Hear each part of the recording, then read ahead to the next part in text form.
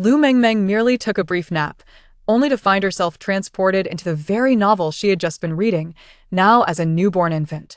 Her scoundrel father not only committed infidelity, but also conspired with his mistress to seize her beautiful mother's fortune, leading to the tragic downfall of her maternal grandfather's family. He manipulated her accomplished elder brother, treating her second brother like a dog, tethered at the doorstep. Such despicable scoundrels incited Lu Mengmeng's ire, prompting her to unleash a torrent of sarcastic commentary. The elder brother, who should have perished in a rehabilitation center, upon hearing Lu Mengmeng's thoughts, broke free from the manipulation and transformed into the most feared cold-faced CEO in the business world. The second brother, who was treated like a dog, upon hearing Lu Mengmeng's voice, became resolute and emerged as the top scholar in the nation, with prestigious universities worldwide vying for him. Even the male protagonist, who was allergic to women in the original story, could hear Lu Mengmeng's heart. In her quest against her scoundrel father, she tormented her stepmother, exposing all the schemes of her ambitious stepbrother. Zhan Chu believed that Lu Mengmeng was indeed the most precious gift bestowed upon him by the heavens. Lu Mengmeng is mine, anyone who offends her is offending me. Chapter 1. Transformed into a newborn infant, I must say, Mr. Lu is remarkably heartless. Mrs. Lu has longed for a daughter, and yet he intends to end her life. Sho, keep your voice down. Hurry, proceed with the plan. Mr. Lu has arranged everything. The doctor assisting Mrs. Lu is one of his own. As long as Dr. Su addresses this pressing issue, our future promotions will be secured. Two female voices transitioned from indistinct to clear. Lu Mengmeng perked up her ears. Someone sought to end the life of her own biological daughter? She wondered who was so unfortunate to be born into such a family, unlike her own. A mogul in medicine and finance in the 21st century, orphaned and self-sufficient. Suddenly, a gloved hand appeared, poised to cover her mouth and nose. So these doctors and nurses planned to end her life. Lu Cheng? Dr. Su? She had merely attended a symposium for 3 consecutive days, without sleep. How could a brief nap transport her into the very novel she had just read, now as the cannon fodder female character, a newborn infant? If one were to speak of tragedy, Lu Mengmeng had never encountered such misfortune. Barely born, the original owner was intended to be suffocated, and her family met with ruin. As the doctor's hand grazed her skin, Lu Mengmeng instinctively cried out in her heart, "Mommy, help me, save me. If you don't save me, I will be suffocated. Mommy, just look at me, I don't want to die." Su Qingjun, pale on the delivery bed, stirred slightly, and in the next moment, turned her gaze toward them. "Mrs. Lu, your child has no breath. We will take her to the morgue." The nurse momentarily panicked, but quickly regained her composure, cradling the newborn Lu Mengmeng as she headed toward the operating room. Su Qingjuan's complexion turned ashen. The baby was not breathing? Her vision blurred, nearly causing her to faint. "Mommy, save me. Don't listen to her nonsense. These people are the killers, Mr. Lu specifically arranged to eliminate the baby. Woe is me. Lu Cheng, that bastard, would even harm his own daughter. He is utterly devoid of conscience." The soft, plaintive voice snapped Su Qingjun back to reality. She glanced at the swaddled infant in the nurse's arms. The child was indeed still. Yet, from where was that voice emanating? Moreover, how did that voice know Lu Cheng? Could it be that she could hear the baby's thoughts? Su Qingjun paused, then mustered her strength to speak. "Give me the child." The nurse hesitated. "Mrs. Lu, you have just given birth and have not recovered. Let me handle the child. We will ensure. Give her to me." Su Qingjuan's face was ashen as she glared at the nurse, who trembled under her gaze and instinctively complied, handing the child to Su Qingjun. Upon unwrapping the swaddling, Su Qingjun discovered her child still breathed, albeit with faint fingerprints around her mouth and nose. This nurse had indeed attempted to suffocate her baby. A wave of terror washed over Su Qingjun, her mind racing with the infant's soft voice. She could truly hear her baby's thoughts, and the infant had revealed that the one intending to harm her was her most trusted companion. "Get out." Su Qingjun pointed toward the door, and the medical staff, all pale, exited hastily. Lu Mengmeng sighed in relief. That was close. The original owner's mother managed to summon the strength to save her, despite just giving birth. Thank heavens. Lu Mengmeng felt a sense of gratitude. Su Qingjun gazed lovingly at her newborn. The little one, freshly born, was wrinkled and flushed, yet her bright eyes were anything but lifeless. They sparkled with clarity. The infant gazed tenderly at her, softening Su Qingjuan's heart. This was her daughter, her only daughter. What a beautiful mother, though regrettably lacking discernment. The medical staff are not the true instigators. The mastermind is my biological father, Lu Cheng, who seeks to harm me, driving my beautiful mother to despair, then usurping her fortune. The medical staff had long been bribed by Lu Cheng. Even under questioning, they would reveal nothing. Lu Mengmeng glanced at her beautiful mother, silently sighing. Su Qingjuan's complexion drained of color in an instant. Was it Lu Cheng who had harmed them both? After years of marriage, they had maintained a loving relationship. During her pregnancy, Lu Cheng had been so joyous, proclaiming he would pamper their daughter like a princess. Why, behind her back, had he arranged for others to harm their child? Su Qingjun fell despondently onto the bed, causing Lu Mengmeng's heart to ache.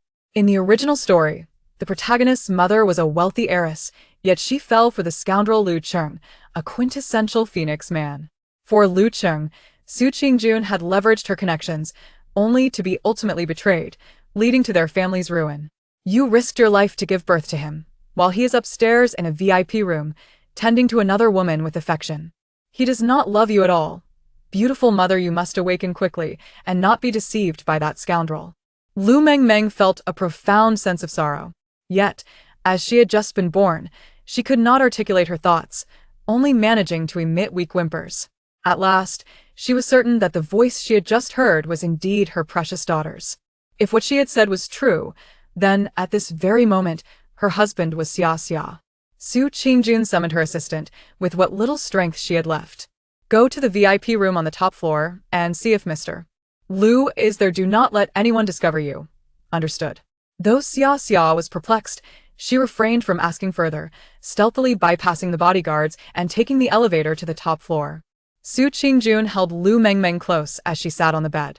No matter how dire her mood, she did not forget her daughter, unbuttoning her clothing to nurse Lu Mengmeng. Lu Mengmeng closed her eyes, turning her head in resistance. Unfortunately, she could not withstand her body's instincts, and soon began to suckle. As she gazed at her adorable daughter, Su Qingjun could not help but smile faintly. It must be a delusion. After all these years as a couple, they had 2 handsome sons and now a precious daughter. Lu Cheng would not, madam. How is it? Su Qingjun asked, her voice trembling. Lu is in the VIP room. Lu Mei is also there giving birth. Xia hesitated as she spoke. Su Qingjuan's pupils constricted suddenly, a faint smile appearing on her pale face. Are you certain? The name Lu Mei was not unfamiliar to her. She had quarreled with Lu Cheng over this woman multiple times. Yet each time, Lu Cheng had deftly deflected her concerns, claiming Lu Mei was merely his assistant.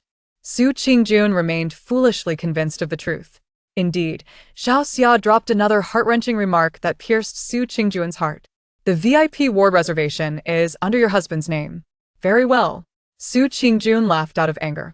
Initially, she had come to Shenkang Hospital to secure a VIP room. Lu Cheng had claimed that no such rooms were available, forcing her to settle for a regular ward. Yet, he had turned around and reserved one for another woman. Madam, please try not to be too agitated. Su Qingjun rolled her eyes and fainted. Chapter 2.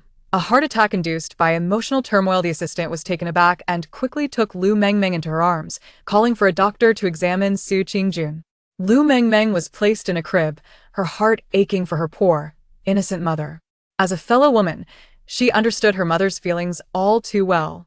It was for the best. Recognizing the true nature of a scoundrel early on meant she would no longer have to worry about being deceived by him. When Su Qingjun regained consciousness, an hour had passed. Madam, please take care of yourself. Xia comforted her, placing Lu Mengmeng beside her. Since you fainted, the young lady has been watching over you. You must take good care of yourself. Su Qingjuan's eyes reddened. Mommy, you must not be defeated, otherwise that ungrateful wretch will benefit. Once again, the soft cooing of a baby could be heard. It was her daughter encouraging her. Su Qingjun managed a weak smile. Ungrateful wretch. Her daughter certainly had a way with words. What else could Lu Cheng be, if not an ungrateful wretch? As she pondered, Lu Cheng's anxious voice came from the doorway. Is my wife awake? Lu Cheng entered, impeccably dressed in a suit, and despite being over 40, he still exuded charm. His eyes were filled with worry as he sat beside Su Qingjun, holding her hand. "Darling, you nearly scare me to death, thank goodness you're all right." Su Qingjun remained still, gazing at the man before her. The concern and pain in his eyes seemed genuine. After all these years as husband and wife, could it be that she had misunderstood him? "Even an Oscar-winning actor cannot feign emotions like you. If I weren't paralyzed at this moment, I would slap you hard." Lu Mengmeng wriggled restlessly, expressing her dissatisfaction. Liu Qing paused, then quickly realized what was happening and apologized earnestly. "I was in the wrong, but I had no choice. A last-minute project required a shareholders meeting. You know how crucial this project is for the company, which is why I wasn't there for your delivery. You won't hold that against me, will you? I promise to spend more time with you both in the future." His tone was exceedingly sincere. In the past, such an apology would have elicited forgiveness from Su Qingjun, and she would have felt compassion for him. However, this time, Su Qingjun did not offer him comfort nor a way out.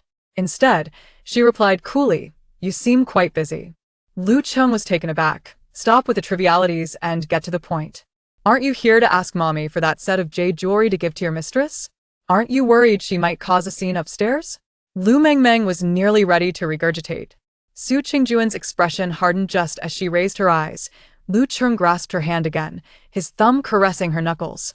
This was Lu Cheng's typical posture when he sought something from her. "Indeed," Liu Qing inquired, "Darling, do you remember the set of jade jewelry your mother left for you when you married me?" He actually brought up the jade jewelry. Su Qingjun clenched her jaw tightly. "Why do you ask about that? Today's client is quite keen on collecting jade pieces, and I intend to gift it to them. This would ensure the project's success," Lu Cheng declared.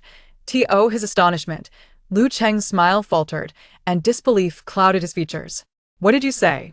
In that moment, the hostility in his eyes became nearly impossible to conceal. He had never been refused any request over the years. Was today an anomaly? He had promised Lu Mei that set of jade jewelry as a gift for the birth of their child. If he couldn't obtain it, how could he explain himself?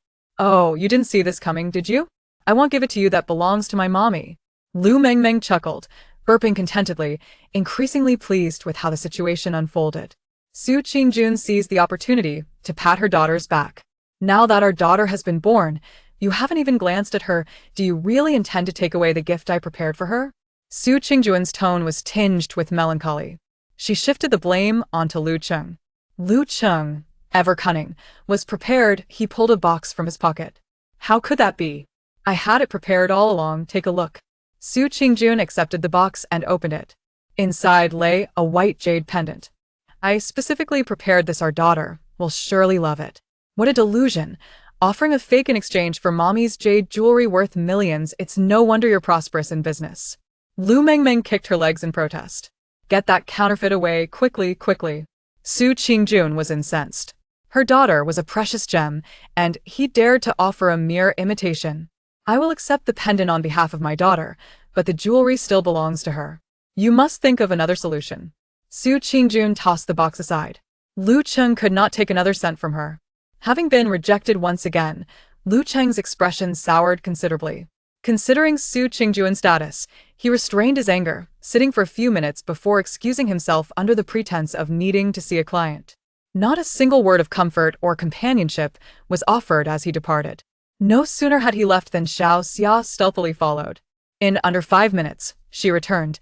"Madam, it's a good thing you didn't give the jade jewelry to the gentleman. He intended to present it to Lu Mei. That woman is now causing a scene since she hasn't received anything." Su Qingjun showed no reaction. She simply handed the box Lu Cheng had brought to Xiao Xia. "Dispose of it, the further away the better." She regarded it with disdain. Of course, Xiao Xia eagerly accepted the task, taking the box out of the ward. Lu Mengmeng expected Su Qingjun to burst into tears. Yet, after learning about Lu Cheng, she appeared remarkably composed, merely holding herself and sitting vacantly on the bed. It seemed that this mother was even stronger than she had imagined. Lu Mengmeng's grape-like eyes fell upon Su Qingjuan's face, suddenly noticing something amiss. Her complexion was pale, and her lips were blue. It must be a heart attack induced by emotional distress. Summon a doctor quickly. Lu Mengmeng's heart raced in alarm. Unfortunately, the words that escaped her were merely the cries of an infant. Su Qingjuan's breathing had become rapid. She trembled as she laid Lu Mengmeng on the bed, attempting to press the call button herself. But before she could reach it, a sharp pain gripped her chest. She clutched her heart, emitting a muffled groan of anguish. "Mommy, you must not fall ill. Breathe steadily. Do not be agitated. Do not be agitated. Do not let that scoundrel ruin your health, though. If you were to leave, I would perish." 2. Lu Mengmeng's thoughts raced. Seeing Su Qingjuan's increasingly pale visage, she wished more than anything to age 18 in an instant to save her mother. "This is the end." As Su Qingjuan's face grew ever whiter, Lu Mengmeng's cries became increasingly desperate. Chapter 3. The Tragic Fate of an Elder Brother in a Rehabilitation Center. Mom. A figure rushed in swiftly. Lu Meng anxiously supported Su Qingjun. "Mom, what happened to you?" Lu Mengmeng felt as if she had found a savior. "Mommy is suffering from heart pain due to that scoundrel. Hurry and call a doctor for her." Lu Meng paused, sensing the sound of a baby crying. But he had no time to ponder. He dashed out to summon a doctor. The doctor arrived promptly, swiftly taking the unconscious Su Qingjun into the emergency room. Lu Meng was drenched in sweat, cradling his newborn sister as he stood anxiously at the entrance of the emergency room. The stream of patients and their relatives passing by cast curious glances in his direction. Lu Mengmeng gazed intently at Lu Meng's profile, admiring his chiseled features and thick eyelashes. What a handsome brother. Lowering his gaze, Lu Meng looked at his sister, the voice he had just heard in the hospital echoing in his mind. Was it truly his sister's voice, filled with a mix of confusion and mild annoyance? He raised his hand to wipe away her drool. "Oh, my brother is so gentle. It's all that scoundrel Lu Cheng's fault. He has always belittled Lu Meng, making him so insecure, and now, with that wicked woman Lu Mei's machinations, he has fallen into addiction and faced a tragic demise in rehab." A jolt of realization struck Lu Meng. He yearned to hear more from his sister. The lights in the emergency room dimmed. "Your mother is fine now, but she has just given birth. Please ensure she remains calm," the doctor advised. Lu Meng held his sister close, remaining vigilant by the bedside. Lacking experience with infants, he had heard that they often cried. However, to his surprise, his sister did not cry, but instead stared at their mother with unwavering concern, melting Lu Meng's heart. Could it be that his sister had the ability to foresee the future?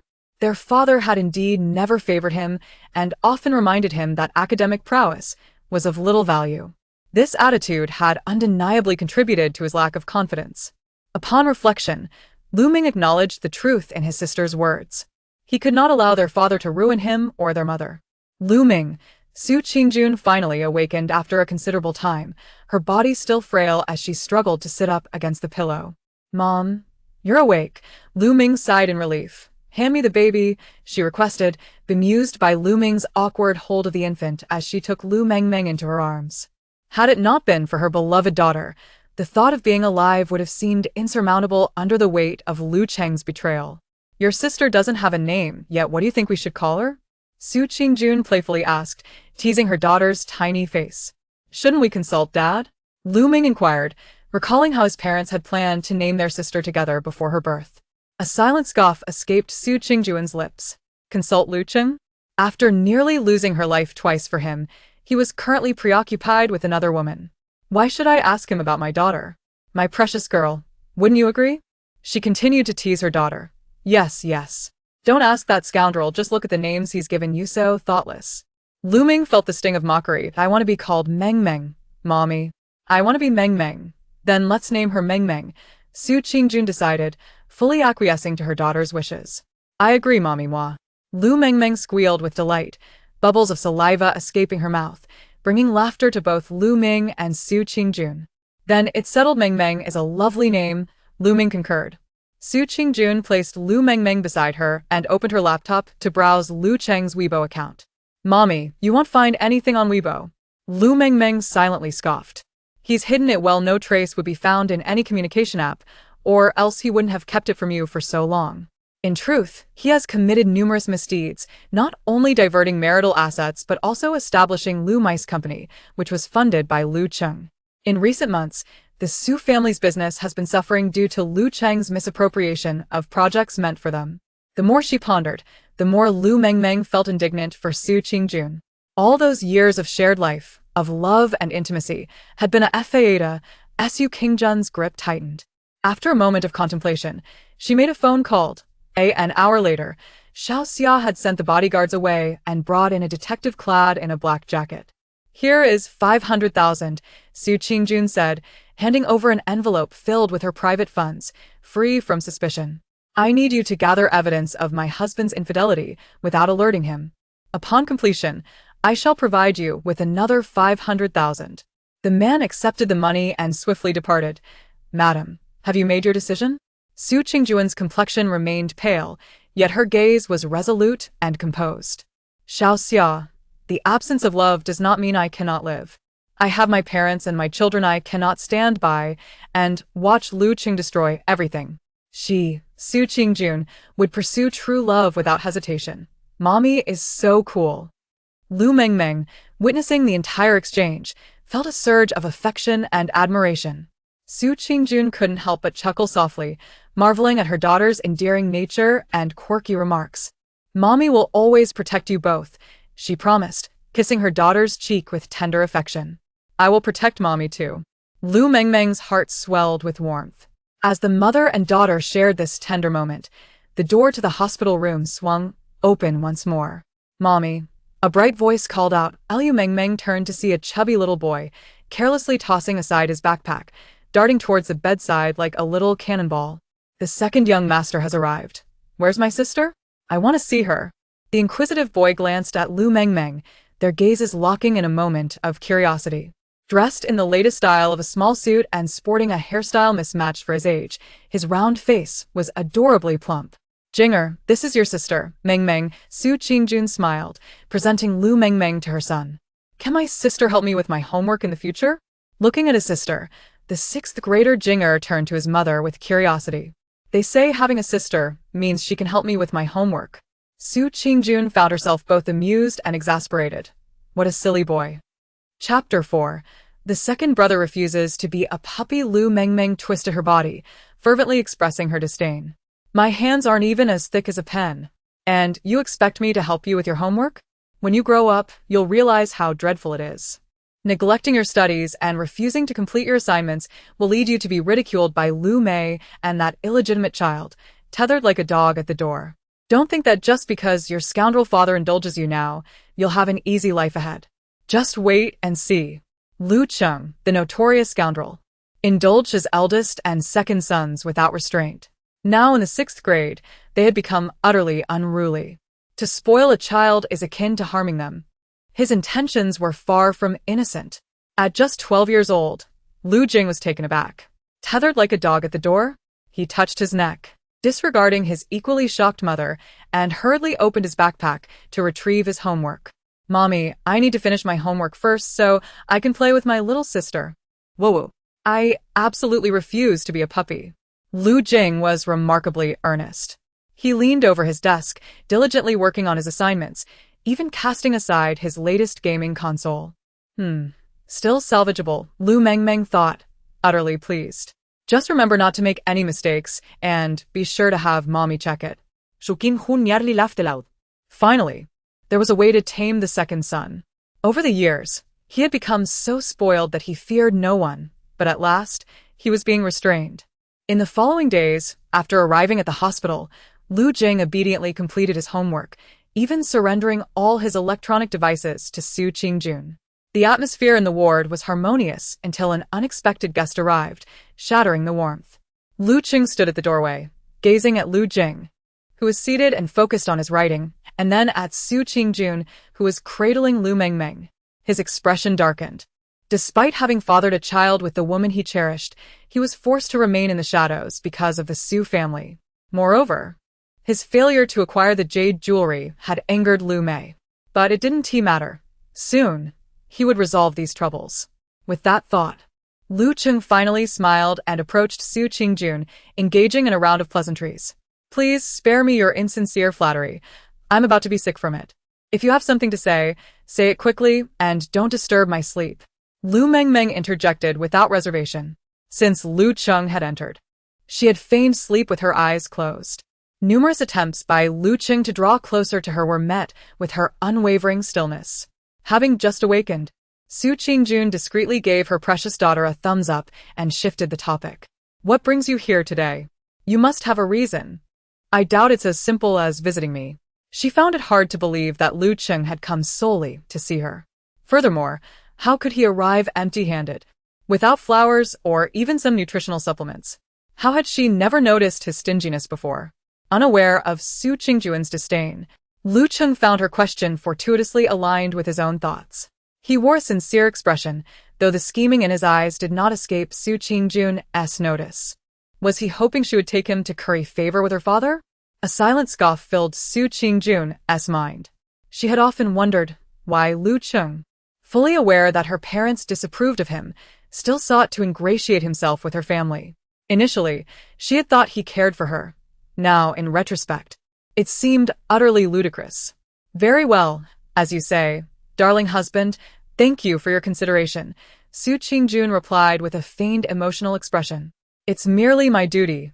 You are my wife, and your father is my father. Such words feel overly formal. Lu Mengmeng felt an overwhelming urgency. Please don't let this scoundrel deceive you with his sweet words. He.S. just looking for an opportunity to steal the Su family's latest project bid documents.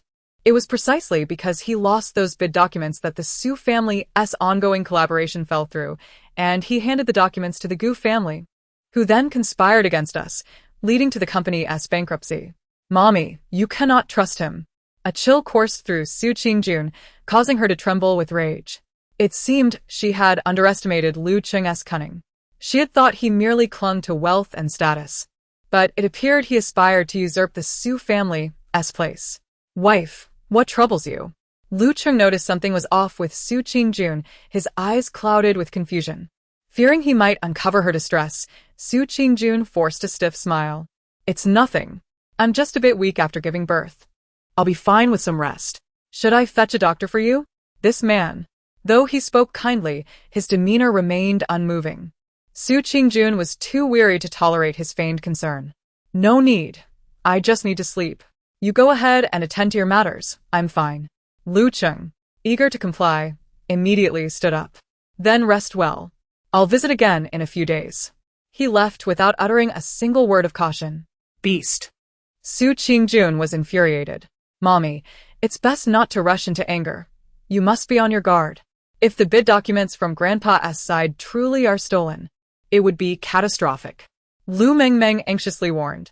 Taking a deep breath, Su Qingjun steadied her emotions. She pulled out her phone and scrolled to a number she hadn't dialed in ages. After a moment's hesitation, she finally called. The phone rang only briefly before it was answered. On the other end, an aged voice greeted her. Hearing her father's voice made Su Qingjun's eyes well up with tears. Back then, Lu Cheng had been a penniless youth. She had insisted on marrying him despite her father's vehement objections, fearing she would suffer. Yet, in the name of love, she had recklessly defied her parents' wishes and married Lu Cheng. Since then, to preserve Lu Cheng's dignity, she had distanced herself from her family. Now, reflecting on her past, Su Qingjun wished she could slap herself. How foolish she had been. Dad, her voice trembled as she quickly wiped away her tears. I remember the Su family was negotiating a real estate project with the Lin family, right? You tend to be forgetful, so please ensure the bid documents are safeguarded. Her father grunted in response. Now you're lecturing me, your father? Despite his words, he locked the documents away in the safe. No apologies needed, Dad. Remembering her past foolishness, Su Qingjun felt tears welling up again. Please keep an eye on Lu Cheng at the company. Hearing the urgency in her tone, her father immediately grew alarmed. Why is my daughter suddenly so concerned about Lu Cheng? Is that scoundrel bullying you? I always said he's unreliable. But you wouldn't listen. No. Su Qingjun hastily clarified. I'm just worried. Lu Cheng is still young and needs your guidance. Dad, I have to go now. Before her father could respond further, she hung up. Lu Mengmeng felt a pang of unease. Actually, Grandpa has always cared for Mommy, but Mommy just can't bring herself to reconcile with them. Mommy was harmed by that scoundrel, and when Grandpa and Grandma sought justice from Lu Cheng, he had them brutally beaten to death. Mommy, you must not trust that scoundrel any longer. Su Qingjun tightly shut her eyes, silently swallowing her tears. As her daughter said, She could no longer allow herself to be deceived by that hypocritical man. Chapter 5. Lu Cheng's frustration after a week of recovery in the hospital. Lu Cheng had not visited even once. Upon her discharge, Su Qingjun did not inform him. Once home, she placed Lu Mengmeng on the bed and opened her suitcase to unpack. As she retrieved her clothes from her hospital stay, a beautifully packaged box caught her eye. Upon opening it, she discovered a set of new lingerie, strikingly bold red, utterly eye-catching. What an indecent sight! Lu Mengmeng's voice echoed in her mind. Su Qingjun couldn't help but chuckle. However, she found the lingerie oddly familiar. She quickly glanced at the size and couldn't help but let out a cold laugh. What an unexpected surprise. This size was clearly not hers, indicating that this outfit was not intended for her at all. It must have been left behind by Lu Cheng, who assumed she would still be hospitalized. But who was it meant for? You may. Just then, the door behind her opened. Lu Cheng stood there, panting, a look of panic in his eyes as he noticed the lingerie in her hands. A cold sweat broke out on his back. Listen to me, my dear. I see you're quite busy. Before he could finish, Su Qingjun coldly interrupted. Is this lingerie meant for me? I don't wear this brand, and the size is wrong. Su Qingjun cast a neutral glance at Lu Cheng, who visibly stiffened, his expression darkening. Such excellent acting, Mom, thought the onlooker, Lu Mengmeng, silently giving a thumbs up. Lu Cheng, drenched in cold sweat from Su Qingjun's words, protested. Wife, I am truly wronged. He embraced Su Qingjun's waist, resting his chin on her neck, whispering sweet nothings. Yet his eyes reflected disdain. It's my fault for not mentioning it sooner. I would be heartbroken if you misunderstood me. Keep dreaming. Which good customer sends their lover lingerie at your age? Pay attention to your health. Lu Mengmeng couldn't help but scoff. Su Qingjun found it amusing as well. If it were the old her, she might have believed it. After all, he was the one who prepared breakfast for her every morning, showering her with care. Who would suspect that this man, so attentive, could be a scoundrel? All right, Su Qingjun pushed Lu Cheng away. I didn't say anything. She looked at the lingerie, however. I can't wear this, and it would be a waste to leave it here. After a moment's thought, she called the housekeeper over and handed it to her. Thank you, madam. The housekeeper beamed, gratefully taking the expensive box. Lu Cheng felt as if he were bleeding inside. He had specially commissioned this set according to Lu Mei's preferences, and now it was wasted. Yet this was not the end of it. Su Qingjun recalled their daughter mentioning that he had bought a house for Lu Mei. A single set of lingerie wouldn't suffice to make her happy. Husband, Su Qingjun suppressed her disgust, wrapping her arms around Lu Cheng's waist, resting her face against his chest. The faint scent of her perfume invaded her nostrils, repugnant to her. Have you recently purchased a house? She held her breath and asked softly. How do you know? Lu Cheng was startled, his heart racing once more, the panic in his eyes evident. He looked every bit the fool. It seemed their daughter had spoken the truth. This scoundrel was indeed generous with her money, lavishing gifts upon his mistress, yet the presents for her and their daughter were mere fakes. Furios, Su Qingjun clenched her teeth, wishing she could eliminate him on the spot. However, reason triumphed over anger. Su Qingjun closed her eyes, calming herself, and lowered her gaze. I received a call from the real estate company yesterday. They were actually looking for you. I don't know how they got my number. So I wanted to ask you why you seem so anxious. Yes, Lu Cheng forced a smile, cold sweat beading on his forehead. He cursed the real estate staff in his heart. I thought you wouldn't have any acknowledgement for my child's birth. It seems you were waiting to surprise me. Dear. Thank you. Su Qingjun looked at Lu Cheng. This house is your gift for me giving birth, right? What could Lu Cheng say? He could only nod, of course. It's been hard on you, my wife. Oh dear. The house is gone. The mistress will be upset, thought Lu Mengmeng, thoroughly entertained by the scene. Cheering for her mother. The two women were united against him, while Lu Cheng's heart bled. He had spent millions on that house, intending it for Lu Mei and the child. Now, with Su Qingjun claiming it, how would he explain it to Lu Mei? What's wrong? Isn't it for me? Su Qingjun's eyes held a hint of doubt and hurt. Is it meant for another woman? Of course not. Lu Cheng could barely manage a smile. His expression was more sorrowful than tears, and he had to patiently soothe Su Qingjun. You are my wife. The house was meant for you. I'm just frustrated with the real estate people. It was supposed to be a surprise for you. Thank you, husband. Your intentions are what matter. Su Qingjun took out her phone. I'll have Xiao Xia come over to handle the paperwork and register the house in my name. Lu Qing felt as if struck by lightning, the pain in his chest unbearable. If it weren't for the love shining in Su Qingjun's eyes, he would think this foolish woman had discovered something. I have some work to do. I'll head to the study. You can tidy up, he said, needing time to think of how to explain to Lu Mei and how quickly he could buy another house. Okay. Su Qingjun was eager for him to leave, wanting to share the space with her daughter. As the door closed, Su Qingjun couldn't help but let out a cold laugh. He was pretending to be busy in the study, likely plotting how to buy another house for Lu Mei. If the timing were right, she would have kicked Lu Qing out long ago. After a moment's thought, with no hesitation, she dialed the bank. Please restrict the spending limit on my bank cards and credit cards to a maximum of 20,000. Also, any purchases must be verified by me personally. My husband cannot make purchases. Buying a house. Dream on. Mommy is so cool. Lu Mengmeng's heart finally relaxed. The cards that had been authorized for Lu Qing's use had funded many of his gifts to his mistress. Now, with her appetite whetted, a mere 100,000 wouldn't satisfy her. Just imagining Lu Qing's furious face made Lu Mengmeng want to laugh. Chapter 6. What if this call makes him unhappy? At that moment, Lu Qing was looking at several properties. Lu Mei was the apple of his eye, and he vowed to fulfill his promises to her. A house costs millions, and it seemed his only option was to use the black card Su Qingjun had given him. When he saw Lu Mei's call, he worried it was about the house and quickly answered. Lu Qing, I nearly died giving birth to your child, and you've restricted my bank card? Do you have no conscience? This left Lu Qing momentarily bewildered. Su Qingjun's card had a limit of at least several 100,000. How could it be restricted? Please don't be upset. Don't strain yourself after giving birth. It must be a mistake on their part. How could I restrict your spending? I merely wanted to buy a necklace I like, but I can't even spend 10,000. Hearing Lu Mei's sobs made Lu Qing inexplicably anxious.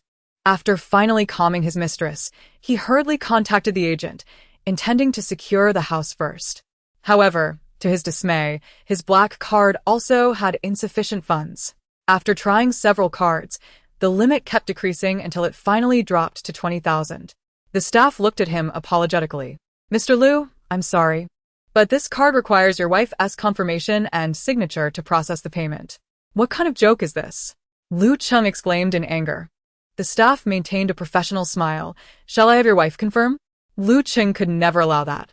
If Su Qingjun discovered he was using her money to buy a house for Lu Mei, it would be disastrous. Lu Mengmeng, just having finished her milk, was drowsy but jolted awake at the sound of the door opening. Is that so? The scoundrel can't kill me, but is trying to scare me to death? Mommy is still in confinement. What does this man want? The little one grumbled unhappily, expelling a few milk bubbles. Su Qingjun gently wiped her mouth while coldly reminding her, remember to knock next time. You frightened the child. How can you be a father? She continued, darling, why have you put a limit on my card? Do you need to personally confirm its use? This a slap in my face? He glared at Su Qingjun, his gaze more akin to that of an enemy than a husband. Lu Mengmeng, struggling to roll her eyes, thought to herself, serves you right, you phoenix man. Relying on a woman to support you, what are you even worth to question my mom? She added silently, could it be that the mistress can't use the card now? Ugh, how disgusting. Su Qingjun looked down at her daughter, who alternated between anger and laughter and couldn't help but pinch her little face. What did you try to buy that made you realize the card couldn't be used? In the past, Su Qingjun would have immediately resolved such matters without further inquiry, fearing he might overthink it. Suddenly confronted with this question, Lu Qing was momentarily speechless. Stunned. Are we? Go ahead, make up a story. I'm eager to hear it. Lu Mengmeng shot a pointed glance in Lu Cheng's direction. Business dealings require funds. What are you so worried about? Lu Cheng suppressed his inner confusion. Since giving birth, this marked the second time Su Qingjun had indirectly refused him. Such occurrences were unheard of in the past. Hit a sore spot, and now he's feeling guilty. Lu Mengmeng warned her mother, Mommy, please don't go soft-hearted. Otherwise, he'll squander your money, occupy your home, drive your car, and even endanger our child. Su Qingjun looked at her daughter with a heavy heart. Her little girl was already anxious for her well-being since birth, while her partner continued to scheme against her. Lu Cheng abruptly grabbed his phone and thrust it into Su Qingjuan's hands, oblivious to the coldness in her eyes. Shukin hunch gofd internally. How could she have been so blinded in the past to be attracted to such a man? She gently set the phone down and shook her head. It's not that I'm unwilling, it's my father's intention, and I have no choice. If the company's project fails, it won't benefit them either. Lu Cheng was well aware of how much the Su family valued her. Despite their disdain for him over the years, they consistently supported the company. After years of coexistence, why now did they refuse? He cast a suspicious glance at Su Qingjun. You know my father's temperament. He has never liked you. And he was particularly furious about us being together. Not only did I disobey my family, but I also bore 3 children with you. My father can't accept it. This limit is merely a small punishment, she said, her eyes glistening with tears. Her father was right. Lu Cheng was no good man. All her efforts to help him succeed in front of her father had been in vain. Now, merely for money, he dared to confront her just after she had given birth. It was clear he saw her only as a means to an end, devoid of any affection. Lu Mengmeng clumsily extended her small hand to pat her mother's face. Mommy, don't cry. Grandpa and Grandma love you. They've never blamed you. The one who should be sad is that scoundrel. Su Qingjun softly kissed her daughter's tiny hand. Her daughter was right. The one who should pay the price was indeed that scoundrel, along with his mistress. Now, Lu Cheng was genuinely panicking. It was not impossible for the Su family to impose such limits at the bank, given their long-standing disdain for him. But if the card was unusable, how could he provide for the woman and child he loved? Darling, how is this possible? You've just given birth. If there's a limit, how can you recover your health? Why not call and have them restore your limit? We can't let you and our daughter suffer, can we? Seeing him offer the phone again, Su Qingjuan's expression grew colder. Knowing she couldn't unleash her frustration now, she replied tactfully, Honey, I understand your current difficulties. Instead of dining out, let us keep a tab. Without my father's assistance, it may be challenging to secure that piece of land in Nancheng. She cast a pleading glance at Lu Cheng, wary that this phone call might provoke his displeasure. Lu Cheng suddenly came to his senses. Su Qingjun was correct. The project in his hands required the Su family's backing. Yet he was unable to buy a house for Lu Mei, and she would undoubtedly cause a scene. Lu Mei's daily expenses were substantial. How would he manage that? His expression shifted multiple times, ultimately revealing his reluctance to offend the Su family. A flicker of malice crossed his eyes before he replaced it with a gentle demeanor, wrapping his arm around Su Qingjuan's shoulders. Su Qingjun instinctively shifted away. Hearing his concession, Lu Mengmeng chuckled mockingly. The mistress has no money to spend. How could she not clash with her scoundrel father? He isn't trying to appease Grandpa and Grandma. He is plotting to steal documents.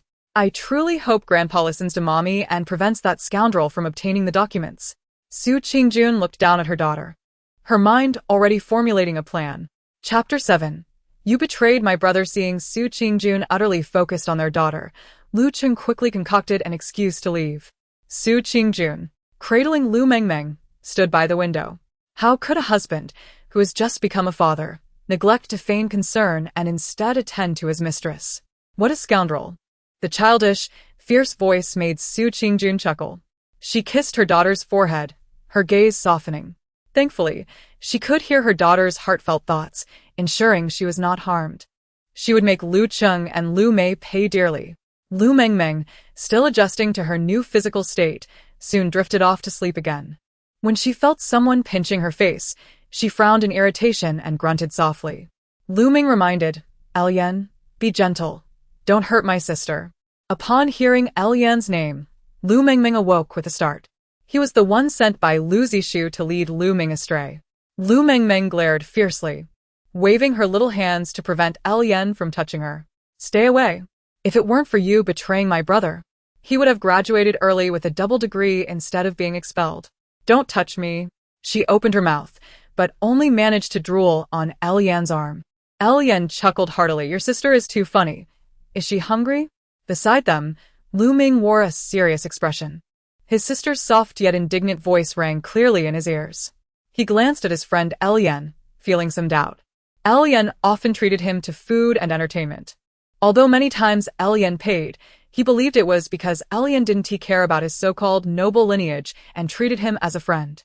He looked at his swaddled sister. The little one was still trying to rub drool on Lian's arm, as if she wished to bite him with her gums. Lu Meng frowned and picked her up. "All right, is your arm clean?" Lian teased. "Oh, what a doting brother. I never noticed this before." As he spoke, he unceremoniously picked up Lu Mengmeng's towel to wipe his arm. Lu Meng snatched it away with an unfriendly expression. "You're using my sister's. Go find a paper towel. How stingy." Lian saw nothing wrong with his friend's reaction, believing it was merely the arrival of a newborn that made him a bit sensitive. Lu Meng gazed at the little one in his arms, an indescribable wave of emotion washing over him. "Wow, no doubt about it. My brother is quite the handsome CEO with that jawline." Lu Mengmeng's eyes, already large, sparkled with light upon seeing Lu Meng. He sighed silently. Was his sister a bit unreliable? Su Qingjun instructed someone to prepare lunch. Watching her eldest son's joy barely contained. Thankfully, he was not like Lu Cheng. There was still hope for redemption. Lu Mengmeng was placed in a nearby crib, continually stretching her little hands in protest. Amused, Su Qingjun glanced at her drooling daughter and picked her up. "You all eat first. I'll go soothe your sister to sleep." Suddenly, the little one protested, kicking her legs incessantly.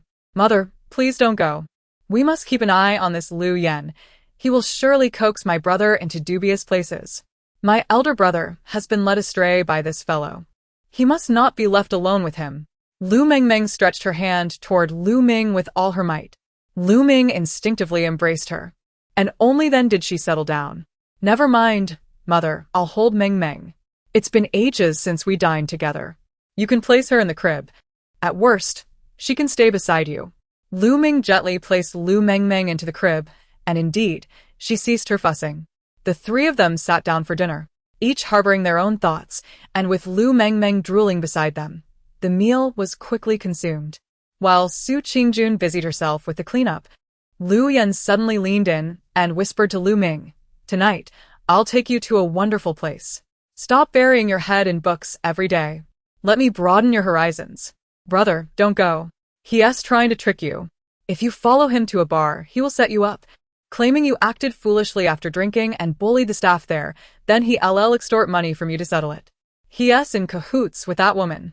They're out to swindle your money. He covets your experimental project. While he claims that studying is useless, he actually wants to trade your achievements for cash. He is a fraud, a big fraud." Lu Yan continued to entice Lu Meng, but Lu Meng was impervious to his words. The details of his school project were known to very few, and he had never disclosed it to his family. He hoped to showcase his success to his father one day, proving that studying was not as futile as it was claimed. Yet, his friend Lu Yan had always been aware of it. Why then did his sister know? Could this little one truly be a prophet reincarnated? Unfortunately, she was far too young, unable to even turn herself over, only capable of babbling incoherently. "Lu Meng, I'm talking to you. Are you listening? Many boys from our school have already been, and you don't even have a girlfriend. What are you afraid of?" Lu Yan persisted in his persuasion. Lu Meng, however, cradled his sister. "Mother just gave birth to Mengmeng. I don't want her to worry." Lu Yan was taken aback. Lu Meng had never countered his suggestions before. He was always the bookish type, willing to follow wherever he was led to escape the stereotype. What made this time different? "Lu Meng, do you still consider me a friend? As a friend, you must join me today." Lu Yan employed his trump card. Every time he resorted to this tactic, Lu Meng would relent. Lu Mengmeng opened her tiny mouth, devoid of teeth, and made a fierce expression toward Lu Yan that she believed to be intimidating. "Fraud. You shall not deceive my brother. I will bite you, you fraud." Lu Yan found the little one too lively, and he reached out to pinch her cheek. Lu Meng swiftly sidestepped his hand, gently shaking his head. "No, my father is usually busy with work, and lately, no one has been around to accompany my mother. She hasn't been in high spirits. I fear she might suffer from postpartum depression and needs my company." Lu Meng cast a cryptic glance at Lu Yan. Could it be that Lu Yan would truly harm him? "Are you still in the same dorm as Lu Zishu?" Lu Yan chuckled to mask his unease. You know it well. Typically, one cannot change a double room unless leaving school. If I pursue a master's degree, who knows how long I'll have to endure him? Lu Meng queried.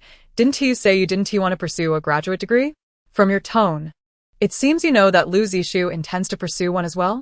Just as Lu Yan was at a loss for words to explain, Su Qingjun emerged.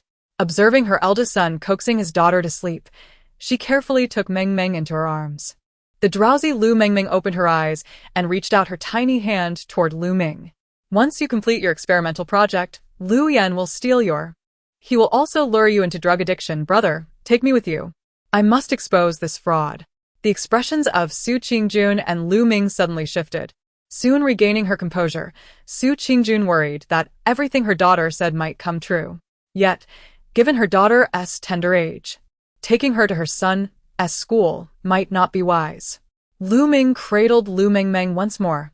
Mother, it seems Mengmeng is more attached to me. Indeed. Once in his arms, Lu Mengmeng ceased to struggle. Her little face pressed against Lu Meng's neck, rubbing against him incessantly. Brother, take me with you. I cannot bear to see my domineering brother fall into a trap. Lu Meng glanced at his mother with a hint of hesitation. Mother, since I have a single room at school, why not let Mengmeng stay with me for a few days? Upon hearing this, Lu Yan was utterly bewildered. Lu Meng, are you out of your mind? What purpose would a little baby serve at school? He certainly did not want Lu Meng to become a spectacle everywhere he went, especially when he had tasks assigned by Lu Zishu to complete. Lu Yan whispered again, moreover, it wouldn't he be convenient to take her out, right? He meaningfully winked at Lu Meng. Lu Meng looked at Su Qingjun, a worried expression on his face. Mother, you have been so exhausted lately. You need proper rest. Besides, Mengmeng seems to prefer me as her brother. Lu Mengmeng buried her head deeper, clutching Lu Meng's collar tightly. Mother, please let me go. Besides, my scoundrel father has been after my life. I would be safer at my brother's school than at home. At these words, Su Qingjun felt a jolt in her heart. Her daughter had nearly been harmed right after birth. She had rebuffed Lu Cheng's requests twice and had recently investigated many matters, raising the possibility that he might suspect her. What if he threatened her with their daughter, or even harmed her? She looked at her eldest son, contemplating that perhaps her daughter's precognitive words might serve a purpose. Exhausted, she sank onto the sofa. Su Qingjun pressed her hand against her temple, appearing unwell. Seeing this, Lu Meng spoke up. Mother, I feel for you. Mengmeng is so small and surely cries and fusses daily, disrupting your rest. I live alone and wouldn't disturb anyone if you're worried. You could arrange for someone to assist me with Mengmeng. His words immediately drew Lu Mengmeng's ire. She rubbed her saliva all over his clothing. I am the best. Okay? I never cry or fuss. As she rubbed, she let out a baby burp, suddenly feeling sleepy again. Su Qingjun glanced at her eldest son with a troubled expression, but she had already made up her mind. Allowing Lu Meng to take Lu Mengmeng to school would free her up to investigate the company's situation. Mengmeng truly adored her elder brother, and with her recent lack of rest, she decided to let him help for a few days. At this point, Lu Yan was thoroughly unsettled. Just like that, the child would be taken to school? Observing the weariness on Su Qingjun's face and her frail figure, he began to feel that perhaps there was no issue with this arrangement. After all, Lu Zishu's mother appeared radiant and healthy after giving birth, aided by 2 nannies to care for her child, leaving her free from worry. In contrast here, aside from an old nanny, there was no one to help with the baby. Shaking his head, Lu Yan mused to himself that a woman devoid of love, no matter how beautiful, resembled a wilting flower. It seemed that Lu Zishu and her mother were indeed favored more. Remembering the agreement Lu Zishu had made with him, a smile involuntarily crept onto his face. Su Qingjun moved swiftly, arranging for someone to accompany Lu Meng to school in no time. Lu Mengmeng only recalled that the original text described Lu Meng's dormitory as a luxurious apartment, a detail the author had merely glossed over. Upon seeing the dormitory, her mouth gaped in awe, and she could not contain her drool. The dormitory building resembled an upscale villa, complete with security personnel at the entrance and facial recognition for entry. As Lu Meng carried her inside, the lobby of the dormitory was akin to the decor of a 5-star hotel. with a marble floor polished to the point of being reflective and a grand crystal chandelier hanging overhead. Even the elevator boasted a dedicated elevator attendant. She observed Lu Meng cradling a delightful little girl, and his professional smile appeared genuinely warm. My little sister, Lu Mengmeng. The elevator attendant's eyes sparkled with excitement. Just as she leaned in closer, several girls entered the elevator, all of whom were Lu Meng's classmates. Upon seeing Lu Mengmeng, they were equally smitten. One of them even let out an astonishing squeal. Ah. Lu Meng, is this your daughter? I knew your genes were exceptional. Look at her. She is absolutely adorable. Lu Meng helplessly reintroduced his sister, and the elevator reached the top floor. To his surprise, several of them followed him towards the dormitory. Lu Meng, your sister is so fair and lovely. Can she have some of the small cakes I baked today? I just made strawberry cake. Lu Mengmeng drooled as she gazed at the girl who spoke. She is truly beautiful and kind-hearted. Big brother, I wish for a sister-in-law who can bake. Another girl quickly chimed in. Shall I buy Mengmeng some pretty little dresses? Children should have gold locks, right? Gold, silver, diamond. She can choose whatever she likes. My family has a jade mine. We could even get a jade lock. Lu Mengmeng glanced at the girl, whose outfit was adorned with high-end designer clothes, and emitted a satisfied coo. Big brother, she must come from a wealthy family. I want a sister-in-law who's rich. Lu Meng's eyelids twitched at his sister's thoughts. How had he not realized this little one was a foodie and a materialist?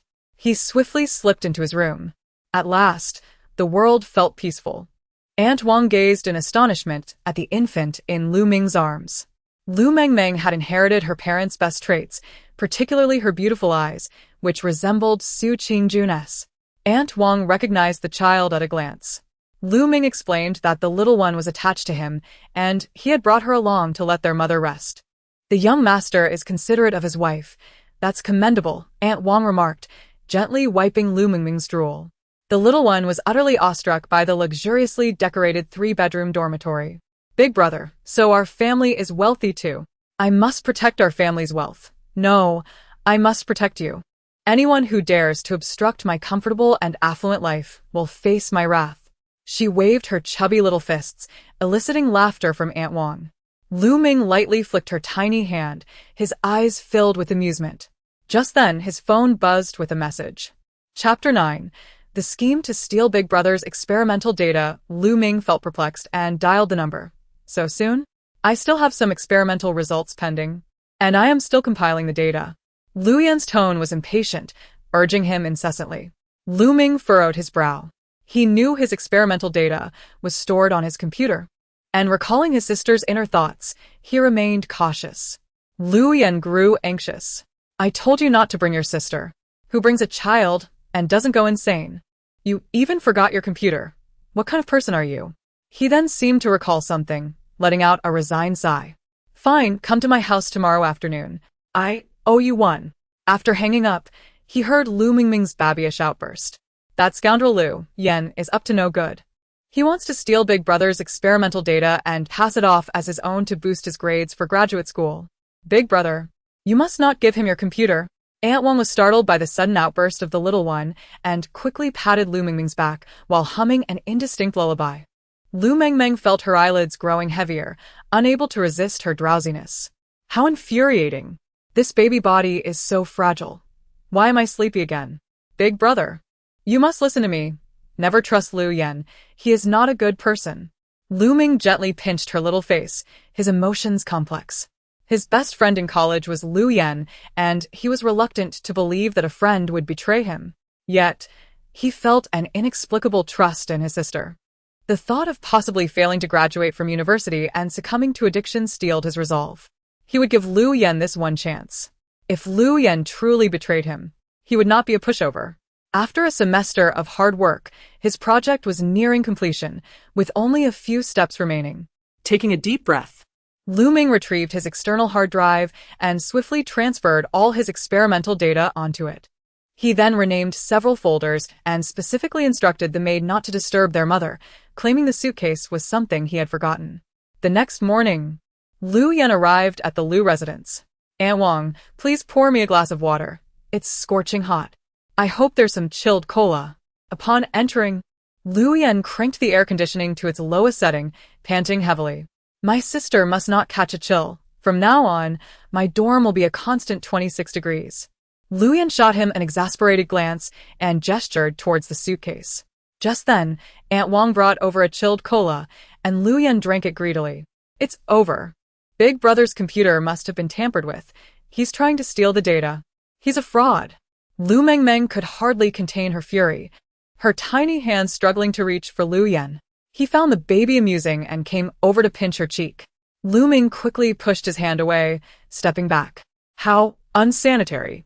You have germs. Keep your distance from my sister. Lu Yan shot him an incredulous look. Are you trying to establish a reputation as an overprotective brother? Is it really necessary? He glanced at Aunt Wang. Aunt Wang, I haven't eaten yet.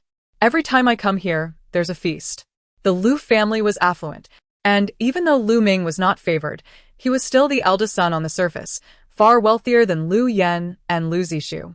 He always came to mooch food and drink. Lu Mengmeng was infuriated by his demeanor. May you starve. Even if my family has wealth, I won't feed this ingrate. Starve him, let him thirst. Aunt Wang, do not cook for him. She truly hated her inability to articulate her thoughts, her words coming out as incoherent babble with no intimidation. Lu Yan found her antics amusing, laughing carelessly. Lu Ming gently patted his sister's tiny hand. Lu Yan looked at him in disbelief. Are you serious?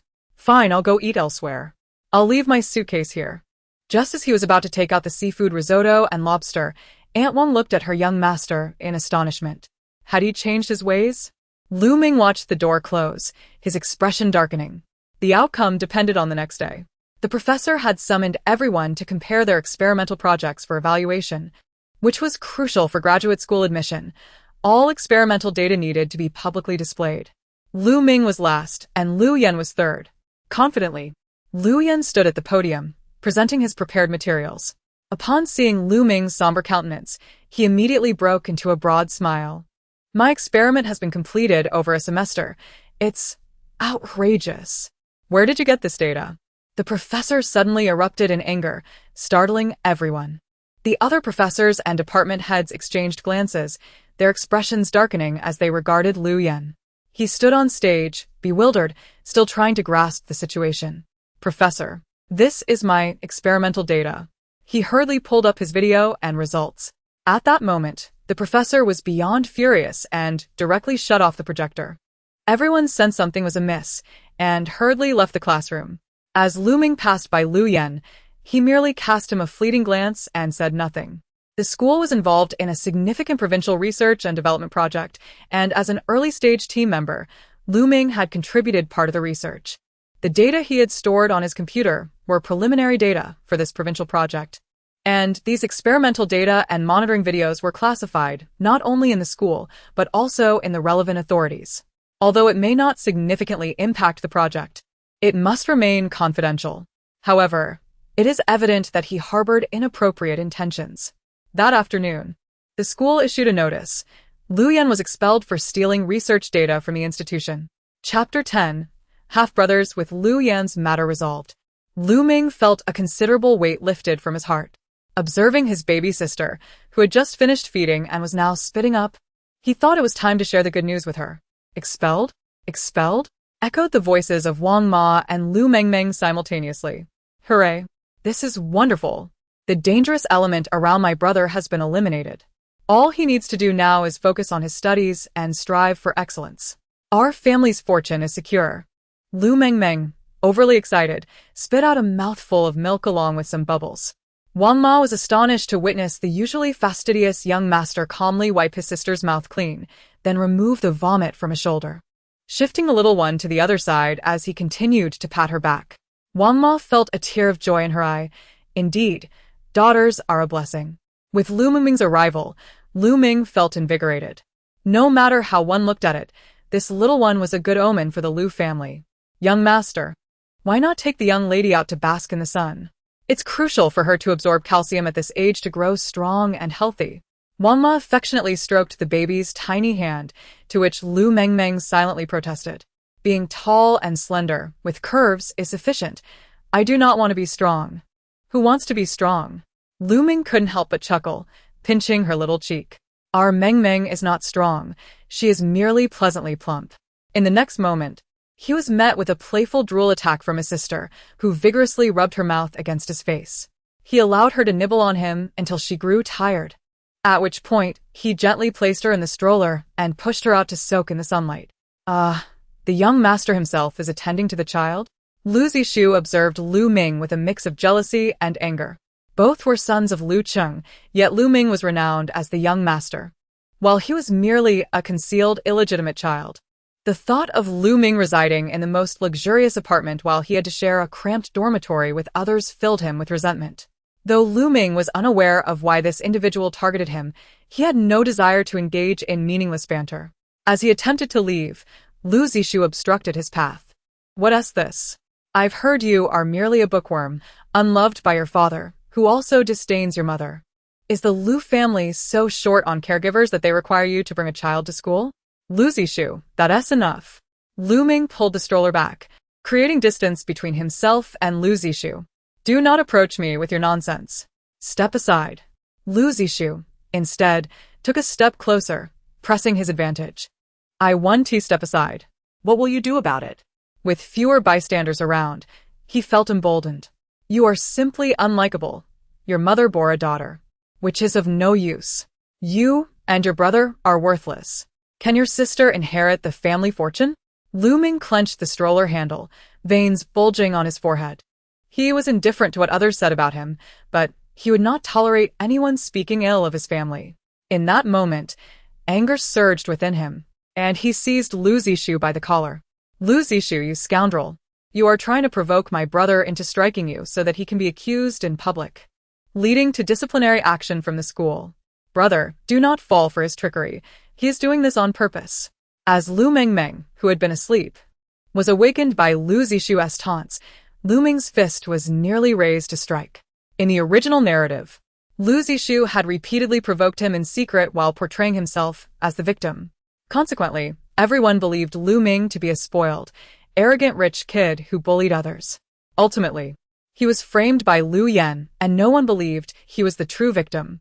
Even after his demise, some considered him a scoundrel who deserved his fate. Lu Mengmeng kicked her little legs in the stroller, the extent of her movement at that moment, hoping to capture her brother's attention. Hearing his sister's unvoiced plea, Lu Ming began to regain his composure. Lu Zishu, unafraid, whispered provocations into his ear. "What's wrong? Did I hit a nerve? Are you ready to fight? You are just like your worthless mother, pretty on the outside but useless. A coward, you bastard." Lu Ming raised his fist high, his ears filled with Lu Mengmeng's loud cries and anxious thoughts. "Brother, do not be deceived. He is the illegitimate son of Lu Cheng. He wants to drag you into hell." Lu Zishu shut his eyes tightly, expecting pain, but it never came. Lu Ming seemed frozen, his fist suspended in the air. Seeing that his sister's cries had an effect, Lu Mengmeng's wails grew louder, attracting the attention of several classmates. "To think that such a scoundrel as Lu Zishu is my half-brother. How could our irresponsible father choose that woman, Lu Mei? My mother is far more beautiful. He has always resented my brother, believing himself to be the rightful heir of the Lu family, wishing for my brother's demise. Once the school expels my brother, he will have Lu Yan drag him into danger, and then all the family fortune will belong to this illegitimate child. Brother, you must endure. Lu Mei and my mother gave birth together, while our father only cares for the mistress. Now my second brother is useless, and my mother, and I can only rely on you." Initially, Lu Mengmeng cried with great fervor, but now her sobs were interspersed with hiccups. Lu Ming closed his eyes, inhaled deeply, and gradually released Lu Zishu's collar. He picked up his sister from the stroller, soothing her gently. The image of the stoic young man tenderly comforting a child evoked soft gasps from the nearby female classmates. Moments ago, they had been prepared to support Lu Zishu against Lu Ming. Now, some were discreetly capturing photographs of Lu Ming comforting the child. Seeing his plans for the day unravel, Lu Zishu hastily issued a threat. "Lu Ming, you wait." Lu Mengmeng raised her chubby fist and swung it in what she believed to be a fierce manner. "You and that woman's mother better watch out. When my teeth come in, I will bite you." Lu Ming tightened his embrace around his sister. In that instant, He finally comprehended the source of Lu Zishu's animosity. Their father had indeed cheated with Lu Mei, resulting in a half-brother the same age as himself. Lu Meng's gaze darkened. He recalled that Lu Zishu had posted a paper log on the school forum. Although it contained fragments, they coincidentally related to the confidential project the school was undertaking, particularly in the area of green material improvement. Environmental issues are significant, but to be selected for research among the 10 key materials by the state raises serious concerns. Good day, senior. Lu Meng turned from his computer to see a younger student from the project team. He nodded in acknowledgement. However, the student's face paled upon glimpsing Lu Meng's computer screen. Panic and anxiety? How could Lu Zishu know about my failed experimental data? Lu Meng furrowed his brow. The younger student muttered in astonishment, which Lu Meng overheard. Cui Dong, are you suggesting that Lu Zishu stole your paper? Chapter 11. The brave self. No. You must have misunderstood. Lu Meng looked at Cui Dong with confusion. He had not misinterpreted anything. Lu Zishu's paper was flawed. Lu Mengmeng sighed upon hearing this. So, this is Xiao Dongdong? He certainly has the face of a researcher. What a pity that Lu Zishu stole his research results, causing him to embarrass himself at the conference. He is too timid to defend his rights, and Lu Zishu turned the tables on him, accusing him of plagiarism, leading to his expulsion. Lu Zishu truly takes after his mother. She steals other people's men, and he steals others' papers. He is unlearned, yet pretends to be a top student, unlike my brother, who is the epitome of a handsome, aloof, and genuinely brilliant CEO. Just look at that chiseled jawline. Lu Meng helplessly glanced at his sister, who was drooling in the stroller, and with slight distaste, wiped the drool from her mouth. His most profound impression of Cui Dong was that he spent every day immersed in the laboratory, rarely speaking and having few friends. It was precisely this spirit of dedication that rendered each of his experimental results remarkably precise. Observing his earlier demeanor, even avoiding the school forum, it was no wonder that Lu Zishu chose to target him.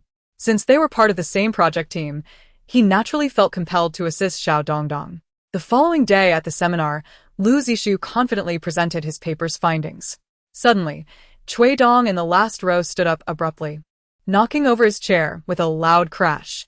Everyone turned to him with expressions of discontent.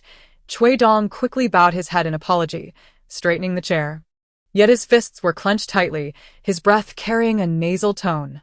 Startled awake by the noise, Lu Mengmeng did not cry, but instead began to voice her frustrations. That thief Lu Zishu dares to claim the results as his own? Originally, Xiao Dongdong was a formidable assistant in the project team, clearly meant to be the strong support for the domineering leader. Why is he so timid? He didn't even speak earlier. It seems he was prepared to suffer in silence. Xiao Dongdong, why can't you be bold? Lu Meng lifted the curtain of the baby stroller, noticing Lu Mengmeng pouting, her face clearly displaying her displeasure. He took out a pacifier and gently placed it in his sister's mouth, already formulating a plan in his mind. Usually, classmates exchanged trivial and inconsequential questions, merely going through the motions. But today, Lu Meng stood up seriously and asked, "Have you conducted multiple temperature tests for the final experiment? Your last test was at 100 degrees. What about the results from the experiments at room temperature and 0? Such experiments often require repeated testing at various temperatures, so it was impossible to have only the final result." Lu Zishu had not anticipated such a question, and his response lacked credibility. "I conducted too many experiments to remember the data, but the final result must be correct." Fool. The final result is incorrect. Unfortunately, this was a truth Cui Dong could only reveal years later when he encountered the downfall of the leader. Xiao Dongdong indeed possessed the correct experimental results. Yet, he dared not contradict Lu Zishu, leading to the latter's threat and his own subsequent demoralization. Hearing Lu Mengmeng's complaints, Lu Meng chuckled softly. However, the final result was indeed wrong. Lu Zishu immediately retorted, "Impossible." Lu Meng glanced at their mentor. The meticulous mentor had already begun to calculate and subsequently delivered a verdict. "Lu Zishu, your results are incorrect. It doesn't matter if the last step was wrong. If you retrieve the previous data, you can determine the final result. It's quite simple." Lu Meng did not grant him the opportunity to devise excuses, pressing on assertively, "You can't present it now, which means you likely never conducted those experiments. And the paper's findings aren't yours, are they? You lie." Lu Zishu, humiliated and furious, slammed the table. Lu Meng, we had a minor disagreement a few days ago. But must you insult me so? What evidence do you have to prove that the paper's findings are not mine? Calmly, Lu Meng approached the last row and patted Cui Dong's shoulder. I saw Cui Dong conducting those experiments. His previous paper's content is identical to yours. I trust that. Given Cui Dong's attention to detail, he has corrected the final data, right? Cui Dong looked up in disbelief, meeting Lu Meng's encouraging gaze. Hearing Lu Meng's gentle reminder, he finally found the courage to rise and approach the podium. He directly inscribed the final experimental formula and data. My previous 3 experiments were successful, but I misconfigured the temperature for the last one at 100 degrees, leading to erroneous data. Here are the corrected latest figures. The specifics are all in my computer. With Cui Dong's clear and insightful explanation, coupled with a thorough analysis of the reasons behind the experimental failures, the classmates looked at Lu Zishu with disdain. Those who steal academic work are held in the lowest regard in school. Someone shared today's events on the campus forum and WeChat groups, and soon Lu Zishu became the laughingstock of the entire school. After the seminar concluded, it was the first time Cui Dong proactively spoke to Lu Meng. Lu Meng, thank you for helping me today. Lu Meng glanced at Lu Mengmeng in the stroller, gently shaking his head. I didn't help you. You helped yourself. Cui Dong. You possess great ability. You simply lack confidence. But look, today you mustered the courage to stand up for yourself. Therefore, you should thank your brave self. Cui Dong watched Lu Meng's retreating figure, a glimmer of light in his eyes. Lu Meng took Lu Mengmeng outside for their daily sunbathing and calcium supplement routine. With Lu Zishu exposed, Lu Mengmeng was in the best of spirits. She no longer felt sleepy, but instead began to curiously observe the scenery around the campus. Wow. The handsome men and beautiful women at Big Brother's school are truly abundant. I think I smell grilled sausages and egg tarts. Oh my, what a delightful university campus. Lu Meng sighed in resignation. He needed to keep a close watch on his sister, otherwise, someone might lure her away with a mere sausage. Hello, senior. Hello, little sister. Lu Meng nodded at Jiang Manman from his department as he took a seat on the wooden bench. Lu Mengmeng squealed, isn't that Jiang Manman, who confessed to Big Brother? She looks quite pretty in person, tall and fair, with long legs. Just as Lu Meng was about to steer his sister in another direction to bask in the sun, he overheard something that left him astounded. Oh, such a wonderful girl is unfortunate. That scoundrel Lu Zishu made excuses to deceive her and then framed it on Big Brother. Poor Jiang Manman, doesn't he even know who bullied her that day, and doesn't he want Big Brother to face any penalties? In the end, Big Brother was publicly shamed, and the authorities indiscriminately penalized him. All of this is the fault of that wretched Lu Zishu. Lu Meng halted in his tracks, his gaze fixed on Jiang Manman, not far away. Chapter 12, A Sheep in the Tiger's Denver. He harbored no romantic feelings for Jiang Manman.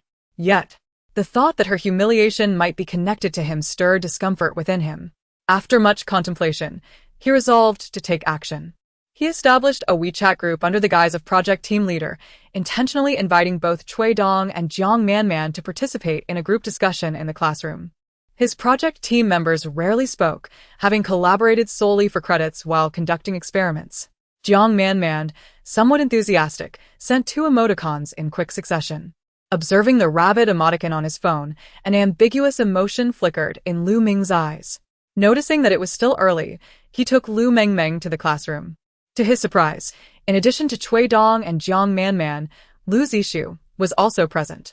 After causing such a scene at the seminar, he still had the audacity to face Cui Dong. The group ignored him, earnestly delving into the experimental topic. Lu Mengmeng, nestled in her stroller, felt drowsy. She thought that, even if she weren't a small infant, what Big Brother spoke about could still lull her to sleep. Just as she was about to drift off, Lu Zishu's annoying voice pierced her ears. Lu Meng, you really are a bookworm. Project teams are about mutual assistance, not just relentless studying. Other groups gather occasionally to strengthen their bonds, yet you, aside from studying, do nothing else. Aren't you bored? Don't you think others might feel the same? As soon as he finished speaking, Cui Dong quietly muttered, not bored. Lu Zishu shot him a disdainful glance before turning to Jiang Manman with a grin. You may not be bored, but Manman likely is. Lu Meng only thinks of himself, oblivious to the feelings of others, assuming everyone shares his love for studying. He then placed an overly familiar hand on Cui Dong's shoulder, feigning intimacy. Today, I admit my mistake. I'll treat everyone to a meal as an apology to Cui Dong. Let us all give him some face. Cui Dong uncomfortably brushed his hand away, glancing reluctantly at Lu Meng. In truth, Lu Meng was not keen on going. He knew Lu Zishu had ulterior motives. Oh no, this is bad. Lu Zishu is trying to take advantage of Jiang Manman. Lu Zishu, that wretched creature, has so cruelly mistreated such a wonderful girl like Jiang Manman. How unfortunate it is. If only someone could intervene and prevent this misfortune from unfolding, then my elder brother would not have to bear the blame. Alas, let me, the savior, take action. When will I ever find my voice? She struggled with her small hands, and Lu Meng embraced her, taking the initiative to speak. Since you feel that way, Let us go. It could be considered a team-building activity for our group. Cui Dong cast a surprised glance at him and then silently nodded. Upon hearing that she could dine with her crush, Jiang Manman joyfully agreed. Lu Zishu made a reservation at a renowned Western restaurant near the school, a place he frequented, where many recognized him. University life should be savored. Otherwise, what is the point of attending? Haven't you all had enough of high school? He casually glanced at Lu Meng, beginning his usual sarcastic remarks. I see your mother raised a delicate daughter. Do you need to bring a child when dining out? Lu Meng, I suspect you are not merely a bookworm but also a sister's keeper. Whoever marries you will truly be unfortunate. Jiang Manman, overhearing his words, felt her expression sour. Men who can care for women are already scarce. Lu Meng was merely helping his mother by looking after his sister. A man who treats his family well would never treat his wife poorly. Blushing, she extended her hand, saying, Lu Meng, I have also cared for my little sister at home. Let me hold her for a while. Lu Mengmeng eagerly reached out, expressing her willingness to be held. Reluctantly, Lu Meng handed the child to Jiang Manman. I'm sorry to trouble you. Lu Mengmeng was thrilled. Wow, no wonder you like my brother. You have great taste. And your figure is splendid. Your skin is so fair, without a hint of foundation. And those long eyelashes, your skin feels so smooth. In the next moment, Lu Meng saw his little sister's chubby hand touching Jiang Manman's face, neck, and collarbone. I'm sorry, but this little one seems quite restless. I think I should hold her.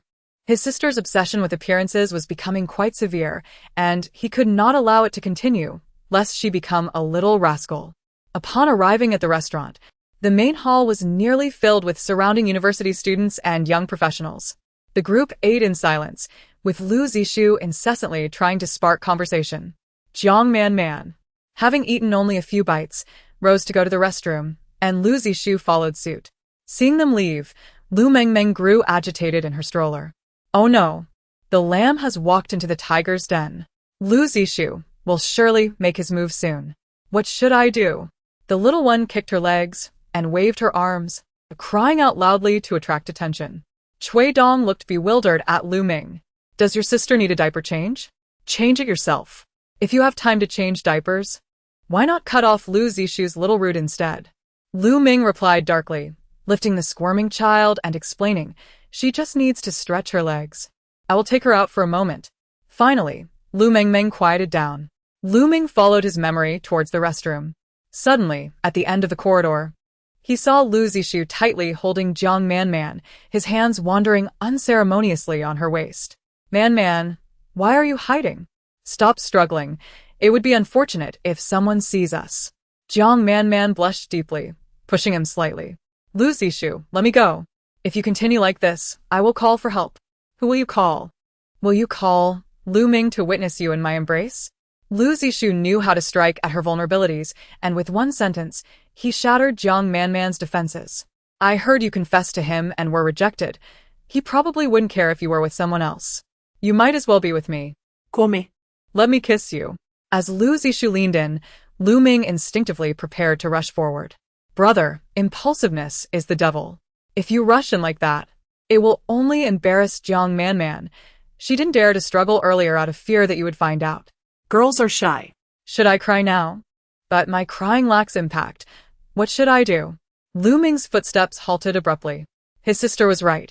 If he rushed in and saved Jiang Manman from this situation, she would likely feel too embarrassed to show her face at school again.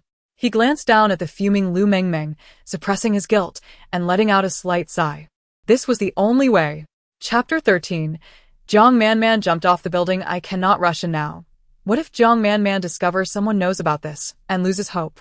Lu Ming murmured to himself, feigning a difficult expression as he glanced at the struggling Jiang Manman and his sister in his arms. Mengmeng was usually very obedient. If she could cry right now, Lu Zishu would hesitate to act. With that thought, he gently pinched Lu Mengmeng's face. The little one immediately understood, pouting her lips and bursting into loud cries. Lu Mengmeng's wails echoed, startling Lu Zishu, who was about to act. Damn Lu Zishu. Daring to assault a woman in broad daylight? Scoundrel. Vile man. The cries intensified, and Lu Mengmeng grew more fervent in her distress. Lu Ming, enduring the deafening cries, silently praised his sister, and then began to soothe her. Mengmeng, are you hungry? Why do you cry so fiercely? Hearing his voice, Lu Zishu begrudgingly released his grip, and Jiang Manman seized the opportunity to escape. At that moment, Lu Mengmeng began to feel drowsy. Infants tire easily, and after crying for a while, she had no strength left. Seeing Jiang Manman gone and his goal unachieved, Lu Zishu lost interest in the others. Lu Ming learned that Jiang Manman went to the library every day to study, so the next day, he took Lu Mengmeng to wait for her.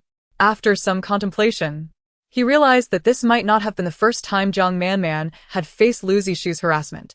As a girl, she would certainly not dare to speak up, suffering in silence.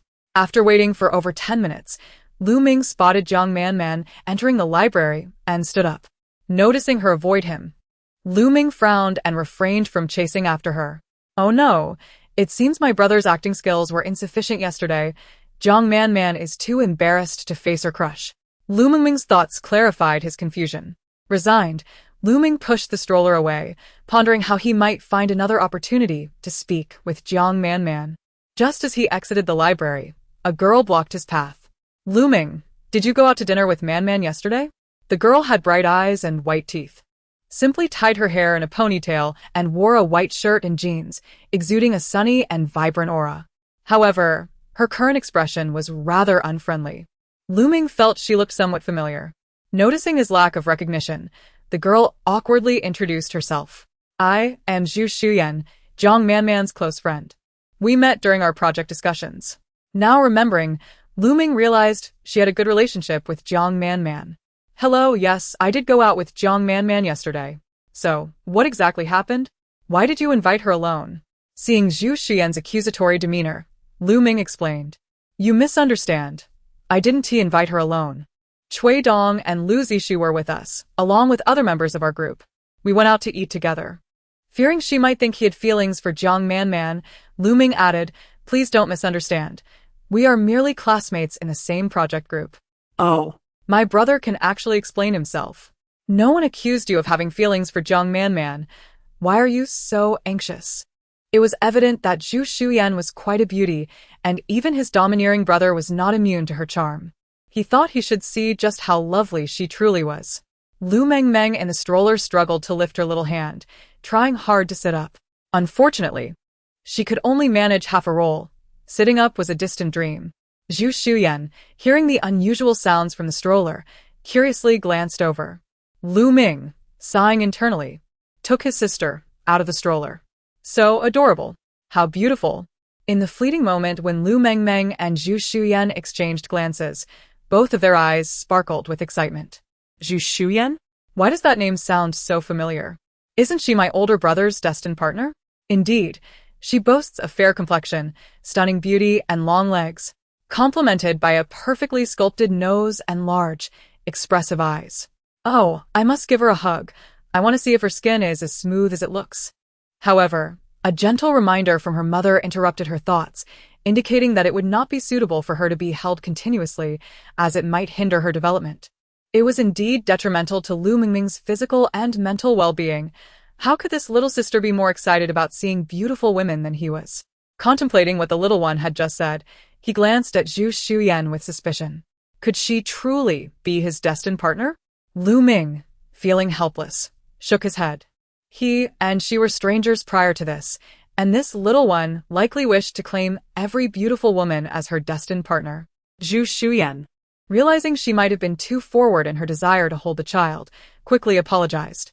I'm sorry, I've never held a baby before. I just found her adorable. In an effort to alleviate the awkwardness that had settled in, she swiftly brought up the reason for seeking out Lu Meng. As a close friend of Jiang Manman, Zhu Shuyan was privy to more information than most. That despicable Lu Zishu. Has he already begun to target Jiang Manman since last semester? What a scoundrel. If only I could gather evidence of his bullying, my sister-in-law would surely know something. After all, they are best friends. Oh, I'm so anxious. Will my brother ever realize this? Listening to Lu Mengmeng's heartfelt thoughts, Lu Meng pretended to ponder for a moment before suggesting, Zhu Shuyan, why don't we join forces? If she truly is being bullied, there must be some clues. If we can find evidence to punish the wrongdoers, we can help her. At this moment, he subtly recounted what he had witnessed the previous day. Upon hearing this, Zhu Shuyan's face turned crimson with rage. Lu Zishu? He always pretends to be a gentleman, but I never imagined he could be so vile. Very well, let us collaborate. You can search for yesterday's surveillance footage while I inquire with other female students I know well. Surely, we will uncover evidence. The two reached an agreement, and Lu Meng began to utilize some connections to initiate the investigation. The following day, as Lu Meng pushed the freshly fed Lu Mengmeng into the classroom, he noticed the classmates whispering amongst themselves.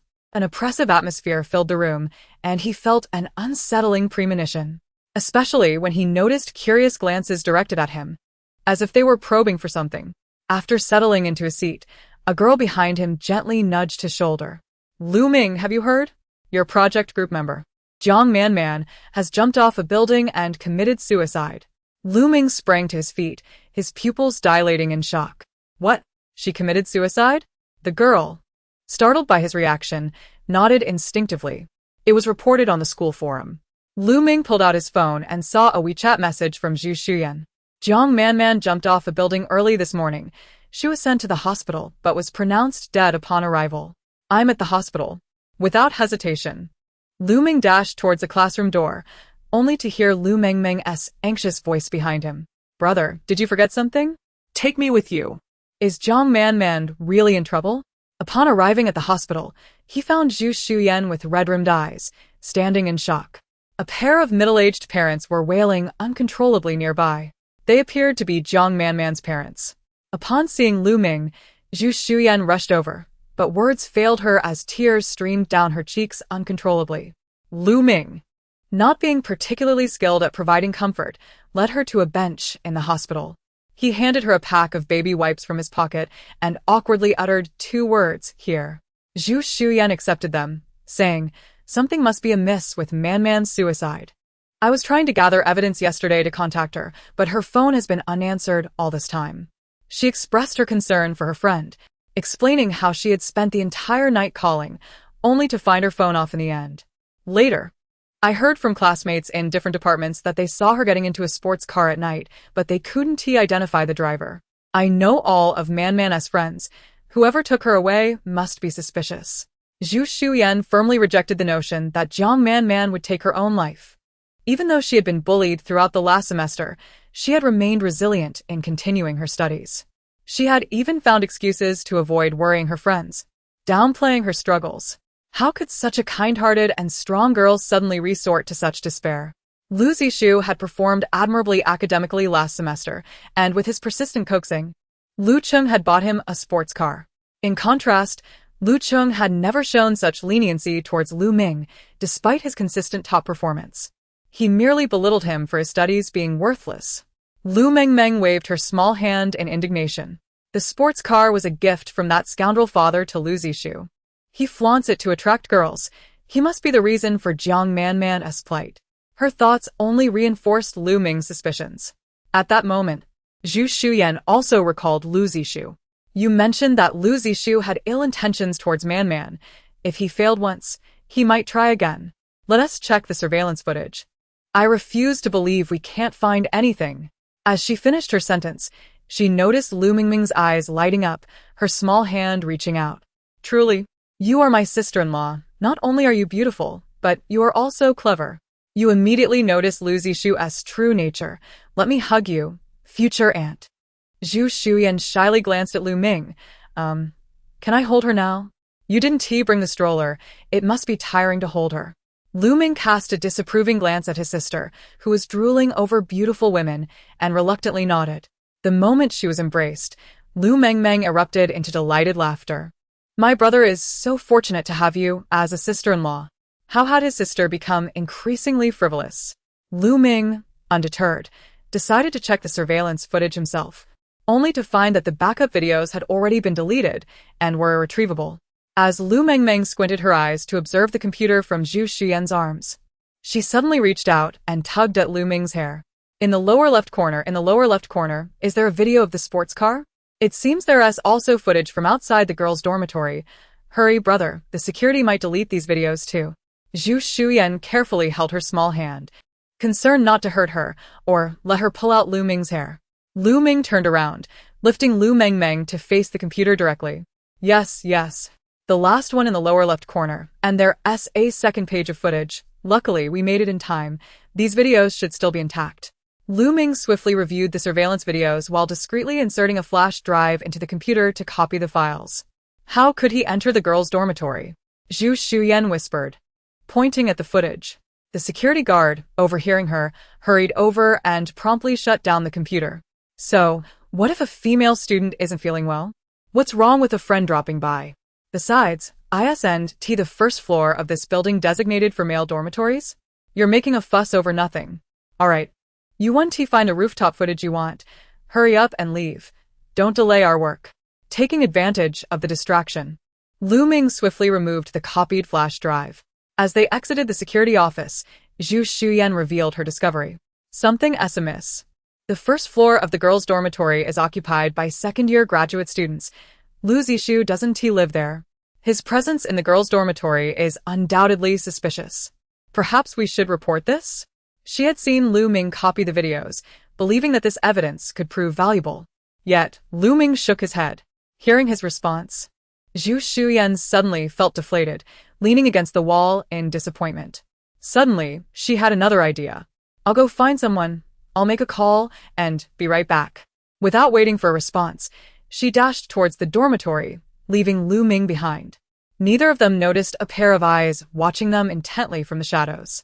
Once Lu Ming had departed, Wang Kun emerged from his hiding spot and quickly dialed a number. Lu Zishu, you were right. Lu Ming is investigating that matter. What should we do?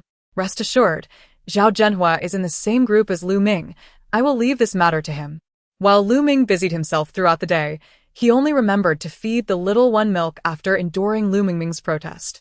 At that moment, a call from Zhu Xuyan came through. Lu Ming, something is off with Man's roommates. They seem hesitant, and I suspect they might also be threatened into silence. Before Lu Ming could respond, another call came in from Cui Dong. Given Cui Dong's character, he would not call unless it was a matter of great importance. Lu Ming instructed Zhu Xuyan to hold on before answering the call. On the other end, chaos ensued, and Cui Dong's voice sounded weak. Lu Ming, something terrible has happened in the project team's experiment. Everyone is injured. Chapter 15. Finding video evidence. When Lu Ming arrived at the lab building, firefighters were already extinguishing the flames, and a pungent odor permeated the air.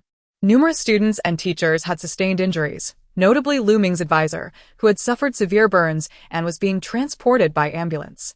Lu Ming noticed that Cui Dong's left lens was shattered, and there were traces of blood at the corners of his mouth and forehead. Lu Ming handed him a tissue to wipe away the blood and anxiously inquired, "Where are you injured? How could such a disaster occur?" Cui Dong shook his head, visibly shaken. "I don't know. I was recording in the lab when suddenly the reactor exploded, and a fire broke out. It was utter chaos. The reactor's valve shattered glass, injuring many students, and my advisor got burned while trying to save them." Cui Dong's voice dwindled. Having narrowly escaped, he struggled to process the situation. Had he not raised his arm in time, he might have lost his sight to the glass shards.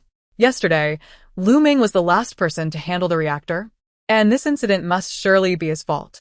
Zhao Zhenhua, with blood on his face and limping, pointed an accusatory finger at the tardy Lu Ming. It was him. I saw him leave last, and today he is the only one absent from the lab. And then this happened. What a coincidence. Cui Dong quickly stood up, stammering an explanation for Lu Meng. No, that's not true. His sister is only a few months old. He had to take care of her and had already asked the teacher for leave. Zhao Zhenhua scoffed at Cui Dong's words. I know. Did he call you to ask for leave? But did Lu Meng actually request leave? When has he ever taken leave during an experiment? How is it that he was the last to leave yesterday, requested leave today? And then the lab caught fire? Cui Dong, desperate to shield Lu Meng from suspicion, only stammered more nervously, failing to provide any solid proof. At that moment, the injured students and teachers turned their gazes toward Lu Meng, each filled with doubt. The director, present at the scene, approached Lu Meng after hearing Zhao Zhenhua's claims. Is what he said true? Lu Meng nodded. Indeed, I was the last to leave yesterday, before Zhao Zhenhua could revel in his triumph. Lu Meng added, but I have evidence proving that the accident was not my fault. Show me if you can. But don't say Cui Dong is your witness. Zhao Zhenhua was confident in his setup, even resorting to underhanded tactics, convinced that Lu Meng had no means to counter him. Last semester, following a gas leak incident, the advisor had mandated that the last person to leave check all experimental materials and send photos to him. These are the photos and videos I took after handling the reactor yesterday. I can confirm that there was nothing left inside when I departed. His WeChat chat history with the advisor supported this claim. Zhao Zhenhua, who often skipped experiments or left midway, was unaware of this new regulation. That's impossible. The lab is under 24-hour surveillance. Everything can be verified.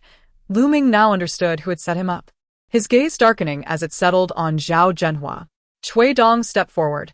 I can confirm that there were no substances in the reactor before the experiment today. I conducted an inspection. Other students nearby nodded in agreement. This was a standard procedure, and they could all attest to it. Seeing the crowd rallying behind Lu Meng, Zhao Zhenhua felt a surge of frustration, fearing for his own safety. Cui Dong observed Zhao Zhenhua's demeanor and adjusted his glasses, no longer stammering. Zhao Zhenhua, are you accusing Lu Meng out of guilt? During the chaos, I saw you sneakily put something into your pocket. Zhao Zhenhua instinctively clutched his coat. You little four-eyed brat. I warn you, stop making baseless accusations. This time, Cui Dong stood firm, stepping forward to grab Zhao Zhenhua's collar and producing a small vacuum bag. What is this? Is it phosphorus powder? Upon seeing the item in his hand, the students erupted into discussion. You brought phosphorus powder? Zhao Zhenhua, are you trying to drag everyone down with you? Have you lost your mind? The current experiment involves a mixture. Do you intend to blow up the lab? Zhao Zhenhua began to panic, shaking his head vehemently. It wasn't me. I was injured too. I swear I know nothing. No matter how he tried to wriggle out of it, the authorities took him away for questioning. Lu Meng, having narrowly escaped a dire situation, felt no relief in his heart. He held no grudge against Zhao Zhenhua, so why had he set him up? Why does he look so dejected? Could it be that no leads have surfaced regarding Jiang Manman's case? Sigh, I wonder if my sister-in-law has uncovered anything. Lu Meng sighed, silently referring to Zhu Shuyan as his sister-in-law. Just then, Zhu Shuyan texted, I am at Manman's dorm. I've spoken with the dormitory supervisor. Come over. Lu Meng put down his phone and placed Lu Mengmeng into the stroller. After a satisfying meal and nap, let us take you out to bask in the sun.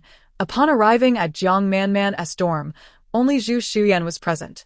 Lu Meng, these are Manman's clothes. Lu Meng glanced at the neatly laid out garments, many of which bore signs of having been torn. It appeared that Jiang Manman had retained these as evidence. Zhu Shuyan looked somewhat disheartened. Aside from these, I found nothing else. The dormitory residents refused to speak the truth.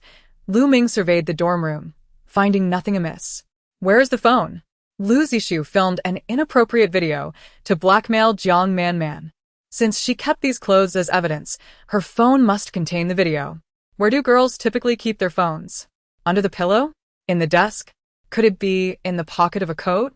Lu Mengmeng wore a serious expression, her eyes darting as if deep in thought. Lu Meng rummaged through the desk while speaking.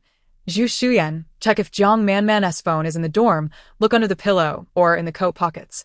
Those are common places for girls to keep their phones. Zhu Shuyan looked at him skeptically. Why are you suddenly looking for her phone? How do you know where girls usually keep their phones?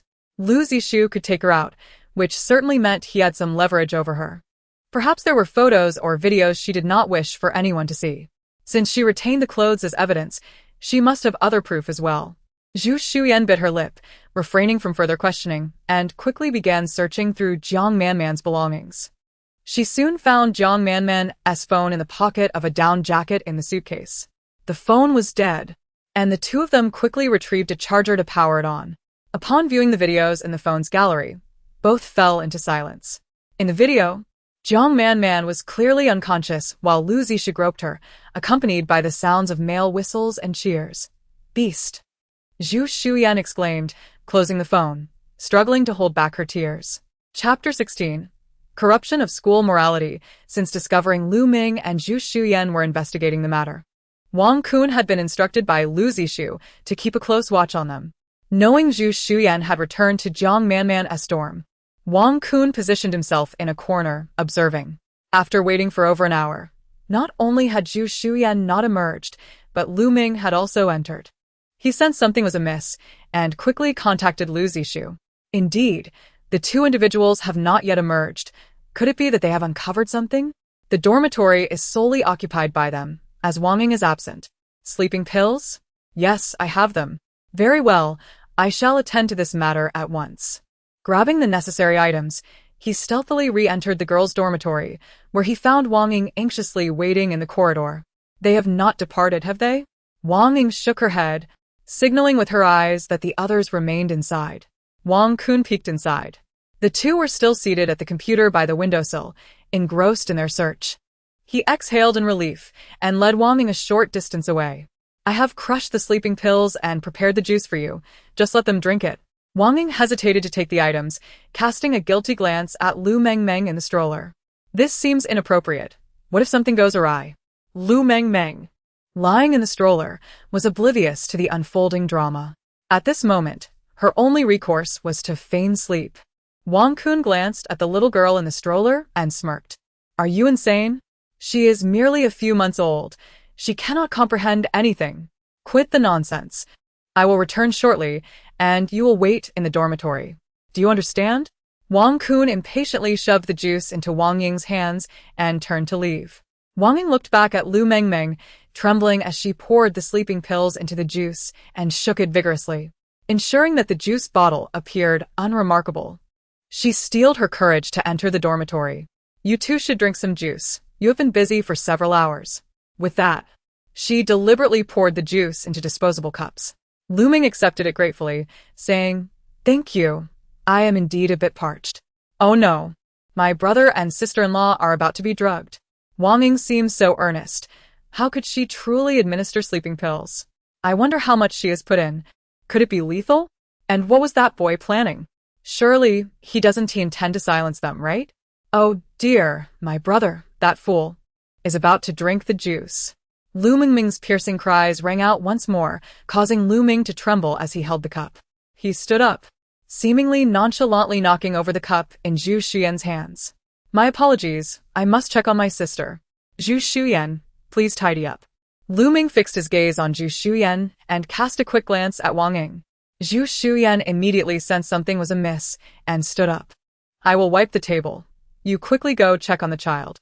The two exchanged knowing glances. Lu Mengmeng stepped into the hallway and swiftly sent a WeChat message to Zhu Shuyan. "Lu Mengmeng, there is something wrong with the juice." Zhu Shuyan discreetly glanced at her phone, but did not react. Wang Ying had already prepared 2 more cups. "Please drink swiftly." Zhu Shuyan pretended not to notice the urgency in her eyes and, with a feigned look of difficulty, said, "Wang Ying, I am not sure where the water room is on your floor. Could you wash the mop? I will handle the mopping." Wang Ying clearly hesitated to leave, but seeing the large spill of juice on the floor, she eventually nodded in agreement. Meanwhile, Lu Mengmeng quickly poured the 2 cups of juice out the window. In a moment, pretend to faint and observe who is orchestrating this. Zhu Shuyan, with a wary expression, nodded vigorously. She understood that uncovering the mastermind might also unravel the mystery behind Jiang Manman's demise. After a brief interval, she confirmed that the two were sound asleep and notified Wang Kun.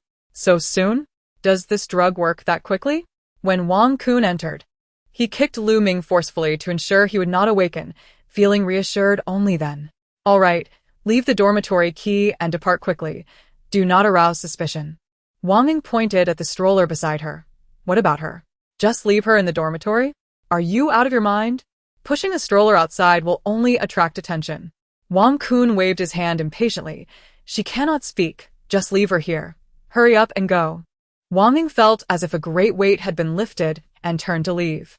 That lucky boy, Zhu Shuyan, is truly stunning, he remarked while reaching out to caress Zhu Shuyan's face. Zhu Shuyan suppressed her disgust, remaining perfectly still. After finally placing both individuals on the bed, Wang Kun even arranged them in an embrace. He stood at the bedside, assessing the scene, but felt it still lacked something. He stepped forward to loosen Lu Meng's belt and the button on Zhu Shuyan's collar, finally satisfied with the arrangement. Wang Kun did not linger. After exiting the dormitory, he deliberately locked the door behind him. Meanwhile, the two individuals on the bed had flushed cheeks, resembling freshly boiled shrimp.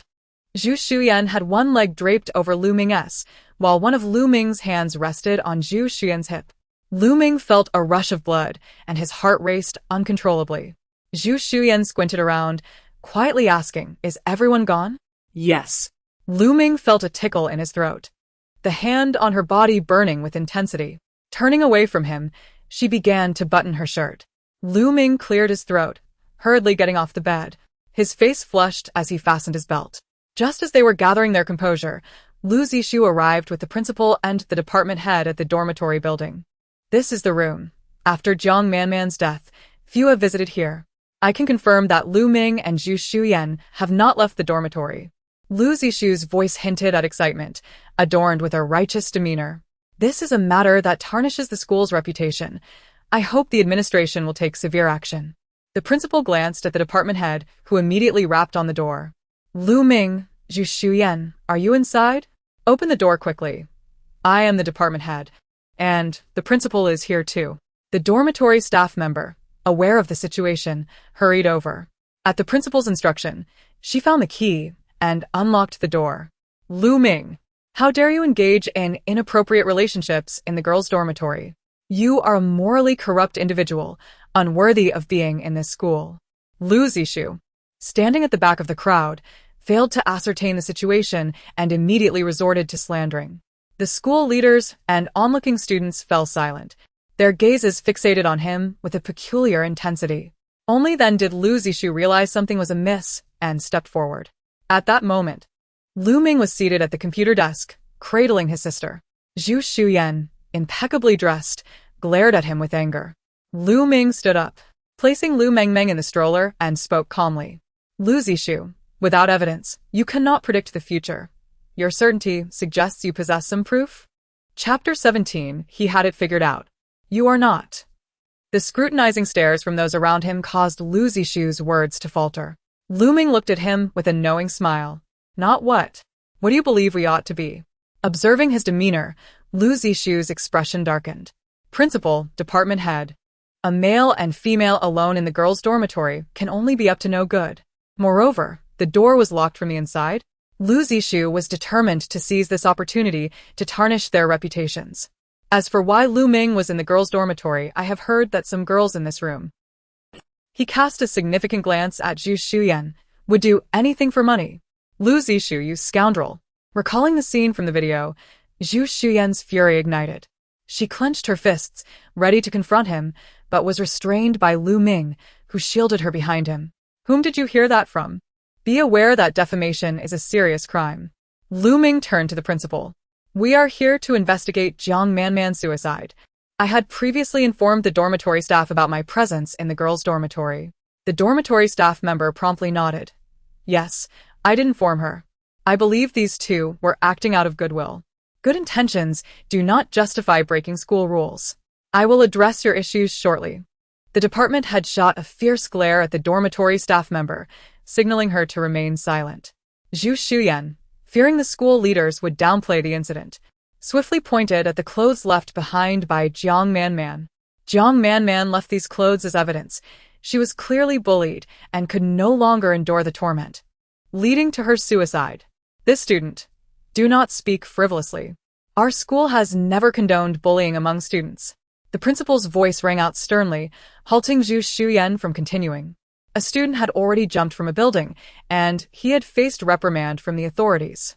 If another incident of student bullying arises, the principal will certainly have to resign. Lu Zishu understood this well and immediately concurred. Indeed, Jiang Manman's lack of decorum has tarnished the school's reputation. Just look at the revealing and tight-fitting clothes she wears. Who knows whom she is trying to entice with such attire? Lu Zishu, you speak nonsense. You scoundrel. Zhu Shuyan lunged at him, nearly tearing his mouth apart with her fury. Lu Meng quickly embraced her, fearing for her safety. Lu Zishu provocatively regarded the two. I heard you and Jiang Manman are good friends. You were alone with a boy in the dormitory. Your agitation suggests I may have struck a nerve, haven't I? Are you truly involved in such matters? Surely not. He scanned the crowd, where whispers began to ripple through the onlookers. In that moment, both Zhu Shuyan and Lu Meng were incensed. Lu Zishu, it was you who plotted against Jiang Manman, threatening her with an inappropriate video. How dare you slander others? Lu Meng clenched his fists, glaring fiercely at Lu Zishu. Everyone fell silent, and the department head was the first to regain composure. Inappropriate video? Lu Meng, do you have evidence? Speak cautiously. I certainly do. Lu Meng produced Jiang Manman's phone and handed it to the department head. A few bold classmates behind them tiptoed to catch a glimpse. When the video played for merely 20 seconds, the principal hastily shut off the phone. Lu Zishu turned pale, never expecting Jiang Manman would dare to keep such evidence. As the principal turned his gaze towards him, Lu Zishu hastily attempted to explain. Principal, director, this was all consensual. We are all university students, after all. This is a matter of mutual consent. What evidence is this? Besides, she was the one who seduced me. Who knows how many others she has enticed before? Her suicide has absolutely nothing to do with me. I did not coerce her. His voice grew louder, revealing his insecurity. The principal regarded him with a mix of anger and resignation. When Lu Zishu enrolled, Lu Cheng had made significant donations to the institution, hoping for favorable treatment. The department head, who had received numerous gifts from Lu Cheng, quickly stepped in to mediate. Lu Meng, Lu Zishu does have a point. University students are allowed to date. After all, they are not in high school, and the school has no authority to intervene.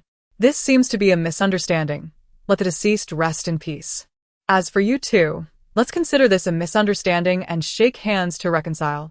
The principal raised an eyebrow at the department head, clearly pleased with his suggestion. Lu Meng looked at the two with disappointment, his voice laced with reproach. Is this how you handle matters? Shouldn't you inquire if Jiang Manman would wish to reconcile with him? Seeing that he was not yielding, the principal frowned and reprimanded him. You have no right to investigate the girls' dormitory on your own. The school is letting you off lightly, yet you dare question our actions? The police have already concluded that Jiang Manman committed suicide. Are you trying to tarnish the school's reputation? We cannot afford to have students like you. As Lu Meng was about to speak again, he heard Lu Mengmeng's cries interspersed with heartfelt thoughts. Big brother, you're too impulsive. You've already revealed the evidence. Isn't that showing your cards too soon? How will you catch Lu Zishu off guard now? Please don't act rashly. If you get punished, you won't have a chance to help Jiang Manman. Preserve the evidence first. Zhu Shuyan also recognized that the situation was turning against them. She quickly handed Lu Mengmeng to Lu Meng. Lu Meng calmed down. Lu Mengmeng's small hand seemingly innocently covered his mouth. Lu Meng closed his eyes, understanding the intentions of his sister and Zhu Shuyan. This matter should have been approached with caution. Now he had unwittingly placed himself in a passive position. Seeing him quiet, the department head pretended to chastise him a few more times before they all departed. Lu Meng, the school is clearly favoring Lu Zishu. We cannot act hastily. Zhu Shuyan looked at Lu Meng with worry. You must not act impulsively. Let us focus on gathering evidence. Lu Mengmeng nodded vigorously. Sister is right. Let us organize the evidence first. Even if Lu Zishu has bribed everyone, we can expose him online. Big brother, can you listen to your future sister-in-law? Lu Meng took a deep breath, finally managing to suppress his inner fury. Upon returning to the dormitory, he received a phone call from Lu Cheng. Lu Meng, I paid for your education, not for you to stir up trouble. Stop embarrassing the Lu family. Lu Meng felt a sense of doubt, but still asked, Dad, what are you talking about? Stop pretending. You used to love studying more than anything. Focus on your studies and experiments. What does someone else's suicide have to do with you? The school has already called me. Do you know how busy I am?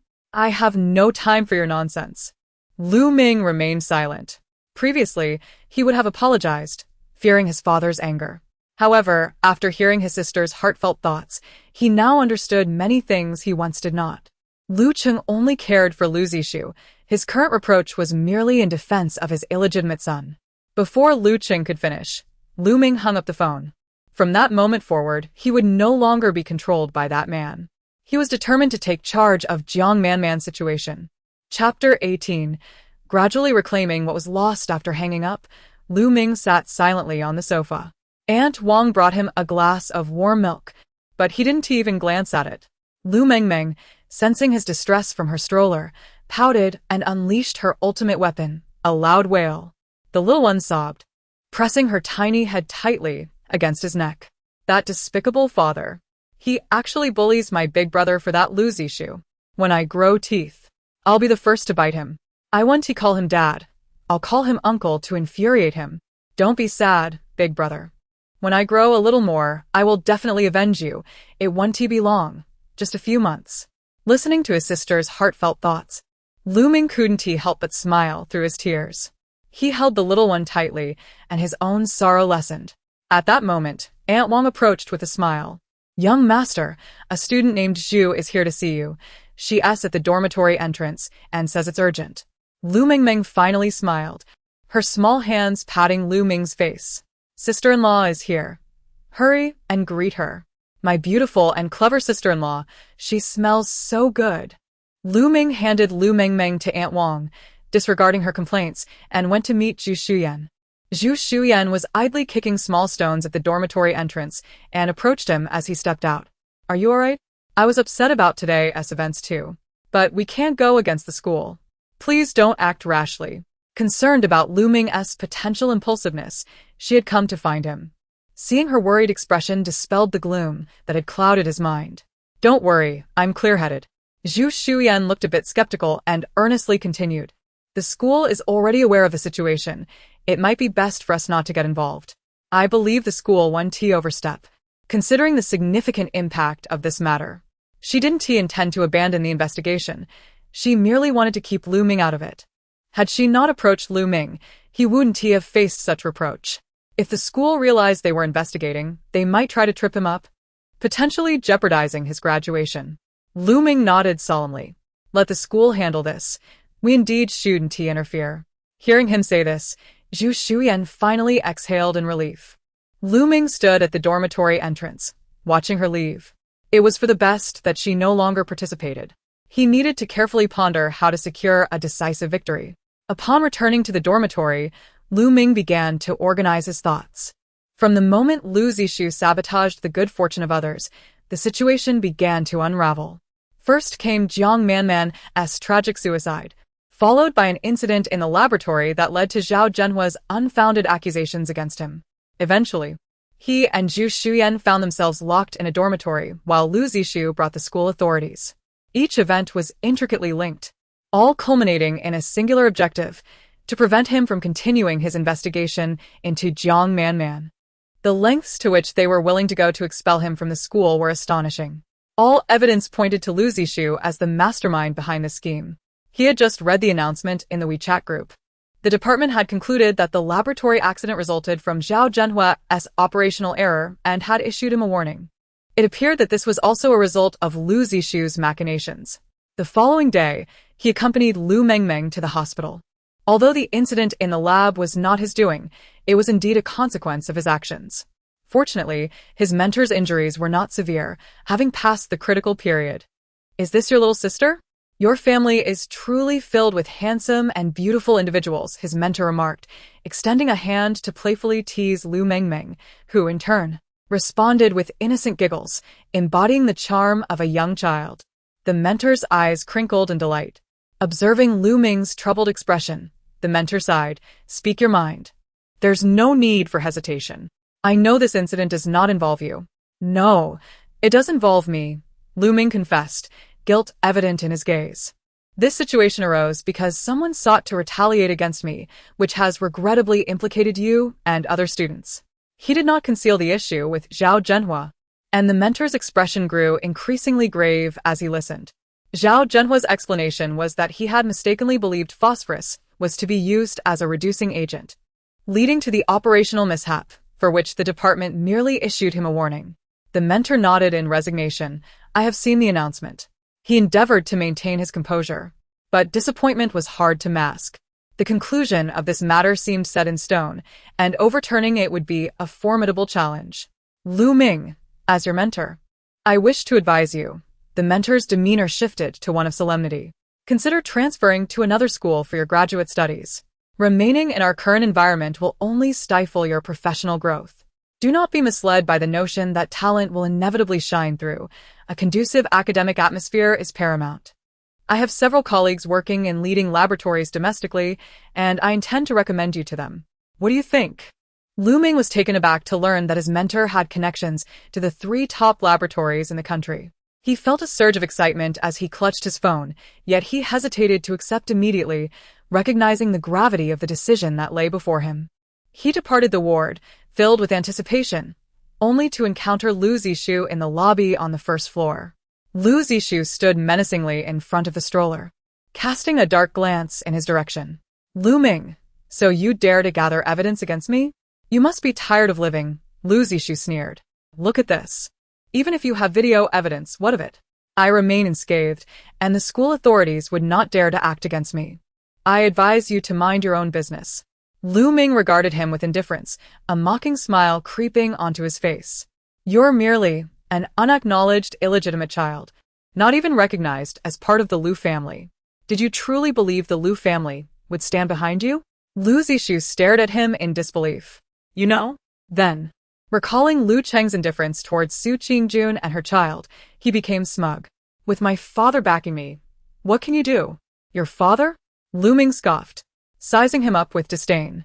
Lu Zishu was caught off guard by this retort, feeling a twinge of insecurity, and retorted coldly.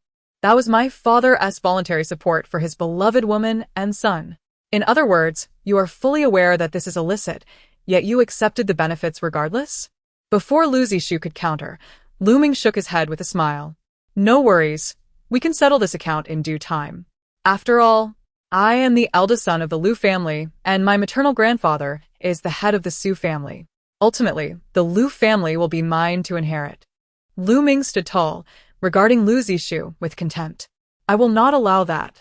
Lu Zishu glared fiercely. Lu Meng smirked sarcastically.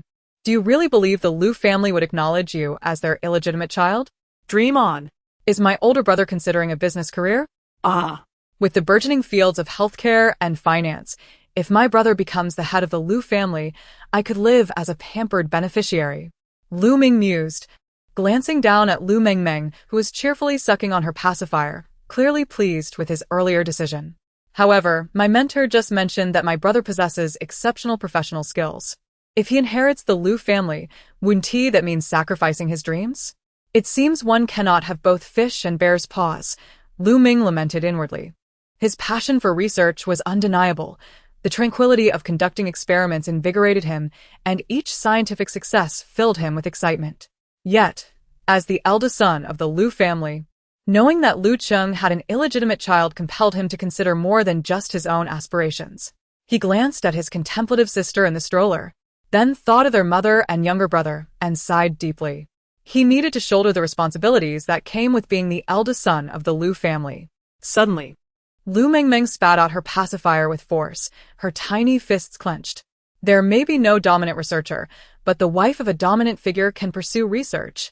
As long as my sister-in-law becomes an outstanding researcher, my brother can help her achieve her dreams. This way, I can still enjoy my pampered life. Oh, Lu Mengmeng, you are a genius. Watching her exuberance, Lu Meng was baffled by the thoughts swirling in her little mind. Upon hearing her mention a sister-in-law, inspiration struck him. Zhu Shuyan was indeed a talented researcher within the department, and his mentor had praised her on several occasions. Since he was to take over the Lu family's business, it would be wise to introduce a commendable talent to his mentor. He envisioned Zhu Shuyan's radiant face and her vibrant energy and without realizing it, he felt his cheeks flush. Clearing his throat awkwardly, he took out his phone and sent a message to Zhu Xuyan. My mentor has introduced me to several laboratories. Would you be interested in joining? After a moment's thought, he also messaged his mentor. Professor Yuan, can the recommendation for the laboratory be transferred to someone else? When he received responses from both, a smile involuntarily crept onto Lu Meng's lips. Lu Meng, I sense something is amiss, Zhu Xuyan remarked. While she claims to leave this matter to the school, she is still investigating behind the scenes.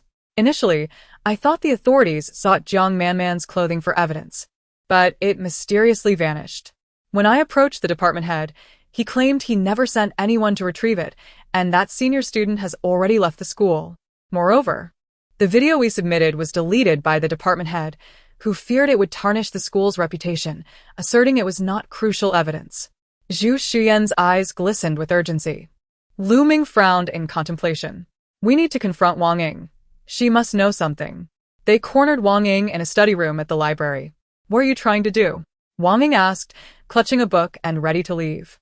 Zhu Xuyan blocked her path. The cramped space felt stifling, and Wang Ying struggled to breathe. I beg you, don't pressure me. Man is dead. Do you want to push me to my end as well? Wang Ying, I understand you are also a victim. Lu Meng softened his tone. You are being coerced, and I know you feel guilty. On the way there, he had realized that rather than coercion, it would be better to evoke her empathy. As a victim herself, she would be more inclined to reveal the truth. Tears brimmed in Wang Ying's eyes. Do you truly believe in me? Don't you think I am an accomplice? Zhu Xuyan immediately grasped Lu Meng's intention and seized her hand. Of course I believe you. You're a victim too. By helping Jiang Manman, you are also aiding yourself. You wouldn't want to live under duress forever, would you? Seeing the sincerity in their eyes, Wang Ying's tears flowed uncontrollably. Lu Meng stepped back to the door, ensuring no one was in the adjacent study rooms before placing the stroller outside. As long as someone approached, the stroller would surely make a sound. Reassured by the solitude, Wang Ying spoke through her tears, recounting the circumstances. Last semester, Jiang Manman had already faced occasional harassment from Lu Zishu, and out of fear, she had chosen to avoid him. This semester, however, Lu Zishu's behavior escalated. On the day of the incident, he called Jiang Manman, but she refused to answer. Subsequently, she received a threatening video, compelling her to meet him. Lu Zishu threatened me, asserting that if I dared to reveal anything, he would ensure my expulsion. I felt I had no choice but to obey him. Wang Ying lamented. Man couldn't endure the threats and humiliation, which ultimately led her to take such a drastic step. As she concluded, her sobs rendered her almost incoherent. Lu Meng and Zhu Xuyan exchanged glances, both recognizing the simmering anger in each other's eyes. Wang Ying, we must contact the authorities. You need to testify and share the truth with the police. Zhu Xuyan urged as she wiped Wang Ying's tears. However, Wang Ying shook her head, pleading with them not to disclose the matter. Suddenly, she heard her own voice emanating from Lu Meng's phone. In disbelief, she looked at him. You recorded me? Indeed, I did, he replied. If you sign this authorization, you will empower me to represent you, and the recording will serve as evidence in court, sparing you from having to appear yourself. He placed a pen and paper before her. I will conceal your identity. No one will know you are the witness. Wang Ying's gaze was filled with skepticism as she continued to shake her head. Wang Ying, this time it's Jiang Manman. Who do you think will be next? If you remain silent, do you believe Lu Zishu will let you go? Zhu Xuyan, perceiving Wang Ying's fear, quickly embraced her. What if the next victim is you? Wang Ying closed her eyes, ultimately making her decision. Fine. I will sign the authorization. She hastily scribbled her name and retrieved a bag from the depths of the desk. Zhu Xuyan took the bag, revealing instant photographs, each depicting a girl, most of whom were scantily clad. Lu Zishu, beside them, appeared as if he were posing at a tourist attraction, grinning widely. Monster. Zhu Xuyan clenched her fists, her eyes reddening. Lu Meng felt a surge of anger as well, his breathing becoming heavier. In that moment, Lu Mengmeng's voice echoed in his mind. I wonder if Wang Ying has complied. Where are brother and sister-in-law? If brother has evidence, he must not act impulsively. Immediately, Lu Meng regained his composure. He secured the photographs and turned to Zhu Shuyan. Let us report this to the police. They took a taxi, cradling Lu Mengmeng, but as the car started, Lu Ming sensed something amiss. A sports car was tailing them.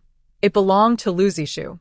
Hide with Mengmeng for a moment, Lu Ming instructed suddenly, startling Zhu Shuyan.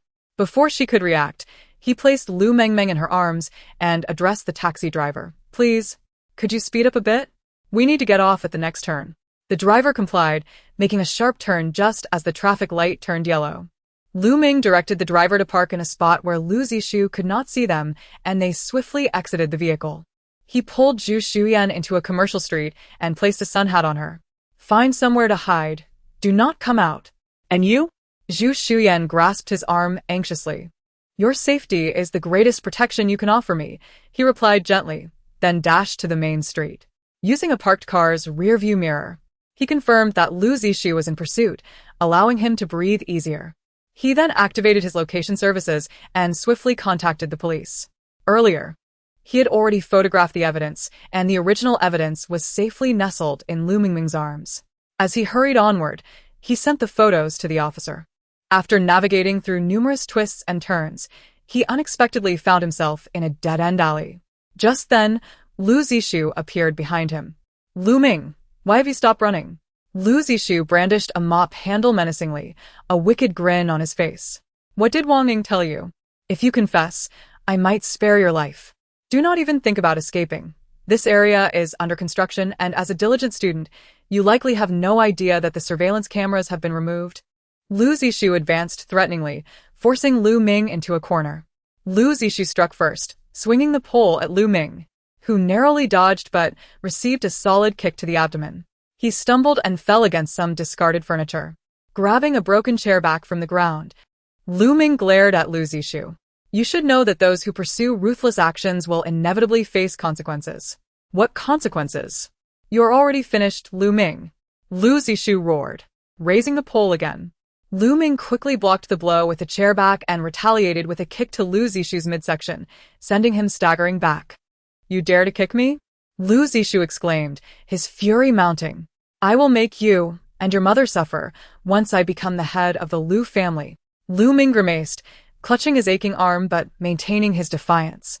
He was aware that the police were nearing. He only needed to stall Lu Zishu a little longer. Mentioning the illegitimate child ignited Lu Zishu's rage further. Children born from unloved women are the real illegitimate ones. What are you worth? And what of your mother?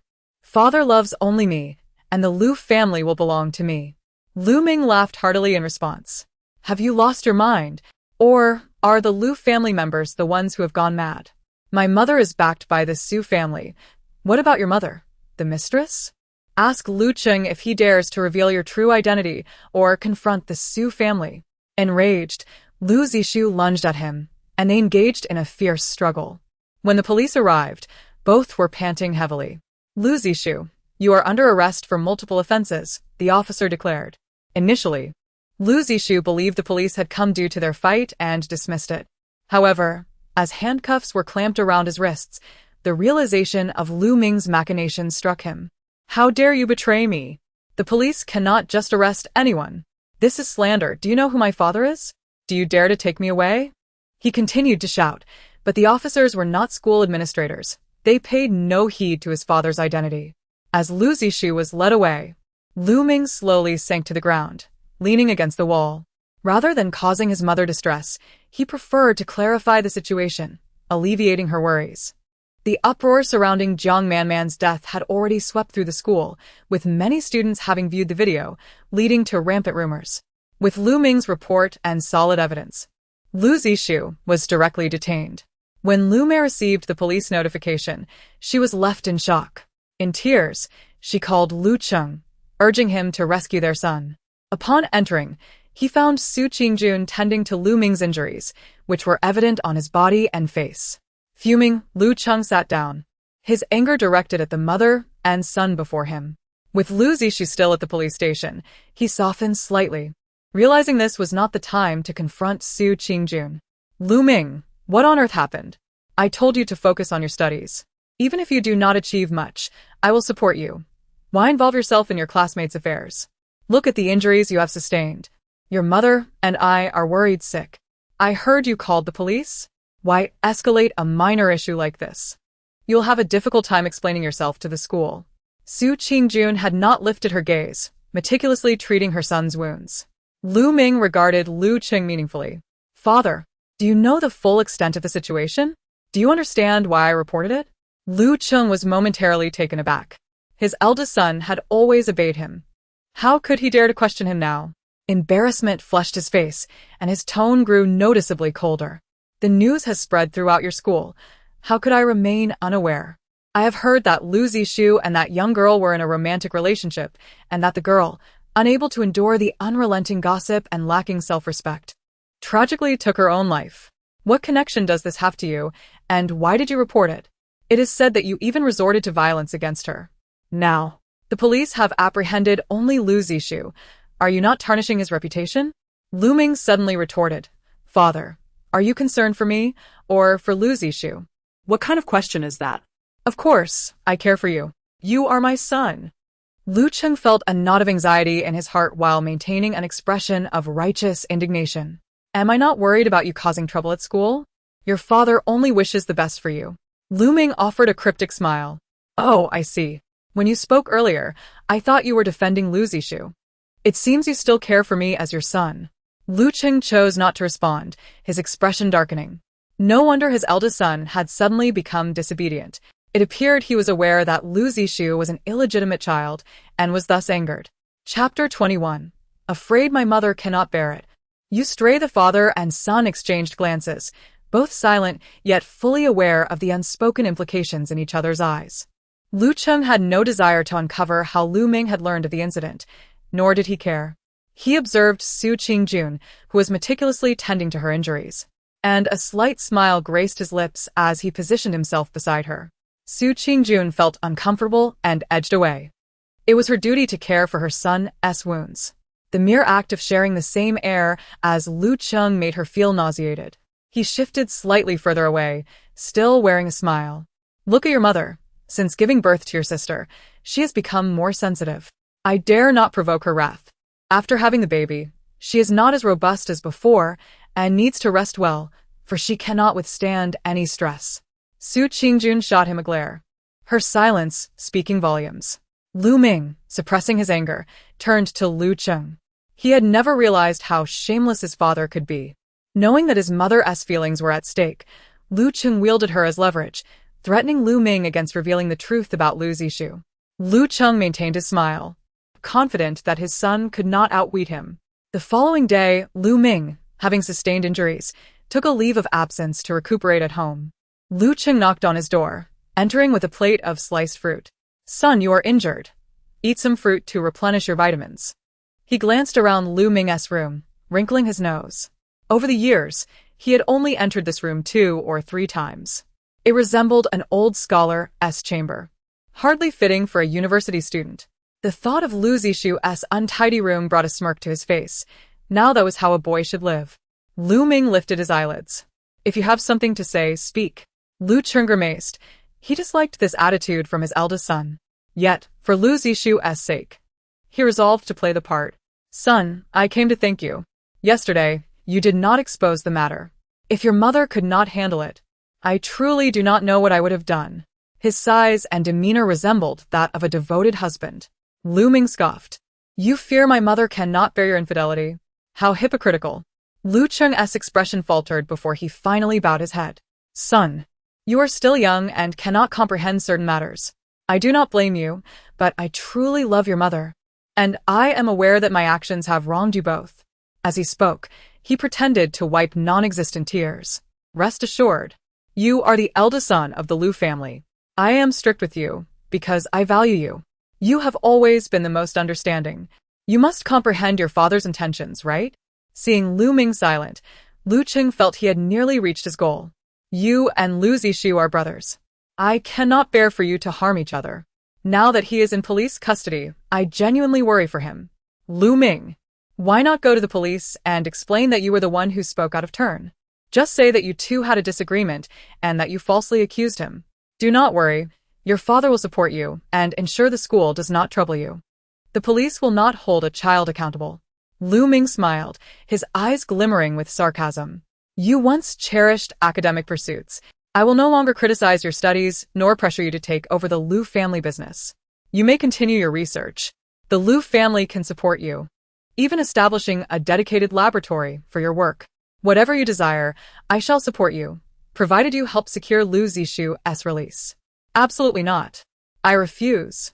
At the door, Su Qingjun could no longer contain herself and entered, cradling Lu Mengmeng.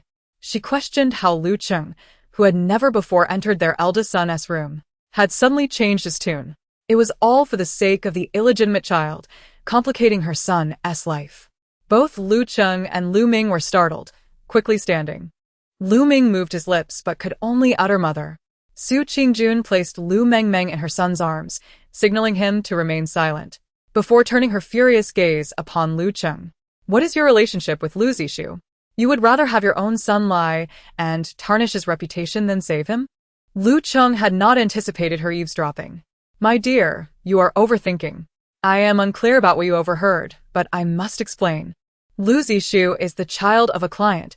His parents begged for my assistance yesterday. As a father myself, I truly cannot bear to ignore their plight. Moreover, you are aware of our company's situation. This project is critical, and I am left with no choice. Su Qingjun's expression darkened. She understood clearly. Lu Cheng was jeopardizing her son's future. If Lu Ming confessed to falsely accusing a classmate, his life would be irrevocably altered. Stepping forward, she confronted Lu Cheng. It is merely a project. I would rather abandon it than sacrifice my son's reputation. I know my son well. Lu Ming has done nothing wrong. Have you even considered the despicable actions Lu Zishu has committed? As a father, what would you do if your daughter faced such a fate? Lu Mengmeng, nestled in her brother's arms, waved her tiny fists.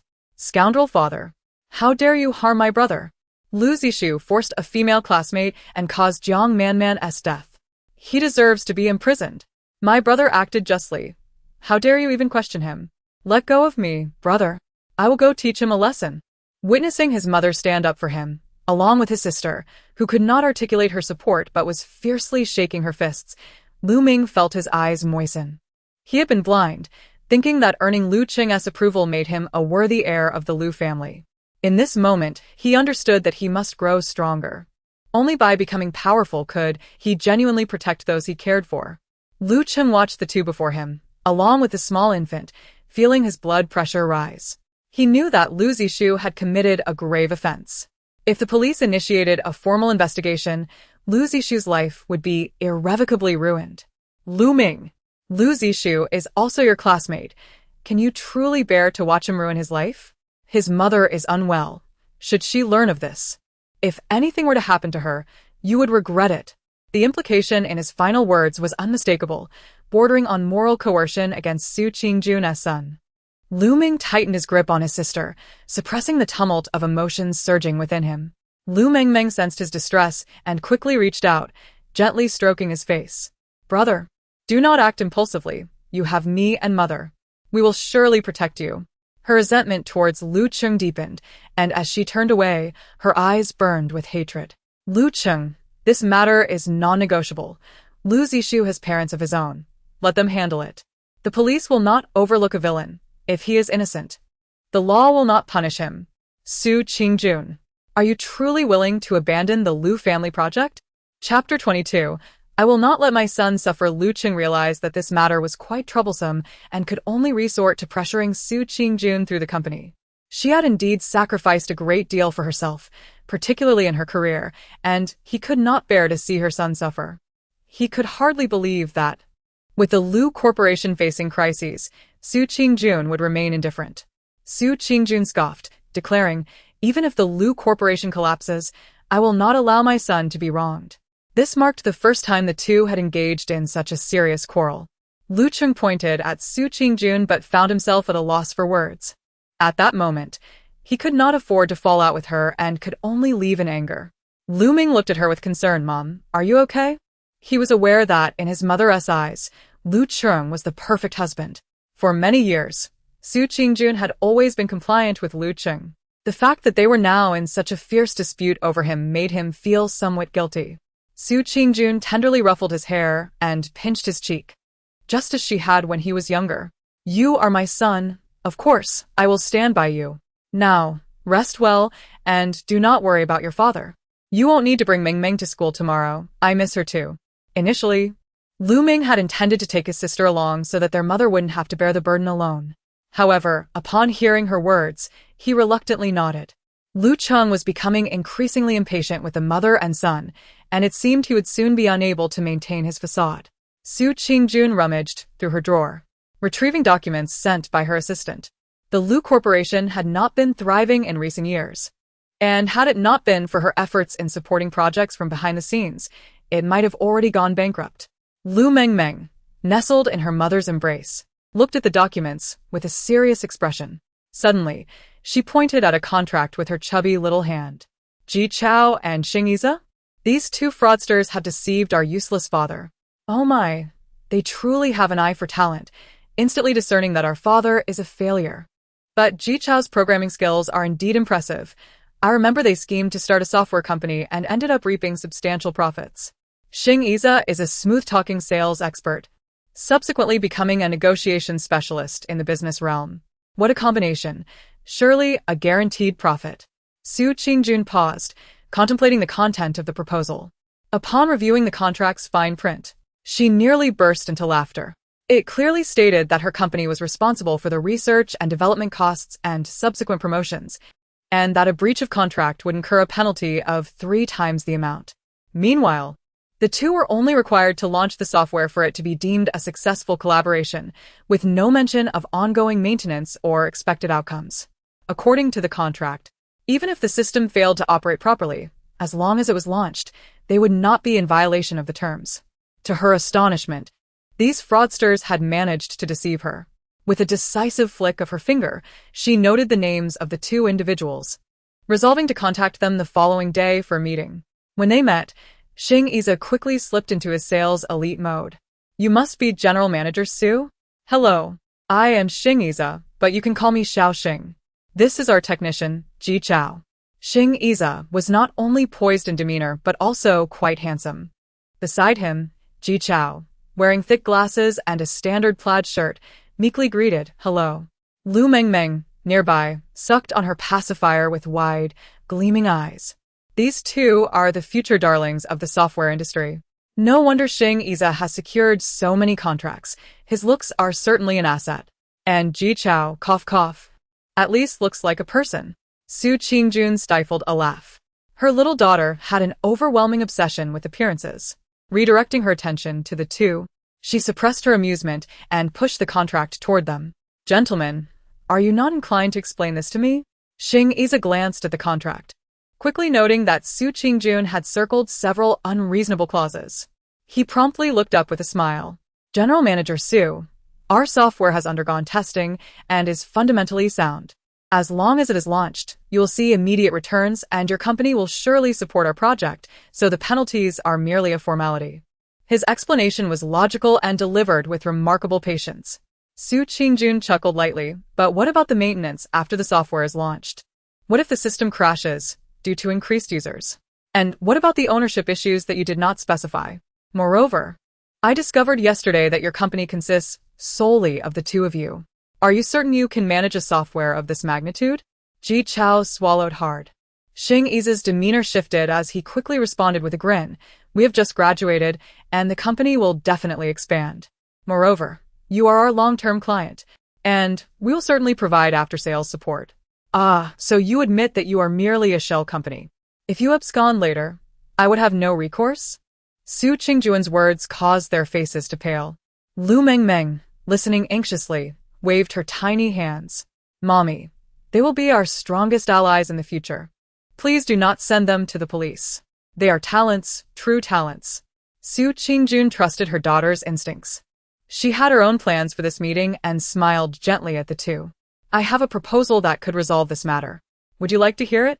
Recently, Lu Cheng had faced a series of setbacks, with several significant projects falling through. He remained convinced that others lacked vision and failed to see how unrealistic his grandiose ideas were.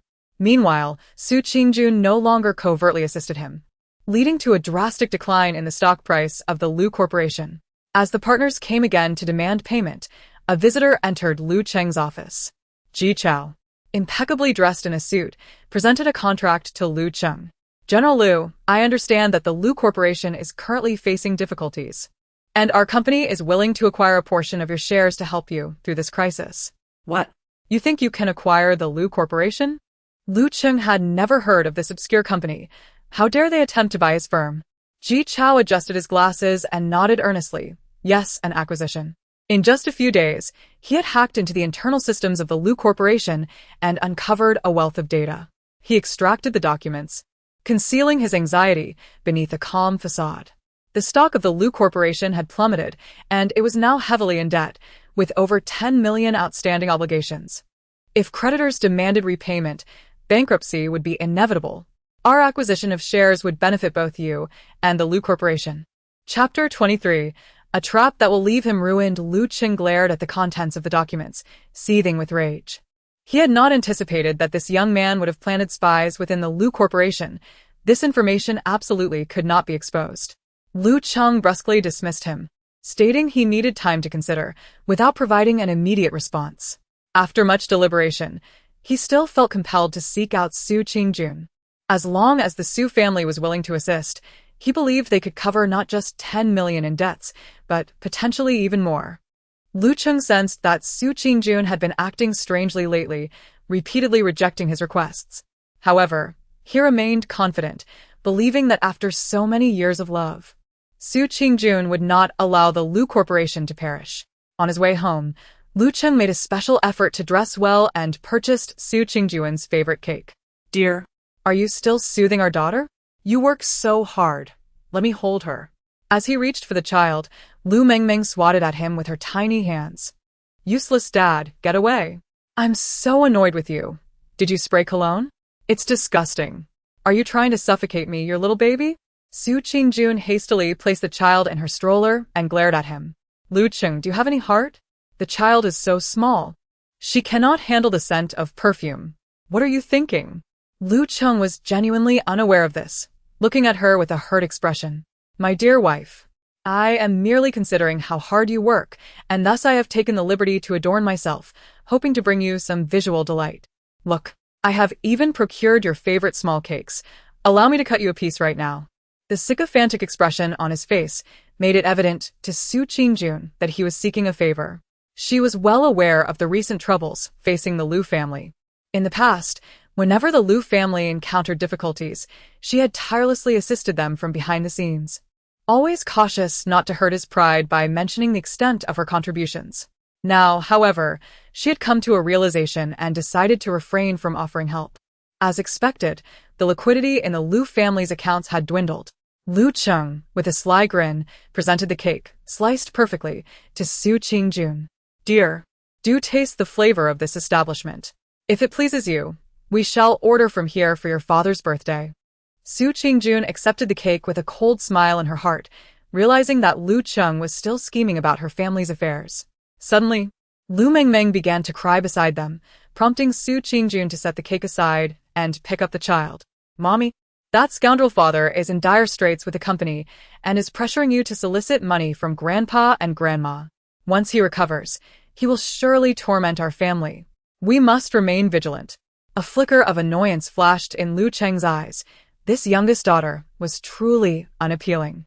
Yet, as he recalled Lu Mei's soft elegance, he couldn't help but smile, feeling somewhat at ease. Lu Cheng continued to soothe her, while Su Qingjun knew it was not the time to confront him, and thus agreed.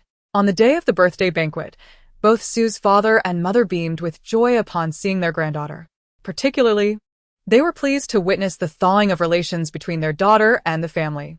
The old man, though silent, felt a surge of happiness within. Sensing the moment was ripe, Lu Cheng hastily approached to toast the elder. However, Su's father's expression darkened, and he cast an angry glance at Su Qingjun. This daughter was admirable in every regard, yet she was too infatuated. How many resources had been squandered for such a trivial matter? Lu Cheng disregarded the old man's displeasure and continued to lament, his words laden with the implication that without funds, the Lu family could not sustain itself. I could accept bankruptcy, but look at Mengmeng. She is still so young, and since Qingjun gave birth, her health has been poor. As Su's father was about to respond, Lu Mengmeng adeptly covered his mouth with her small hand, startling both grandparents. Su's father widened his eyes in disbelief at his granddaughter's words. Mommy already knows he is a scoundrel. Now she is plotting to ensnare him in a trap. Oh, dear. Why didn't Mommy first inform Grandpa? They could collaborate to devise a scheme that would surely ruin that scoundrel. He frowned, glancing at his daughter, who appeared somewhat uneasy. Su's father grasped Lu Mengmeng's chubby hand and assumed a serious demeanor. As for money, there is none. The moment those words escaped his lips, not only did Lu Cheng grow anxious, but he also noticed that his daughter seemed hesitant to speak. Su Qingjun cast a complex glance at her father. Lu Cheng continuously signaled to Su Qingjun, who finally spoke up, "Dad, the Lu family is indeed facing difficulties. Please assist us. Even if you cannot invest money, at the very least, introduce us to some lucrative projects." She emphasized the phrase lucrative projects heavily, fixing her gaze intently upon her father. Su Qingjun felt a twinge of anxiety. Lu Cheng assumed her concern stemmed from the Lu family's plight and thought little of it. However, Su's father perceived the deeper meaning in his daughter's eyes. He entrusted Lu Mengmeng to his wife and rose, saying, "Follow me to the study." Lu Cheng, filled with delight, trailed behind, while Su Qingjun felt a sense of unease. There is a plot of land in the west of the city. The Gu family intends to develop it into an integrated shopping center. Su's father pointed to the map and circled a small. The surrounding area was the only private property, and the owner was currently in need of funds. Does this not mean that whoever purchases this land stands to make a considerable profit? Lu Cheng, not entirely foolish, grasped the implication immediately. Su Qingjun, relieved by her father's words, finally felt at ease. She had previously inquired among several ladies and discovered that the government had designated this land for a landfill, not a shopping center at all. Her father evidently understood the unspoken implications of her words. Su's mother placed Lu Mengmeng in a stroller and turned to her daughter. "When men discuss business, we should step outside." Su Qingjun nodded in understanding and followed her mother out. Once they were in the courtyard, Su's mother, ensuring no one was around, looked at her daughter with concern. "You must be aware of the land we just discussed?" Shukin Hun nodded. They both tacitly avoided mentioning the earlier conversation. Su's mother sighed. "Can you still endure living with Lu Cheng?" From Su Qingjuan's phone call to the family, she had sensed something was amiss. Given Su Qingjuan's acumen, she could not possibly be oblivious to the issues surrounding that land. Su's mother had remained silent earlier, knowing that her daughter and son-in-law had encountered discord. Su Qingjun lowered her gaze and shook her head slightly. "Mom, I should have listened to you. Lu Cheng is indeed not a good man." There were things she wished to keep to herself to spare her parents further worry. The sooner her family learned about her desire to leave Lu Cheng, the better. Su's mother sighed in relief, feeling a weight lift from her heart. Her greatest fear was that her daughter would remain infatuated until the end. "Dear child, whatever you choose to do, your father and I will support you." Su Qingjun clasped her mother's hand tightly. After concluding discussions with Su's father, Lu Cheng pushed Lu Mengmeng out to find them, only to overhear his daughter expressing her intention to leave him. Lu Mengmeng, sitting in the stroller, was rather excited. "Wow, it's no wonder there's a blood connection." Mommy says nothing, yet Grandpa understands perfectly. The two of them teaming up to trap that scoundrel father is the best. They must ensure he loses everything. After all, Mommy does not wish to continue with him, and it would be best if he ends up with nothing. Su's father raised an eyebrow at his granddaughter, who was energetically waving her little fists. Lu Cheng was indeed a scoundrel, and even his newborn daughter despised him. As her father-in-law, he certainly had to make him pay. Chapter 24. Asset mortgage. The information given to him by Su's father was something he could not have discovered on his own. In truth, Su's father had not provided him with much guidance. He merely informed him of a potential investment project, which was already sufficient. Lu Cheng sent someone to investigate and confirmed that the owner of the shopping center project was indeed surnamed Gu.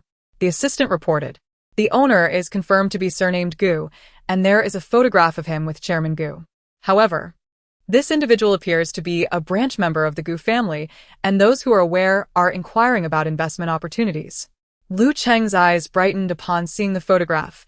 Being a branch member indicated that this person likely had limited funds. The fact that inquiries were being made about investment routes suggested that the project was indeed legitimate. Quickly, find out where this Mr. Gu is located. After much effort, he located this Gu businessman and humbly approached him for a few days until the latter finally agreed to let him partake in the investment. However, the minimum investment required was 1 million. Lu Cheng glanced at the funds on his balance sheet, gritted his teeth, and transferred the entire amount. Once the Gu family commenced construction, the value of his land would soar, allowing him to turn a profit many times over. Once the land was sold, the company would naturally have liquidity. The 1 million given to the Gu family could potentially yield over 100 million. Yet, on the third day after he had made the payment, the government issued an announcement. The location of his investment for the shopping center had been designated as a landfill. Panic seized Lu Cheng. The esteemed Mr. Gu had vanished as well, rendering the land worthless, and it was unlikely to even sell at a discount. His dream of a triumphant turnaround had crumbled, leaving him with nothing but a head full of lawsuits. That old fool. It's all the Su family's fault. In a fit of rage, he smashed everything in his office, seeking a new outlet for his frustration. If it had not been for Su's father informing him of this project, he would never have invested. Just as he was about to pick up the phone to confront Su Qingjun, he ultimately set it down. Lu Cheng, I may not have faith in you, but you are my son-in-law, and I still feel compelled to offer you some advice. I only know that the owner of the investment project has the surname Gu. Whether he belongs to the Gu family, you'll have to investigate for yourself. As for that piece of land, you should think it through. Even Su's father earnestly advised him not to be overly eager for quick success. At that time, he only felt that his father-in-law looked down on him and was deliberately making things difficult. Little did he know, Su's father had not investigated this matter at all, and what he said was consistent with what everyone had heard before. This left him unable to confront the Su family. Seeing the creditor calling again, Lu Cheng turned off his phone. At this moment, there was only one person who could save him. Upon returning home, Lu Mengmeng, disregarding his image, collapsed into Su Qingjuan's arms, weeping uncontrollably. Wife, it's all my fault.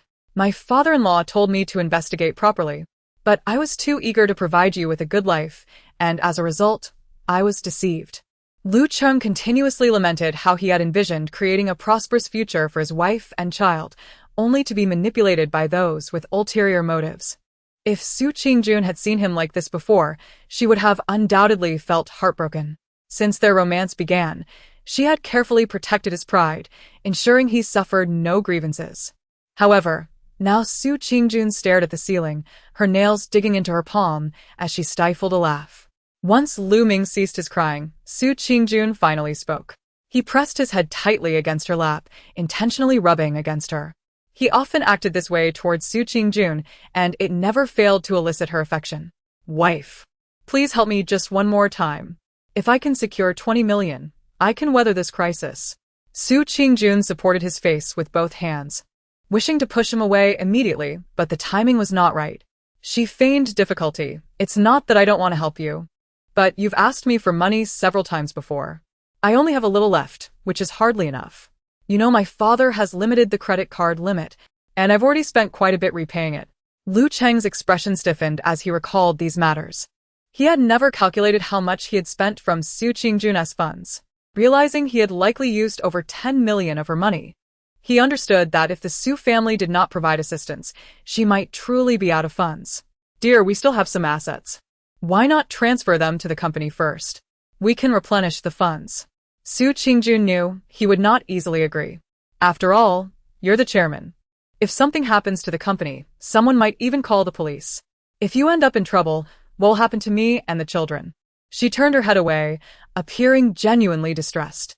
Lu Cheng no longer doubted her and immediately agreed to her proposal. As long as Su Qingjun's heart was with him, he feared nothing. Worst case, the Su family would sell their assets to support him. The next day after Lu Cheng's agreement, Su Qingjun consulted a lawyer for asset liquidation. Naturally, Lu Cheng had replenished his own funds, leaving no money for Lu Mei. When the day came for the weekly payment, Lu Mei stared at her phone all day without seeing any funds deposited. She hurried to Lu Cheng's company, only to be pulled into a corner by him. "What are you doing here? You haven't given me this week's living expenses." Ever since learning that the credit card could no longer be used, Lu Mei had begun to demand money. She felt safest when the money was in her own pocket. However, Lu Cheng had no money to give her now. "How could I have money for you? I've put everything into the company, and now my and Su Qingjun's assets are all tied up in debt." What? "And what about me? Didn't you say you'd give me a house?" Lu Mei was now completely panicked, clutching Lu Cheng and refusing to let go. "Lu Cheng, our son is still in prison and needs money for arrangements. How can you be so heartless?"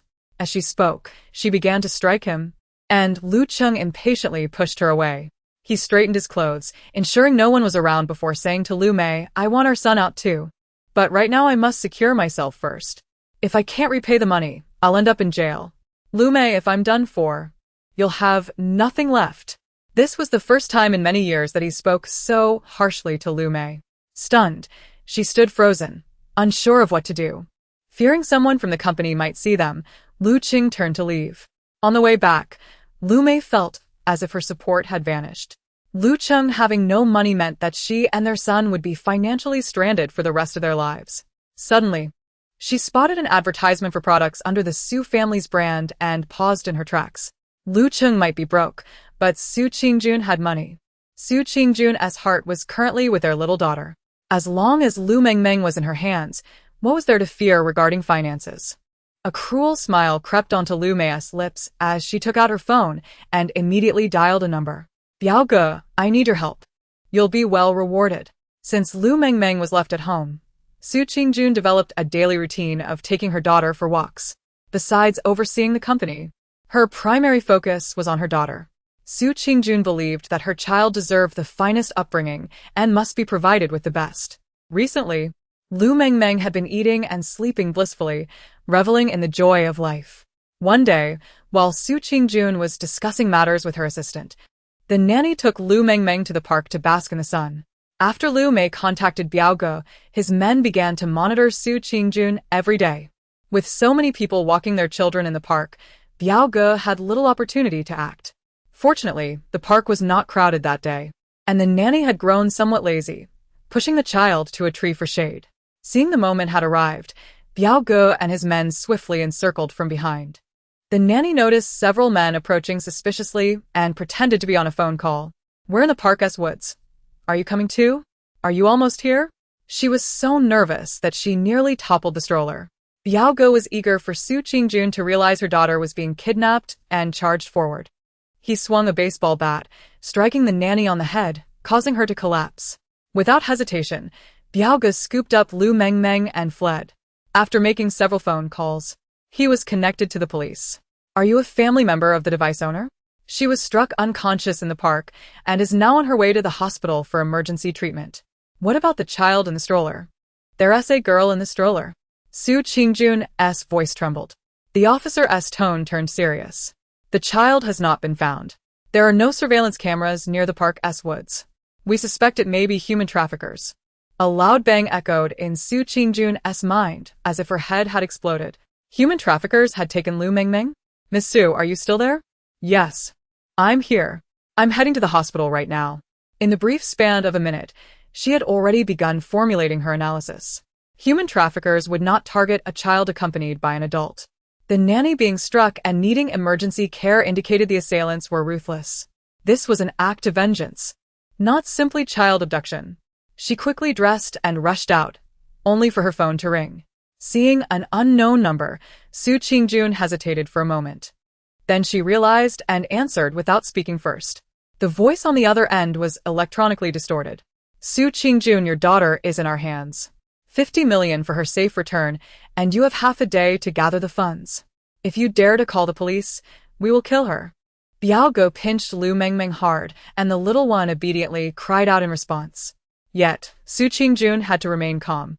"You should know who I am by kidnapping my daughter. The Lu family is deep in debt.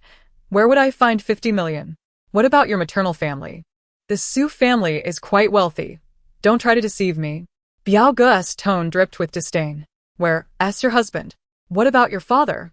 50 million was no small sum, All of my and my husband's assets have been transferred to the company. Can you give me some time?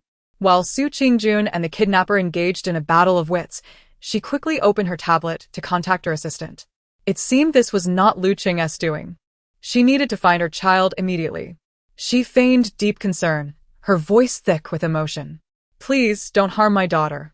She is too young and has health issues that require asthma medication. I shall send you the name of the medication. I will go raise the money now. You must help me purchase it for my daughter. If she dies, you shall receive nothing.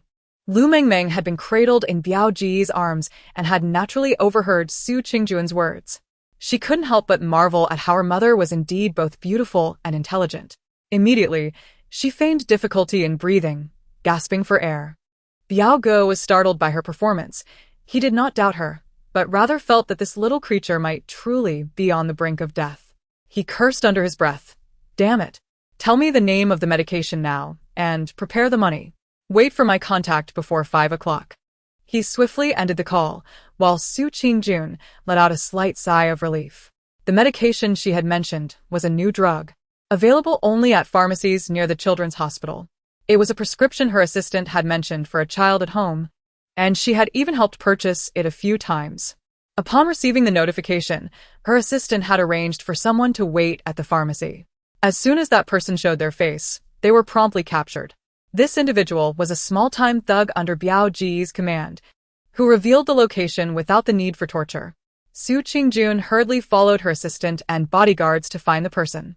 However, after searching the residence, they found no trace of Lu Mengmeng. With all her strength, Su Qingjun struck Biao Ge across the face. This was her first act of violence, and the combination of anger and fear left her trembling. Where is my daughter? Where have you taken her? Biao Ge spat blood and forced a malicious grin. Word has reached me that you were coming for me. Do you really think I would keep that little brat? Your daughter? I tossed her out of the car while driving. By now, she might as well be a puddle of flesh. Su Qingjun's finger jabbed at him repeatedly. You. Before she could inquire further, she fainted. Lu Mei, upon learning that Biao Ge had been arrested, felt a surge of indignation. Yet she also suspected that Lu Mengmeng had likely been dealt with already.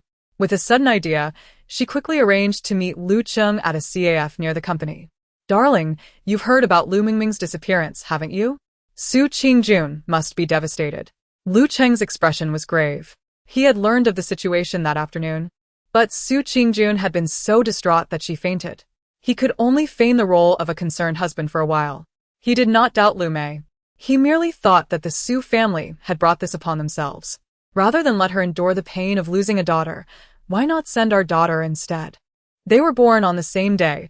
Perhaps one of them was destined to avert disaster. Our child is fortunate. In time, the Su family will come to value her, and whatever you desire will be yours. I am doing this for you and our child. Lu Cheng gazed tenderly at the baby carriage. You are right. Our child deserves the best. The misfortune of Lu Mengmeng is for the better. Thus, the two conspired on how to have Su Qingjun acknowledge their daughter as an adopted child. Meanwhile, sitting behind them and secretly indulging in cake, Lu Jing was on the verge of tears. Was this truly his biological father? He was neglecting his sister and only thinking of a loved child? He hastily donned his hat and slipped out of the CAF while no one was watching. At that moment, Lu Mengmeng gazed sorrowfully at the car's sunroof. Biao Ge was indeed cunning. Knowing that two individuals were going to buy the medication, he stationed one outside to keep watch. Unfortunately, the henchmen he recruited were not particularly astute. By the time he explained the situation, Su Qingjun and her entourage were nearly upstairs. Biao Ge had already received a call from Lu Mei instructing him to take care of Lu Mengmeng. Chapter 26.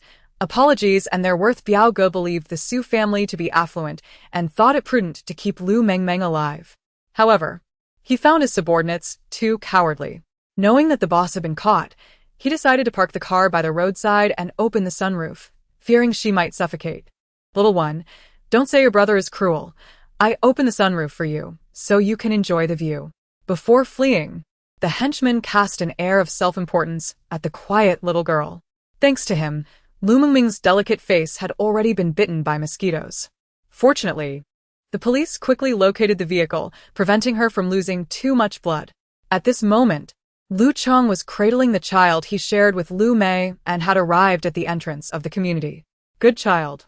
Soon you will be the granddaughter of the Su family. Everything will belong to us. How delightful is that? As he strolled, he playfully teased the baby in his arms, his mind occupied with grandiose plans. Just as he was about to enter the house, Su Qingjun spotted him holding a child and hurried over. Mengmeng, Mengmeng. Lu Cheng gazed sadly at Su Qingjun. Darling, I know Mengmeng is gone. Su Qingjun had already realized that the child in his arms was not her daughter, and she nearly fainted once more. At that moment, the doorbell rang, and Lu Cheng quickly helped her sit down, instinctively placing the child into her arms. Darling, take care of the child for a moment. I will answer the door. As he turned, a smile crept onto his lips. Women are most vulnerable at such times. As long as she sees a child resembling her daughter, she will surely come to accept it as her own. When he opened the door and saw who it was, he instinctively tried to shut it. The police officer standing at the front blocked the door with a large hand. What are you doing? And nothing at all, officer. What brings you to my home? Lu Cheng was utterly bewildered. The female police officer holding Lu Mengmeng looked just as confused. Upon first glance, Lu Cheng noticed the child in her arms. However, he truly did not wish to acknowledge this child. In front of the police, he found himself unable to say much. I miss my daughter so much. I thought I was hallucinating. Mengmeng, is that really you? He pretended to reach out to embrace the child. Lu Mengmeng unleashed her signature wail, causing the nearby police officers to jump in surprise. The female officer's expression turned suspicious. Could this man not be the child's biological father? Su Qingjun, hearing her daughter cry, rushed to the door. Mengmeng, it really is my Mengmeng. She took her daughter into her arms, holding her tightly. As Lu Mengmeng inhaled the familiar scent of her mother, her nose tinged with emotion. This time, she truly began to cry. Mommy, I miss you so much. That foolish henchman almost fed me to mosquitoes. My face is so itchy. As the mother-daughter bond deepened, Lu Cheng suddenly shouted, Su Qingjun, how could you leave the child alone on the sofa? What if something happened? At that moment, everyone realized that there was still a child in the living room. Lu Mengmeng, seeing another infant of similar age, felt her hair stand on end with rage. Her chubby little hands flailed wildly, putting forth all her strength. The police officers, witnessing the previously calm Lu Mengmeng in such a state, exchanged bewildered glances at Lu Cheng and the child he held. Su Qingjun, attuned to her daughter's feelings, turned pale. Not only was she suspicious, but so were the officers. This was far from normal. Thoughts of child trafficking and abduction filled the officers' minds. Only Su Qingjun knew that Lu Cheng was attempting to swap children. This is a child from a colleague's family. I feared you would be heartbroken. So, I thought to let this child share in your feelings. Officer, you know that family members of victims are often most vulnerable to psychological collapse at this time. Su Qingjun continued to regard him coldly. Which colleague's baby would you so casually bring here? Upon hearing her question, Lu Cheng's heart sank. He cast a suspicious glance at Su Qingjun. She merely believed that her daughter was indeed dead and had yet to recover. Thus her suspicions ran high. He sat beside her, holding the child. Darling, I was genuinely worried about you. I thought I had lost Mengmeng, and I couldn't bear to lose you as well. Thankfully, our daughter is safe. As he spoke, he reached out to pinch Lu Mengmeng's little face, only to have the little one grasp his hand and pinch the skin on the back of his hand with her tiny fingers. Lu Mengmeng, indeed, is not well liked. She seems destined to bring misfortune upon him. However, constrained by Su Qingjun's watchful gaze, he could only force a smile. Truly, my daughter has always been strong-willed, and she will undoubtedly thrive in the future. Lu Cheng, you still care about our daughter, don't you? Su Qingjun feigned a sigh of grievance. Upon noticing her slight softening, Lu Cheng quickly nodded. My dear, we have but one precious daughter, and of course, I adore her. I would give her anything she desires. Su Qingjun looked at him in surprise. Really? Of course, it's true. Would I otherwise offer to show you my heart? With that, he comically mimicked the act of pulling out his heart. Su Qingjun sighed again. Oh, my sweet child, would you allow your father to apologize? Lu Mengmeng rolled her eyes with all her might. Words alone hold little value. Deep down, you wish for my demise, don't you? If apologies were sufficient, why would we need gold bars? Su Qingjun tightened her embrace around her daughter, struggling to suppress her laughter. Yet, her daughter was not entirely incorrect. She turned her gaze to Lu Cheng, her expression growing serious. Let us purchase a gift to apologize to our daughter. How about acquiring 66 gold bars? Gold bars appreciate in value, and we wish for her future to be smooth and prosperous, devoid of such unfortunate events.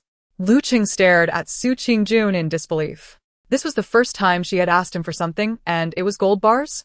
Did she expect him to spend several million to appease Lu Mengmeng? Seeing his silence, Su Qingjun grew displeased. Are you unwilling? Of course not. I will arrange it immediately, provided you and Mengmeng do not hold a grudge against me. Lu Cheng truly felt as though he had to swallow his pride. Nevertheless, he had decided that a few grams of gold bars were not out of reach. Unexpectedly, Su Qingjun continued leisurely, let us go for 100 grams per bar. That makes the math easier. Lu Cheng agreed to purchase the gold bars verbally. Yet his heart remained reluctant. He could hardly believe that Su Qingjun would persist in demanding gold bars from him. However, his brief relief was short-lived as news of his failed investments broke, drawing the ire of several board members. He was utterly overwhelmed. The assets of both he and Su Qingjun would not suffice for compensation. At that time, the Gu family had procured a substantial amount of construction materials under the name of the Lu Group. The suppliers had delivered the materials but had yet to receive their final payment, incessantly pestering Lu Cheng. He had exhausted all available funds. And if further financial resources eluded him, bankruptcy loomed. In desperation, he resorted to using his dwindling private savings to purchase gold bars. Gazing at the shimmering gold, Lu Mengmeng could hardly contain her joy. Is it pure gold? Mummy, bring me a piece. I want to take a bite and verify its authenticity. What if it's a counterfeit? Su Qingjun chuckled as she wiped her daughter's drool. She had specifically requested the invoice and certificate earlier. Seeing Lu Mengmeng still reaching out, she finally took a gold bar, wiped it with an alcohol wipe, and placed it before her daughter. The little one finally ceased her fussing. Su Qingjun understood. Her daughter was not only enamored with beauty, but also had a penchant for wealth. Oh. And she was quite the little glutton. Noticing Su Qingjun's pleasant demeanor, Lu Cheng seized the opportunity to speak. My dear, I wish to discuss a matter with you. Go ahead. You are aware of the current state of the company. It is entirely my fault for being overly eager in wanting to provide for you all. He began to explain how he was deceived for the sake of their family. Just as Su Qingjun was about to grow impatient, he swiftly transitioned to the main point. I intend to sell a portion of the company's equity. Otherwise, we will truly be out of funds. Su Qingjun lowered her gaze to her daughter, her eyes sparkling with light. Her plan was coming to fruition. However, when she lifted her head, reluctance clouded her expression. If we sell the equity, the company will no longer belong to our family. What will happen to me and our children? Upon hearing this, Su Qingjun lost her amusement. He was indeed blind with confidence, still unaware of why the Lu Group had suddenly fallen into disarray. Moreover, I will ensure that you do not go hungry. How about this? I will transfer a portion of the equity to Mengmeng, so you need not worry about her financial burdens in the future, correct? The current equity of the Lu Group holds little value, and Lu Cheng was merely doing her a favor. As expected, he saw the surprise in Su Qingjun's eyes. Is it true? Certainly. Look, I've had the lawyer draft the agreement. As guardians, we can simply sign it. Su Qingjun's hands trembled slightly as she held the agreement.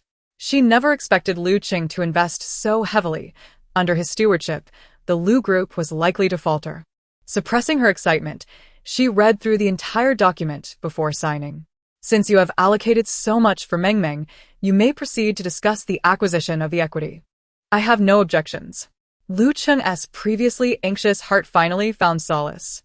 Fortunately, she did not press further this time. Lu Cheng's mind drifted back to the company as he falsely claimed business obligations to leave the house. Su Qingjun reached out to Xing Iza, proposing an investment in land in the southern city. Yes, it must be expedited. Find a way to have Lu Cheng use the Lu Group as collateral. After consuming her milk, Lu Mengmeng felt the urge to sleep. As she drifted off, a thought suddenly surfaced. The enemy of my enemy is my friend. It would be splendid if Mummy could collaborate with Jiangqi. I recall she is the nemesis of my scoundrel father, right? With the assistance of the domineering female CEO. Vanquishing the scoundrel father would be merely a matter of time. As these thoughts crossed her mind, she fell into a deep slumber. Infants of just a few months truly enjoy a blissful life of eating and sleeping. Su Qingjun, having heard her daughter's thoughts, contemplated deeply.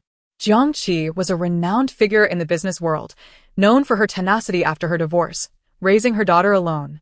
In just 10 years, she had propelled the once unknown Jiang family to compete with several prominent families. Furthermore, Jiang Qi had previously clashed with Lu Cheng over various projects. Apart from the 2 occasions when Su Qingjun had aided him, Lu Cheng had never bested her.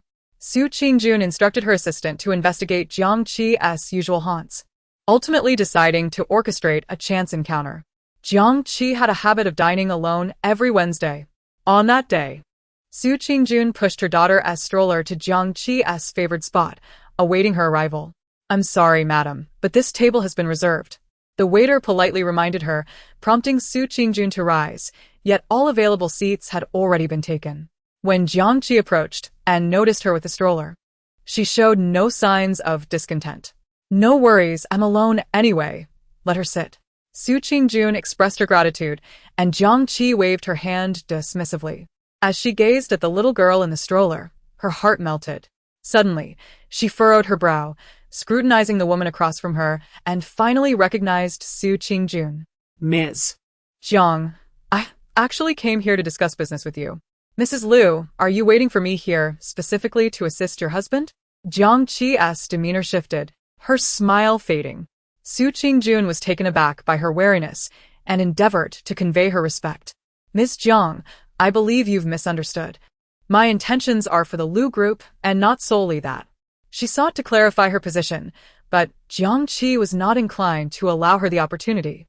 "Mrs. Lu, I've heard this is your 3rd child with Lu Cheng. You've chosen to be a full-time homemaker, and while I respect your desire to be a housewife, I can't help but feel it's a pity. The Su family must have invested significant effort in your upbringing. And now you've chosen to be merely a homemaker for Lu Cheng." She scoffed. "Moreover, doing so for Lu Cheng? Humph. The Su family daughter seems to have poor judgment." Su Qingjun bit her lip in silence, for Jiang Qi's words rang true. Had she not inadvertently overheard her daughter's thoughts, she might never have awakened to this realization. Seeing her silence, Jiang Qi assumed her lack of response was due to guilt. "I am not of your ilk, and cannot fathom the self-worth you derive from standing behind a man. Men often claim they hope for a supportive wife, yet what do you gain by remaining in his shadow?" Jiang Qi crossed her arms, gazing at the beautiful woman before her, feeling a twinge of annoyance. It was as if she were staring at a reflection of her former self before her divorce. Upon achieving success, one of 2 outcomes awaited her, either to be cast aside or to become a partner in his career. Regrettably, both scenarios were tragically sorrowful for one who loved him so deeply. "Perhaps you may not comprehend my words now, but that is of little consequence. After all, we exist in mutual misunderstanding. Wishing you and your child a pleasant meal." Su Qingjun recognized that she had displeased the other party today. With a hint of frustration, she closed her eyes. Once, she believed that being a good wife behind Lu Cheng was sufficient. Now, abandoned by him, she felt a fleeting sense of worthlessness. Opening her eyes, she glanced at her daughter beside her and smiled. She was no longer the parasitic flower hiding behind Lu Cheng. Chapter 28. What is the purpose? Seeing Jiang Qi leave, Lu Mengmeng felt a surge of urgency. "Oh dear, this General Jiang is quite extreme, not allowing Mummy to finish her words." She made an effort to lean closer. Su Qingjun's expression was somewhat despondent as she pulled her little one into her embrace. "It seems Mummy is rather unpopular. My Mummy is the best. Beautiful, kind-hearted, and capable. She was merely blinded before, but now she stands strong, ready to face scoundrels and unworthy women, destined for greatness." Su Qingjun couldn't help but chuckle at her daughter's spirited chatter, planting a kiss on her cheek. Suddenly, Lu Mengmeng's eyes sparkled with realization. I remembered Jiang Qi's daughter, Jiang Xia, who is also involved in research, a key figure in the Grand Laboratory. If Jiang Qi's path proves unfruitful, it would be advantageous to contact Jiang Xia. But I wonder if my elder brother knows her. Su Qingjun then recalled that Jiang Qi had once been abandoned by her husband.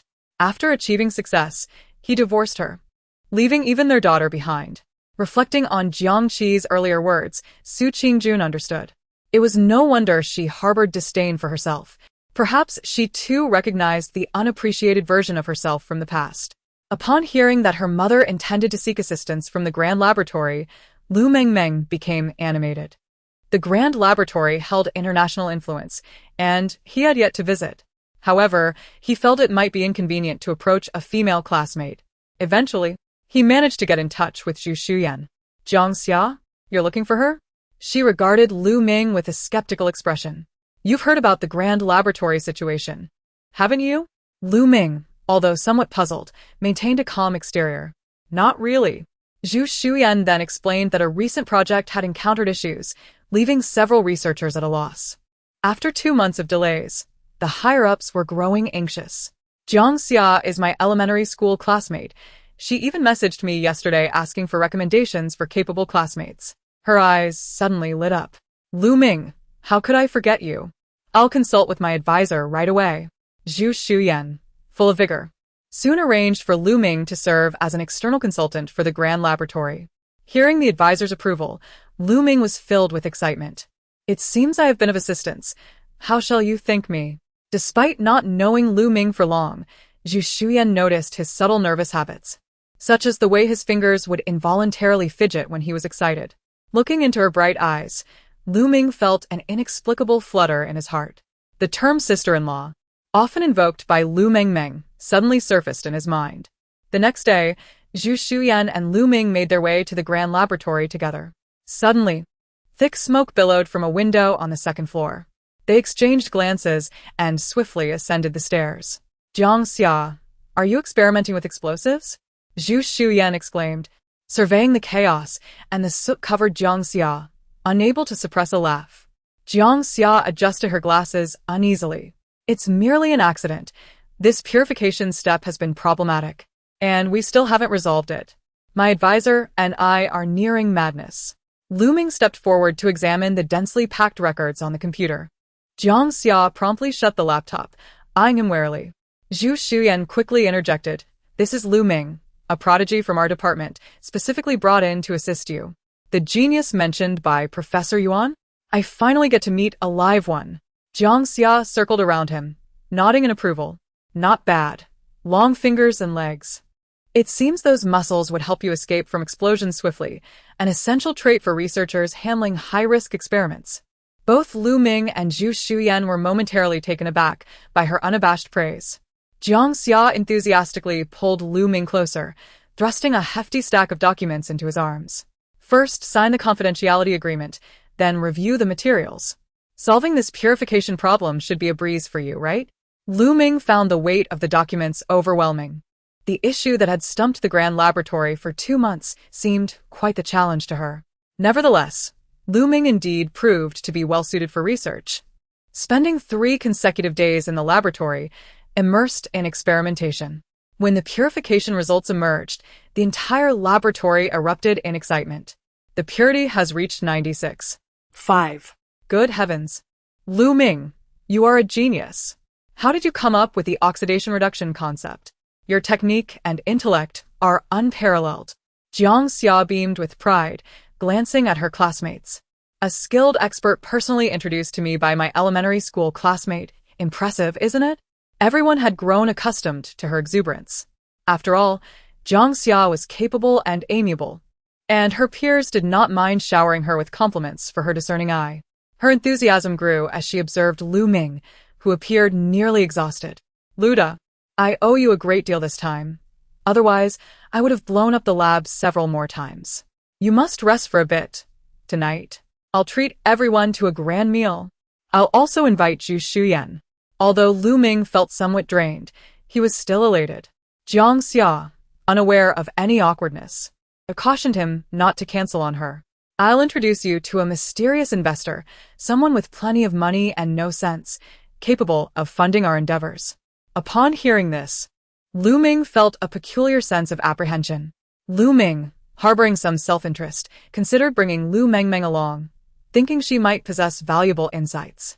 Upon returning home, he eagerly shared the news of his contribution to the Grand Laboratories experiment with Su Qingjun.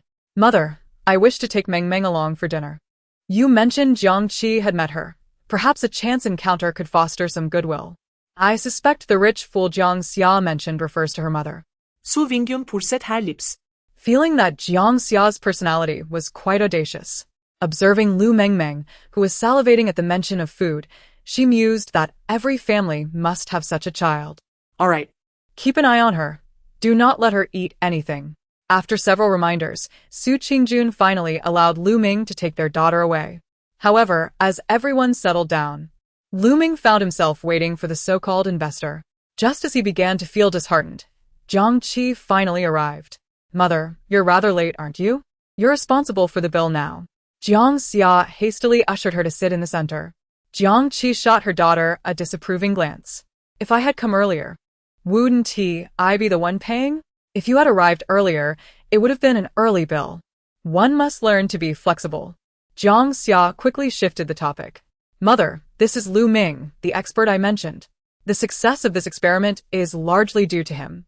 Without him, I shudder to think how many times I would have had to blow up the laboratory. Look at him. He is not only skilled in experiments, but also great with children, and he's tall. As she spoke, she cast a flirty glance at Zhu Shuyan, causing her to blush profusely. Jiang Qi recognized the little one, Lu Mengmeng, at first glance. She bore an uncanny resemblance to Su Qingjun, possessing both beauty and a strong spiritual presence. It would be difficult not to recognize her. However, she exhibited no outward signs of this recognition during their gathering and merely reached out to Su Qingjun the following day. Mrs. Lu, this is Jiang Qi. What exactly is your motive for having Lu Ming assist my daughter? Hearing the accusatory tone from Jiang Qi on the other end of the line startled Su Qingjun. Aware that Jiang Qi harbored no fondness for her, she decided to reveal the truth. President Jiang, you truly misunderstood me last time. The reason I sought you out was to confront Lu Cheng. A sudden silence fell on the line, and Su Qingjun felt a wave of uncertainty. She knew Jiang Qi was analyzing the authenticity of her words. After a full half-minute, she heard Jiang Qi's skeptical inquiry. Have you thought this through? Yes. I have thought it through, so I kindly ask for an opportunity. This led to an agreement for a meeting. For this occasion, Su Qingjun donned a long-neglected suit and meticulously prepared herself. When Jiang Qi laid eyes on her, she was momentarily taken aback. Now, this is the Su general I have heard about. I've long known that you managed the Su family during your school years. Su Qingjun's cheeks flushed slightly. That was many years ago. Considering you have been a housewife for so long, what has prompted this change? Under Jiang Qi's probing gaze, Su Qingjun felt a touch of discomfort. Since she was seeking an ally, sincerity was the first step to winning the other's trust. What you said that day resonated with me. I have been hiding behind Lu Cheng for years, aiding his success, but the outcome was precisely as you predicted. Jiang Qi raised an eyebrow. The circle was small, and she was well aware of many matters. It didn't surprise her that Su Qingjun knew certain things. Seeing the understanding in Jiang Qi's expression, Su Qingjun decided to be forthright. I am now, as you described, the result of a man achieving success, abandoned. I suspect President Jiang is aware of his infidelity, which is not a recent development. As she spoke, Su Qingjun's voice trembled, but she quickly regained her composure. Given this, I see no reason to continue silently supporting him and preserving his fragile pride. I wish to become a woman capable of standing against him, rather than merely a parasite living off him. Even if not for myself, I must fight for my child. I refuse to be a housewife who is discarded once she is no longer useful. Her passion ignited, and Jiang Qi mirrored her fervor. Su Qingjun's words resonated deeply with Jiang Qi. The strength of a woman does not rely on being pushed forward by others, but rather on self-empowerment. Whether for her child or herself, Su Qingjun's declaration moved Jiang Qi profoundly. Indeed, we women are not meant to hide behind men. We deserve our own careers and the ability to safeguard our families and children. So, how do you intend to confront Lu Cheng? Please, enlighten me. Once Jiang Qi voiced this, Su Qingjun's anxieties dissipated entirely. She had finally secured an alliance. Su Qingjun had meticulously devised a plan. She had already calculated the assets under Lu Cheng's name and commenced the acquisition of shares.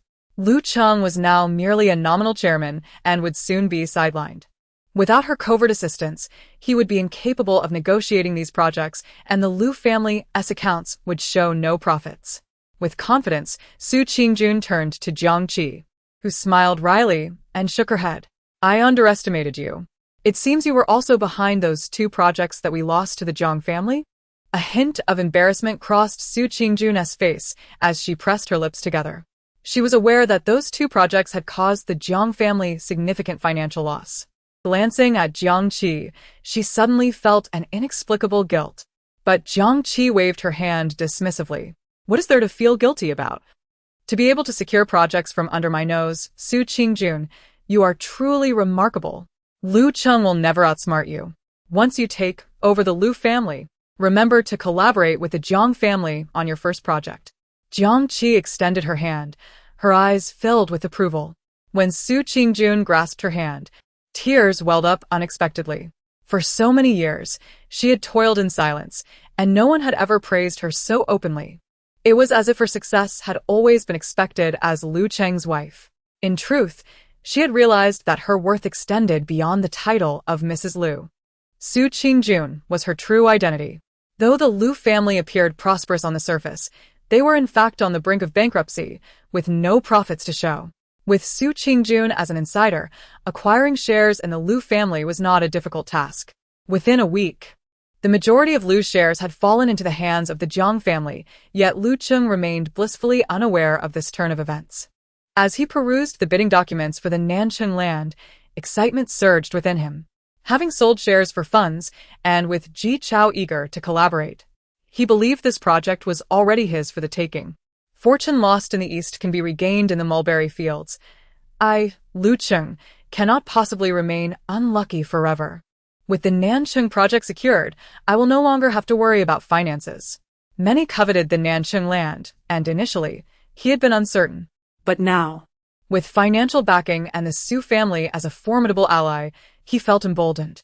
Upon arriving home, he eagerly took Lu Mengmeng into his arms, disregarding her playful punches, and hurriedly presented a fruit platter. Wife, I bought cherries, they are exceptionally sweet, and these strawberries are a new variety. Give them a try. You've worked hard caring for the child. I've purchased a membership at the nearby club for you. You can go for a massage and unwind. As Lu Mengmeng pushed him away in disdain, critiquing him, Lu Cheng's expression stiffened before he quickly embraced Su Qingjun. His lips brushed against her neck, prompting her to instinctively rise. Suspicion flickered in Lu Cheng's eyes, and just then, Lu Mengmeng began to cry in perfect timing. It's time for the baby's formula. You, as the father, don't even know when the child needs to eat. Su Qingjun swiftly took the baby in her arms, suppressing her earlier discomfort. Observing Lu Cheng's slightly displeased expression, she donned a mournful look. They say we are earning money for our future, yet our assets have all been transferred to the company. Who exactly are you earning money for? Seeing her revert to her former delicate demeanor, Lu Cheng's mood brightened. I told you, Su Qingjun loves me dearly. How could she change? If the money I earn isn't for my wife, then who else could it be for? As long as our parents are willing to help facilitate the Nancheng project, I will surely secure it. Shall we celebrate in advance? He reached to embrace Su Qingjun, but she skillfully evaded him. How do we celebrate? She waved her hand playfully in front of Lu Cheng's eyes. I feel like I am missing a ring for my thumb, index, and middle fingers. In the past, Su Qingjun adored playfully teasing Lu Cheng, and he relished it. With thoughts of the imminent financial windfall, he waved his hand grandly. Come, my dear, let us go buy you some rings. As Lu Cheng leaned in closer, Lu Mengmeng, quick as a flash, landed a punch on his nose. How dare you touch my mommy? Take that from Mengmeng. The little one had gained considerable strength, and Lu Cheng glared at her in indignation. Their child had been born just months prior, and he had not shared a bed with Su Qingjun since. The desire within him was intense. Lu Mei was always demanding money from him, and it had been ages since he had savored any pleasures. Now, gazing at the alluring Su Qingjun, he felt an overwhelming urge to embrace her. No, the child is currently clingy and easily startled. I cannot leave her side. After years of marriage, Lu Cheng's slightest glance conveyed his intentions, and Su Qingjun held their daughter tightly. They say we work for our earnings. Yet the child isn't even allowed to be taken care of. Very well, I shall heed your wishes. Reluctantly, Lu Cheng complied, not wanting to disrupt the atmosphere. And they all climbed into the car together. Lu Mengmeng, bored, stared at the ceiling when a thought suddenly crossed her mind. Su Qingjun furrowed her brows slightly, surprised at Lu Cheng's generosity towards Lu Mei. An investment in a jewelry store must have cost a substantial sum. When she noticed Lu Cheng glancing at her through the rearview mirror, she quickly lowered her eyes, pretending to tease their daughter. Honey, my mom mentioned wanting to gift Mengmeng a longevity lock and suggested we choose one ourselves. She said Hongxiang jewelry has a variety, so let us go there. Upon hearing they were headed to Lu Mei's store, Lu Cheng grew anxious, but did not want to show it. He stammered. Didn't I say I'd buy you jewelry? We can get Mengmeng's next time. Su Qingjun shook her head resolutely. You know my mom, she's quite insistent. Since you're here today, I'll mention you're helping her choose, and she's certainly one to be picky. Besides, Hongxiang has new arrivals every month. You might not be aware, but I certainly am. We're going there. With Su's mother being brought into the conversation, Lu Cheng had no choice but to acquiesce. Fortunately, Lu Mei was not present in the store, which relieved him. Darling, do you think this looks good on me? Su Qingjun asked, donning a diamond ring that sparkled brilliantly. He opened his mouth, contemplating, before shaking his head. We're practically an old married couple, a diamond ring seems inappropriate. If you like diamonds, there are other options like earrings or bracelets. They're abundant and dazzling. In the past, Su Qingjun would have thought him ignorant.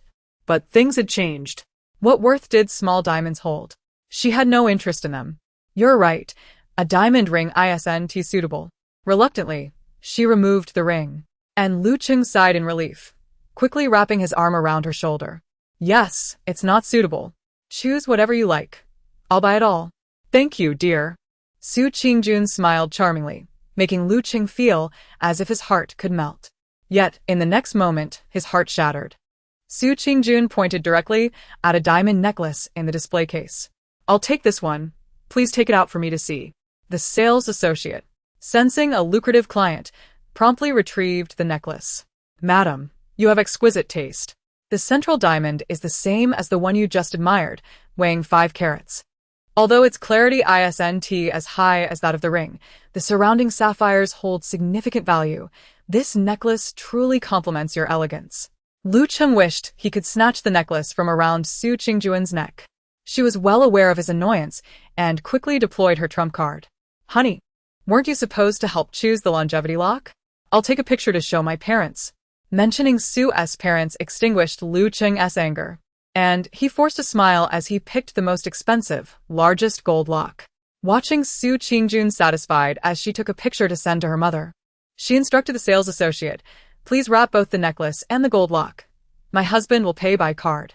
Certainly, sir. The total comes to 4,673,800. Please swipe your card here. Hearing that figure, Lu Cheng nearly fainted. Just after selling his shares, he was about to spend nearly 5 million? As he swiped the card, Lu Mei, in the lounge, overheard several sales associates discussing how Mr. Lu was lavishly spending on his wife. She leapt up from her chair. Who else but Lu Cheng could afford such extravagance? Sure enough, she saw Lu Cheng and Su Qingjun sharing sweet nothings on the monitor. How dare he spend so lavishly on Su Qingjun while not even giving me a dime for living expenses? Lu Mei seethed with resentment. She quickly summoned a sales associate and whispered a few instructions. The associate understood and approached Lu Cheng. Mr. Lu, Mrs. Lu, your child must be quite overdue for a feeding and hasn't had a diaper change. The restroom is currently empty. Would you like to take her? He picked up Lu Mengmeng. Why is this deadbeat so eager? Lu Mei must be around. After that grand spending spree, I bet she is furious. I need to see for myself, Lu Mengmeng thought, sensing the tension. She quickly wrapped her arms around Lu Cheng's neck. It was the first time she had shown him affection, and Lu Cheng felt a surge of excitement. Seeing her expression, Su Qingjun did not protest. Just as Lu Cheng pushed the child into the restroom, a warm fragrance enveloped them. Lu Cheng, you scoundrel, you didn't even come to see me. Lu Mei clung to Lu Cheng, planting a kiss on him. He felt a pang of panic upon noticing no one was behind him. He hurriedly closed the door and pushed the stroller further away. What are you afraid of? It's just the two of us. Don't you miss me? As their kiss deepened, Lu Mengmeng felt a wave of discomfort wash over her. Is this deadbeat really so worn out because of that enchantress? It won't be long before he asked no more. Thankfully, he lacks the energy to bother my mommy, otherwise, she'd be utterly disgusted. Hey, deadbeat. Could you consider your feelings as a daughter? Must you be so passionate? Don't you think Lu Mei is dirtier than the restroom? Unfortunately, Lu Mengmeng's grievances went unheard. Meanwhile, Su Qingjun, waiting in the store, eyed the jewelry in the display, calculating the investment in the shop. Her phone buzzed. It was Ji Chao. She glanced at the still absent Lu Cheng and the shifty-eyed sales associate, then settled into a sofa to answer the call. What's the matter? MS. So, I've discovered that the land development in Nanjing requires construction qualifications, but Lu's credentials do not meet the standards. Su Qingjun didn't dwell on how he had obtained this information. She was grateful her daughter had retained such a talented individual. Noticing the sales associate inching closer to eavesdrop, she smirked. All right, I understand. The next day, Su Qingjun received news, and Lu Cheng became aware of the construction qualification issue. Under Xing Yi's training, Ji Chao had morphed into a rather dull, yet wealthy investor. The night before, he had received Su Qingjun's directive and had come to inform Lu Cheng first thing in the morning. Mr. Ji, you didn't mention this required construction qualification. Aren't you setting me up? Lu Cheng was infuriated upon hearing about the qualifications. The approval process for construction qualifications could take 1 to 2 years. And not only were the personnel requirements stringent, but he also lacked the minimum asset threshold of 1 billion. Ji Chao adjusted his glasses, his demeanor unfazed. I assumed Mr. Lu, having navigated the business world for years, would possess this basic knowledge. Before Lu Cheng could unleash his fury, Ji Chao continued, moreover. I had verified this before collaborating with you. The construction company under Mrs. Lu's name does have the required qualifications, which is why I sought your partnership. Did you not know this? Lu Cheng pondered, recalling that Su Qingjun's dowry included such a company. However, it had always been managed by the Su family, and he had never inquired further. Feigning surprise, Ji Chao gazed at him. You didn't know? That complicates things. I initially approached you because Mrs. Lu is backed by the Su family. He smirked, mimicking the sinister demeanor taught by Xing Yi. At this point, Lu Cheng was no longer calm. After dismissing Ji Chao, he reached out to his friends. Naturally, his associates would not invest in him. The prominent figures he had known previously were only willing to collaborate because of Su Qingjun's reputation. Now that she was not involved, Lu Cheng found himself without any leverage. To make matters worse, Jiang Qi had recently been aggressively hijacking his projects. Many of Lu's original partners had withdrawn their investments, leaving him at a dead end. He hesitated for a few seconds, then finally dialed a number, calculating the timing. Lu Ming was likely at school, giving him the perfect opportunity to manipulate Su Qingjun alone. Su Qingjun set down the phone and was immediately met with her daughter's furious little voice. Does that scoundrel father even have any shame? Is he afraid of losing face in front of his son? Perhaps he still wants to dote on the eldest, while spoiling the younger brother. Does he not care about disgusting his little daughter? Su Qingjun was momentarily taken aback by the thoughts she could hear. Over the years, she had protected Lu Cheng at every turn, safeguarding his image in the children's eyes. Now that she had decided to sever ties with him, it was time for the children to grow up. Recently, she had been much stricter with her youngest son. She would not allow her daughter's words to manifest into reality. Since the birth of his sister, Lu Jing seemed to have transformed entirely. After a brief interval, the two brothers entered the house, one after the other. You're all home? He glared at his two sons with evident anger. Lu Cheng frowned and turned his gaze to the youngest son, who sulkily pouted. You brat. The younger son shot back, inciting Lu Cheng's ire. Su Qingjun quickly interjected. Didn't he say you wanted to discuss something with me? Speak up quickly. The children haven't had dinner yet. You two take your sister to play while your mother and I have something to discuss. Lu Cheng did not want his son to witness him begging Su Qingjun, but she waved her hand, indicating for the children to sit down. Darling, as you mentioned, earning money is all for us. Now that the family is in a difficult situation, as sons of the Lu family, they should be made aware of our circumstances. Her reasoning was sound, and for a moment, Lu Qing found himself at a loss for words. He sat across from Su Qingjun, slightly disgruntled, only to realize that the little ones were huddled around her. He scoffed inwardly, thinking they were a bunch of ungrateful little wolves, yet their demeanor towards her was gentle. Honey, I know you own a construction company with the relevant qualifications. How about transferring the company to me? He proposed. Why should I? Lu Jing retorted fiercely, glaring at his father. Since learning of his sister's thoughts and discovering Lu Cheng's infidelity, he felt as though his world had collapsed. Fortunately, his mother had never given up on him, and he understood that her insistence on his education was for his own good. Now. He viewed Lu Cheng with nothing but disdain. You little brat. Adults are speaking. Don't interrupt. Lu Cheng shot back. Lu Meng wrapped his arm around his younger brother, casting a dispassionate glance at Lu Cheng. Mother's company is hers to decide. No one can interfere. Witnessing his two sons defend Su Qingjun so fiercely, Lu Cheng felt a surge of frustration rising in his chest. Su Qingjun, however, remained composed, having already devised her strategy. Transferring the company to you, isn't out of the question, but I will need to discuss it with my parents. And the transfer paperwork will likely take 3 months to process. It also involves liquidation and legal documents. I wonder if the projects in Nanjing can wait? Her words deflated Lu Cheng's hopes. He could not afford to wait. The project was about to commence, and they needed to succeed in the bid. My dear, you've thought this through. Let us use your company to undertake the project, and you can join Lu's firm. I will announce tomorrow that you will be the supervisor henceforth. Very well, I will follow your lead, Su Qingjun responded, smiling down at her daughter. He certainly knew how to secure her a position. A supervisor was a rather idle role, and it was impressive that he could conceive of it. The following day, Su Qingjun accompanied Lu Qing to assume her new role. Meanwhile, Lu Mei also arrived at the office. Upon learning that Su Qingjun would be starting work there, and in such a prominent yet leisurely position, her anger intensified. Upon entering Lu Qing's office, she did not hold back. Lu Qing, you promised me 500,000 the other day at the store. Where is my money? Lu Cheng felt a headache coming on. He had forgotten everything in the whirlwind of her persuasion. He had casually mentioned the sum, and she had latched onto it. He could not afford to let this woman create a scene at the company, so he promised her that he would pay as soon as the Nanchung project was secured. Lu Mei, aware of the company's situation, decided not to press him for the money at that moment.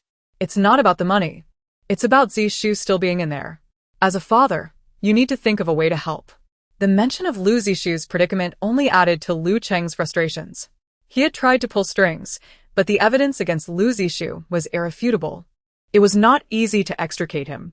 Just then, Su Qingjun entered, catching the two in a standoff. Secretary Lu, you're here too. Could you please bring me the financial report from last quarter and the supplier contracts to my office? Apologies, I am President Lu's secretary, not yours, Lu Mei retorted, her eyes still filled with resentment. Su Qingjun feigned ignorance of her hostility and turned to Lu Cheng. President Lu, it seems I have no real authority as a supervisor? You've misunderstood. Lu Cheng quickly signaled Lu Mei to step out. Dear, Secretary Lu, hasn't he been well lately, and hasn't he been to work? So she's unaware of many matters. I'll have Xiao Wang help you find the documents. Su Qingjun cast a glance in the direction that Lu Mei had exited. Indeed, with childbirth and trying to seduce Lu Cheng, it's understandable she couldn't come to work. Chapter 32. Deliberately lowering the bid, Lu Cheng thought he had placated Su Qingjun and then sought out Lu Mei. So, you decided to come find me? Lu Mei pouted unhappily, stamping her foot. Lu Cheng glanced around the break room to ensure no one was watching before pulling her close. All right. You know my heart belongs to you, but we truly cannot offend Su Qingjun right now. The fate of Lu's company hinges on this Nanchung project, and we must not let her discover our affairs. Lu Mei buried her face in his chest, disdainfully curling her lip. After all these years, Lu Cheng remains the same. Yet, when she lifted her head, her eyes shimmered with tears. I know, but it just bothers me.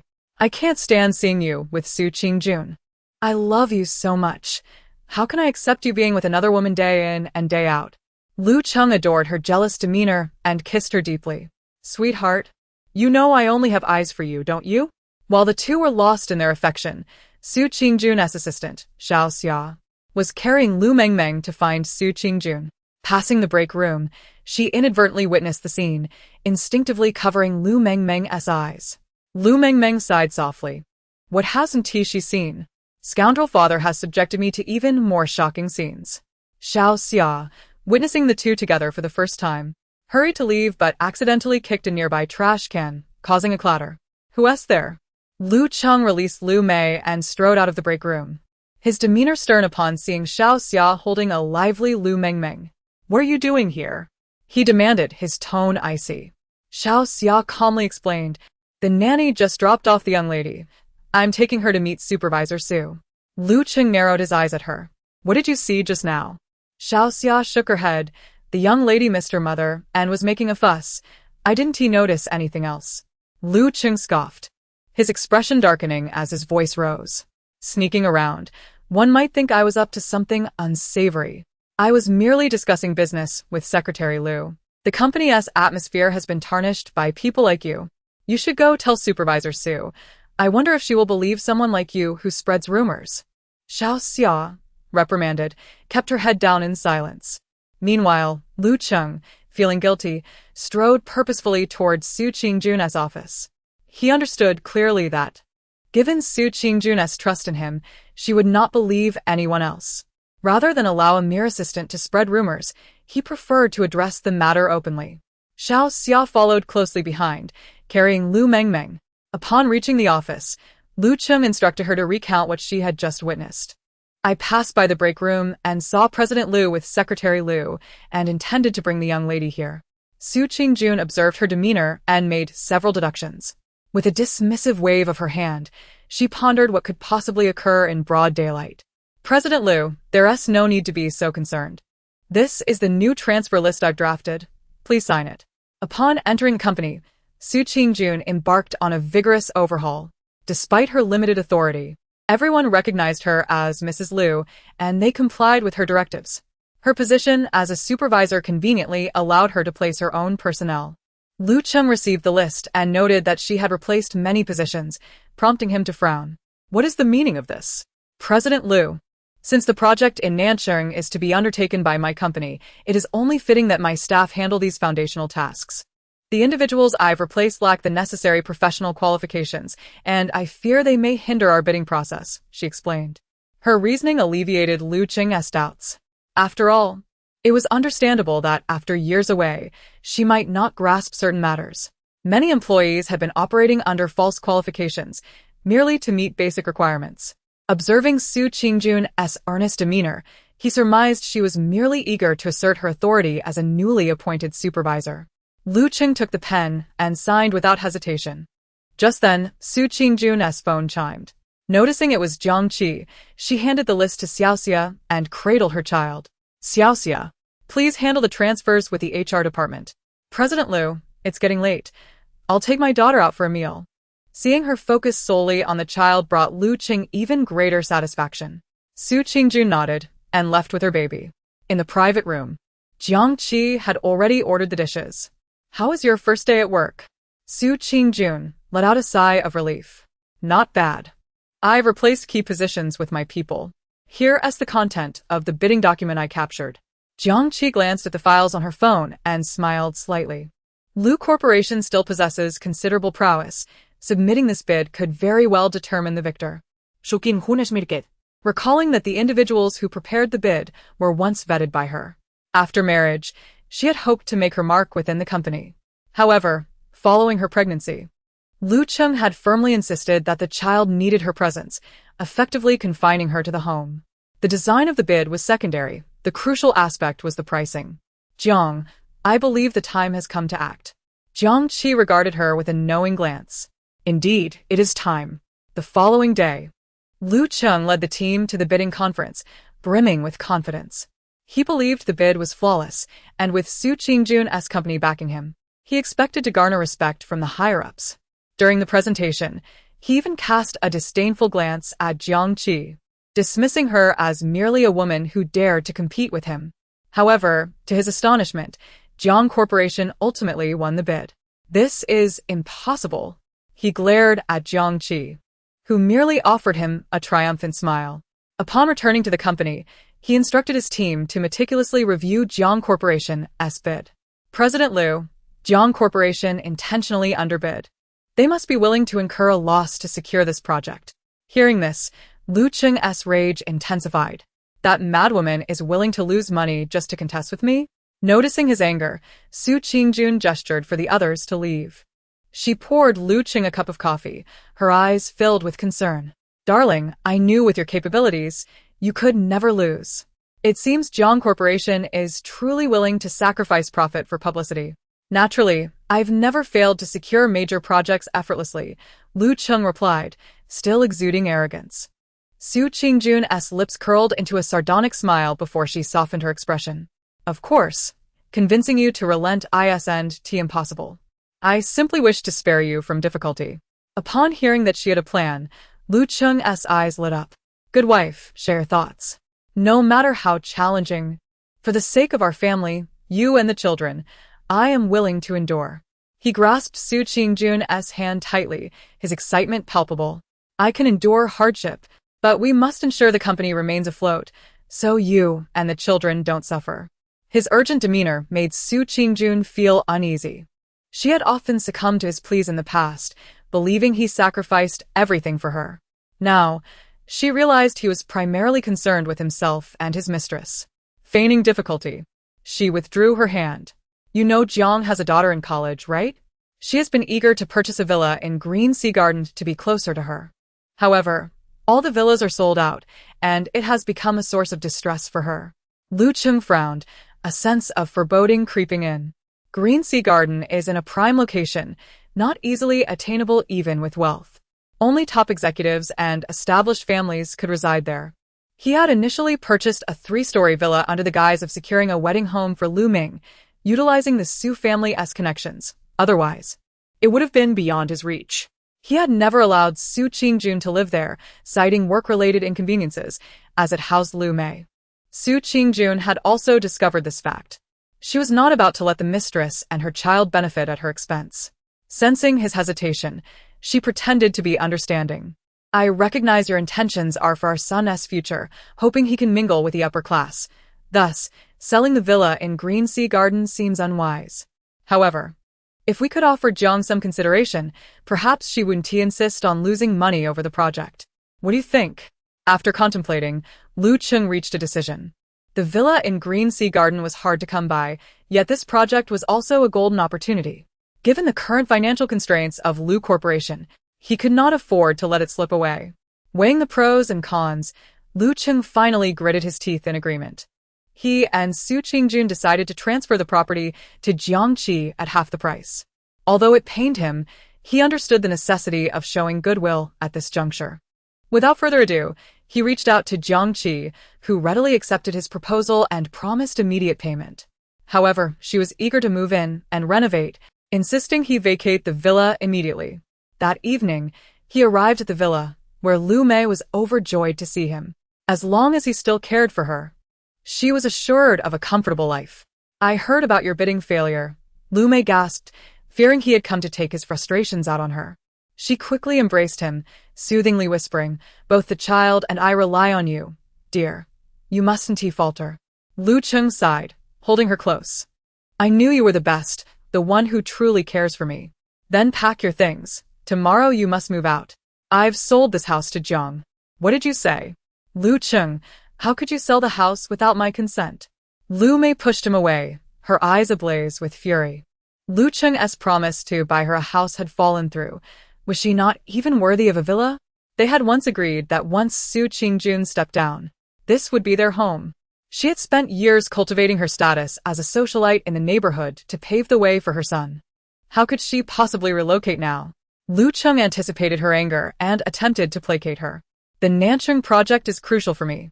Jiang Corporation is willing to incur losses to compete with me, leaving me no choice. Jiang has assured me that once she acquires the property, she will transfer the project to me.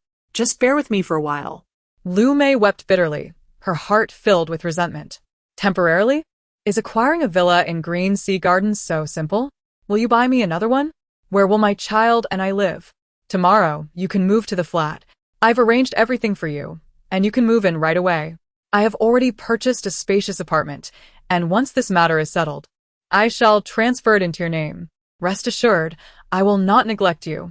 This afternoon, he rented a similar apartment, thinking that soothing Lu Mei was of utmost importance. Once the Nanchung project yields profit, what need is there for villas? Upon hearing his words, Lu Mei felt a quiet sense of relief and reluctantly agreed to the move. Yet, as she glanced at the villa, resentment lingered in her heart. How could a mere apartment compare to this place? Darling, I have made some soup for you. You have lost weight recently, she said, playing her role perfectly as the devoted Mrs. Lu, still madly in love with him. The thought of Lu Mei wanting nothing but money and a home made Su Qingjun seem all the more appealing. My dear wife, you are so good to me, he remarked. What do you mean? If I do not treat you well, who else should I care for?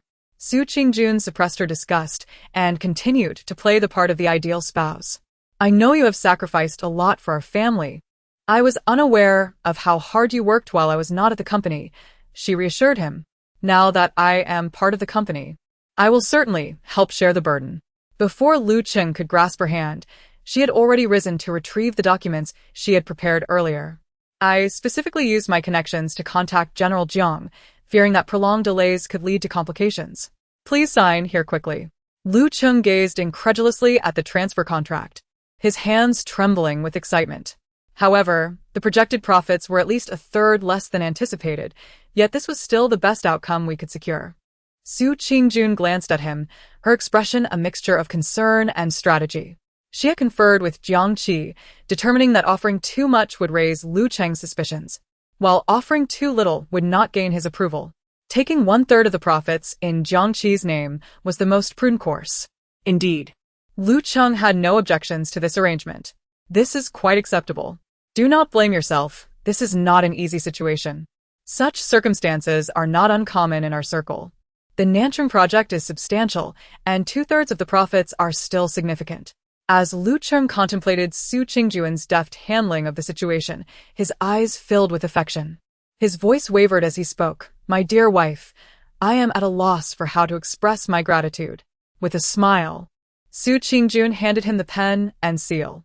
Your signature is the greatest expression of gratitude you could offer me.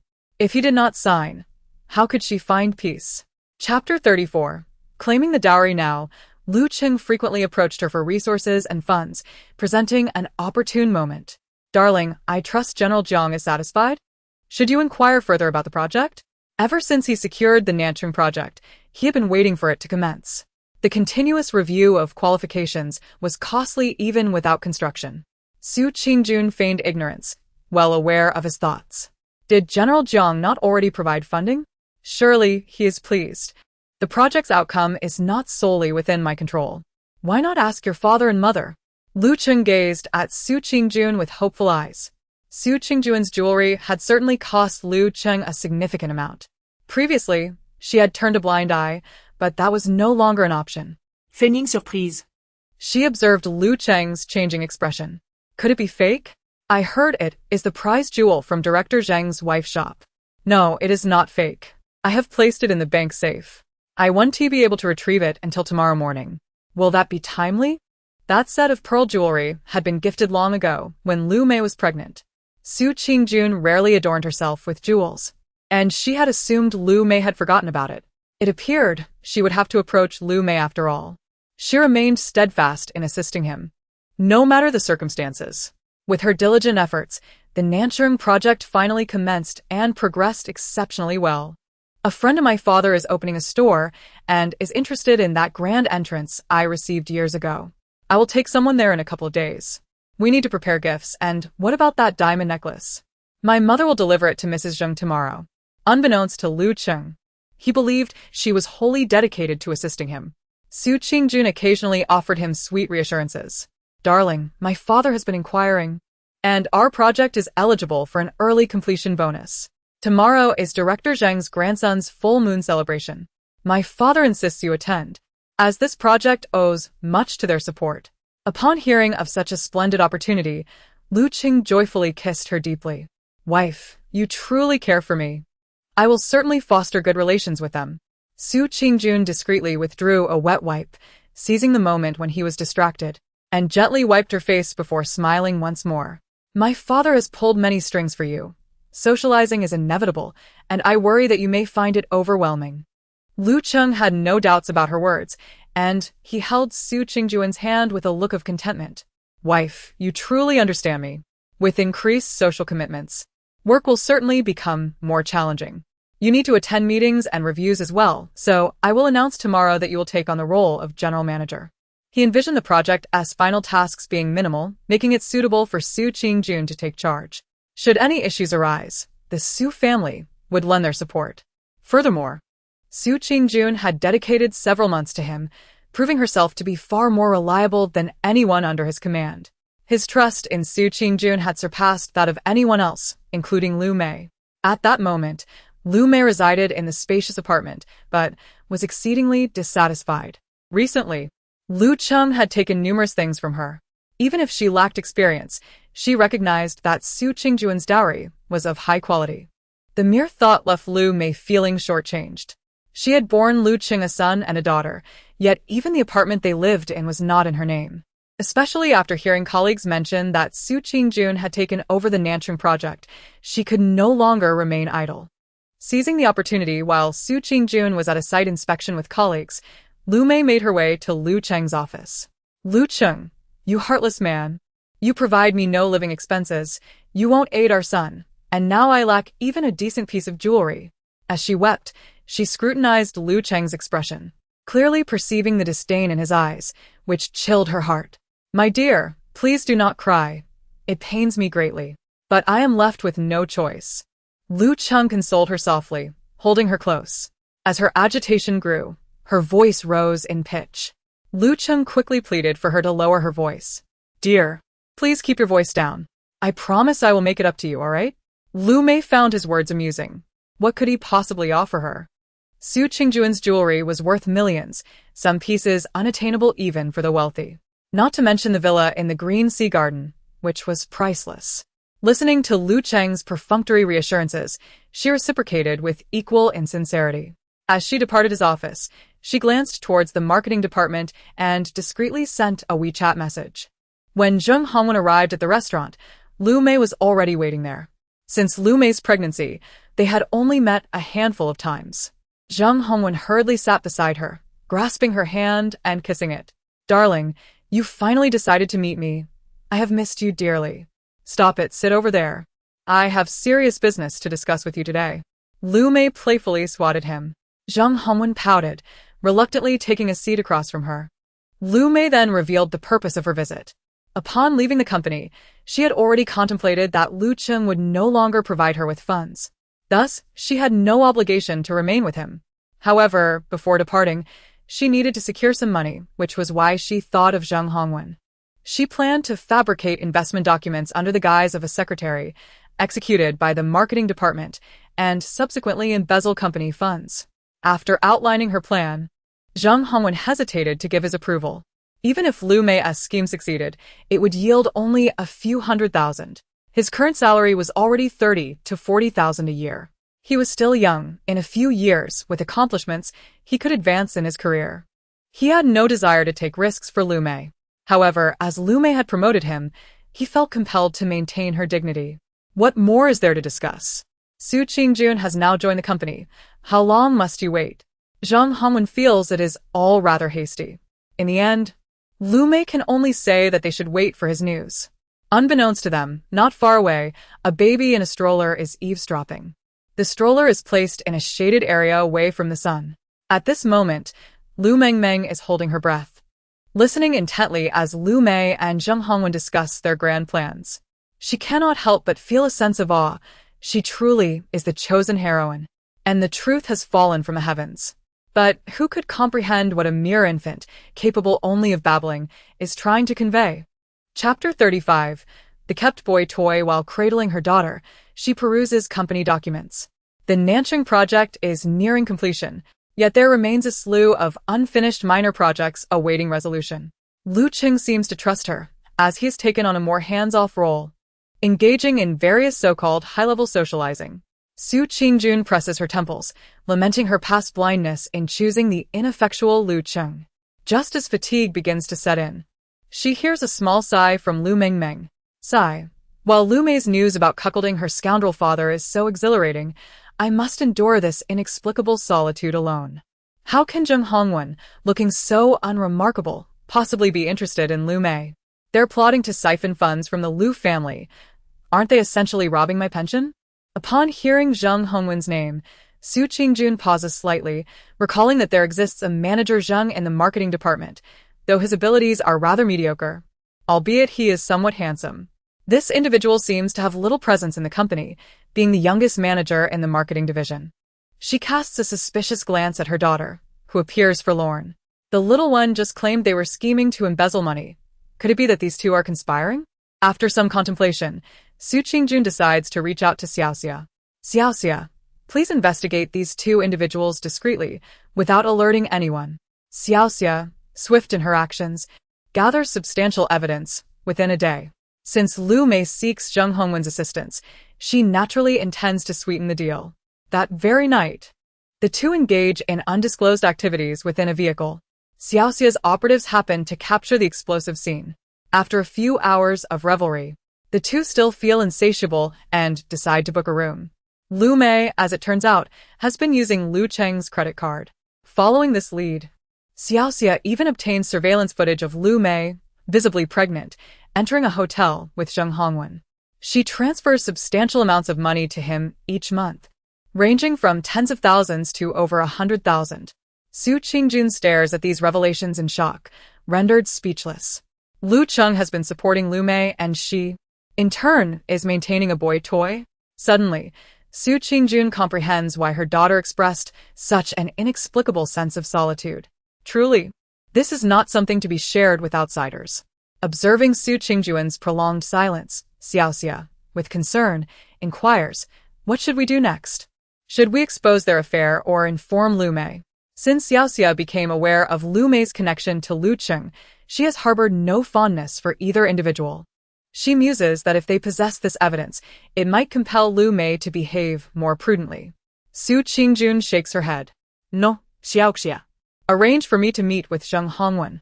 She has devised a superior plan and will not squander this fortuitous opportunity.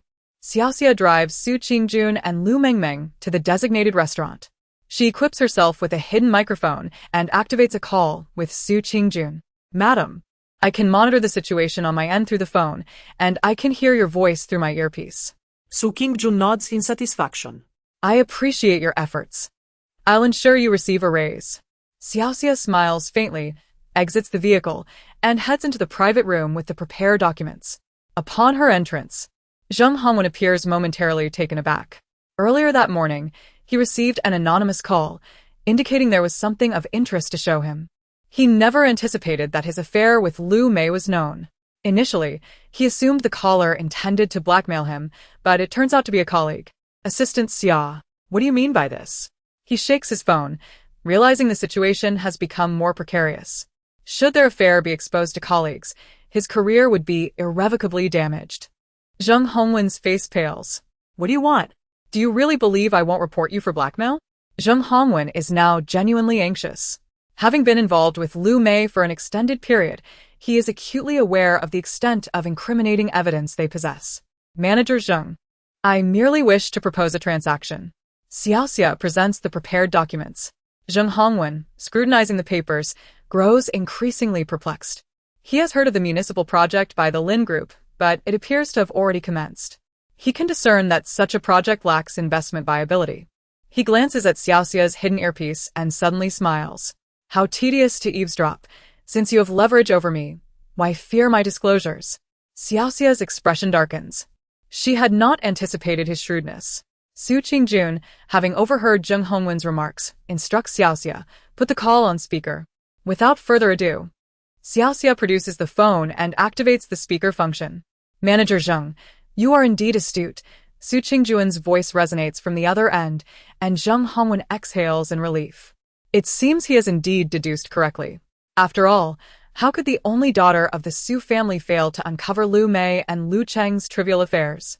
However, after years of enduring silence, her sudden approach suggests she intends to undertake something significant. Mrs. Lu, oh, I should now refer to you as Manager Su, since you are investigating me. You must realize that I owe my advancement to Lu Mei. Why would I betray her? Furthermore, you are aware of our relationship. A day as husband and wife comes with 100 days of kindness. She has treated me well, and I have no desire to be a heartless cat. Why betray her? Clearly, it is for one's own gain. Su Qingjuan's tone is gentle, yet incisively strikes at his vulnerabilities. Indeed, Lu Mei has been generous with you each month, yet you are acutely aware of the current state of the Lu family. With Lu Cheng withholding funds from her, you naturally find yourself deprived. Do you not see, Manager Zheng, that your alliance with Lu Mei is merely one of convenience? Why feign affection in my presence? As expected, Zheng Hongwen falls silent. Su Qingjuan's assessment rings true. He has never harbored genuine affection for Lu Mei. Perhaps he initially found her agreeable, but the novelty has since worn off. Had it not been for her financial support, he would have severed ties long ago.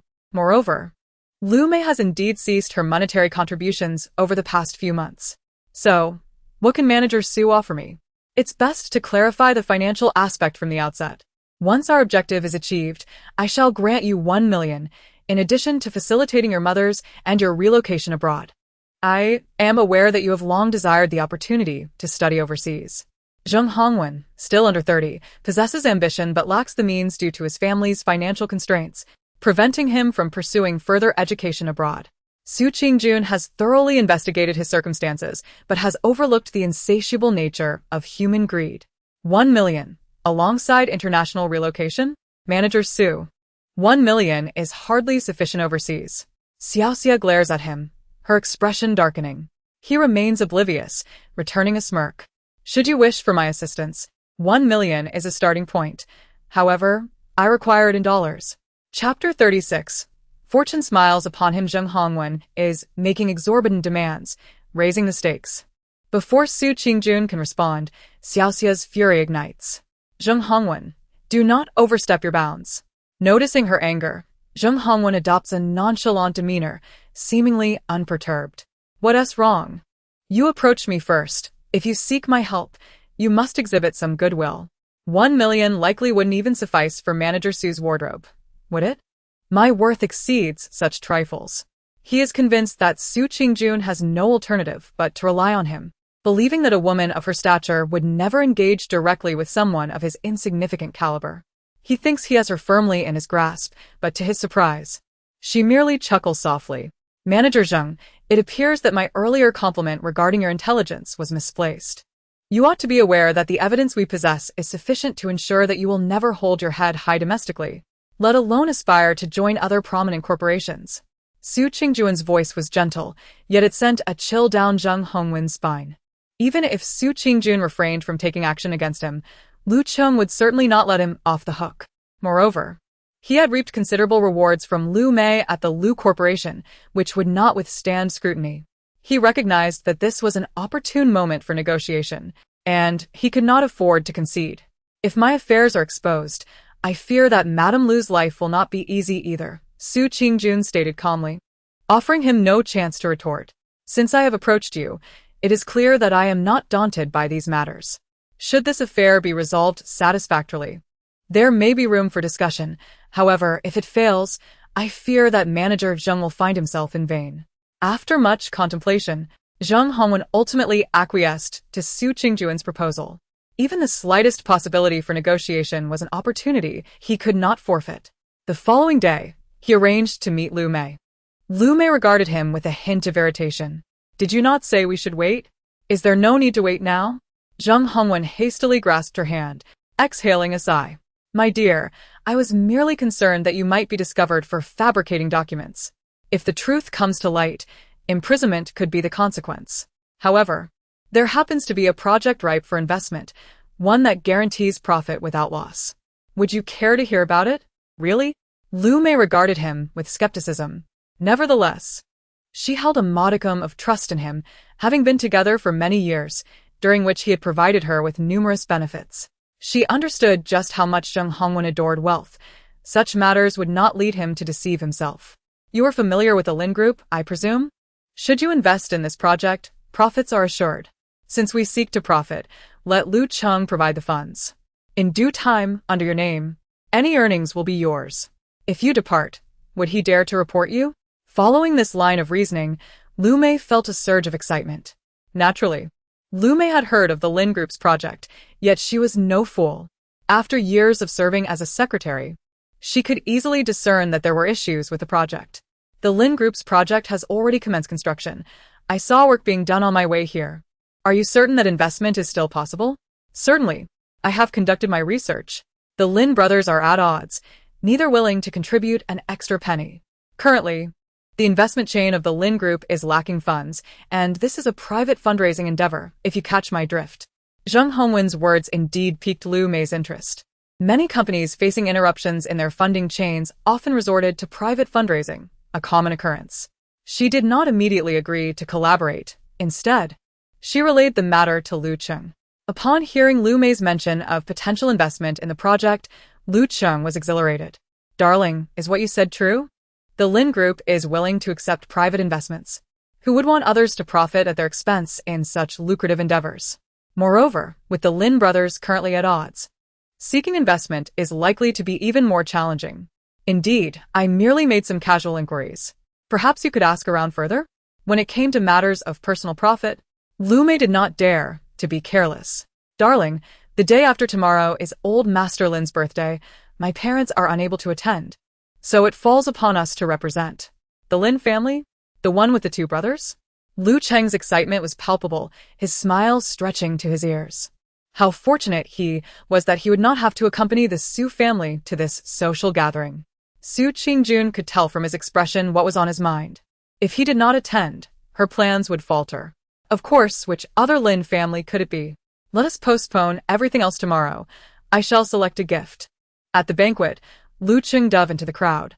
Indeed, many were aware of the discord between Lin Jinxiong and Lin Jinya, and numerous guests used the occasion to discuss it candidly. Old Master Lin's frail health was evident, prompting the brothers to make an effort to showcase themselves. Who do you think will ultimately prevail? I have heard that the younger brother is amassing wealth like a madman, leaving the company with no funds. Lu Cheng merely listened, choosing not to interject. Yet, he had gained a solid understanding of the situation. He had heard many tales of internal strife among affluent families. The statements made openly were typically grounded in truth. Old Master Lin's condition was deteriorating, and he appeared visibly aged compared to before. Upon hearing this, Lu Cheng perked up. My dear, you have heard about the project at the banquet, have you not? Did none of the men mention the financial troubles at the Lin Group? You know well how lucrative this project is. Observing his contemplative demeanor, Su Qingjun decided to stoke the flames. Darling, when I listened to the other ladies discuss it, I felt a sense of urgency. The Lu family is also short on funds. Otherwise, we could have invested, but alas, there is no money to speak of. Rising, Su Qingjun headed to the bathroom. Turning around, she caught sight of Lu Cheng picking up his phone and heading to the study. His intentions were clear. A subtle smile crept across Su Qingjun's lips. It seemed as though the fish was about to bite. Upon entering the study, Lu Cheng's first action was to message Lu Mei. He needed to secure the investment without delay, otherwise, this lucrative opportunity would be snatched away by another company. Lu Cheng, prepare to invest in the Lin Group's project in your name. Find someone to negotiate with them. Lu Mei, rest assured, I will find someone reliable. Though the Lu family lacked liquid assets, Lu Cheng still possessed funds, his private reserves. With a chance to make a substantial profit, he was not about to let it slip away. By investing under Lu Mei's name, no one would trace it back to him. As for the eventual gains, Lu Cheng exhaled, feeling that fortune was favoring him. Chapter 37. Completely finished, the Lin Group's project was immense, and Zheng Hongwen informed Lu Mei that without tens of millions, it would be impossible to secure a share. Lu Mei pressed Lu Cheng daily to provide funds. Reluctantly, he reached out to Ji Chao, inquiring whether he would still be interested in purchasing his shares. Ji Chao did not give an immediate answer, only stating he would consider it before contacting Su Qingjun. He had only a small number of shares remaining and was willing to sell them all at a fraction of the market price. Surely, he could not agree to such a deal. The disparity was far too great. Even if Ji Chao was not a business expert, he recognized that the offered price was absurdly low. Su Qingjun remained unfazed. All you need to do is tell him that you are willing to sell this portion of shares to him at market price in the future. The next day, Ji Chao arrived at Lu Cheng's office. By this time, the office surveillance had been activated by Xiao Xia, allowing Su Qingjun to observe every word and action within. Ji Chao, assuming the role of the boss, spoke confidently about the acquisition price without any hint of uncertainty. However, Lu Cheng was becoming agitated. Are you jesting with me? 3%? Do you think the Lu family shares are worthless? More or less. I've heard that the Lu family is running low on liquid funds. Ji Chao replied leisurely, addressing Lu Cheng with a casual demeanor. Lu Cheng had indeed been contemplating this. He was still the controlling shareholder of the Lu family. Su Qingjun watched the changing expressions on Lu Cheng's face through the surveillance feed, unable to suppress a cold laugh. She was well aware of his schemes. Yet he would no longer have the opportunity to hold shares. After receiving Ji Chao's repeated assurances, Lu Cheng finally completed the transfer paperwork. However, the selling price of the shares was significantly lower than he had anticipated, forcing him to explore alternative ways to raise funds. Fortunately, he still possessed 2 luxury cars, which Su Qingjun had purchased years ago. At that time, these vehicles had been quite valuable, but now they could only be pawned for high-interest loans. As luck would have it, the lending company he approached was owned by a close friend of Su Qingjun's father. Upon seeing Su Qingjun's name on the vehicle registration, the lender immediately contacted her father. When Su Fu located Su Qingjun, the concern etched on his face was unmistakable. How could he not worry when his daughter had reached the point of resorting to high-interest loans? However, upon hearing the news, Su Qingjun merely smiled. If it were not for a lack of alternatives, given Lu Cheng's cautious nature, it was unlikely he would even consider such loans. Clearly, he held the Lin family's project in high regard. Dad, it's not me who mortgaged anything, it's Lu Cheng's doing. You needn't involve yourself. Let your friend lend him the money. Rest assured, I won't be burned by this fire. Recalling what she had overheard that day, Su Fu felt a slight relief. It seemed his daughter was truly ready to sever ties with Lu Cheng. Meanwhile, in the stroller, Lu Mengmeng lay by her grandfather, clapping her tiny hands. Wow. Mommy is finally ready to take action. Daddy is even mortgaging the car now. If only he could be beaten up by loan sharks. But please don't let him die. We must wait until Mommy divorces him and he leaves with nothing. Su Fu bent down and pinched his granddaughter's hand. His brow furrowed. Was this child what the youth of today refer to as scheming? Lu Cheng had exerted tremendous effort to gather the funds. He had reminded Lu Mei countless times to ensure they secured the investment certificate. Lu Mei agreed with her words, but her heart soared with excitement. She eagerly reached out to Zheng Hongwen, and they arranged to meet at an upscale club. This was Lu Cheng's last financial lifeline, 20 million. Could she be assured of a guaranteed return? Lu Mei gripped her phone tightly, staring at the large transfer page. Zheng Hongwen pinched his thigh hard to suppress a laugh. My dear, do you still doubt me? The Lin Group's project is hardly a secret. What are you afraid of? Seeing Lu Mei still uneasy, Zheng Hongwen pulled out his ace. He had prepared the materials for this private investment meeting in advance and handed them directly to Lu Mei. Tomorrow at 3 in the afternoon, the investment contract will be ready at Lin's. Is there anything else you're worried about? You need to give me the money first. I have to grease some palms, or else your investment will be in jeopardy. Lu Mei examined the materials and found no signs of deceit, allowing herself to transfer the funds. As she envisioned signing the contract and becoming an investor in the Lin project the following day, Zheng Hongwen had already absconded with the money. Before heading to Lin's, Lu Mei made sure to dress to impress. Little did she know, she would not even set foot inside Lin's gate. Why am I not allowed in? I'm here to invest. The Lin family has taken 2 million from me. Lu Mei glared at the receptionist, who exchanged bewildered glances with her colleague. Madam, are you mistaken? Lin's is not currently recruiting investments. The receptionist signaled to the security, and 2 guards began approaching Lu Mei. Panic surged within her. No, ask your superiors. This is an internal investment. My surname is Lu. Seeing her fervent demeanor, the receptionist hastily called the secretary's office. After hanging up, the expression on the other end turned even more unfriendly. Ms. Lu, I'm very sorry. There is indeed no investment project, and you have no appointment. Please leave. No, this cannot be right. I invested a substantial amount. Lu Mei nearly shouted, quickly silencing herself to avoid drawing attention. She hurried to the entrance of Lin's and dialed Zheng Hongwen's number. The number you have dialed is turned off. A cold mechanical voice replied, leaving Lu Mei in disbelief as she stared at her phone. She frantically dialed several more times, but the response was the same. By now, the Lu family employees had likely begun to pack up for the day. Before she could reach Zheng Hongwen's office, she overheard her colleagues discussing. Did Manager Zheng win the lottery or something? He just up and quit without a word? He leaving behind the project? Who knows? I heard from finance he didn't even collect his bonus this quarter. Quitting now seems a bit odd. Oh dear. Our company has lost another handsome face. But who'll take over his position? Lu Mei could hardly believe her ears as she grasped the arm of a colleague who had spoken. Who quit? Which Manager Zheng? Don't you know? Zheng Hongwen resigned just a few days ago. Lu Mei felt her ears buzzing, and darkness clouded her vision. A nearby staff member quickly supported her. Ms. Lu, are you alright? You don't look well. She waved her hand dismissively and hurried out of the office. This was it. She was utterly finished. She rushed to Zheng Hongwen's home, only to be told by neighbors that he had left with his mother several days prior. She even checked the hotel where they often met, but no one had seen him. After a long search that extended into the night, despair fully consumed her. Lu Mei disregarded whether Lu Cheng was home and called him directly. Chapter 38. His good wife, with everything proceeding so smoothly, Lu Cheng felt an invigorating surge of confidence. Reflecting on the fact that he hadn't been with Su Qingjun for over half a year only intensified his anticipation. Wife, why is our daughter still awake? Entering the bedroom, he enveloped Su Qingjun in his arms. She felt a shiver run down her spine and wriggled free, exasperated. What are you doing?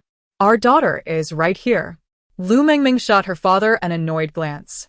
Oblivious to their discomfort, Lu Cheng perceived their interaction as playful banter. My dear. It has been so long since suddenly his phone rang. Su Qingjun glanced at the screen and saw the character Lu. I need to take this call. Wait for me. Feeling guilty for his secretive nature, Lu Cheng rushed out of the room, not wanting Su Qingjun to see who was calling. Didn't I tell you not to call so late unless it's important? Did the contract get signed?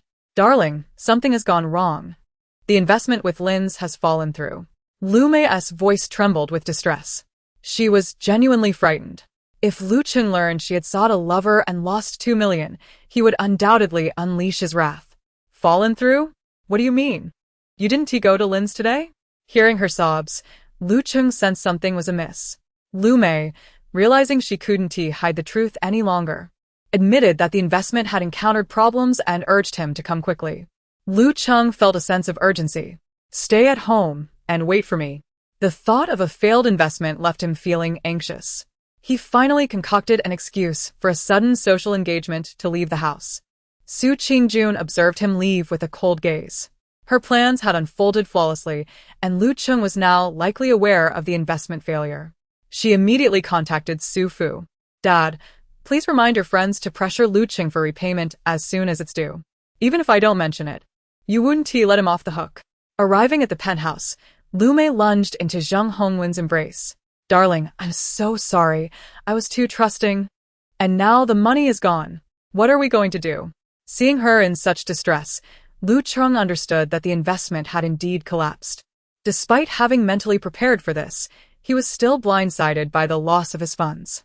As Lu Mei recounted her tale of deception, she omitted any mention of Zheng Hongwen. She was acutely aware that, given Lu Cheng's astuteness, he would surely uncover any deception. Thus, she skillfully diverted the blame. Didn't you investigate? The Lin family genuinely needed investment, right? But when I visited today, they completely denied any need for it. We've been duped. Lu Cheng listened to her words, his expression unchanging. As Lu Mei continued, she began to realize something was off. Darling, someone is trying to deceive you. Didn't you attend old Master Lin's birthday banquet? Perhaps someone intentionally fed you those lines. Lu Cheng remained silent, his gaze icy as he regarded her. Lu Mei felt a wave of fear wash over her and frantically shook his arm. Lu Cheng, do not frighten me. What is wrong with you? You mustn't be in trouble. Where is the money? Lu Cheng turned his head and uttered just 2 words. Before her fabricated story could escape her lips, Lu Cheng seized her shoulders with great force and demanded fiercely, "Where's the money? Who has deceived me? Where is my money?" This was the first time Lu Mei had witnessed such a demeanor from him, and she turned pale with fear. "Darling, please listen to me. Who is the intermediary? Why did you give him the money? Speak. Faced with Lu Cheng's bloodshot eyes, Lu Mei could no longer conceal the truth. It was Manager Zheng from the 3rd Department. He claimed he had connections, so I gave him all the money. I thought we were all from the same company. Zhang Hongwen always seemed so polite.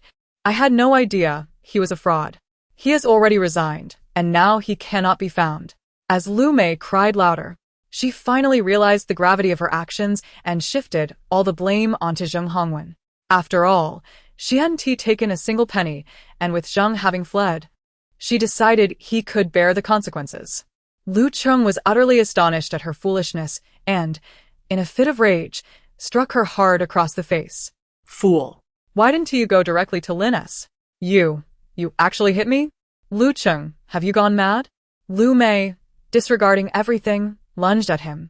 "I bore your children and worked hard to earn money for you while carrying Su Qingjuan's burden, and you strike me? You scoundrel!"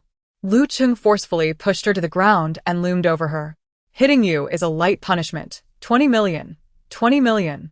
You just handed it over to that Zheng without a second thought? Are you out of your mind? Or is there something more between you two?" At his questioning, Lu Mei hesitated for a moment before swiftly changing the subject. "I did it all for you, for this family. I was deceived because you didn't investigate thoroughly. Zishu has yet to be rescued. How can you call yourself a father? And you dare strike his mother? If Zishu knew, he would surely despise you." They engaged in a heated argument, during which Lu Mei smashed several items in the house. Lu Cheng found her utterly unreasonable and retreated to a hotel next door. He suddenly felt as if he had been blinded by ignorance. How could he have ever thought Lu Mei was gentle and amiable? Reflecting on his unwavering dedication to Su Qingjun, he felt a deep sense of guilt towards his wife. It seemed only Su Qingjun could save him now. With the money lost, they both knew they had to settle the score. The thought of their impending confrontation, potentially filled with harsh words, brought her a sense of satisfaction. Early the next morning, Su Qingjun had the nanny prepare breakfast and personally delivered it to Lu Cheng. With the contrast, he came to realize who truly cared for him. Upon arriving at the office, Lu Cheng appeared disheveled, with unshaven stubble. Su Qingjun feigned concern as she inquired, "Darling, did you work late at the company yesterday? Didn't you say you were going out for socializing?" "Wife," Lu Cheng's voice caught in his throat upon hearing her familiar concern. "It's nothing. I just drank too much last night and didn't want to disturb you and our daughter, so I stayed in the office." Su Qingjun sighed and laid out the breakfast. "I knew you'd neglect your health while socializing, so I made you breakfast. Have some porridge. It's good for your stomach." As Lu Cheng looked at the bowl of porridge, memories of the past flooded back. When they were struggling financially, Su Qingjun would work hard to prepare the most delicious meals. Over time, he had grown weary of her devoted nature, thinking it dull, while he was drawn to Lu Mei's beguiling charm. Now, looking at Su Qingjun again, his heart ached. She was indeed his true wife. "Why aren't you eating? Is the porridge not to your liking?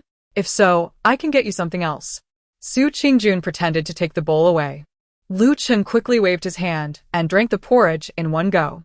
"Indeed, your cooking is the best, my dear wife." Seeing his touched expression, Su Qingjun smiled gently.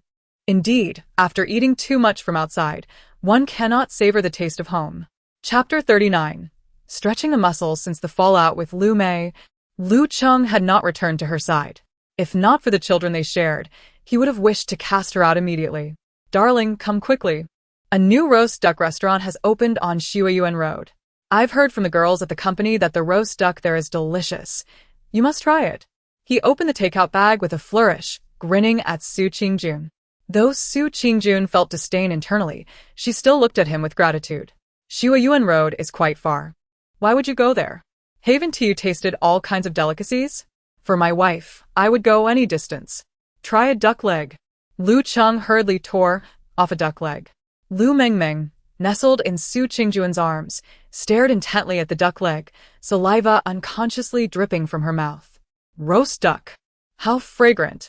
Now that I can eat supplementary food, can I have some roast duck? It smells so good. Mommy, just let me have a lick. She reached out her chubby little hand to grab the duck leg. In the next moment, Lu Cheng lifted her into his arms.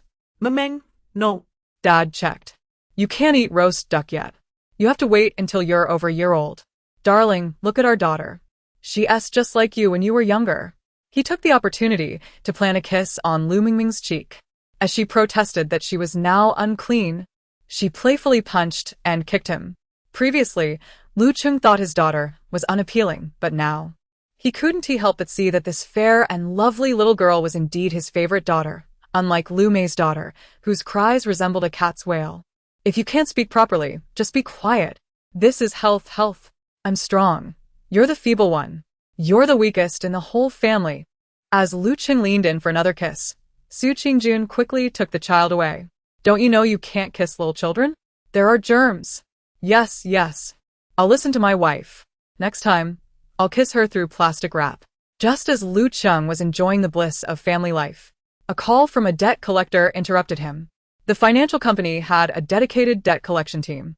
Even after he had blocked several numbers, they continued to call incessantly. Finally, under Su Qingjuan's suspicious gaze, he had no choice but to answer the call. Didn't you say you'd give me a few more days? If I can't gather the money, I'll have to mortgage my 2 cars to you. One of them cost over 10 million when I bought it. That won't you do? Those cars are enough to cover the debt. I warn you, don't call me again. Otherwise, I'll report you for usury. Lu Cheng hung up the phone with a fierce expression, his heart racing with anxiety. His money had been swindled. And Su Qingjun certainly wouldn't be able to provide such a sum now. The thought of those 2 cars caused him great pain, but he felt powerless. The next day, in the parking lot, 4 men surrounded him. Mr. Lu, we've already given you 3 days' grace. If you don't repay the money, the interest will rise again. The leader, a portly man, grinned maliciously.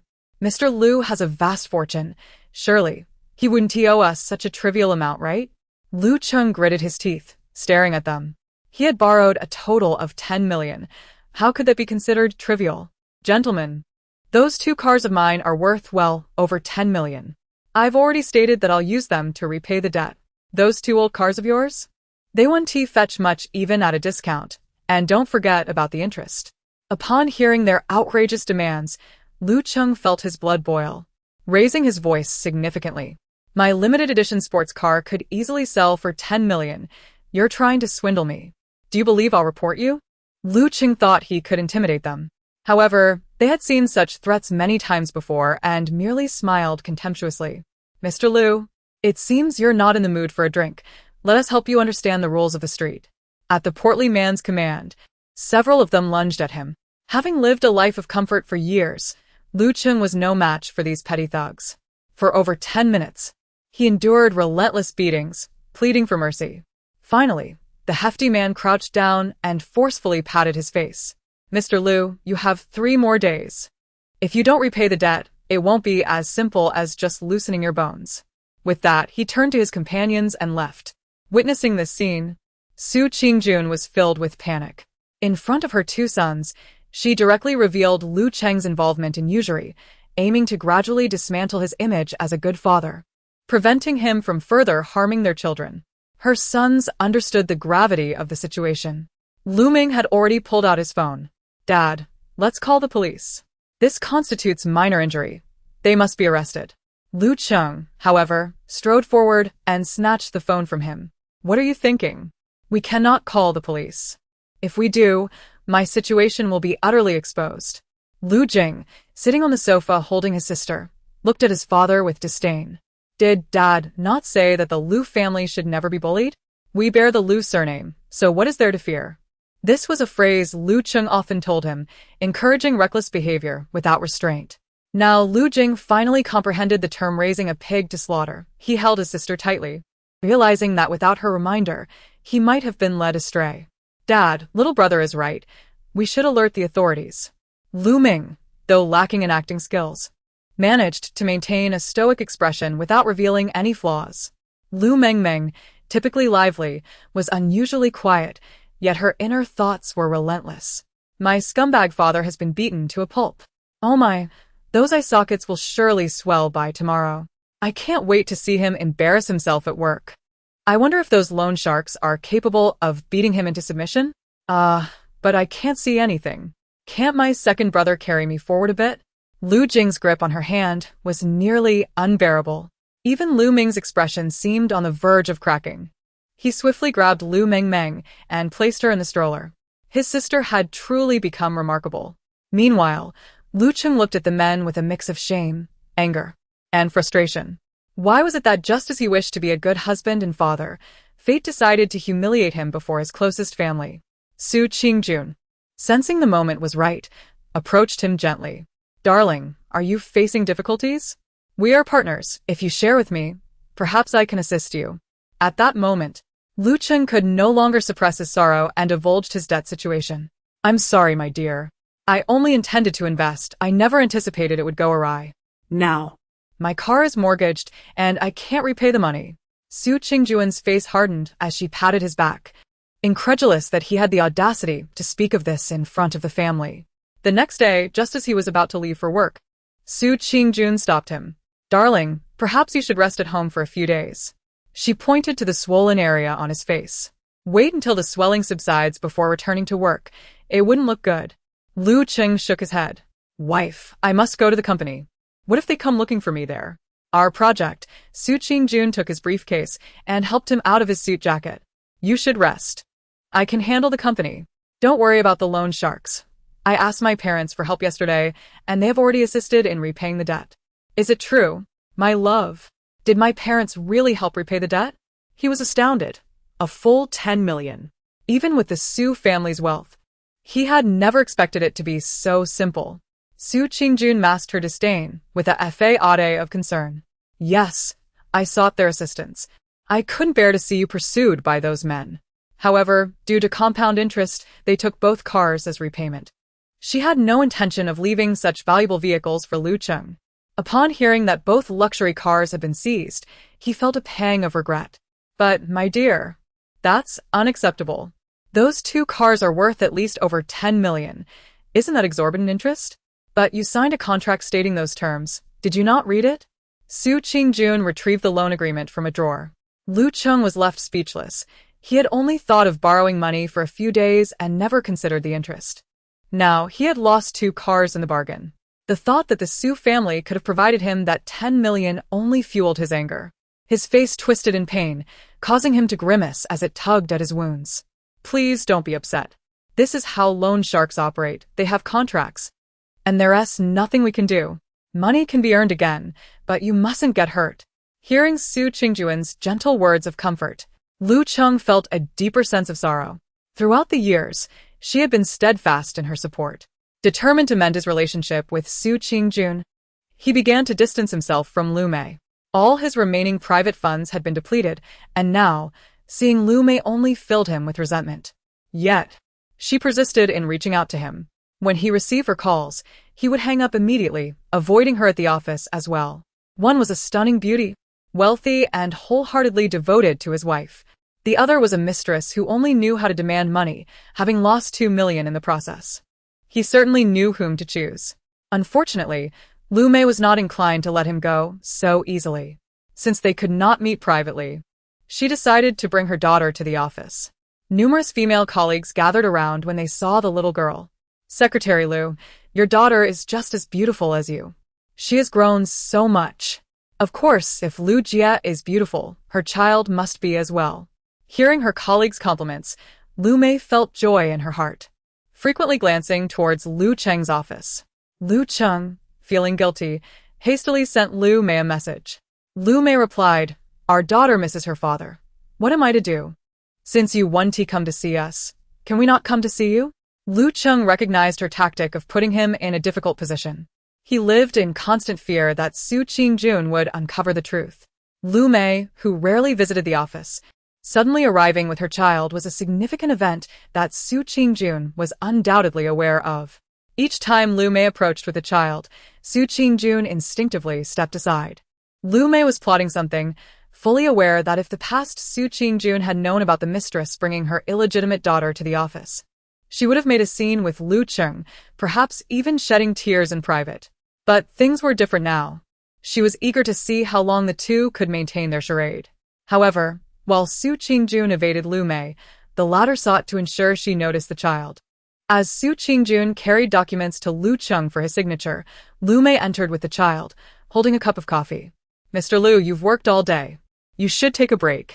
Her voice was sweet, her gaze tender, and there was a hint of triumph when she looked at Su Qingjun. Lu Mei even raised the child higher, as if afraid Su Qingjun might miss seeing her. Upon seeing Su Qingjun's lack of reaction, Lu Mei provocatively remarked, "I heard that Ms. Su's daughter is plump and loves to eat, unlike my daughter, who takes after me and eats very little. We have to coax her with her parents' help." Lu Cheng coughed heavily, warning Lu Mei to mind her words. Women are indeed difficult. They bring their children to work, unlike men who do not have to endure the pain of childbirth. Her words were clearly directed at Lu Cheng. Su Qingjun turned serious. "Secretary Lu, the company has been exceptionally accommodating in allowing you to bring your daughter to work, but that does not grant you permission to discuss parenting tips." She then turned to Lu Cheng, whose expression had soured. "Mr. Lu, please sign the documents." Noticing Su Qingjun's displeasure, Lu Cheng signed without even reading the contents. As Su Qingjun took the signed documents, a subtle smile curled at her lips, and she turned to leave. Moments ago, she had been contemplating how to persuade Lu Cheng to entrust her with two critical projects.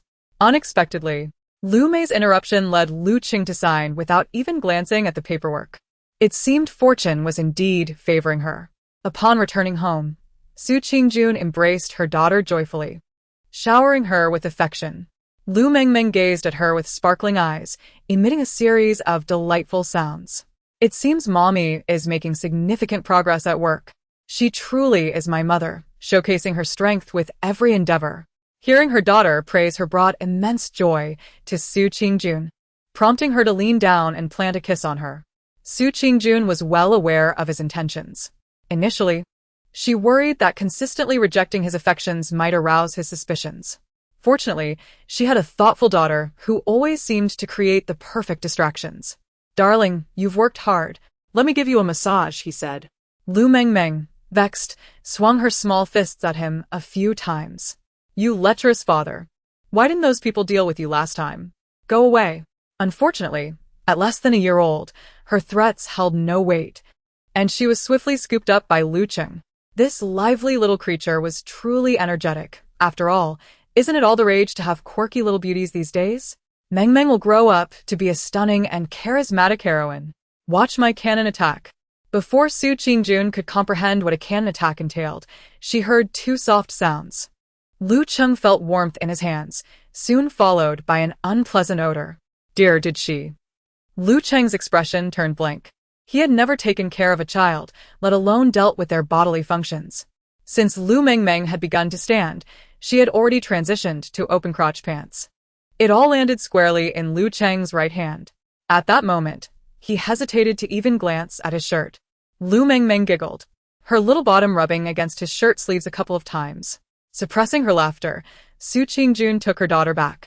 "Honey, you should go wash up," she urged. Lu Cheng nodded mechanically, nearly fleeing the room. The instant the door closed, Su Qingjun finally burst into laughter. "Mengmeng, you clever girl." Chapter 41. A disturbance at the door. Ever since Lu Cheng had provocatively held his daughter in the office, he forbade Lu Mei from bringing the child to the company. Even the work she had was reassigned to other assistants.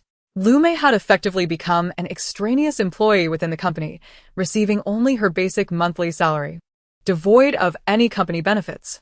One day, she received news that Lu Zishu had gotten into a fight with others in prison. Naturally, he came off worse and ended up hospitalized. Lu Mei attempted to reach Lu Cheng several times, but he did not answer, forcing her to visit Lu Zishu herself. However, due to the serious nature of Lu Zishu's case, visits were not permitted. Lu Mei completely broke down, frantically calling Lu Cheng. At a drinking event with several executives, Lu Cheng noticed her calls and finally answered out of irritation. Lu Mei's voice was frantic and fierce. Without allowing him to speak, she abruptly hung up. The remnants of his drunkenness dissipated instantly. He could not afford to gamble on what this volatile woman might do. Rushing to the apartment, he found Lu Mei sitting by the door with their daughter. The lights dimmed. Lu Cheng was startled and turned on the lights with annoyance. "Who are you trying to scare in the middle of the night?" The sudden brightness caused the little girl to squint and begin to cry. Hearing a child cry made Lu Cheng's head ache. Despite being of similar age, Lu Mengmeng was mischievous, but never cried frivolously. The more he looked at Lu Mei's daughter, the less he liked her. "All you do is cry. You've squandered all the family's fortune. She is your daughter. What are you shouting about?" Lu Mei soothed the child, placing her in a stroller, then glared at Lu Cheng. "What good fortune do you have? Is it not I who has been secretly helping you make money while hiding it from Su Qingjun?" Mention of money ignited Lu Cheng's ire, reminding him of the painful 2 million. "How dare you bring up money? If it weren't for your foolishness, would we have lost 2 million? I may be foolish, but I know how to protect my child, unlike you. What are you doing while Zishu is getting beaten in prison?" The thought of Lu Zishu's plight and her inability to see him made Lu Mei's tears flow uncontrollably. "Lu Cheng, I bore your children. Even if you blame me, shouldn't you think about the kids? What kind of place is prison? Zishu has never faced hardship. How can he endure it? And you? You say you care about him, but have you ever visited him?" Lu Mei cried, and the child joined in her wailing. Lu Cheng felt a throbbing headache. The actions of Lu Zishu filled him with disdain. How could Lu Cheng possibly have such a son? Reflecting on his diligent son Lu Ming and the currently studious Lu Jing, he considered them to be the true representations of his lineage. Conversely, he mused that the faults of his son were not his own, but rather Lu Mei's failure as a mother. "Isn't Zishu's imprisonment a result of your spoiling? You only coddle him, leading him to be unruly." Unexpectedly, Lu Mei turned the tables, attributing blame to him. "He is your son. If the upper beam is not straight, the lower beam will be crooked. This is your fault as a father." With renewed confidence, Lu Cheng thought of his children with Su Qingjun. "Both my sons are exceptional. Even my little daughter is well-behaved and doesn't he cry unnecessarily. And look at the 2 you've raised. One is in prison, and the other only knows how to wail."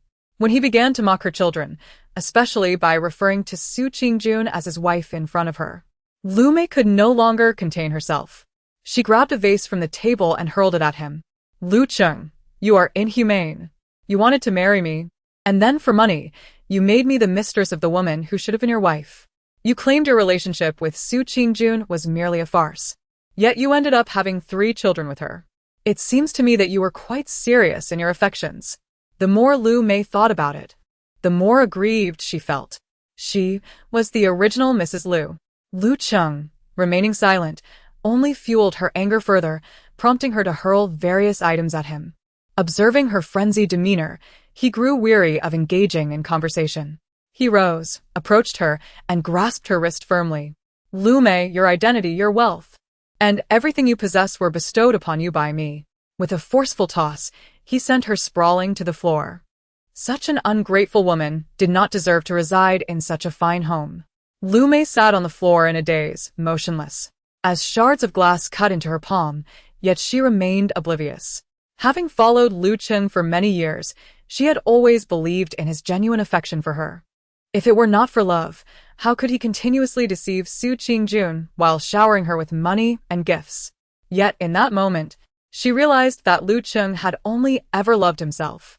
Lu Mei's only leverage was not her children, but rather Lu Cheng's feelings for her. Now that he had no feelings left, what did she have? He found Su Qingjun dull and wanted her to stay. Yet he was unwilling to part with the wealth and influence of the Su family. Why should it be so? Looking at the disheveled state of the apartment and reflecting on the fact that she had no home after all these years, Lu Mei's gaze grew increasingly deranged. "Lu Cheng, if you are unjust, then I shall be unyielding. If it's to be this way, neither of us shall have it easy. Either Lu Cheng will face disgrace, or I shall settle this with money. I, Lu Mei, will not allow myself to be discarded like trash." Following their heated confrontation, Lu Mei sought opportunities to meet Su Qingjun privately.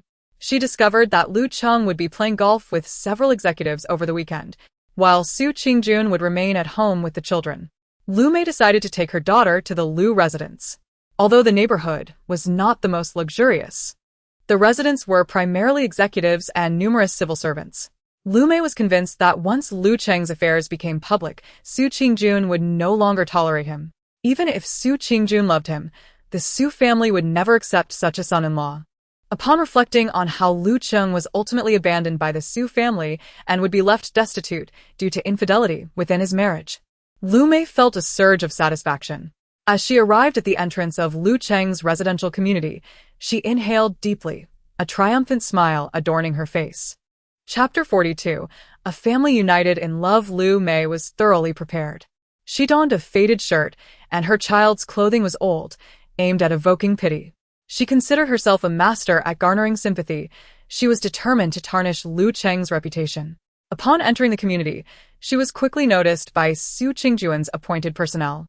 Having observed Lu Mei frequently bringing her child to the office recently, Su Qingjun had grown wary. She watched as Lu Mei stood at the doorway, then sat on the ground with her child and began to weep. "Lu Cheng, you heartless wretch. You have forsaken your own child." As soon as she let out those cries, Su Qingjun opened the door. "Secretary Lu, what are you doing? Come in with the child, lest you catch a chill." Lu Mei was momentarily taken aback. Her initial plan was to wail until a crowd gathered, then reveal Lu Cheng's abandonment. However, with Su Qingjun suddenly appearing, she was at a loss. Especially since Su Qingjun bore no unusual expression, her uncertainty deepened. Had they not heard her cries? "What are you standing there for? Help Secretary Lu." Su Qingjun signaled to two nearby bodyguards, who promptly lifted Lu Mei. "Su Qingjun." Lu Mei began, but was swiftly dragged into the living room. As she heard the door close behind her, she realized that escalating the situation was futile. She glared venomously at Su Qingjun. Yet, she was determined to make Su Qingjun aware of the truth. "Secretary Lu, what were you about to say?" Su Qingjun looked down at Lu Mei from her elevated position. Lu Mei felt that Su Qingjun was merely feigning calmness. She shook off the bodyguard's grip, stood tall, and glared back. "Su Qingjun, let me tell you. I was the one Lu Cheng was meant to marry. You are the true interloper. I bore him children. My daughter was born on the same day as yours." Silence. Suddenly, the door burst open, and Lu Cheng, panting, leaned against the entrance. Su Qingjun had informed him of Lu Mei's arrival, claiming that Secretary Lu was seeking him. His eyes, filled with a venomous glare, fixated on Lu Mei. "Secretary Lu, be careful with your words. I could accuse you of defamation." He hurriedly approached Su Qingjun, attempting to grasp her arm. Su Qingjun stepped back, regarding him coldly. Lu Cheng felt a cold sweat trickling down his back as he forced himself to explain. "Wife. Let me clarify. I have no illicit relations with Lu Mei. She is merely fabricating lies." "Fabricating?" "Lu Cheng, do you dare swear by heaven that you share no connection with me? Do you dare?" Lu Mei, cradling her daughter in one arm, gripped Lu Cheng's arm fiercely. "Lu Mei, you must be out of your mind. Do you not fear for your life, dragging your child into this mess?" Lu Cheng squeezed her wrist tightly and flung her aside. The little girl in her arms began to wail, and Lu Mei instinctively shielded her child. Lu Cheng, however, glared at her with malice. "Do good deeds for your child, otherwise, retribution will surely follow." Lu Mei understood. He was not referring to their daughter, but to Lu Zishu. She recognized the man's ruthlessness. If she persisted in causing a scene, what would happen to Lu Zishu? Seeing that Lu Mei had fallen silent, Lu Cheng finally exhaled in relief. "Lu Mei, I allowed you to bring your child to work because I have a daughter of the same age. But do not overstep your bounds. After failing to extort money from me, you resort to slandering me? This time, for the sake of your young child, I shall forgive you. But do leave." His gaze remained fixed on Lu Mei as they faced off for a moment, yet Lu Mei ultimately conceded. This plan had failed. She needed to secure an escape route for herself. After Lu Mei departed, Su Qingjun, unwilling to hear any explanations, ascended the stairs with her daughter. Suddenly, she overheard the little one's commentary. "Why didn't that scoundrel and that shameless woman fight it out? If they can throw punches, they should avoid all this bickering. It seems that the worthless father is still unaware that this daughter is not his own. Lu Mei has swindled him out of so much money. And he remains oblivious to her affair? How foolish. As she silently criticized, she shook her head, embodying a miniature adult. The child indeed bore a striking resemblance to Lu Mei, sharing the same facial structure and nose. A familiar face flashed in her mind. Wasn't he remarkably similar to Zheng Hongwen's? Just as she was astonished to have uncovered another secret, Lu Cheng followed her upstairs. Wife, I assure you, I have no connection with her. She merely seeks to extort money from you. Do not believe her lies.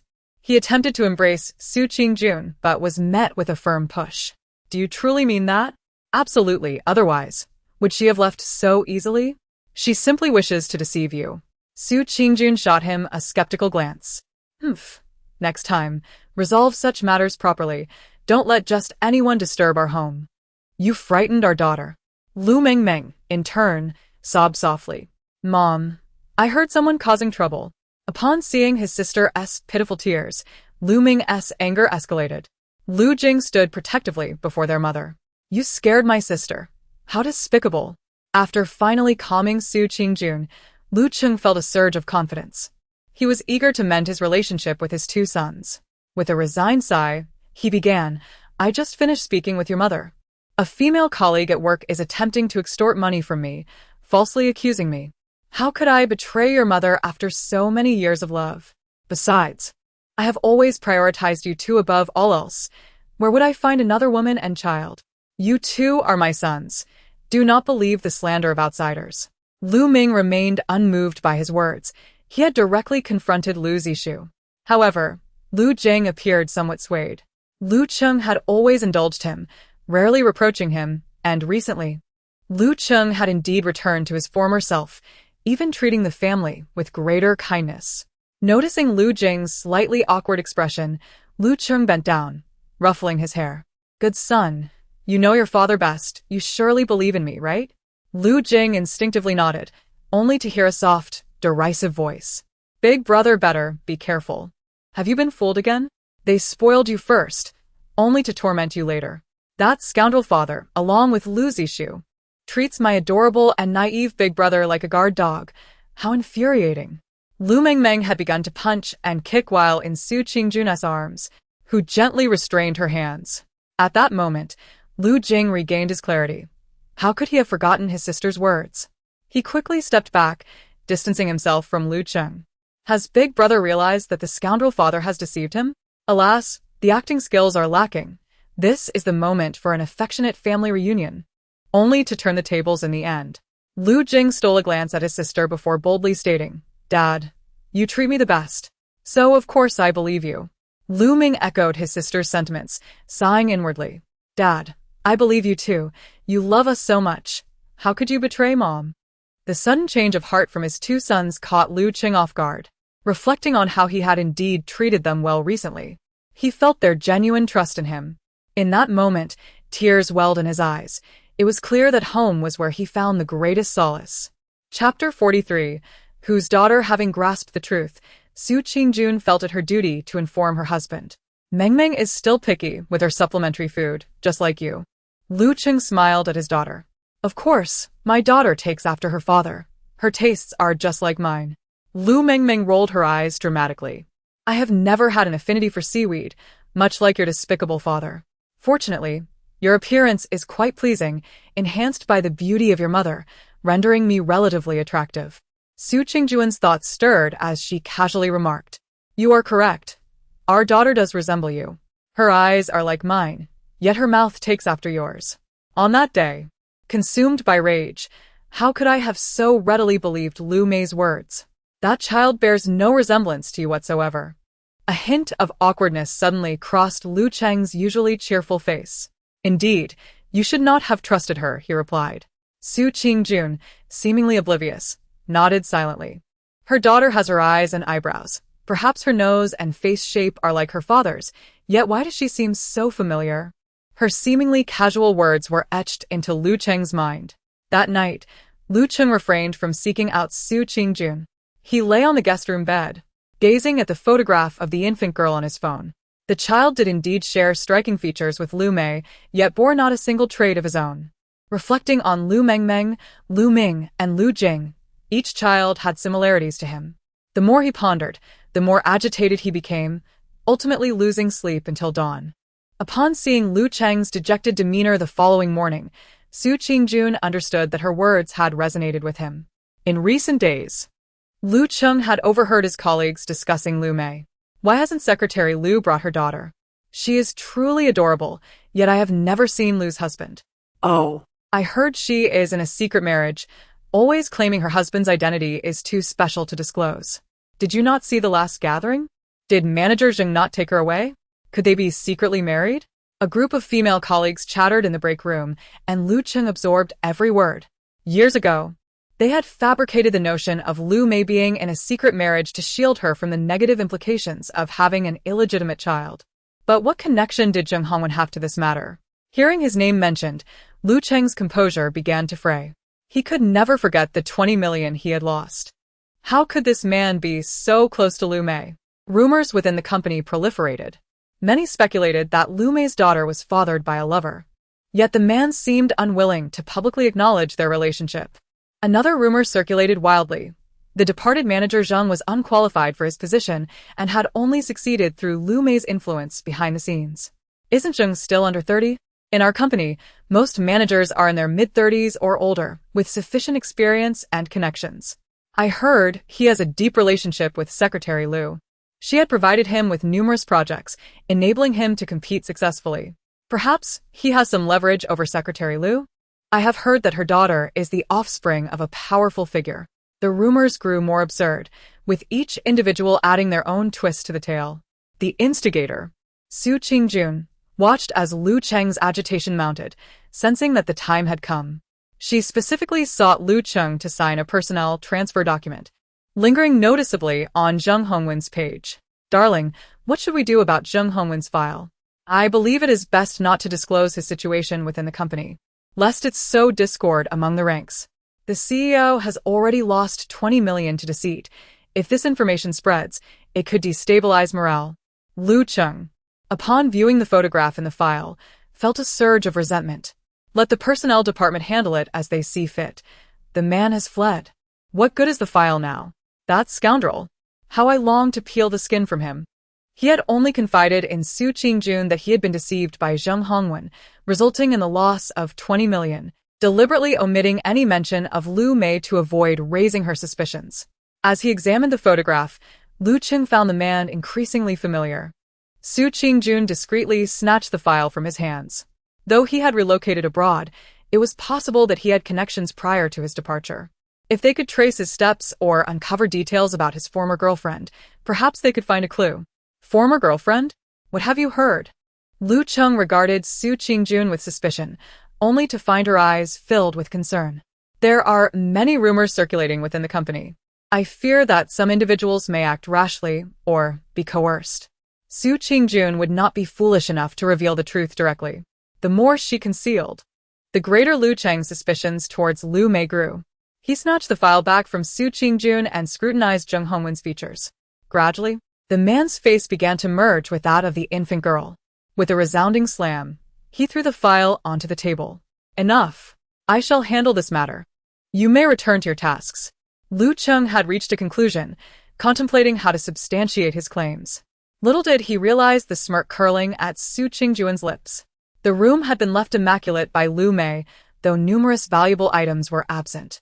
However, Lu Cheng was too preoccupied to notice, intent on uncovering any trace of evidence. In the expansive 300-plus square meter apartment, each room had been meticulously arranged by Lu Mei. Yet, as Lu Cheng rarely visited, searching proved to be a considerable challenge.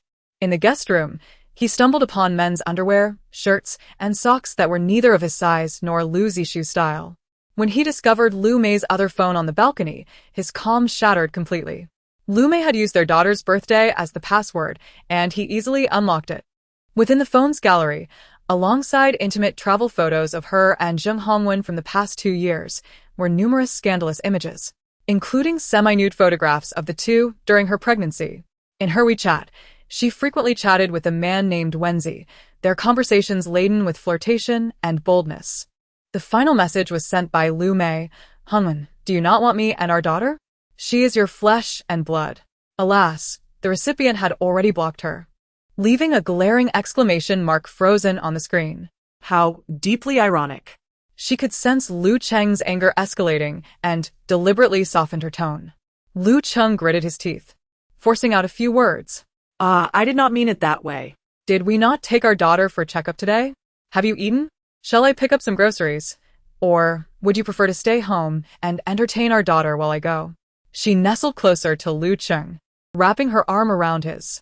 She understood that he was most fond of her demure demeanor.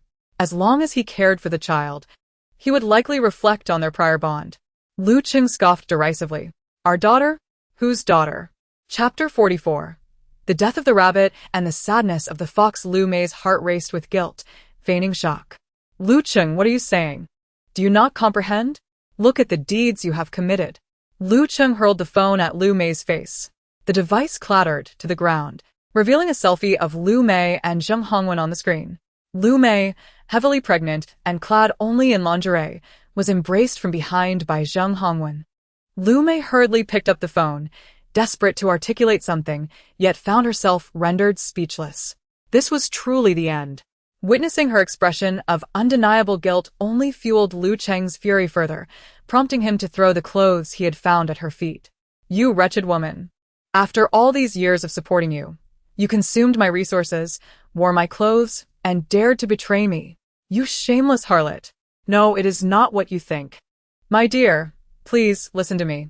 Lu Mei fell to Lu Cheng's feet, only to be violently kicked aside. With a resounding slap, Lu Cheng unleashed all his pent-up rage upon Lu Mei. You treacherous woman!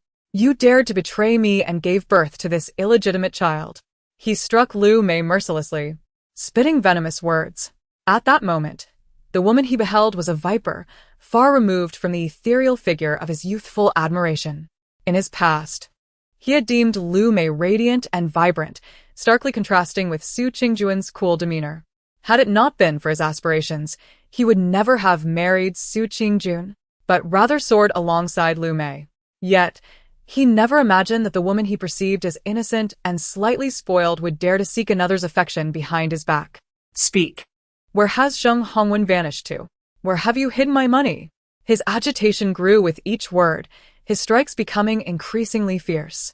Lu Mei's eyes reddened from the blows, and she forcefully pushed him away. In a frenzied motion, she seized a broom nearby and swung it at Lu Cheng. You bastard! How dare you hit me after all I've sacrificed for you? Lu Cheng winced in pain, finally taking a step back. Lu Mei seized the opportunity to rise and retaliate. Haven't you developed feelings for Su Qingjun? What right do you have to insult me?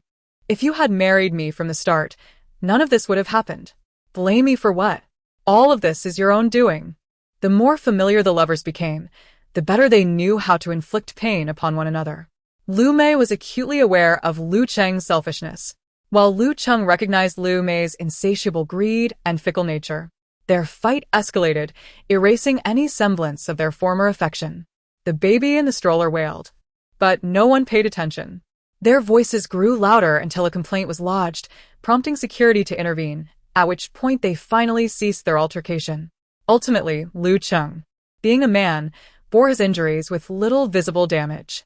He straightened his clothes and glared menacingly at Lu Mei. You may. You better leave at once and don't let me see you again, or it won't just be a beating next time. He stormed out, ignoring the astonished gaze of the security personnel. It was a pity for his 20 million and the genuine feelings he had invested over the years. Lu Mei sat stunned on the floor, tears streaming uncontrollably. This time, it was truly over. On that day, Su Qingjun took Lu Mengmeng for vaccinations and arrived at the office in the afternoon. As soon as she stepped into the elevator, she overheard several colleagues gossiping. Secretary Lu is crying loudly in the office, something about forgiveness. Is there a big scandal brewing? Anyway, President Lu seems quite angry. I heard he has already initiated the paperwork for her dismissal. I heard that too. Security had to escort her out. Just then, Su Qingjun received a message from Xiao Xia. Lu Mei has been fired. Upon reading the message, Su Qingjun paused in surprise. She had thought that after so many years together, Lu Chen might show some consideration for Lu Mei, at least ensuring the matter didn't become public. To her astonishment, Lu Cheng proved to be ruthless. President Su. President Lu has indeed dismissed Lu Mei today. HR is processing her paperwork, Secretary Wu said with a gleeful smile. Knowing that with Lu Mei gone, he would become Lu Cheng's most trusted aide, eager to please the boss's wife. Su Qingjun maintained a neutral expression, merely nodding. Okay, I understand. Noticing her lack of significant reaction, Secretary Wu added, You want to see her in the company again. President Lu has forbidden her from returning to Lu Enterprises. After being with Lu Cheng for so long, Secretary Wu was privy to certain matters.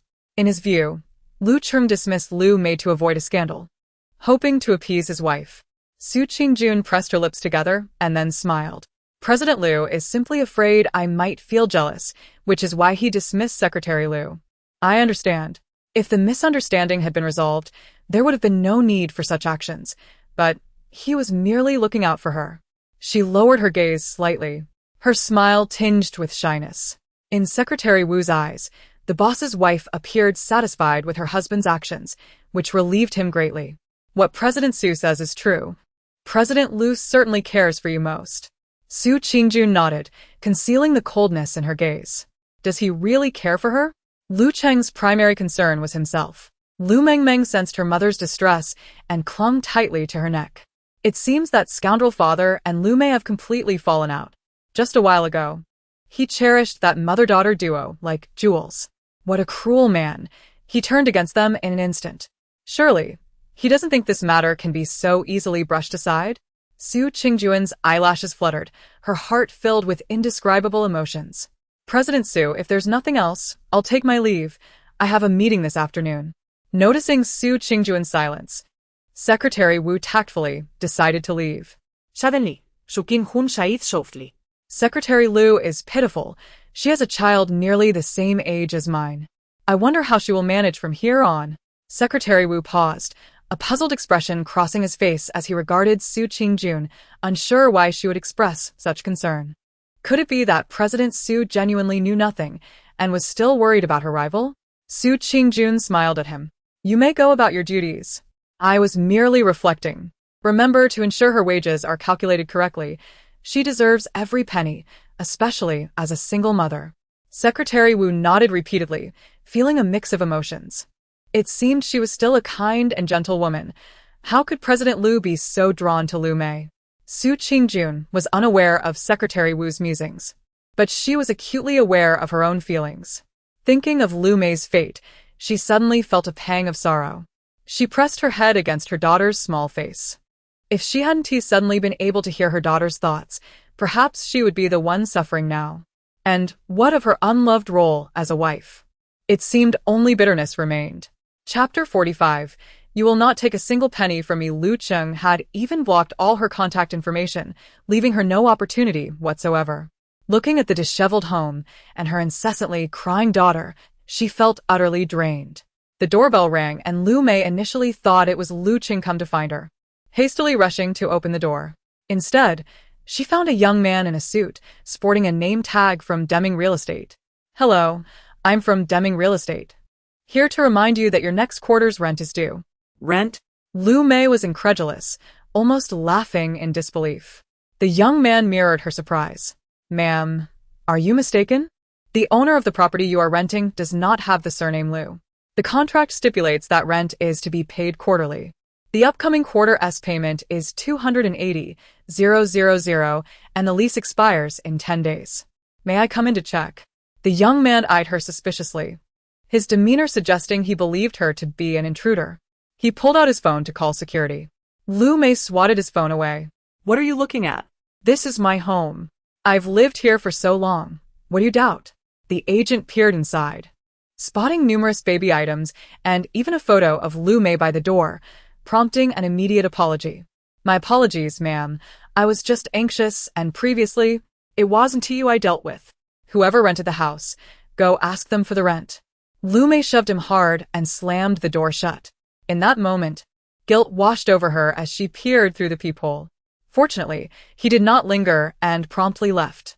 The next moment, Lu Mei's sobs filled the room. Lu Cheng, you're inhuman. You deceived me. It was a rental all along. Curse you, Lu Cheng. You've pushed me to the brink. She was jobless, had to care for her daughter, and her son was still in prison. Lu Mei felt as if the sky was falling. How could she possibly afford rent of 20 or 30,000? She quickly grabbed her phone to call Lu Cheng. Sorry. The number you have dialed has been blocked by the recipient. Please do not continue to harass Lu Cheng. Lu Mei furiously smashed her phone against the wall, shattering it into pieces. The following day, she dressed herself up and applied a charming makeup before heading out. She was a realist and had come to terms with everything overnight. Lu Cheng was heartless, yet she found herself reliant on him for a better life. To avoid provoking him, she entrusted her daughter to a neighbor for the day. After work, Lu Cheng appeared punctually in the parking lot. Lu Cheng. Ah Cheng. Her eyes were red-rimmed, glistening with unshed tears as she gazed at him. I realize my mistakes, darling. I cannot live without you. Please give me another chance. I love you sincerely. For so many years, I have followed you without any recognition or title, simply because I adore you. If it were the old Lu Cheng, he would surely feel heartache upon seeing her in this state. What could be more pitiful than a woman who wholeheartedly loves you? Alas, now when he sees her, he merely feels disgust. Love me? Love me enough to share a bed with another man and bear his child? It seems you love him more, otherwise, how could you have given him 2 million? Lu Cheng tightly grasped her chin, wishing he could crush her. Unfortunately, she does not love you, and she simply took the money and ran. Don't think for a moment that I am unaware of your intentions in seeking me. You will not extract a single penny from me. Darling, Secretary Lu? As Su Qingjun stepped out of the elevator, she witnessed the scene and approached with a smile. Oh. My apologies, I should address you as Ms. Lu. Is there something you need at the company? Nothing much. She just wants me to give her another chance. What kind of opportunity does someone like her deserve? Lu Cheng interrupted, wrapping his arm around Su Qingjun and leading her to the car. Wife, ignore her. She'll only spout nonsense again. Let's go. As they departed, he shot a warning glance at Lu Mei to keep her in check. Su Qingjun cast a calm glance at the tear-streaked face of Lu Mei. On the way home, a plan began to form in her mind. The enemy of my enemy is my friend. Perhaps Lu Mei could indeed assist her. Su Qingjun contacted Zhang Juanhao, the bodyguard assigned by the Su family, instructing him to get close to Lu Mei. Lu Mei was in dire need of support, and Zhang Juanhao feigned a chance encounter, helping her purchase various daily necessities. Upon learning that Lu Mei lacked the funds to pay her rent, he volunteered to seek assistance from his former comrades. The contact was the property manager of the upscale community, who agreed to waive a year's property fees along with a root carving left by Lu Cheng in exchange for Lu Mei's rent for the next quarter. Upon hearing this news, Lu Mei was overwhelmed with joy. After years of living in comfort, she was reluctant to leave, and now that a glimmer of hope appeared, how could she not be elated? Looking at Zhang Juanhao, she saw him as a savior. Yet, she remained cautious. After enduring the betrayals of Zheng Hongwen and Lu Cheng, she had grown fearful. Moreover, he was still Su Qingjun's bodyguard. It wasn't until Lu Mei invited him over for dinner, and after sharing a few drinks, that Zhang Juanhao revealed the truth behind his interest in her. Secretary Lu, I am aware of your situation with that scoundrel Lu Cheng. In fact, we are of the same ilk. We both harbor a deep-seated hatred for him. Lu Mei's interest piqued, but she remained silent. Zhang Juanhao seemed genuinely inebriated, beginning to share his own sorrows. He had not originally been a bodyguard of the Su family. At one time, he had served as the head of the security department of the Su group. Having served in the military and possessing an education, Su's father had always viewed him favorably. However, Lu Cheng believed he was merely ingratiating himself with Su's father and consistently sought to undermine him. Eventually, a minor error in Zhang Juanhao's department provided Lu Cheng with the leverage to have Su Qingjun persuade her father to dismiss him from the Su group. Ultimately, it was Su's father who recognized his talent, allowing him to serve as Su Qingjun's bodyguard, a role that felt like a demotion. What is there to protect about Su Qingjun? In peacetime, I am merely her attendant.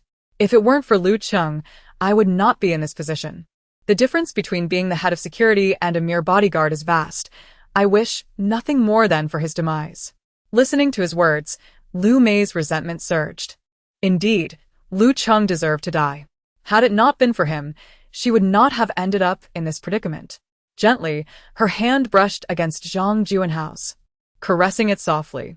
Brother Zhang, wishing for his demise is not out of the question. After all these years of following him, he has committed numerous illegal deeds behind Su Qingjuan's back. He thinks that by abandoning me, he has escaped unscathed. In reality, I have kept my cards close to my chest. Once the evidence is made public, his life will be irrevocably destroyed. A manic glint shone in her eyes. Zhang Juanhao quickly clasped her hand in return. Secretary Lu, such a person deserves to meet his downfall. Why should he enjoy a happy family and a successful career? Indeed. Why should he? Lu Mei's eyes burned with hatred. The following day, she prepared her materials and went to the police station early in the morning. Officer, I wish to report Lu Cheng of Lu's group for embezzlement. Lu Cheng had once truly loved Lu Mei, never hiding anything from her. Particularly, he prided himself on his ability to profit from Su Qingjun, boasting to Lu Mei about his exploits. How could company funds be so easily pocketed? To prevent Su Qingjun from discovering his actions, Lu Cheng had almost always transferred money through accounts opened in Lu Mei's name. All of this became the most potent evidence in Lu Mei's possession. Just as she handed over this evidence to the police, Su Qingjun arranged for reporters to wait at the company entrance. Indeed, the police acted swiftly, arriving at Lu's group to apprehend him the same day. Lu Cheng, we have received a report of your embezzlement, and we need you to accompany us for an investigation. When the police entered, Lu Cheng was still oblivious. Embezzlement? No, officers. You must be mistaken. Lu's group is mine. What could I possibly embezzle? Who accused me? This is slander. You cannot take me away like this. I could sue you for defamation of character. Do you know who I am? The police paid no heed to his outbursts, directly escorting him from the company. Meanwhile, reporters waiting at the entrance unleashed a barrage of questions. Mr. Lu, is it true that your secretary has accused you of embezzlement? Did you use your connections with the Su family to line your own pockets? Why hasn't Mrs. Lu made an appearance? Has she lost faith in you? Faced with the relentless inquiries, Lu Cheng's face flushed with rage as he hurried into the police vehicle. As soon as Lu Cheng was arrested, Xiao Xia called to report. Mr. Lu has been taken into custody, and there is media coverage, likely to trend shortly. Su, this incident is significant for the company. Should we not intervene? Although Xiao Xia had no desire to defend Lu Cheng, the implications for the company made her anxious. Su Qingjun merely sighed. Isn't there a public relations department? Let them handle it. I will avoid the company for now to prevent being cornered by reporters. Lu Mei had truly not disappointed her. The deeper their love, the better they understood how to hurt each other. She relished the spectacle of their mutual destruction. Lu Cheng's arrest quickly became a trending topic. Lu Mei possessed evidence of his misappropriation of millions in company assets. Such a substantial sum would not be overlooked, especially given that he no longer had the Su family to shield him. Online, the public was in an uproar. Many had long suspected that Lu Cheng was merely a pretty face, a phoenix man not to be trifled with. The Su family had provided him with ample funds to start his business, yet he had pocketed it all for himself, as if he were a mythical beast. It was rumored that his wife and child had always maintained a low profile, likely unaware that he refused to share a single penny with the family. As Su Qingjun perused the online commentary, she felt a profound sense of clarity regarding her past blindness. She gazed at her sleeping daughter, Lu Mengmeng. Her heart softened. Thankfully, fate had not been unkind to her. Lu Jing was the first to inquire. Mom, is it true that Dad has been arrested? Lu Ming also looked at Su Qingjun with concern. This time, she chose not to conceal the truth from her sons. The situation had reached a point where they deserved to know. Cradling her daughter, she called her two sons to the table. Let's eat first, and we can talk as we go. Lu Ming and Lu Jing exchanged glances, understanding that their mother had something important to discuss. They sat across from Su Qingjun, their eyes fixed on her, neither daring to touch their chopsticks. Lu Jing could no longer contain himself. Mom, is the news online true? He knew Lu Cheng was not a decent man, yet it was still their father who had been arrested, and it weighed heavily on his heart. Su Qingjun nodded. The truths circulating online are indeed real, albeit merely a fraction of the entire reality. Lu Mengmeng sat quietly in her mother's embrace, observing her silent elder brother and her tearful second brother, feeling a quiet lament within her heart. After all, blood is thicker than water. Both brothers care so deeply for our worthless father, yet he holds no regard for them. Had he not been incarcerated, it is likely that elder brother would have succumbed to addiction and second brother would be teetering on the brink of madness. His imprisonment is a blessing. The two brothers exchanged glances at Lu Mengmeng's sardonic remarks, their sentiments further soured. Lu Cheng had not been particularly kind to them. As their sister pointed out, had Lu Cheng remained free, it would have been their lives, along with their mothers, that were at stake. Su Qingjun sought to prevent her sons from feeling inferior or guilty, and thus laid bare the entire backstory. Your father did indeed betray me with Lu Mei. Her previous outburst at our home was not without cause, though her daughter is not Lu Cheng's biological child. Furthermore, Lu Cheng has misappropriated a significant amount of company funds over the years, not to mention the money he extracted from your grandparents. Her voice faltered as she spoke, for those funds had been acquired during a time of infatuation. I bear some responsibility for this, having initially chosen poorly and believed his lies. But now, everything is different. Lu Cheng is undeniably your father, yet he is unworthy of the title. You are my sons, the flesh and blood of the Su family. By severing ties with Lu Cheng, our lives will only improve. Mother is right.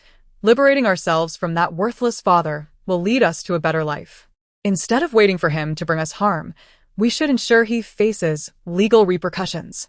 Lu Mengmeng clutched her mother's arm, gently shaking it, her small face nuzzling against her mother's sleeve. Such a wonderful mother deserves a better life. Elder brother is capable, and second brother must study hard. In the future, I will rely on both of you to lead a happy, carefree life. Please, do not soften your hearts for our worthless father. Seeing Lu Mengmeng's dejected demeanor, the others shared a silent chuckle. For the sake of this little one, they indeed needed to gather their spirits. The scandal surrounding Lu Cheng had escalated significantly, and public relations efforts were failing to sway public opinion. Lu Mei had provided such detailed evidence that rebuttals were almost futile. Under the weight of public scrutiny, the relevant authorities expedited their review process, leading to Lu Cheng's incarceration. Throughout it all, Su Qingjun refrained from making an appearance, delegating all matters to her attorney. She simply had no time to deal with Lu Cheng. The Lu Corporation was affected, and everyone turned to her for guidance. With the CEO imprisoned, the Lu Corporation cannot collapse. What would we do then? Indeed, Su Qingjun, you cannot abandon us. Fortunately, Su Qingjun had strategically placed many of her own people in key positions, which proved advantageous. The leaders of various departments unanimously agreed for her to assume the role of successor. Given that she was already in charge of the company's key projects, no one dared to voice dissent. Even Lu Cheng's confidants recognized the shift in company dynamics, and no one came to his defense. Chapter 47.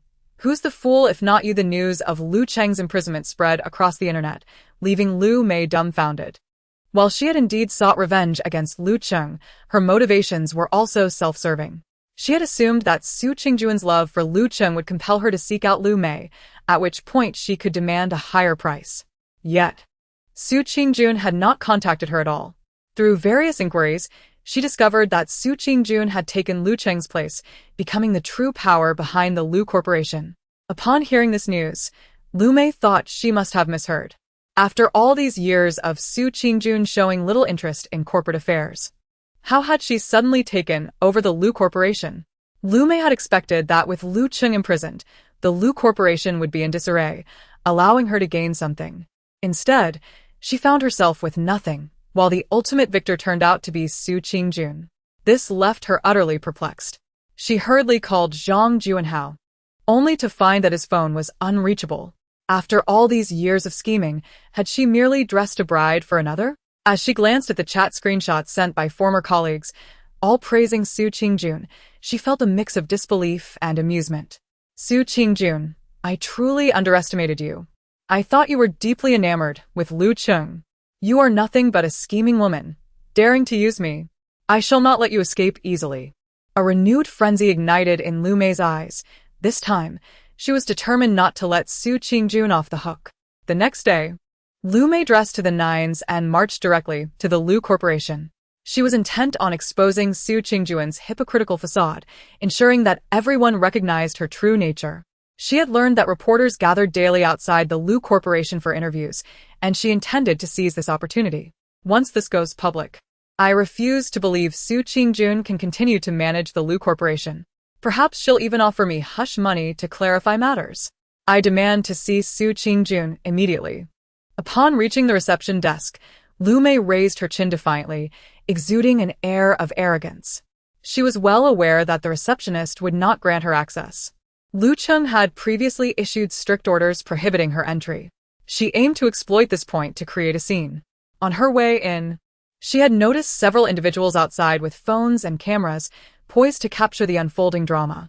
The thought of Su Qingjun being pulled from her pedestal brought Lu Mei immense satisfaction. The receptionist greeted her with a smile. "Certainly, Ms. Lu. This way, please. I will take you upstairs." "What did you say? Take me upstairs?" Lu Mei stared incredulously at the receptionist, who continued smiling and repeated, "This way, please. I will take you upstairs." Feeling a twinge of anxiety, Lu Mei glanced around. She had envisioned various disruptive scenarios. Yet Su Qingjun's invitation to ascend seemed to render her previous plans moot. Before she could devise a counter-strategy, a security guard approached. "Ms. Lu, the elevator is this way. Ms. Su is waiting for you." With a fierce glare directed at a few individuals, Lu Mei turned and entered the elevator. Su Qingjun had anticipated her attempt to create chaos and instructed the receptionist to escort anyone requesting to see her directly upstairs. With the media scrutinizing closely, Su Qingjun had no intention of providing Lu Mei with an opportunity. Though Lu Mei's heart raced with trepidation, her demeanor remained composed.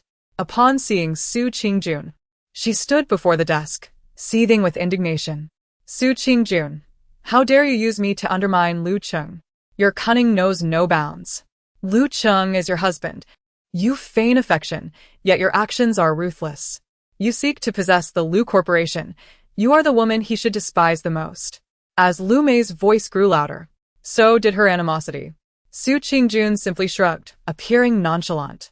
"Did you only just realize that? How remarkably foolish. What did you say?" Lu Mei's eyes widened in disbelief, as though she no longer recognized the woman before her. In her mind, Su Qingjun had always been gentle and demure, rarely raising her voice. She had always exhibited a warm demeanor. Lu Cheng often lamented her weak character, finding it utterly uninteresting. Were it not for the Su family's influence, Lu Cheng would never have chosen her as his wife. Yet, the Su Qingjun standing before her now was an entirely different figure, powerful and exuding an air of authority. "Are your ears not functioning? I said you are truly foolish. No, you are downright simple-minded." Su Qingjun sighed in exasperation. "After being with Lu Cheng for so long, we both know what sort of person he is. He is callous and self-serving. You treat him as a treasure and cling to him as if he were the only one. If you are not foolish, who is?" Lu Mei found herself laughing in disbelief at her words. "Then you have been just as foolish, haven't you? For him, you forsook your status as a wealthy heiress, endlessly begging your family for financial support to elevate him. You are the most foolish of all." Believing her words would incite outrage, Lu Mei was taken aback when Su Qingjun merely nodded and smiled. "You are indeed correct. I was foolish once, but I am no longer. I know who he is now, and while I have regretted my choices in the past, time cannot be reversed. One must look forward. Thus, I chose to liberate myself from him and embark on my own life, rather than remain ensnared in the sorrow of the past." These were the heartfelt confessions of Su Qingjun. Gradually confronting the harsh reality was indeed painful, yet she could not dwell in anguish indefinitely. She still had her parents and her child. She needed to cultivate strength within herself. Hence, she began to devise a meticulous plan to completely rid herself of the scoundrel Lu Cheng. When she glanced at Lu Mei, she could only perceive the tragic essence of this woman. "Lu Mei, I have harbored hatred for you, but I understand that you are not the true architect of this chaos. After being with him for so long, what have you truly gained? You willingly embraced the role of the mistress, yet in the end, you possess nothing. I called you foolish because you recognized his true nature before I did, yet you clung to him, squandering your youth in vain." Lu Mei parted her lips several times, at a loss for words. Every word spoken by Su Qingjun resonated with her. How could she not realize that Lu Cheng would treat Su Qingjun with such contempt? She had been lost in her own fantasies, believing herself to be Lu Cheng's eternal muse. His affection for her led her to envision a life of perpetual bliss. Yet, that illusion shattered, and she had never contemplated leaving Lu Cheng. She merely wished for his forgiveness. Lu Mei shook her head with a bitter smile. You are correct. I am indeed foolish. I never considered abandoning Lu Cheng. The one time I did, it was in pursuit of his wealth, only to find myself deceived once more. No man is trustworthy. Aside from oneself, no one is reliable. When she looked at Su Qingjun again, the hatred in Lu Mei's eyes had dissipated, replaced by confusion. She had always viewed Su Qingjun as a rival, yet deep down, she recognized the truth. It was Lu Cheng who had brought her misfortune, who had cast her as a mistress and made her child an illegitimate offspring. Indeed, I despise him, and thus fell easily into your trap. Yet I do not regret my actions. Lu Mei picked up her bag and turned to leave the office. She had no regrets about sending Lu Cheng to prison. A scoundrel like him deserved to languish behind bars, never to rise again. Chapter 48. Why won't you answer the phone upon returning to her spacious apartment? Lu Mei felt a tinge of loneliness. However, the thought of the true culprit behind her plight, now imprisoned, brought a smile to her face. Yet, how could she find satisfaction in Lu Cheng's downfall without witnessing his desolate state? The following day, she went directly to visit him in prison. When Lu Cheng saw her, his face lit up with excitement. Darling, you came to see me. You're here to rescue me, aren't you? Fear gripped him. He no longer wished to remain in prison. If you can get me out, let us forget everything that happened before. I will treat you well, I promise. Lu Cheng. Are you dreaming? Lu Mei laughed at his words. Look at your current state. Do you really think I would come to see you just to rescue you? Don't be foolish. I merely wanted to see how far you've fallen. It's quite a sight to behold. Recalling their bitter parting, Lu Cheng began to grasp the reality of the situation. How could a woman like Lu Mei ever save him? But he was unafraid. He still had Su Qingjun. Narrowing his eyes dangerously, he scoffed. Crazy woman, do you think I want to get out of here? Don't forget, I am the son-in-law of the Su family. Su Qingjun loves me dearly. My stay in prison is merely temporary. My wife is surely pulling strings to secure my release. With the Su family's influence, I won't be here long. Despite the fact that Su Qingjun had not visited him since his troubles began, he believed she was tirelessly working on his behalf. He understood the gravity of his offenses, fearing that the Su family might put Su Qingjun in a difficult position. But so what? She loved him so much. She would undoubtedly appeal to her parents for assistance. A few million was nothing to the Su family. They would surely compensate him. He leaned back in his chair, looking disdainfully at Lu Mei. Don't get too smug. Once I'm out, we'll see how you carry on. Lu Mei regarded him with pity and shook her head. Lu Cheng, how did I not see how foolish you truly are? Every time you cooked the books and pocketed money, I documented it all. With so much evidence submitted to the authorities, do you think you stand a chance of getting out? Not even the highest deities could save you. Prepare to rot in here. She cast a scornful glance at Lu Cheng. While Su Qingjun was deemed foolish, Lu Cheng was the one truly as dull as a pig. In the next moment, Lu Cheng began to pound on the glass. Lu Mei, you wretched woman. I will kill you. The prison guard rushed over to intervene as Lu Cheng, fearing punishment, took a few deep breaths to regain his composure. Lu Mei sat on the other side of the glass, relishing the sight of his frantic expression. Her face illuminated with joy. For the sake of the years we spent together, let me share a secret. Everything is orchestrated by your dear wife, Su Qingjun. She deceived me into reporting you, so she could take over Lu's enterprise. Do you really think she will rescue you? Dream on. With that, Lu Mei hung up the phone without hesitation. While Lu Cheng was not facing a death sentence, life in prison would be a living hell for him. No, Su Qingjun would never do that. She loves me. Lu Cheng was now thoroughly panicked. Lu Mei merely smiled and walked away. Was everything truly a scheme by Su Qingjun? He refused to believe it. Repeatedly mulling over Lu Mei's words, he ultimately concluded that Lu Mei's hatred had driven her to provoke him. Throughout their marriage, Su Qingjun had always prioritized him, even when it meant confronting her family. He was aware of her behind-the-scenes efforts to seek assistance, yet he chose to feign ignorance. If she loved him, Wasn't it natural for her to make sacrifices? Recalling Su Qingjun's gentle voice and their children, he regained confidence. Lu Mei must be lying. To be able to make a phone call to his family, Lu Cheng behaved impeccably in prison. After much effort, he finally secured the opportunity to make a call. Yet no one answered. Even Lu Jing, who usually doted on him, did not pick up. When your family doesn't answer, you may let someone else call. The guard brusquely terminated his call. Lu Cheng continued to plead, "Please, allow me another call. It's impossible that no one is answering." The inmates behind him were growing impatient and pushed him aside. Once again, Lu Cheng missed the chance to connect with his family. However, he was not too disheartened.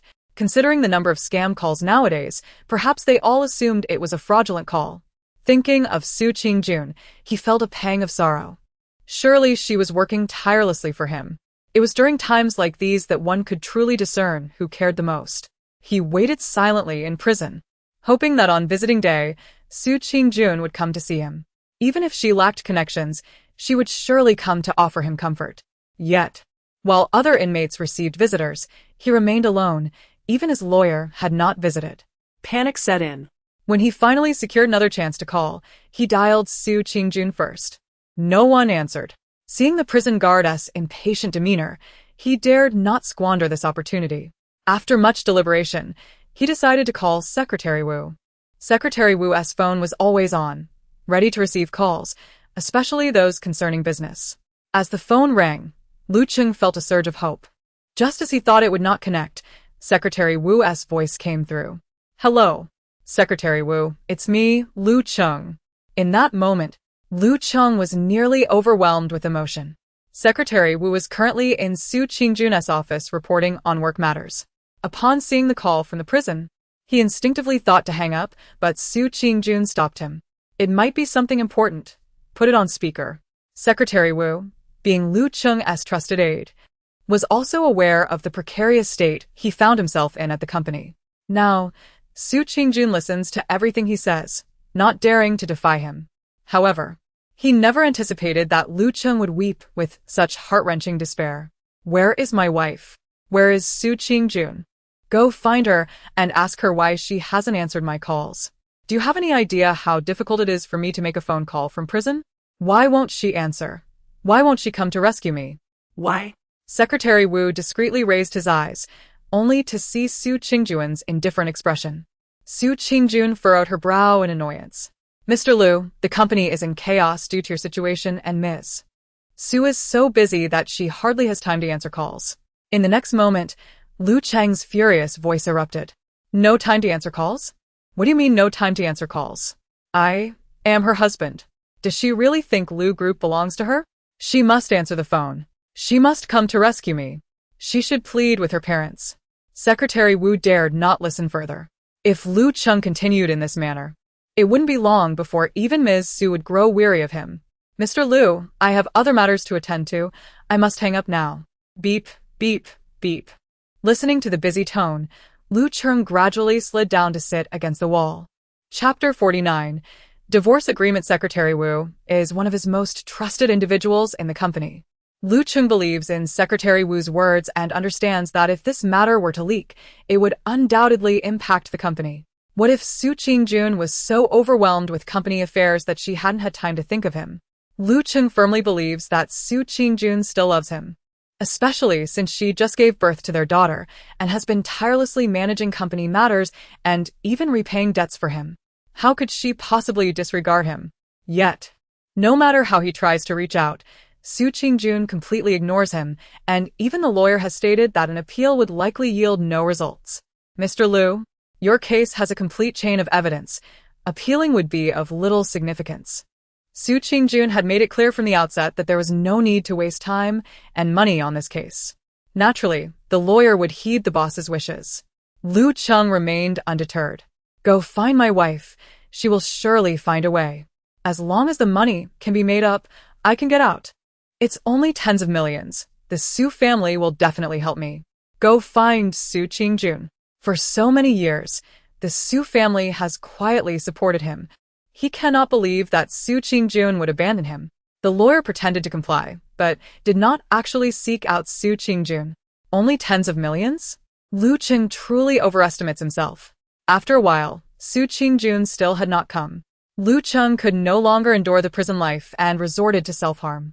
If he were to sustain serious injuries in prison, he would be exempt from labor duties and would have the chance for family visits. He deliberately injured his arm while working.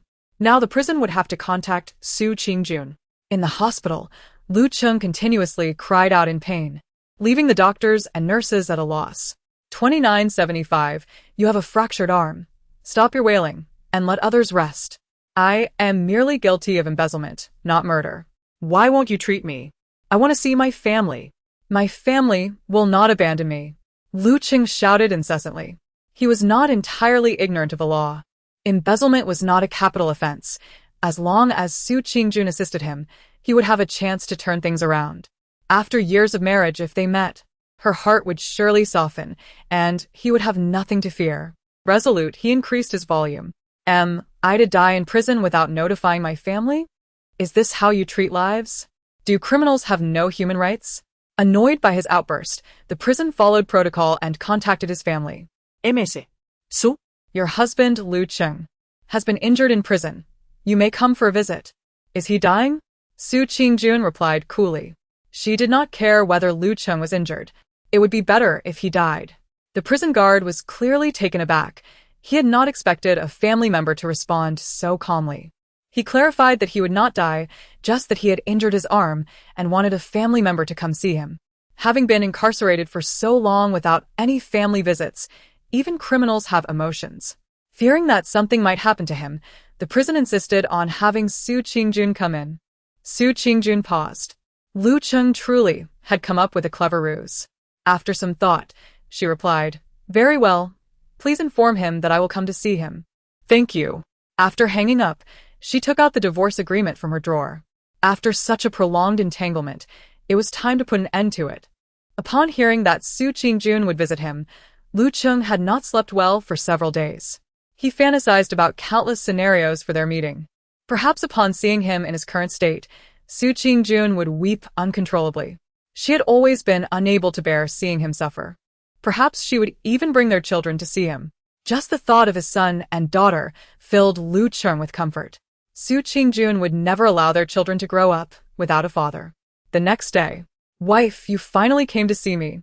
Lu Cheng felt an overwhelming urge to leap forward and embrace Su Qingjun tightly.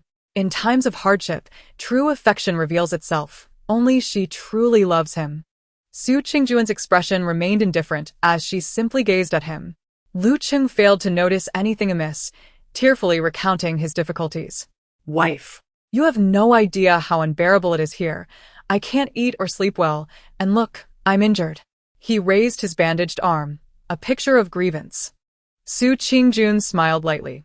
Prison is a place for criminals. What issues do you have? Lu Cheng could hardly believe his ears.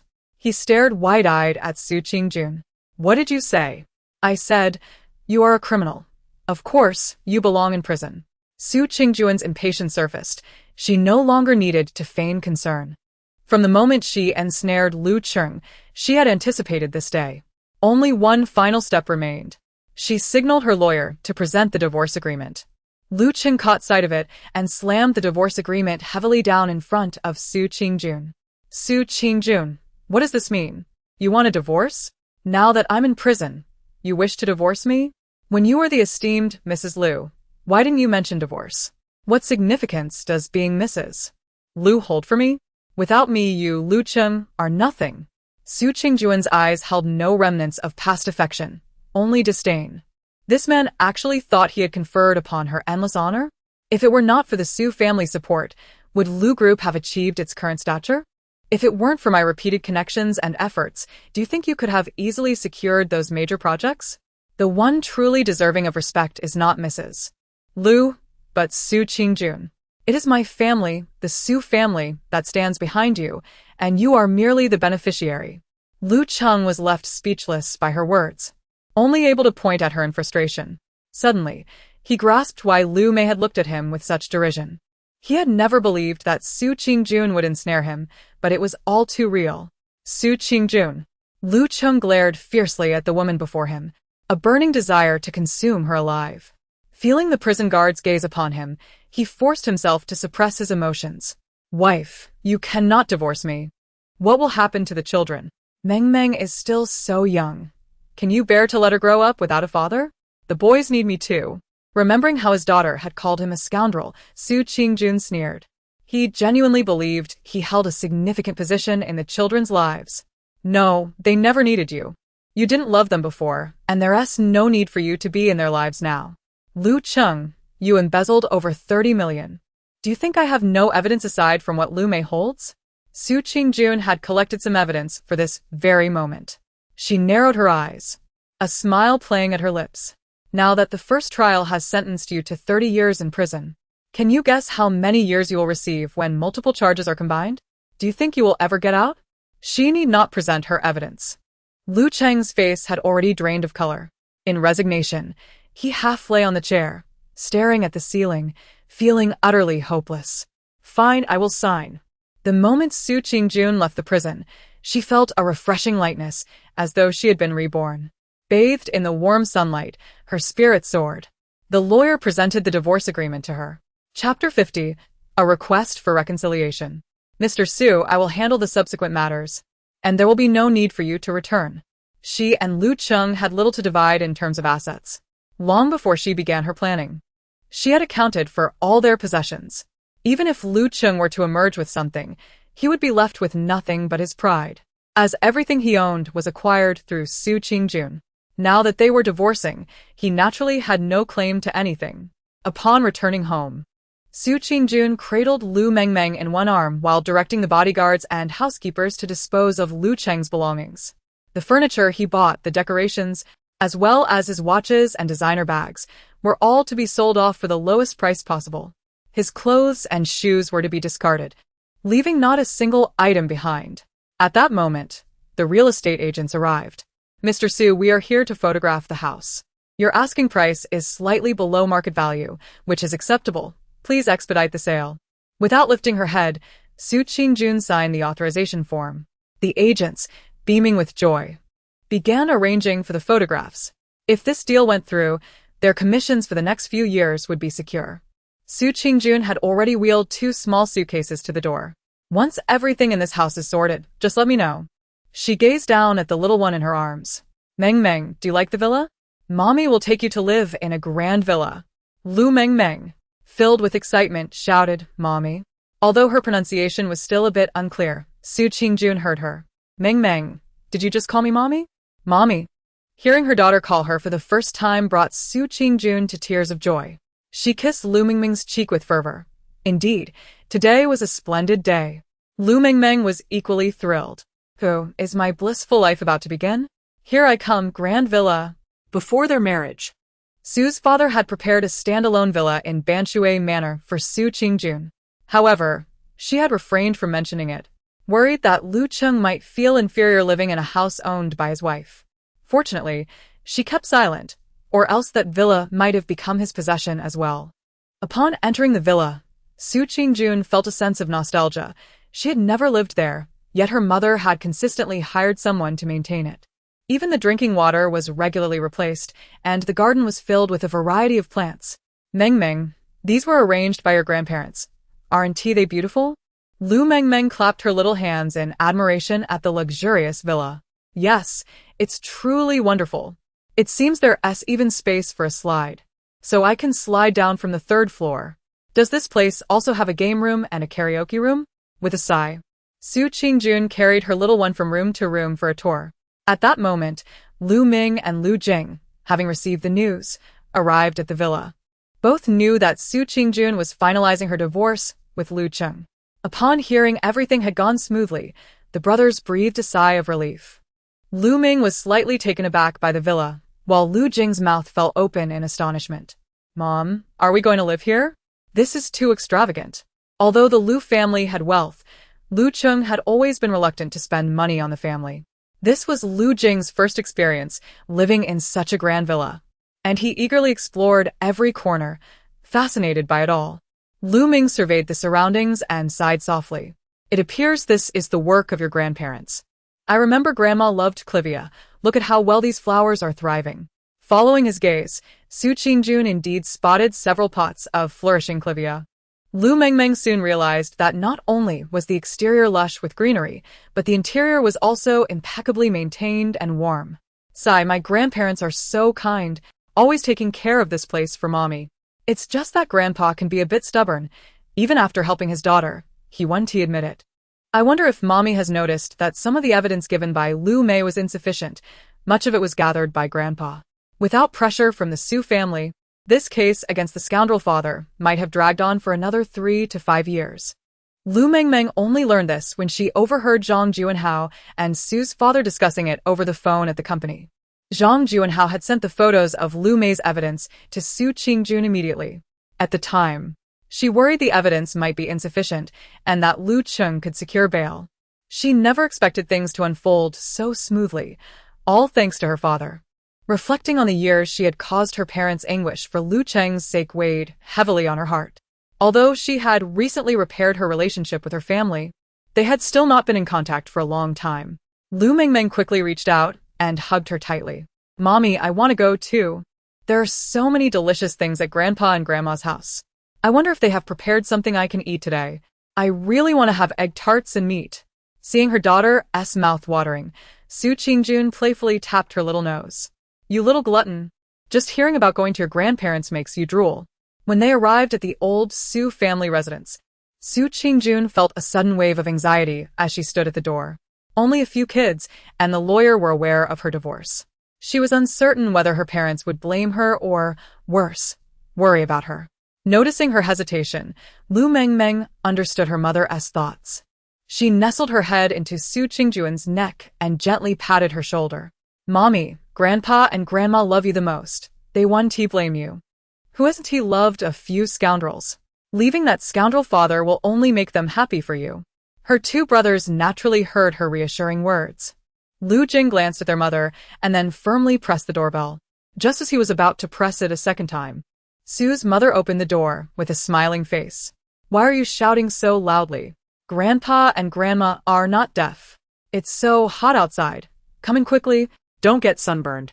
She cheerfully took Lu Jing's hand and gestured to Su Qingjun to look towards the living room. In reality, the family's servants had seen them arrive as soon as they got out of the car. However, the old man was too proud to make it obvious. Su Qingjun approached, feeling a bit awkward, and spoke up. Ahem. The old man removed his reading glasses and set down the newspaper in his hands. The next moment, Lu Mengmeng stretched out her chubby little arms towards her grandfather, babbling, Grandpa. Approaching her first birthday, she was finally able to articulate some words that everyone could understand. Hearing his granddaughter call him, the old man eagerly responded and quickly scooped her up.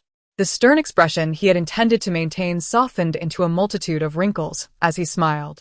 And what about me? ISNT, my little cotton-padded jacket, the most thoughtful? Oh, Mengmeng is so well-behaved. Lu Mengmeng, eager to show off, continued to call out and even planted a kiss on Su's father's cheek, which made the old man beam even brighter. Observing the joyful expressions on her parents' faces and seeing Su Qingjun finally relax, Lu Mengmeng silently mused. This family truly cannot function without me. Chapter 51. A promising future with Lu Mengmeng's playful antics and Lu Jing occasionally chiming in. The atmosphere at home became much more harmonious. Once the mood had settled, Su Qingjun finally revealed her divorce from Lu Cheng. Mom, Dad, I have divorced Lu Cheng. And we have sold the house we previously lived in. She felt a twinge of anxiety, unsure whether her parents would support her decision. Su's mother's eyes filled with tears as she nodded fervently. You did the right thing. You should have divorced him long ago. You've suffered enough over the years. The circle was small, and news of Lu Cheng's greed and infidelity had spread far and wide. Su's parents had worried that Su Qingjun might falter, but fortunately, their daughter was strong enough not only to take over the Lu family business, but also to secure her divorce. Su Qingjun's eyes glistened with unshed tears as she choked out, Mom, Dad, I'm sorry. I shouldn't have distanced myself from you for the sake of a scoundrel. Can you forgive me? I truly realize my mistakes now, and I won't cause you any more grief. She hadn't intended to cry, but the tears flowed regardless. Lu Ming and Lu Jing quickly comforted her in hushed tones, while Lu Mengmeng nestled in her grandfather's embrace, looking at her with concern. Mama has already done remarkably well. She has not allowed me to be stifled and has diligently nurtured my two elder brothers. Now, Mama has come to realize her mistakes. My maternal grandparents are so wonderful. They would never blame her. Su's father affectionately ruffled his granddaughter's hair, internally agreeing with her sentiments. Lu Ming had always been the exemplary child in the eyes of adults. From a young age, he excelled academically, and even in university, he made notable contributions in the laboratory, all of which Su's father had observed quietly. Lu Jing, although somewhat immature in the past, was fortunate to have Su Qingjuan's strict guidance. Seeing him attentively offer tissues to his mother, Su's father felt reassured that the child possessed filial piety and had not gone astray. Well, a divorce is a blessing. Why cry on a day of celebration? Divorce is merely a formality, and thankfully, my two grandsons bear no resemblance to Lu Cheng. Your parenting is commendable. This is the true visage of the Su family. Though Su's father maintained a stern expression, his tone softened considerably. Lu Mengmeng pouted, indignantly pinching his thumb. Moo moo. She looked at her grandfather with righteous indignation, her little hand pointing at herself. You only mention my two brothers. What about me? What about me? Lu Jing chuckled. Moo, whose little calf has wandered out. Ha ha ha. Lu Mengmeng waved her tiny fists, shaking them in a display of mock ferocity. Are you bullying me because I can't speak? Just wait until I can talk. You'll see. Seeing Lu Jing still laughing, she bared her teeth and attempted to pounce on him. Su's father gently placed her on the ground, but after just a few steps, he found himself plopping down onto the wool carpet. Her earnest attempts to rise elicited laughter from those around them. What could possibly be so amusing? As Lin Jinxiong and Lin Jinya entered, they spotted the Su family gathered around the little one, laughing. Curiosity piqued, they approached. Lin Jinxiong immediately scooped up Lu Mengmeng. This little one has grown so much. She must weigh around 40 pounds now. Lu Mengmeng's face flushed, and she glared at him. Who is this man? I'm only 20 pounds, and I'm quite slender. Su Qingjun hurriedly stepped in to take the child. Yes. My sister is the slimmest. She will surely be a beauty in the future. Lu Jing quickly chimed in, showering compliments. Lu Mengmeng cast him a satisfied glance, her triumphant expression provoking more laughter from the group. The Lin brothers had come in response to Su Qingjuan's message for assistance. They had been childhood friends, having grown up together as primary school classmates. However, after Su Qingjun began dating Lu Cheng, she had kept her distance, leading to a loss of contact. Recently, when Su Qingjun sought their help, they finally realized that their childhood friend had seen through Lu Cheng's deceitful nature, and without hesitation, they offered their support. At the dining table, the brothers shared their reflections. The thought of Su Qingjun and Lu Cheng's divorce brought Lin Jinxiong a sense of relief. You have no idea. That scoundrel Lu Cheng has the brain of a dog, daring to invest in any project, and he's become a nuisance in the circle. Lin Jinya nodded in agreement. We had even spread a few rumors, thinking Lu Cheng wouldn't believe them, but he took the bait. His greed has finally caught up with him. Congratulations on escaping that quagmire. The Lin brothers had always enjoyed a close relationship, and their recent division of company responsibilities was aimed at expansion. The elder brother had begun to merge with other enterprises, continuing to broaden the Lin family's influence. Only those unaware of the situation would propagate such rumors. And Su Qingjun astutely leveraged this. Lin Jinya poured a glass of wine for Su Qingjun, reflecting on the situation. You're taking over the Lu family business at the perfect time. If it were still under Lu Cheng's management, it would likely face bankruptcy within a year. If you need anything, just let us know. With our bond, we will certainly take it upon ourselves. Su Qingjun felt genuinely joyful today and downed the wine in one gulp. Thank you so much. I will not hold back.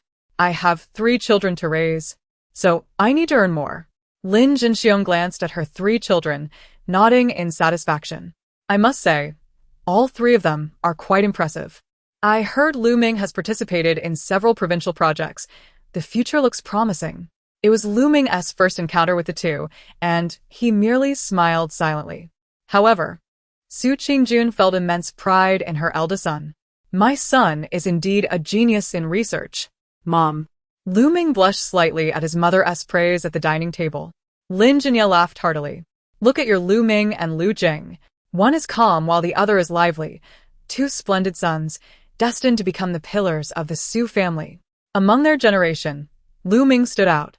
While Lu Jing needed to continue striving, the Su family was far ahead of several prominent families. Su Qingjun had always intended to have Lu Meng gain experience in the company. She was unsure whether her eldest son was inclined to take over the business. Yet she felt compelled to discuss it with him. Speaking of children, Lin Jinxiong found a topic to broach. Your 3 children are indeed delightful. If it weren't for my son being significantly older than Mengmeng, I would have considered arranging a match. However, Mengmeng is so adorable. I can see her pairing well with that little one from the Zhan family, 2 lovely little ones. Intrigued, Lin Jinyu added. Indeed, Zhan Chu is quite the handsome lad, favoring his mother. It's a pity, though. Beauty is often short-lived. Su Qingjun was well aware of the Zhan family's circumstances. She had heard that the former matriarch left behind only this one son before passing away. She glanced at the nearly asleep Lu Mengmeng, shaking her head. The Zhan family's background is too formidable. She did not wish for her daughter to grow up within such a family. Lu Mengmeng only needed to live a life of safety and peace. At that moment, Lu Mengmeng, having just enjoyed shrimp and chicken legs, was blissfully lost in her thoughts, completely oblivious to the adult conversations around her. At not yet 1 year old, the concept of marriage was far from her reality. Chapter 52. Approaching crisis for the Su family. Just as Lu Mengmeng was on the verge of drifting off to sleep, she suddenly heard Lin Jinxiong mention a project. Uncle, what's going on with the Pingxing project? I heard it suddenly halted? Su father sighed, gesturing upward. There's been a major leadership change. The project had already received approval, but now they're suddenly saying it's on hold. Lin Jinya frowned. A project of such magnitude can't just stop. That would incur substantial losses. Noticing the grim expressions on their faces, Su Qingjun inquired, "What's this project about? What issues have arisen?" Su father looked sternly at his daughter. Pingsheng intends to construct a large amusement park on the outskirts of the city, and the Su family won the bid. The qualifications had all been approved, but with the sudden leadership change, construction has been delayed. Pingsheng? Oh no. How quickly has the Su family crisis approached? I remember this project was intentionally stalled due to my grandfather's refusal to use materials from someone's family. It could very well bring the Su family to its knees, and we might even face penalties. What should we do? Grandpa seems unwell. And such market rivalries undoubtedly require someone with energy to navigate.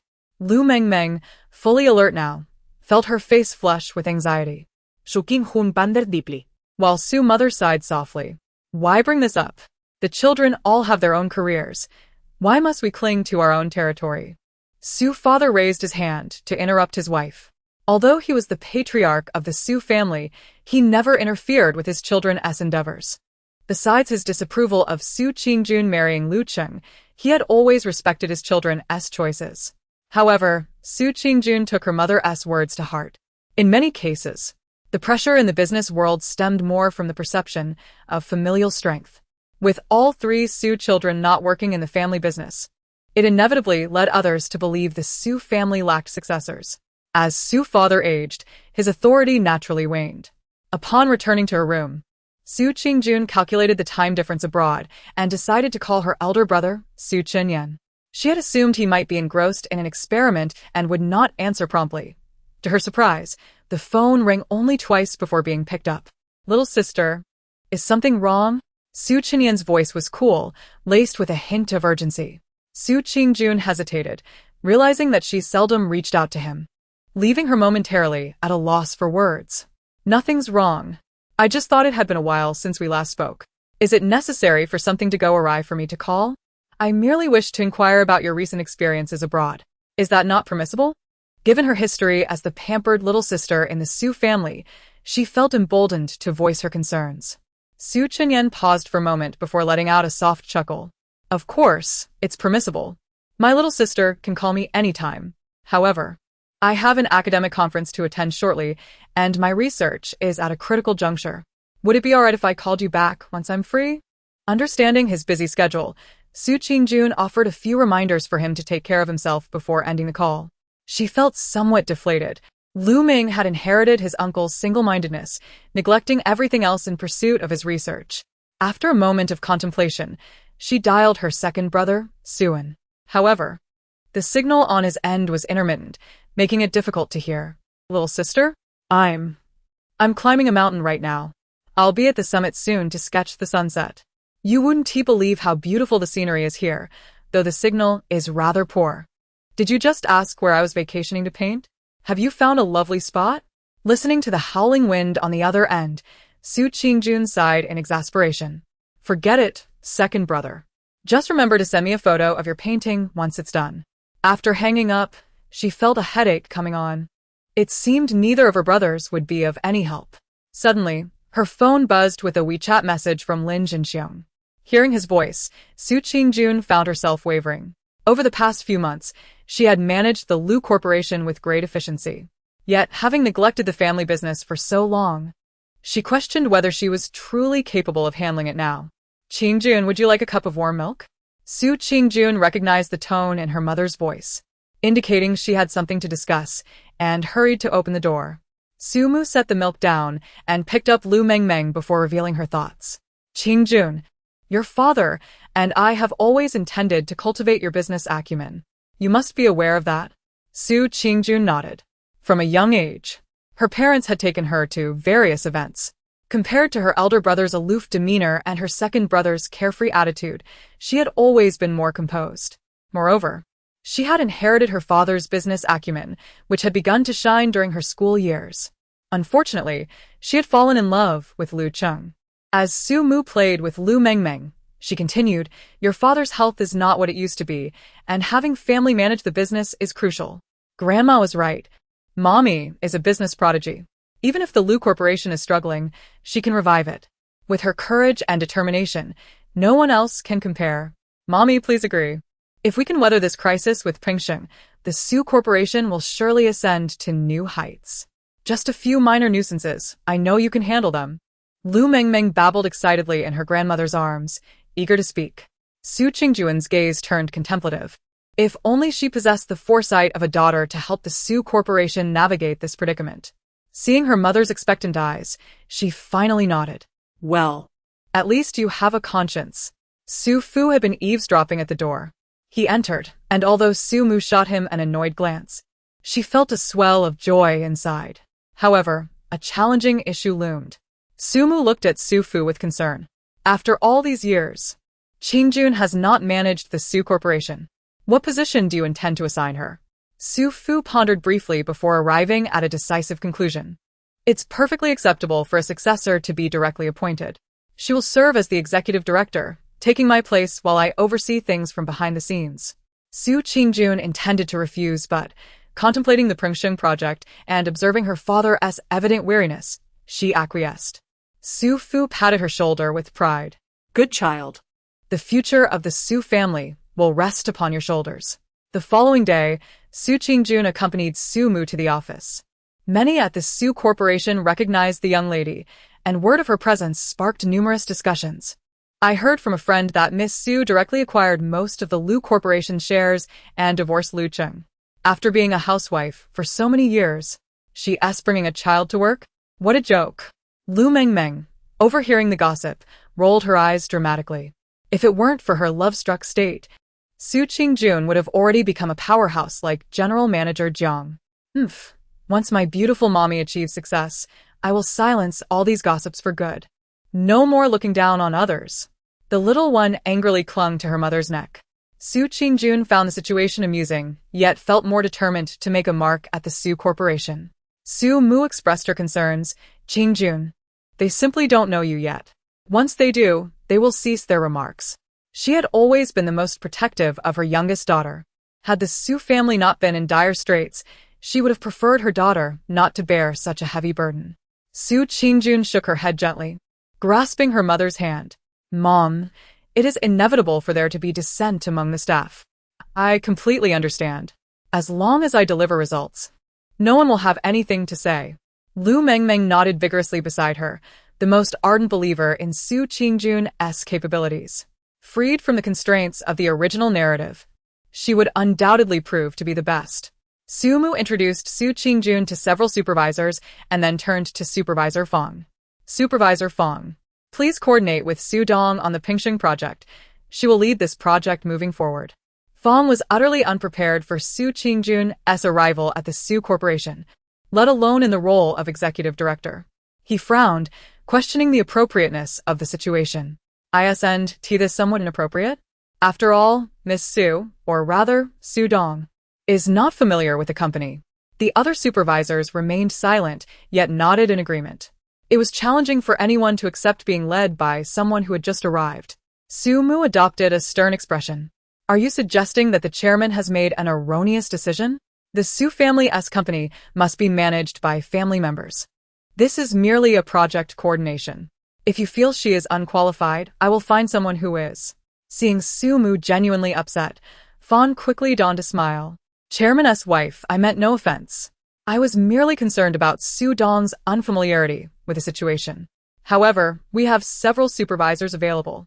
I will contact the project team immediately and convene a meeting to brief Su Dong. Lu Mengmeng nestled in Su Qingjun's embrace, casting a suspicious glare at Fong. Why did this man seem so familiar? At the project team meeting, Lu Mengmeng finally recalled who he was. Fong Su, right? In the original narrative, he was responsible for the demise of my grandparents. Though he appears to be a senior executive at the Su Corporation, he is actually a childhood friend of the scoundrel father, placed here to undermine the company from within. How dare you, Fong Su, challenge my mommy? I must find a way to expose you. Lu Mengmeng bit down fiercely on her cookie, her gaze fixated on Fong, as if she were ready to pounce. Fong felt as though he was being scrutinized by a predator, his scalp tingling. He looked up to meet the intense gaze of the little girl. He shook his head helplessly. Could it be that this child bore an uncanny resemblance to her father, leading him to feel this way? Why did he have the eerie impression that her eyes were filled with malice? Meanwhile, Su Qingjun had pulled up the personnel files on her phone. Indeed, Fong Su had graduated from the same elementary and middle schools as Lu Cheng. Realizing the implications of Lu Mengmeng's earlier comments, Su Qingjun felt alarm bells ringing in her mind. The meeting concluded swiftly, and Fong switched back to his insincere smile. Su Dong, do you have any questions or concerns? He couldn't help but smirk, thinking how could a housewife possibly grasp the complexities of business? In the next moment, Su Qingjun posed a highly technical question. She had just swiftly scanned through all the documents. The suspension of the Pingxing project was common knowledge, yet the material costs continued to escalate, which was entirely unreasonable. Director Su, this may be a mistake on the secretary's part. Your arrival was rather sudden, and we all prepared the materials in haste, so discrepancies were inevitable. Am I to blame for being here? Supervisor Fong merely regarded me as an unfamiliar figure within the company, yet I was able to discern the flaws. How could you, who work daily on the project, remain oblivious? Su Qingjun's gaze swept across everyone in the conference room, and each person instinctively avoided her eyes. Finally, her gaze settled on Fong Su. Given the haste of today's meeting, I can tolerate this initial oversight, but should there be a recurrence, Su Corporation does not harbor incompetence. After organizing her documents, she turned on her heel and exited the conference room. Lu Mengmeng clapped her hands in delight. Mommy is amazing. Mommy is so powerful. Fong Su's face turned pale. It was exhilarating. If only we could dismiss him, then Su Corporation would have no more worries. Naturally, Su Qingjun did not wish for Fong Su, this toxic presence, to remain in the company, but it was not yet the right time to dismiss him. Having been with Su Corporation for so long, he must have had his plans in place.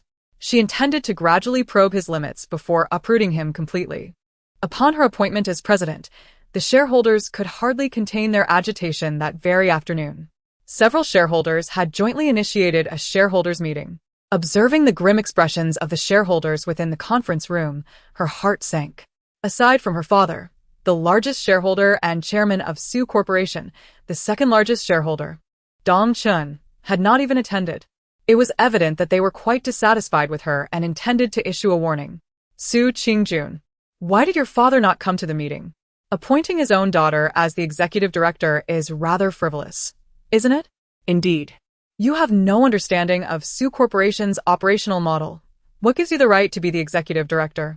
The shareholders clamored in unison, their gazes towards Su Qingjun growing increasingly hostile. Su Qingjun was mentally prepared and paid them no heed. From the moment she decided to join Su Corporation, she understood that the path ahead would be fraught with challenges. She tapped her fingers on the table, drawing everyone's attention. Since my father is the chairman, he possesses the authority to appoint an executive director. Furthermore, I have only been in the company for less than a day, and you already deem me incapable? Su Corporation was founded by my father. He left it to his children. However, the shareholders are also unwilling to see their investments falter. Moreover, there are those who have long coveted the chairman's position. Even if you have taken over Lu Corporation, it is hardly thriving. I have heard that you and Lu Chung have squandered your assets in the company. Indeed, Miss Su. The financial chain of Su Corporation cannot be replenished merely by selling 2 houses, nor is it comparable to the subpar Lu Corporation. The shareholders' frustration mounted, as if Su Corporation were on the brink of collapse. Impatient, Su Qingjun rapped the table again. Aren't you all women too? Why is there such a bias against women in the workplace? Do you look down on me, Su Qingjun? Or do you hold the same disdain for your own wives and mothers? Her words only darkened the shareholders' expressions further. One individual rose, pointing an accusatory finger at Su Qingjun. How dare you speak like that? Have your father come and speak with us. Su Qingjun lifted her gaze slightly, casting a disdainful glance at him. She recalled that he was one of Dong Chen's affiliates, as her father had mentioned. She then turned her attention to the others who had initially challenged her. My father holds the majority of the company's shares and has appointed me as the executive director. Henceforth, all matters concerning the company will be entrusted to me, and I hope everyone understands this. Her words clearly indicated that she was the future heir of Su Corporation. The reason her father did not come to the company today was to convey to everyone that the company was entrusted entirely to his daughter. Another shareholder from Dong Chen's faction spoke languidly. Miss Su, managing both Lu Corporation and Su Corporation may leave you stretched too thin. Su Qingjun waved her hand dismissively. You need not concern yourself. Lu Corporation is already on the right track, with a designated manager overseeing relevant matters. Moreover, for those who question my capabilities, I assume some of you are unaware that I secured the Nanching project? The shareholders exchanged glances, some discreetly pulling out their phones to verify.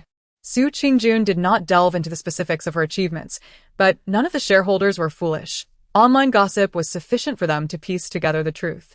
As they looked back at Su Qingjun, many shareholders nodded in cordial agreement. To collaborate with Jiang Corporation, secure the Nanching project, and even subtly outmaneuver her ex-husband, this woman was far from a mere self-pitying housewife. Since her father was willing to entrust the empire he built to her, many shareholders decided to bide their time and observe the situation. Since Director Su is so confident, why not grant her a chance? After all, I still trust the judgment of old Su. Someone suddenly chimed in, and the neutral faction promptly echoed their support.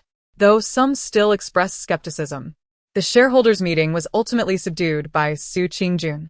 After the meeting, she did not breathe a sigh of relief. Instead, she began to scrutinize the Pengsheng project. The project did not possess any grave issues. Rather, it was evident that someone was deliberately nitpicking. Several design flaws had been pointed out, yet approvals remained elusive. She reviewed the design plans repeatedly, unknowingly losing track of time until deep into the night. Lu Mengmeng had just completed an important experiment and finally had time to send a video. With Lu Mengmeng and Lu Jing's antics, the elderly couple, who typically retired early, found themselves awake late into the night. Grandma, let me hold Mengmeng. This little one is getting heavy. Lu Meng chuckled as he took his sister, who was swinging her tiny fists. Big brother is the heaviest. Humph, you're the heaviest. I'm not even as heavy as a bag of rice. Lu Meng stifled a laugh, pinching her cheek, then glanced at the somewhat drowsy elderly couple. Grandma, you should rest. I'll take care of Mengmeng tonight, so you needn't worry. Finally having the opportunity to be alone with his older brother, Lu Jing seized the moment to speak. Big brother, you said that mom and dad are divorced. Does that mean they can't be together anymore? At his inquiry, both Lu Meng and Lu Mengmeng turned to him. Lu Jing stammered, He used to treat me quite well, and after all, he is our father. His voice dwindled, and his head hung low. The second brother is still young, and it's normal for him to depend on Lu Cheng. He thinks that pampering him with treats, allowing him to play without studying, is kindness. In truth, he has yet to mature. Parents love their children, but they must also plan for their future. Indulging a child is akin to harming them. And that is the most terrifying thing. Lu Mengmeng looked at Lu Jing with a hint of helplessness and even a touch of sympathy. Lu Jing did not grasp his sister's words, but Lu Ming understood. Reflecting on Lu Cheng's treatment of Lu Zishu, he felt a subtle shift in his thoughts. Lu Jing, our father has another illegitimate son, who is the same age as I am, also our classmate, named Lu Zishu.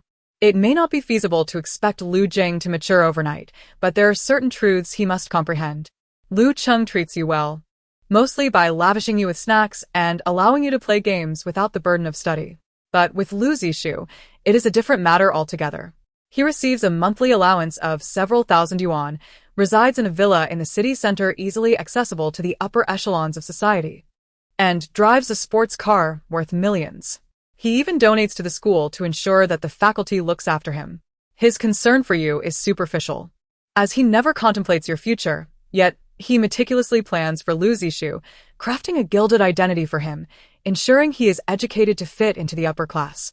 None of this has ever been afforded to me, nor to you. Lu Ming's voice trembled slightly. He initially thought he was indifferent to these matters, but as the words escaped his lips, he realized he still harbored resentment. However, he quickly adjusted his demeanor and turned his gaze towards his younger brother, whose eyes were red-rimmed. Lu Jing, you are no longer a child. There are many things you can comprehend.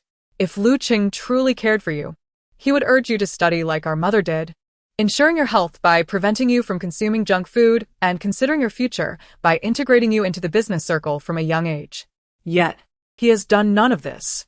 How can he be so kind to an illegitimate child?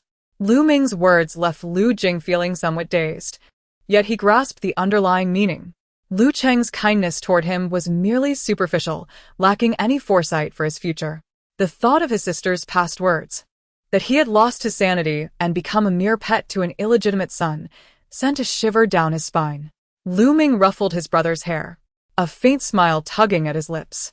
When Lu Zishu was imprisoned for his crimes, Lu Qing never even bothered to visit him. Did he truly care for Lu Zishu? It seemed doubtful. Lu Cheng was selfish, caring only for himself. To him, we children were inconsequential, mere afterthoughts. Since Lu Ming had personally delivered Lu Zishu to prison, he had been closely monitoring the situation.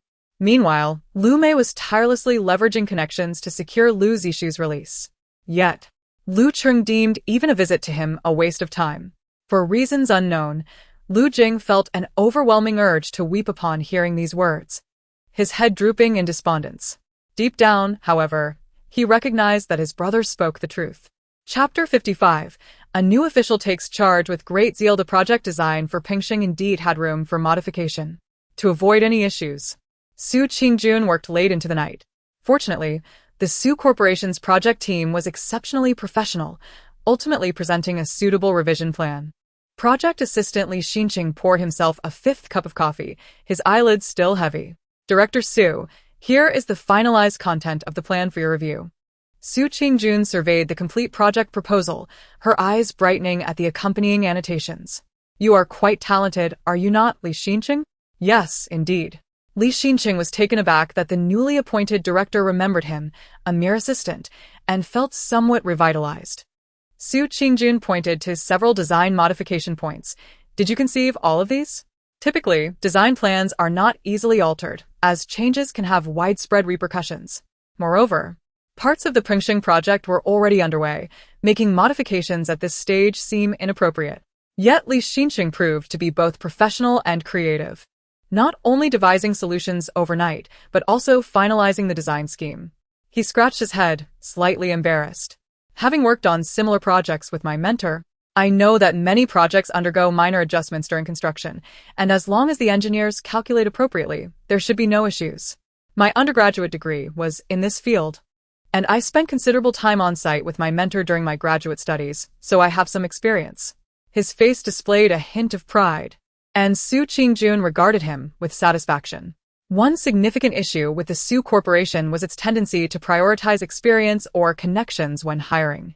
She perceived that many individuals within the project department were merely occupying positions without matching abilities. However, the shareholders of Su Corporation were numerous, and nepotism often stifled opportunities for exceptional young talents. She tapped her fingers on the documents, casually inquiring, "Why do you suppose the higher-ups are reluctant to approve this project?" Li Xinqing continued to scratch his head, but his eyes suddenly brightened.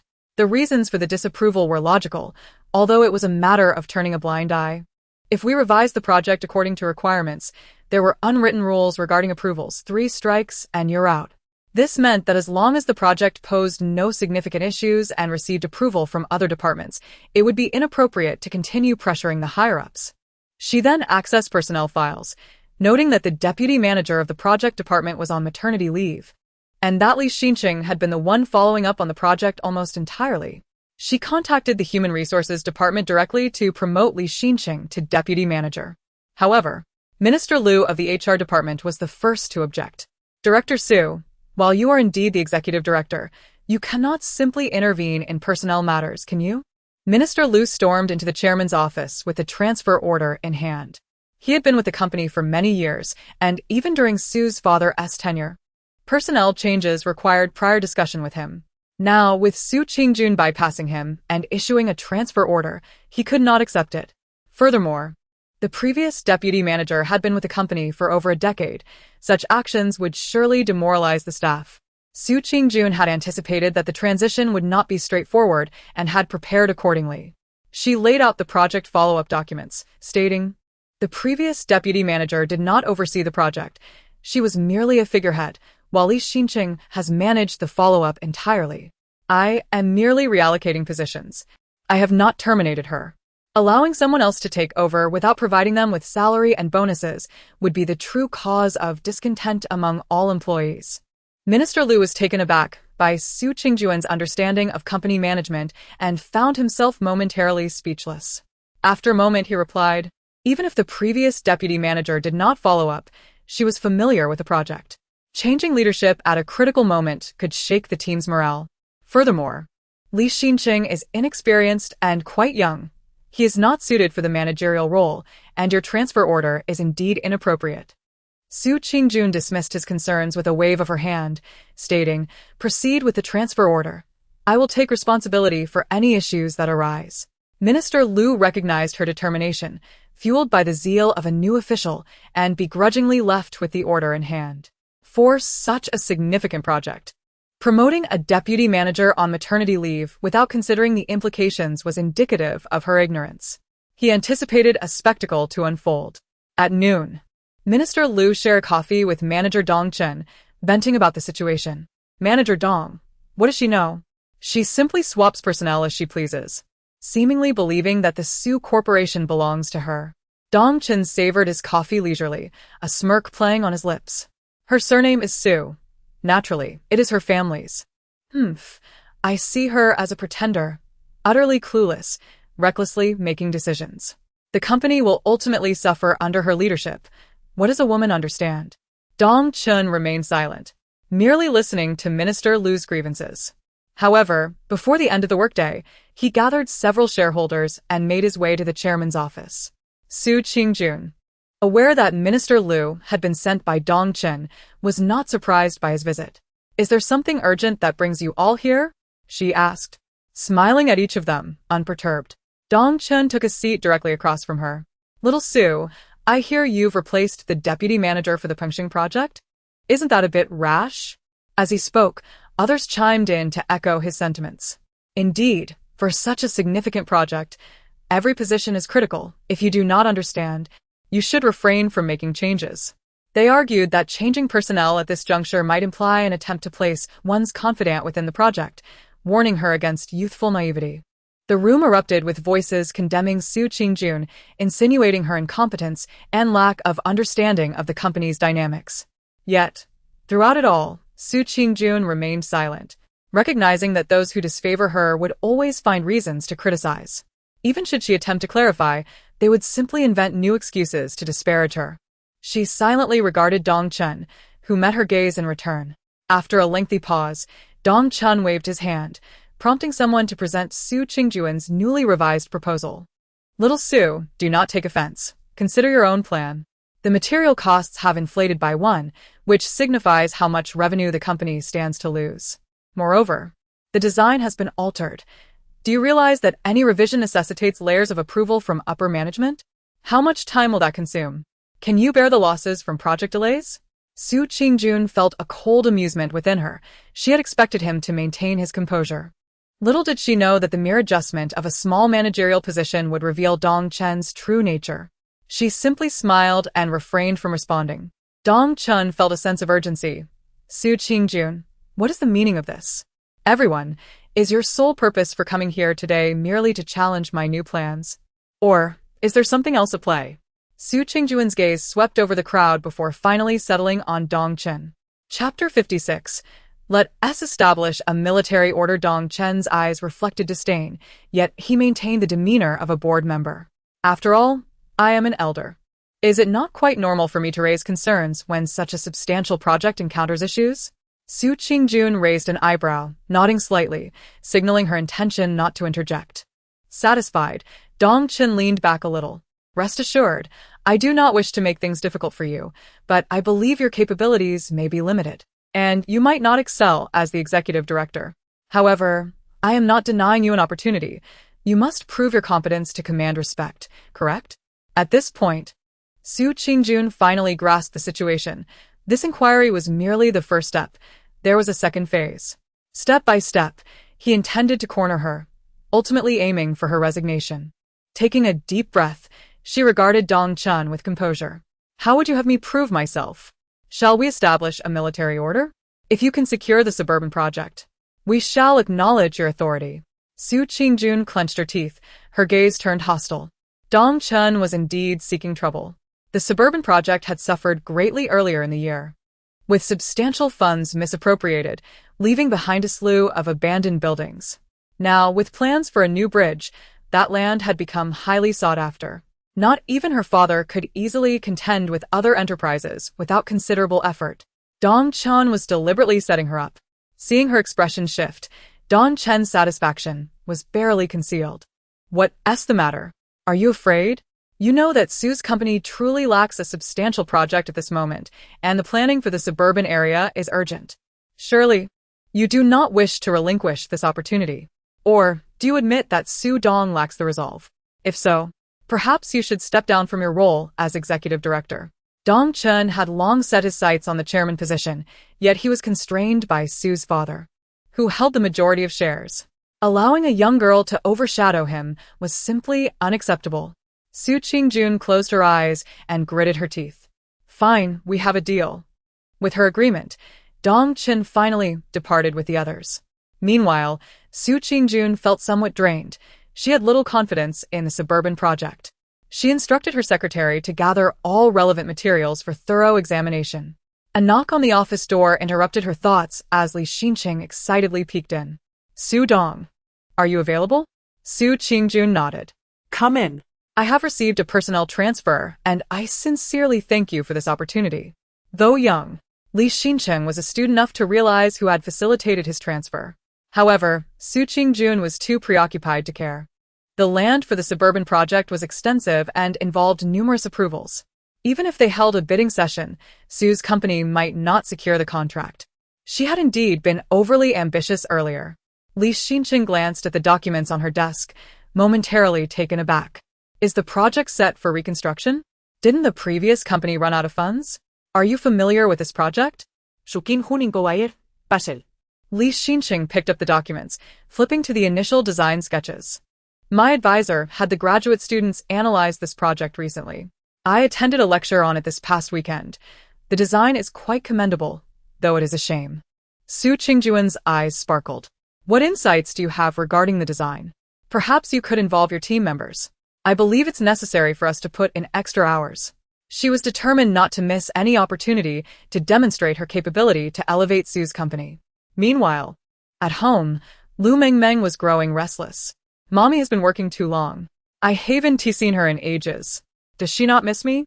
I can say Mommy quite clearly now. Though only a year old, Lu Mengmeng's language skills were still developing, yet her call for mommy had become notably clearer. Lu Jing, glancing at his sister, leaned closer. Mengmeng, can you call me brother? His eyes sparkled as he watched the little one, but Lu Mengmeng merely pouted. Goo goo goo. Ha ha ha, whose little chick is this? Mengmeng, you are too amusing. Lu Jing could hardly believe how much his little sister's inner monologue contrasted with her speech. He began to laugh, only to be met with a flurry of playful punches from Lu Mengmeng. How dare you laugh at me, you stinky second brother? Once I can talk properly, I will tell on you every day and mommy will make you buy practice books. Good sister, I was wrong, truly. Upon hearing the mention of practice books, Lu Jing quickly yielded. Observing the playful banter between the siblings, Lu Ming felt it was time to check on their mother. He scooped up the still-punching Lu Mengmeng and pulled on Lu Jing's collar.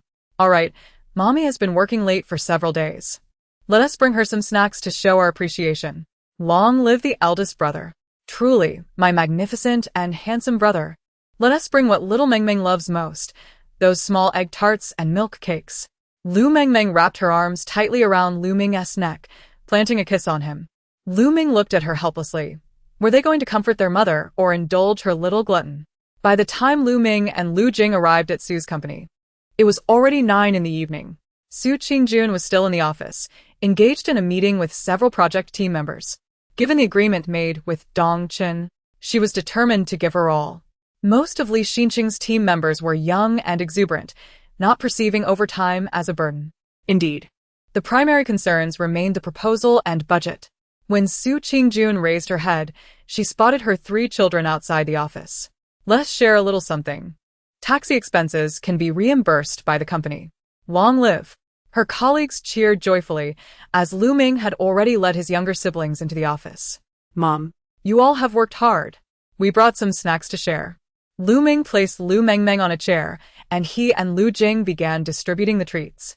Seeing her children, Su Qingjun felt a warm wave of affection. Lu Mengmeng slowly climbed down from the chair, wobbling her way to Su Qingjun's side. Mommy, hearing her daughter call her so, clearly filled Su Qingjun with excitement. Say it again. Mommy. The mother-daughter duo continued their interaction, and Su Qingjun's smile widened. Lu Jing handed an egg tart to Lu Mengmeng.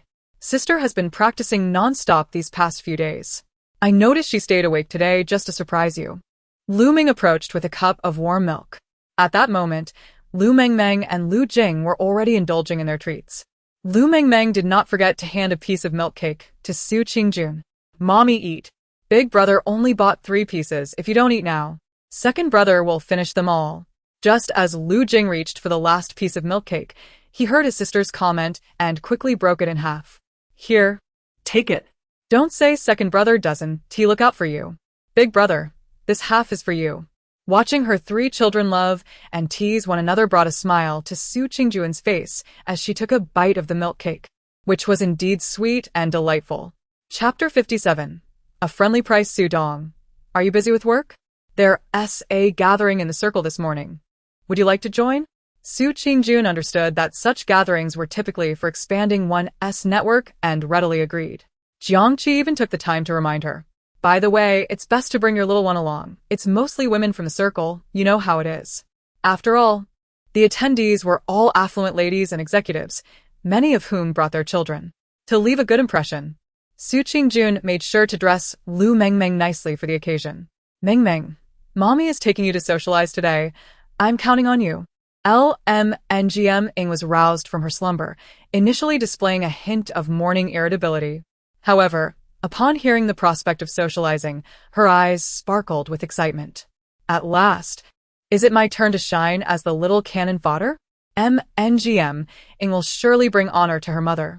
When Sqngj appeared, cradling her daughter, Mengmeng quickly garnered numerous compliments.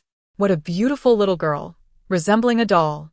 Clearly, she has inherited her mother's exquisite genes, exuding intelligence and charm.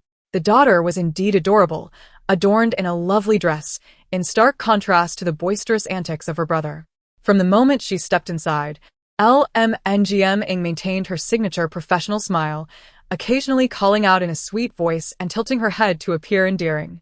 In no time, She became the most beloved child of the gathering, aiding SQNGJ and in connecting with various acquaintances in the circle. Yet, LMNGMing felt as if her face might freeze in a smile. After all, I am now a young lady of the S family. I must continue to smile and uphold the virtues of a refined lady. If only a piece of that delightful cake over there could be within my reach. Her gaze had already wandered to the dessert table. Amused, SQNGJ and took her daughter over to retrieve a piece of cake before settling down beside Ji and Q. Your daughter is quite the socialite. Even Mrs. Zhang, who is typically stern, was charmed into laughter by MNGMing. Ji and Q gently pinched LMNGMing's cheek, her eyes reflecting warmth. SQNGJ and shook her head. She has always been a little entertainer, and now she has my parents wrapped around her finger. Mention of the S family caught Ji and Q's attention. I heard your father has entrusted you with full responsibility for the company. That's quite a challenge. But I imagine the pressure is considerable? Indeed, the shareholders are rather skeptical. They've even made me sign an ultimatum to secure the suburban project. The thought of dealing CHN's difficulties weighed on SQNGJ and spirits. After a night of analysis, it seemed nearly impossible for the S family to acquire the project. That derelict building in the suburbs? Who suggested such a disastrous idea? Ji and Q furrowed her brows. It appears to be a lucrative opportunity, but due to directives from above, the situation remains uncertain. Others nearby chimed in, warning her against the project. I heard from my husband that engaging with the suburban project could be risky. It's not advisable to proceed hastily. While it may seem cost-effective initially, who knows if it's a shoddy venture? Second-hand projects can be troublesome. Everyone in their circle was well aware of the project, and its stagnation indicated its formidable nature. Ji and Q looked at her earnestly. QNGJN, this is not mere alarmism. Many have sought to take on this project in recent years. But you know the outcomes. Nods of agreement circulated among the group. Everyone desires wealth, but some avenues are simply unattainable and may lead to devastating losses. Yes. I understand all of that, SQNGJN replied, maintaining a smile despite the gravity of the situation. Ji and Q genuinely cared for her. And since those around them were aware of the suburban project, they were undoubtedly observing. Though they claimed it was too risky to pursue, their interest indicated its allure. Resolute, SQNGJN decided she had to seize this opportunity. At the conclusion of the gathering, she gleaned a wealth of information. It seemed that nearly everyone in their circle knew that the suburban project was about to enter the bidding phase, with several parties poised to act. However, Ji and Q had no intention of engaging, aware that the uncertain stance from above signified inherent risks. The planning for the overpass had yet to be announced, leaving the land's inclusion in the planning zone ambiguous. Nevertheless, SQNGJN was unwilling to abandon this chance. If the PNGSH project continued to stall, the S family needed a substantial project to establish a strong foundation, and this was the opportunity. Gazing at her peacefully slumbering daughter, LMNGMing, SQNGJN felt a wave of gratitude.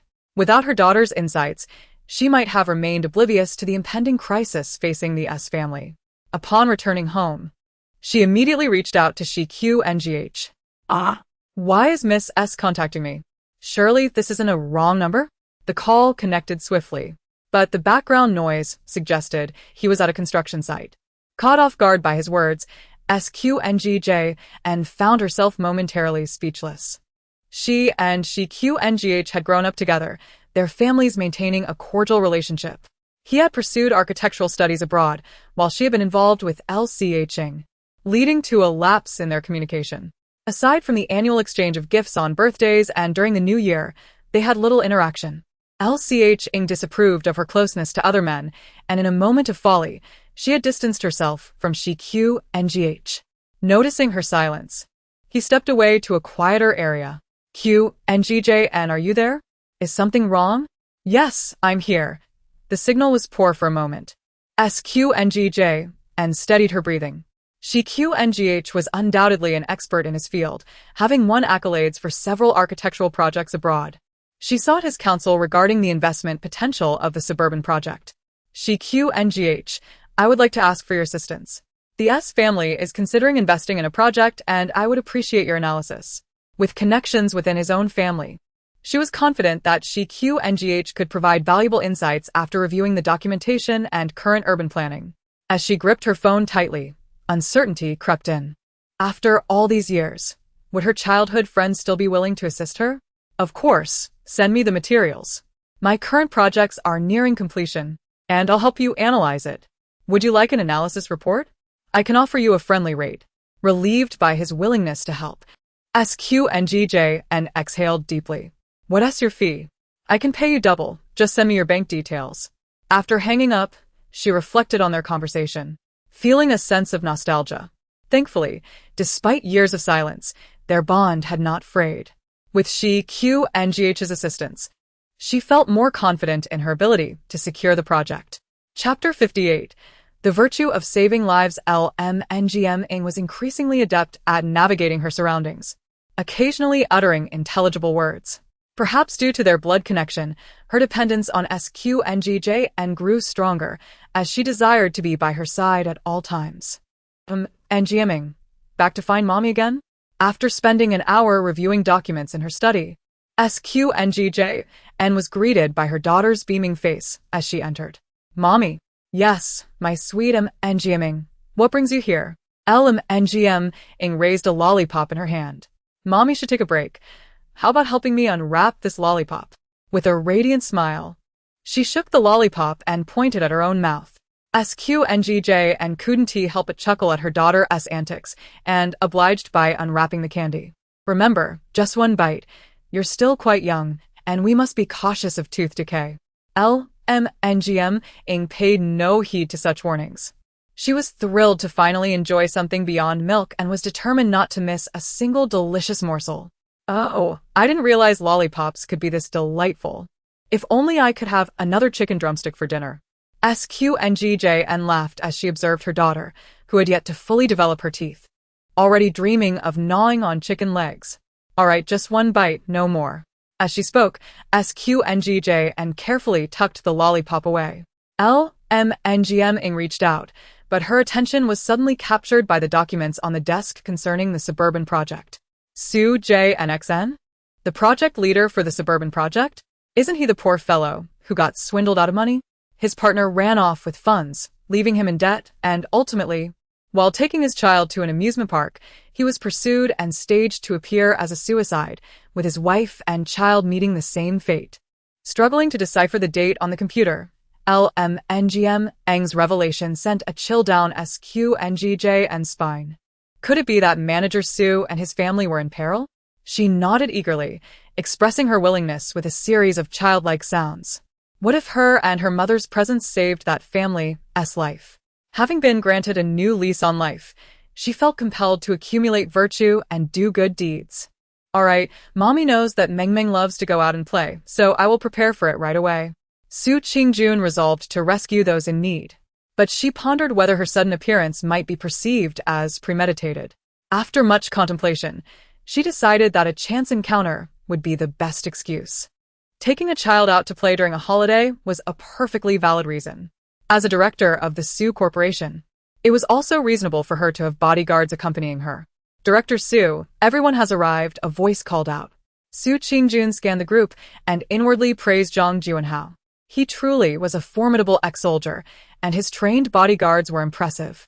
With the amusement park bustling with visitors, they needed to be particularly vigilant. The bodyguards nodded in agreement, and only then did Su Qingjun feel at ease as she cradled her daughter and got into the car. Lu Mengmeng felt a bit puzzled but could not articulate any issues. The chairman was taking her daughter to the amusement park. It certainly had to be a grand affair. However, upon their arrival at the amusement park, Lu Mengmeng did not exhibit the same excitement as the other children. Given her height and age, she was only able to partake in the most childish attractions. Sitting in a 2-meter-high mini Ferris wheel, she glanced disdainfully at a nearby drooling toddler and shifted away. Time. Please hurry up. I don't want to be a little kid anymore. I want to ride the roller coaster, the pirate ship, and the haunted house. Su Jingxin was apparently taken away in the haunted house. Oh, how can I tell mommy? She waved her tiny hands vigorously on the Ferris wheel, her silent pleas reaching Su Qingjun's ears. Looking around, Su Qingjun finally spotted a haunted house tucked away in a corner. It was indeed what Lu Mengmeng referred to.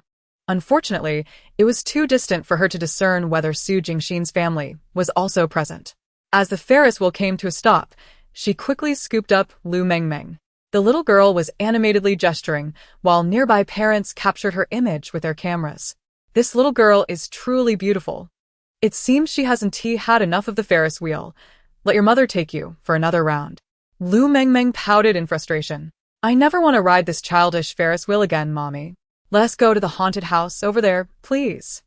She persistently pointed towards the haunted house. Zhang Juanhao observed the large vampire-themed house with a bemused expression, thinking that the young lady's taste was indeed unique. Ignoring the odd looks from her bodyguards, Su Qingjun gently inquired, Does Mengmeng wish to go there? Lu Mengmeng's eyes widened with excitement, nearly brought to tears, as she vigorously nodded. Su Qingjun lifted her child and strode toward the haunted house, with her bodyguards following in silence. There was a considerable queue at the haunted house, and Lu Mengmeng quickly spotted Su Jingxin. Seizing the opportunity while Su Qingjun instructed someone to purchase tickets, she dashed over to the other child and grasped her hand. Oh, whose child is this? Are you lost? The little girl squatted down and gently touched Lu Mengmeng's face. Lu Mengmeng clung tightly to her arm. Su Jingxin and his wife noticed Lu Mengmeng and, before they could inquire, Su Qingjun hurried over, apologizing profusely. I'm so sorry my daughter ran off earlier. I apologize for the trouble. Su Jingxin paused in surprise. Director Su? Su Qingjun, holding her child, looked at him with equal astonishment. Manager Su? Are you accompanying your wife and child today? Su Jingxin, seeing her with a child as well, introduced his wife and daughter earnestly. Mrs. Su, already somewhat frightened, quickly asked, Director Su, how about we go in together? It's quite scary in there. Yes, I find it a bit unnerving too, but my daughter insisted on coming here. Su Qingjun acknowledged, her expression reflecting concern. At that moment, Zhang Juanhao joined them. Upon seeing the bodyguards, Mrs. Su felt reassured and began discussing parenting tips with Su Qingjun. The staff assumed they were two families entering together and did not impede their passage. However, as they entered the haunted house, both Su Qingjun and Zhang Juanhao sensed something was amiss. Initially, it was indeed frightening, but it appeared they were deliberately led by the ghosts into a secluded room. Suddenly, Mrs. Su let out a terrified scream, only to have someone cover her mouth. The haunted house was dark, rendering visibility impossible. Zhang Juanhao quickly turned on his phone's flashlight, just in time to see someone using a handkerchief to muffle Mrs. Su's screams, while another person seized Su Jingxin's daughter. Zhang Juanhao swiftly kicked the man holding the child, and Su Jingxin, momentarily stunned, rushed forward. Su Qingjun, with Lu Mengmeng in one arm, yanked the little girl toward her while delivering a swift kick to another assailant. In mere minutes, they managed to subdue the three attackers. Meanwhile, several bodyguards, having received Su Qingjun's alert, rushed into the scene. Director Su, are you all right? Is anyone injured? Chapter 59. Trouble from within the group illuminated the area with their phone flashlights, finally grasping the situation. Mrs. Su lay unconscious nearby, and Su Jingxin bore injuries on his arms and face, but thankfully, his daughter was unharmed, shielded by Su Qingjun. Let us assist Mrs. Su outside and call for an ambulance. Mr. Su is injured. We must head to the hospital first, Su Qingjun directed, leading the group away. Director Su, we are sincerely grateful for your timely intervention, but once the ambulance arrives, we can manage on our own, Su Jingxin expressed, his eyes reflecting gratitude mingled with caution. He recognized the peculiarity of the mother-daughter duo's appearance, aware that his current project was highly coveted and necessitated vigilance. Su Qingjun perceived his suspicion and was about to nod in acknowledgement when Lu Mengmeng suddenly burst into tears. This was the first time she had cried so heart-wrenchingly since she learned to walk. Oh, those ghosts were terrifying. And there was a kidnapping. Is it unreasonable for a little girl to be scared and need to go to the hospital? Su Qingjun bent down to comfort her daughter, a subtle smile gracing her lips. It was evident that she had inherited her mother's cleverness. Upon raising her head, she wore an expression of concern. Manager Su, My daughter must have been quite frightened. She didn't dare to make a sound in there. Perhaps we should all go to the hospital for a checkup? Su Jingxin glanced at the little girl, whose face was flushed with tears, then at his own daughter, and ultimately relented. The group arrived at the hospital, and fortunately, no major issues arose. Mrs. Su had fainted due to ether and would awaken after some rest, while Su Jingxin's injuries were merely superficial. Lu Mengmeng. Upon reaching the hospital, ceased her crying, her face now a picture of grievance, as she looked at the doctor. Nevertheless, the doctor prescribed several vitamins and advised Su Qingjun to monitor Lu Mengmeng's sugar intake. Lu Mengmeng's expression turned even more forlorn. She had come to save lives and assist her mother in making connections. What did that have to do with her dietary restrictions? Did you hear? This isn't mommy's decision. You must listen to the doctor. Su Qingjun chuckled softly, cradling her daughter contentedly as they headed to the pharmacy for medication. Su Jingxin observed Su Qingjun's tender care for her daughter and recalled some rumors circulating in their social circle, feeling a sense of empathy. Director Su appears to be a wonderful mother. Some people are indeed unfortunate. Suddenly, his gaze fell upon the bag that Su Qingjun had forgotten to take, from which a folder was partially visible. Initially suspicious, he unconsciously picked up the folder. He did not expect Su Qingjun to possess such profound insights into the project. Although the plan was still in its infancy, it bore promising creativity. Manager Su, what do you think of my proposal? She sat gracefully beside him, seemingly oblivious to Su Jingxin's discomfort. In fact, the Su Corporation is quite invested in this project. I was originally scheduled for a meeting today, but my daughter was particularly clingy, which is why we ended up at the amusement park. Perhaps it was fate that brought us together. Su Jingxin nodded slightly, glancing at the sorrowful Lu Mengmeng. It was only natural for such a young child to cling to her mother, and his doubts diminished a bit. However, he couldn't shake off his suspicions regarding the incident. Mr. Su, why have you brought so many bodyguards today? He inquired. Have you perhaps caught wind of something? Su Qingjun lowered her gaze, acknowledging his perceptiveness. It's not that I've heard anything specific, it's just that I've often been targeted. So I must take extra precautions when taking my child out. Manager Su, you seem to have no qualms bringing your family out, even with the suburban project under scrutiny. Aren't you worried? Her question struck at Su Jingxin's concerns. He had heard tales of Lu Cheng's outrageous deeds and realized that Su Qingjun was genuinely afraid, hence her entourage of guards. Reflecting on his own carelessness, bringing his wife and child out despite knowing the potential dangers, he felt quite reckless. Mr. Su, if someone were to target me today, who might that be? Su Jingxin asked. Su Qingjun furrowed her brow in contemplation. Anyone could be a suspect, rivals, enemies, those who covet the project. But rather than pondering who may strike at you, consider who disclosed your plans to visit the amusement park, for that is what has given them the opportunity. Su Jingxin nodded slightly, agreeing with her assessment. To track him down and seize the chance to abduct him must have required prior preparation. Su Qingjun continued, guiding him gently. The previous troubles for the Lu family stemmed from internal betrayal. Only those closest to you understand your every move. I trust you comprehend the principle of harm arising from within. Those closest to me? Su Jingxin said. His dearest ones were indeed his wife and daughter. Yet, if anyone knew they would visit the amusement park, there was only one person who could have revealed it. He exchanged a glance with Su Qingjun, who immediately spoke. If you trust me, I shall investigate this matter. Su Jingxin did not hesitate. Given the Su family's influence, it would be easier for her to uncover the truth. In less than 10 minutes, Su Qingjun procured information regarding the Su family's nanny. It is indeed her. Your nanny's account received a deposit of 500,000 recently. It appears someone is indeed plotting against you and your family. Su Qingjun fixed her gaze on the seething Su Jingxin, tightening her hold on Lu Mengmeng, realizing that her intervention had been timely and necessary. As she departed from the hospital, Su Jingxin accompanied her to the entrance. Mr. Su, had it not been for your assistance, our family might have faced dire consequences. I must find a way to express my gratitude. Manager Su, I have said it is merely a small effort. Besides, rescuing you today feels like fate. You need not be overly courteous, Su Qingjun replied, wishing to cultivate a positive rapport without appearing overly eager.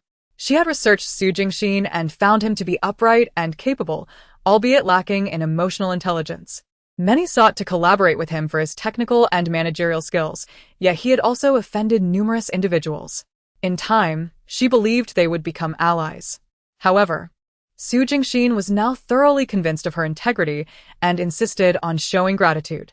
No, gratitude must be expressed, especially considering Mengmeng has been frightened by the events. Manager Su, truly, there is no need for thanks. Your wife and daughter are still in the hospital. They too experienced a fright today, Su Qingjun stated sincerely, her tone lacking any pretense. Gazing at the drowsy Lu Mengmeng resting on her shoulder, Su Qingjun couldn't help but plant a gentle kiss on the child's cheek. Chapter 60.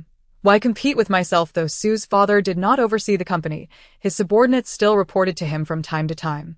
Particularly when it came to the suburban project, he became increasingly agitated. A military order? How could Dongchen conceive such a notion? What military order does my daughter need to sign? He understood that Su Qingjun preferred not to involve him, yet he had conducted a significant amount of clandestine investigation. Upon learning of Su Jingxin's predicament and that Su Qingjun and her daughter were present, he could no longer remain passive. Without regard for the hour, he and Su's mother went directly to Su Qingjun's villa. How could you take the child into danger? Even if you hadn't brought her, you shouldn't have gone to rescue anyone. Upon hearing that Su Qingjun had brought Lu Mengmeng to assist, Su's father was immediately incensed. Su's mother gently nudged him, her eyes conveying reproach. As long as the child is safe, it's not something she can control. Should she stand idly by in the face of danger? Besides, weren't there bodyguards with them? However, Qingjun, you should refrain from getting involved in such matters in the future. Your father and I are worried about you, Su's mother added. Su Qingjun found herself unable to explain that she had anticipated the incident early on and thus remained silent. Observing the discord, Lu Mengmeng swiftly climbed into her grandfather's arms, using all her strength to clamber up. With a stern expression, Su's father lifted her up.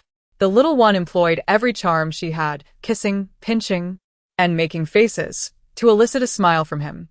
I truly have no means to resist you. For Mengmeng's sake, I shall temporarily forgive you this time. Just as Su Qingjun sighed in relief, she heard Su's father continue. You have been busy with work recently, and the company is rather unsettled.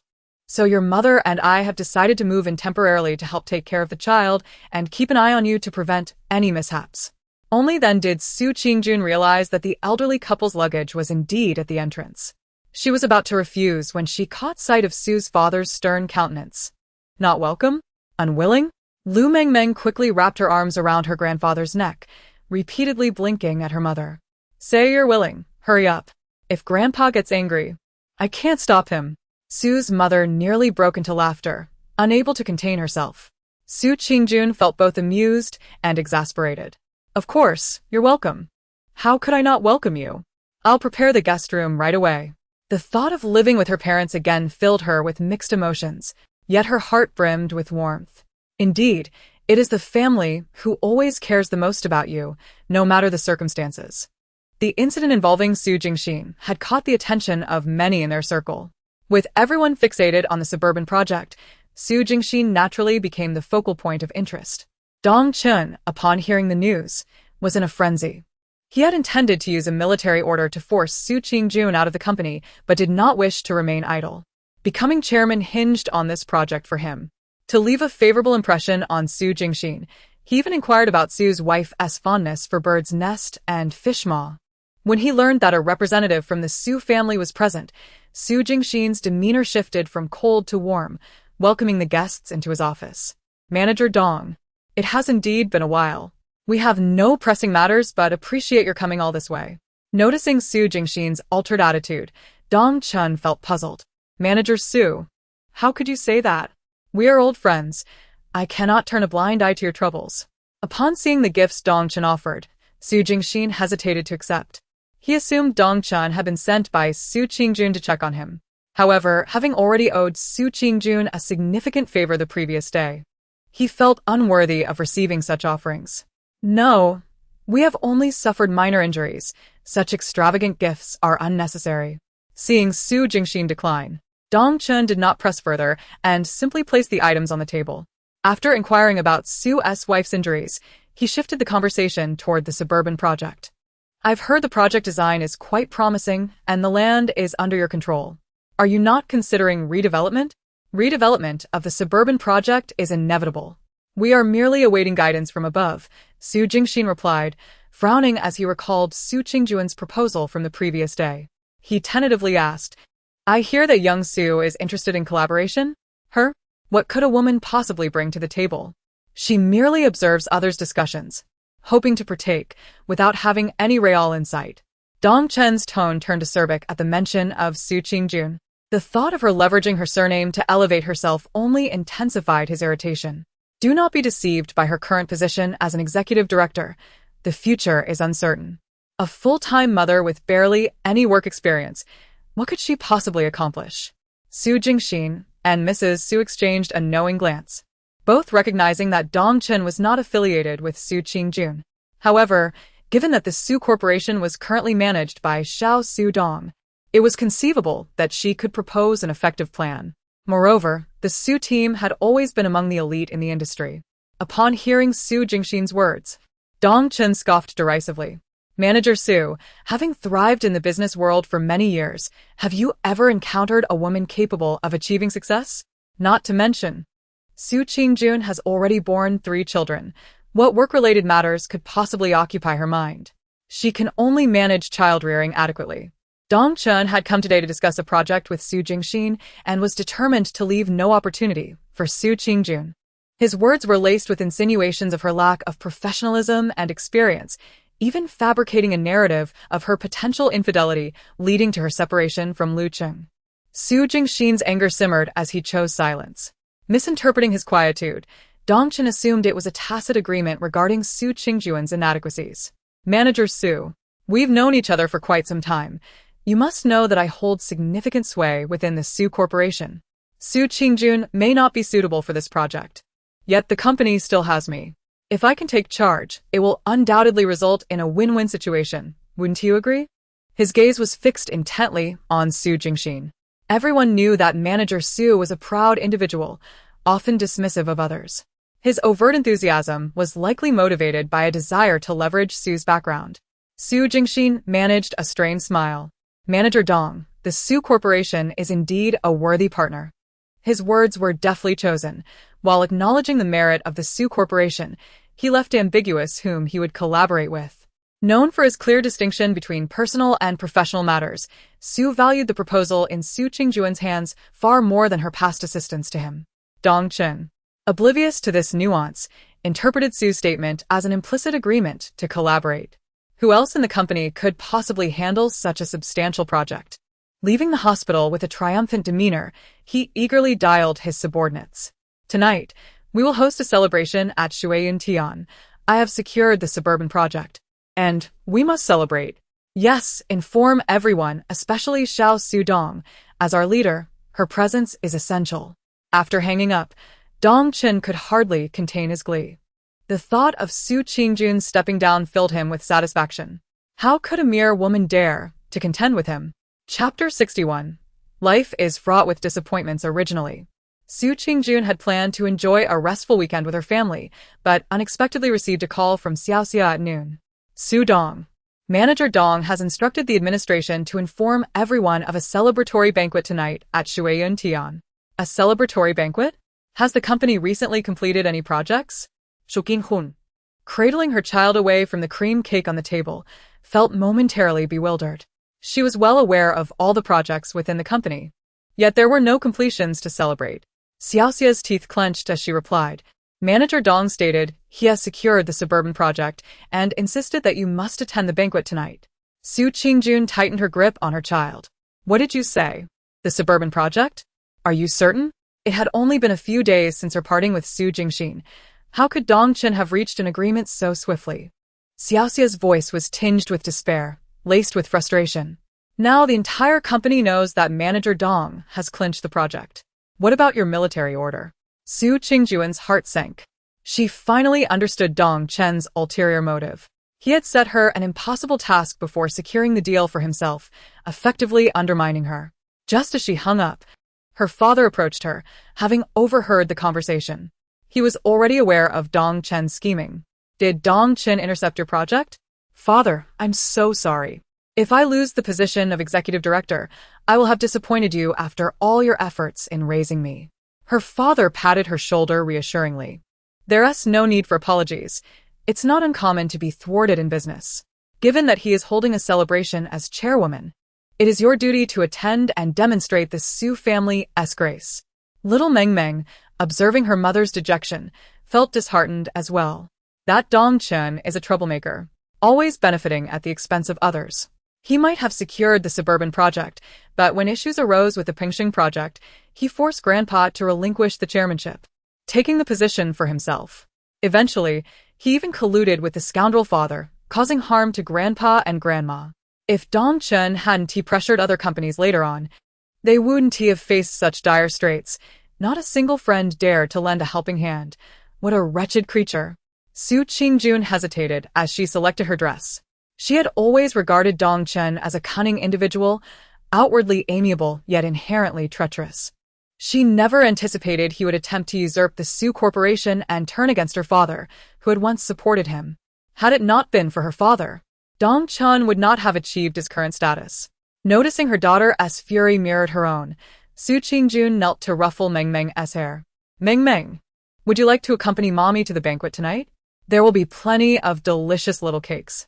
Mengmeng nodded vigorously, pouting her lips. I want to protect Mommy. I want to see if Dong Chen truly secured the project. Su Jingxin must be blind. How could he consider collaborating with Dong Chen without first thinking of Mommy? How despicable. Su Qingjun gently embraced her daughter, her eyes icy with determination. She was eager to witness what Dong Chen would do next. To showcase his prowess in securing the project, Dong Chen arranged for the entire Shuiyan Tian venue to be reserved within a mere half-day, even redecorating the space. His large posters adorned several walls. Mengmeng, hand in hand with her mother, rolled her eyes as they walked. Oh, he seems to think he is a superstar. Who would want to gaze upon that wrinkled, unattractive face? How shameless to enlarge it so much. One can see the blackheads. As they exchanged barbs, Dong Chen approached Su Qingjun, his smugness evident. Su, it appears that experience prevails.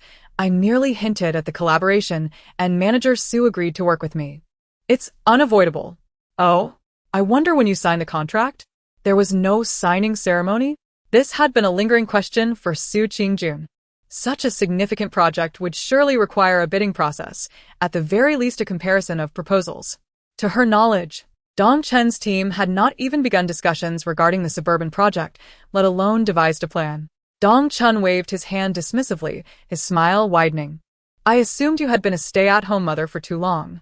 There are many facets to the business world of which you are unaware. Such collaborations often begin with tentative discussions. If both parties find it suitable, a verbal agreement suffices before proceeding through the proper channels to finalize the contract. Perhaps you've been too sheltered? His demeanor suggested sincerity, but Su Qingjun felt a heaviness in her heart. Seeing her displeasure only seemed to please Dong Chen, prompting him to elaborate. Today, I visited the hospital to see Manager Su and his wife. Though their injuries were minor, they still require care. After all, human emotions are tender. Business is not solely about plans and strategies. Sometimes it's about understanding human relationships. Do you comprehend? With that, Dong Chen left, beaming. Su Qingjun's heart felt bitter. She had believed she was aiding him, hoping Su Jingxin would offer her a fair chance to compete. Yet, it seemed Dong Chen's mere visit, perhaps to switch their hospital room or ensure the child's well-being, had been sufficient for him to secure the project. Had the world truly changed so dramatically? Lu Mengmeng looked at her unhappily, clumsily lifting a piece of cake and stretching on her tiptoes to offer it to her. Mommy, have some sweets. Eating something sweet will lift your spirits. Don't be angry over someone like Dong Chen. We will have plenty of opportunities to surpass him in the future. Su Qingjun accepted the cake, first feeding a bite to her daughter. Mommy is not angry, nor disheartened. There are more projects in this world, and I will ensure that they see my capabilities in due time. Indeed, she was not disheartened. Life seldom unfolds as one wishes. It was merely a collaboration, and she believed that with her efforts, more projects would arise, allowing everyone to witness her talent. However, it was evident that others did not share her perspective.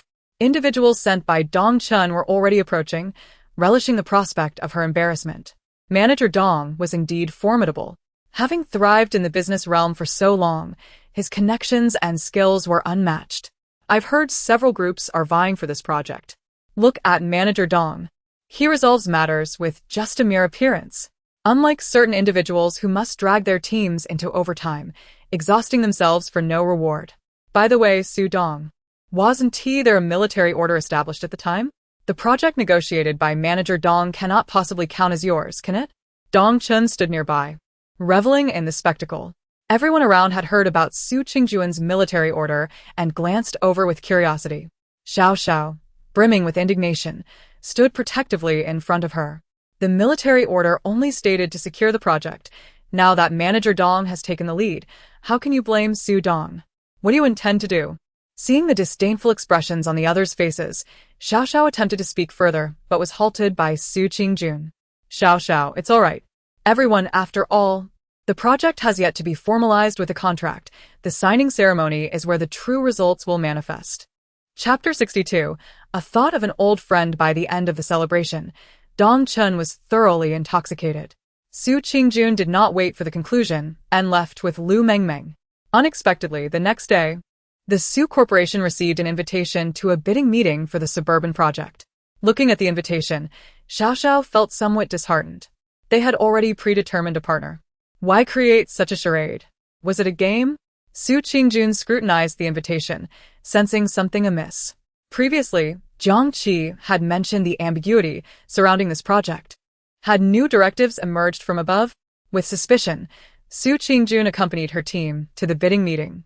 Su Jingxi nodded slightly in her direction upon seeing her. Everyone assumed that Manager Dong must have connections with this official, exchanging knowing glances. However, the bidding meeting commenced with a bombshell announcement.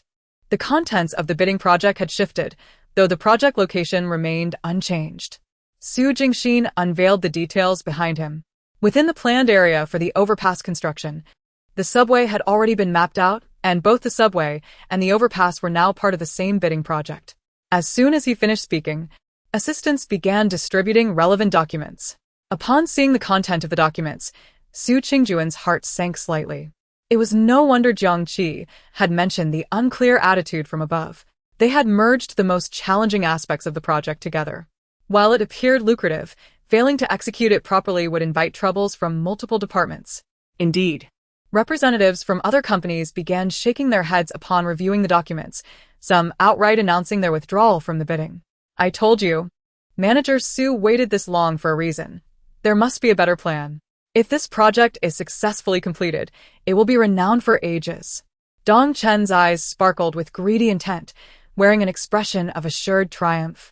As his gaze fell upon Su Qingjun, it was laced with contempt. Su Dong. This project must be secured by the Su Corporation. I will register right away. Wait a moment, Su Qingjun interjected, halting him. Such a significant project cannot be rushed. Prudence is paramount. Even for bidding, there is no need to hurry. The expenditures of time and money for this project are considerable. Not to mention the test of the team's professionalism, it cannot simply be seized. Dong Chen cast a dissatisfied look at her. I have already told you.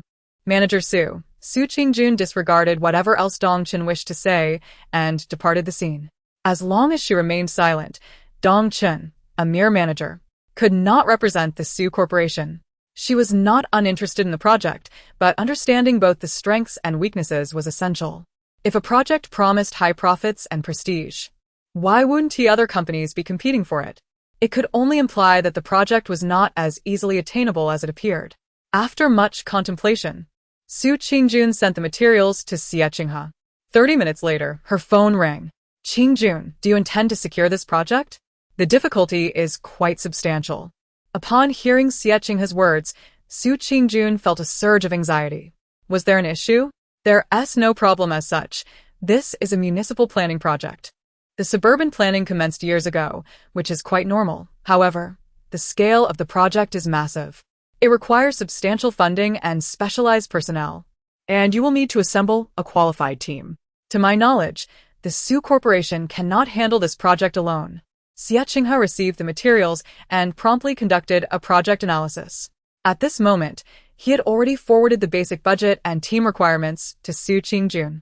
What you need to do now is find a strong partner. It's not just about having money. The technical expertise of the team must be up to par, preferably with relevant experience. Additionally, the qualifications differ for bridge and subway construction. Before securing the project, a self-assessment is necessary. Although Xie Qinghe was abroad, he was very familiar with the requirements for domestic projects. Their phone conversation lasted nearly an hour, during which he only skimmed the surface of the topic. Su Qingjun repeatedly expressed her gratitude before ending the call. Her immediate task was to find a suitable partner. But who could that be?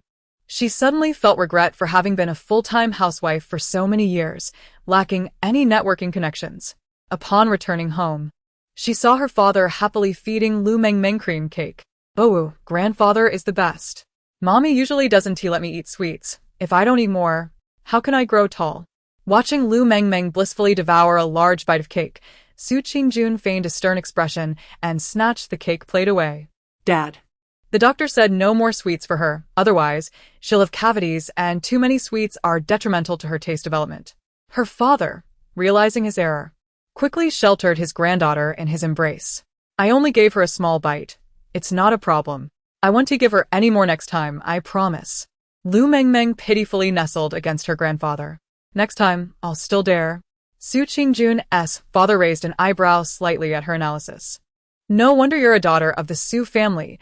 You've managed to investigate all this in such a short time." Su Qingjun felt a pang of guilt. It was actually Xie Qinghe who had assisted her. "Dad, which company do you think is suitable for collaboration? I want to find someone to partner with, but I fear it may not be reliable." This was her greatest concern. Hadn't Su Jingxin faced the misfortune of poor partnerships, resulting in the entire project being derailed? Her father nodded, well aware of the significance of such collaborations.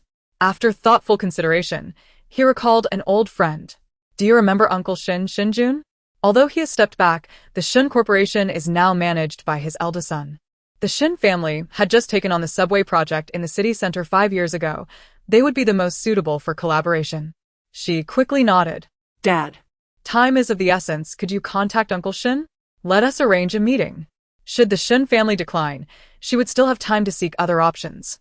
Without hesitation, her father reached out to his old friend, arranging a meeting for the following day. Meanwhile, Su Qingjun spent the entire night crafting a simple collaboration proposal, eager to seize this opportunity. The next day, upon meeting Shinjun and Shin Xianyan, after some cordial exchanges, Su Qingjun presented her collaboration proposal. "Uncle Shin, Brother Shin, here is the proposal I prepared yesterday, along with some analysis of this project. Please take a look." She gazed nervously at the two individuals across from her, while her father gently patted the back of her hand, reassuring her to remain calm. To her surprise, upon reviewing the proposal, the two exchanged glances and nodded in agreement. Shin Jun chuckled, remarking, "Young talents are truly formidable, Lao Su. I have always believed your daughter to be exceptional, and she has indeed proven herself." The proposal may appear somewhat simplistic, but to devise such a comprehensive plan overnight is no small feat. I believe this collaboration will proceed smoothly. Shin Xianyan, having previously undertaken several large-scale projects for various provinces, could undoubtedly discern the substantial value in Su Qingjun's proposal. However, just as he finished speaking, he was interrupted. "Are you certain you don't wish to take another look, General Manager Shin?" Dong Chen stood up from a table behind them, smiling as he approached. "Manager Dong, what brings you here?" Shin Xianyan recognized Dong Chen but was caught off guard by his eavesdropping. The group had deliberately chosen a corner table, and with so few diners present, it was unexpected for anyone to be seated nearby. Dong Chen boldly pulled up a chair, grinning as he directed his attention toward the Shin father and son. "I happened to be dining with friends and spotted you, so I thought I would come over to say hello. Moreover, I heard that General Manager Shen has secured a significant municipal project. I haven't had the chance to congratulate you yet, so allow me to toast you with tea in place of wine." With that, he poured himself a cup of tea and drank it in one go. Su Qingjun remained silent, her expression darkening as she regarded him. Her father let out a cold snort, unwilling to lower himself to engage with such a petty character. Yet, Dong Chen was determined to persist. "You must be quite familiar with Su Dong, but with old Su stepping back, it is now young Su who manages the company. Being young, after all, means experience is lacking. To present such a proposal for such a vast project overnight? Isn't that rather deceiving? General Manager Shen is merely sparing her feelings. But I understand.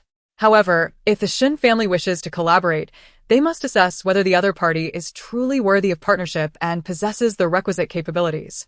A novice mother entering the workforce, huh?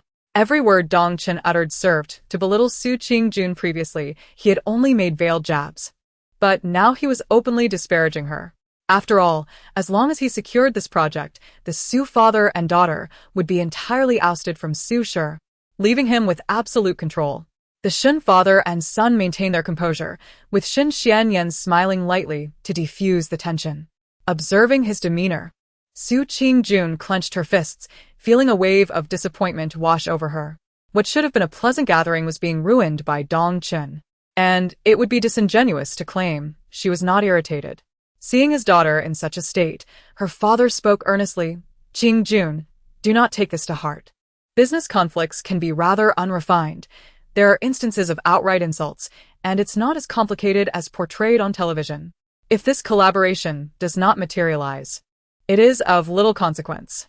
Even if this project were to fail, with your father around, I will support you and ensure Dong Chen does not overshadow you.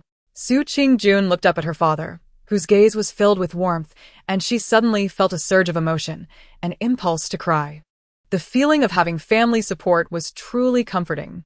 How could she have been so blind in the past, distancing herself from her parents for someone like Lu Cheng? Fortunately, everything could be reset, and she would not allow her parents to worry for her again. Father, I will not give up on this project.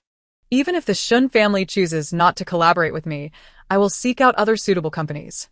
I am no longer the little girl who hid behind you, crying. I will solve this issue myself, so rest assured. Su Qingjun linked her arm with her father's, her heart filled with reassurance. He gently patted her hand. If it cannot be resolved, that is fine too. I am here for you. Upon returning home, Su Qingjun dove into her study.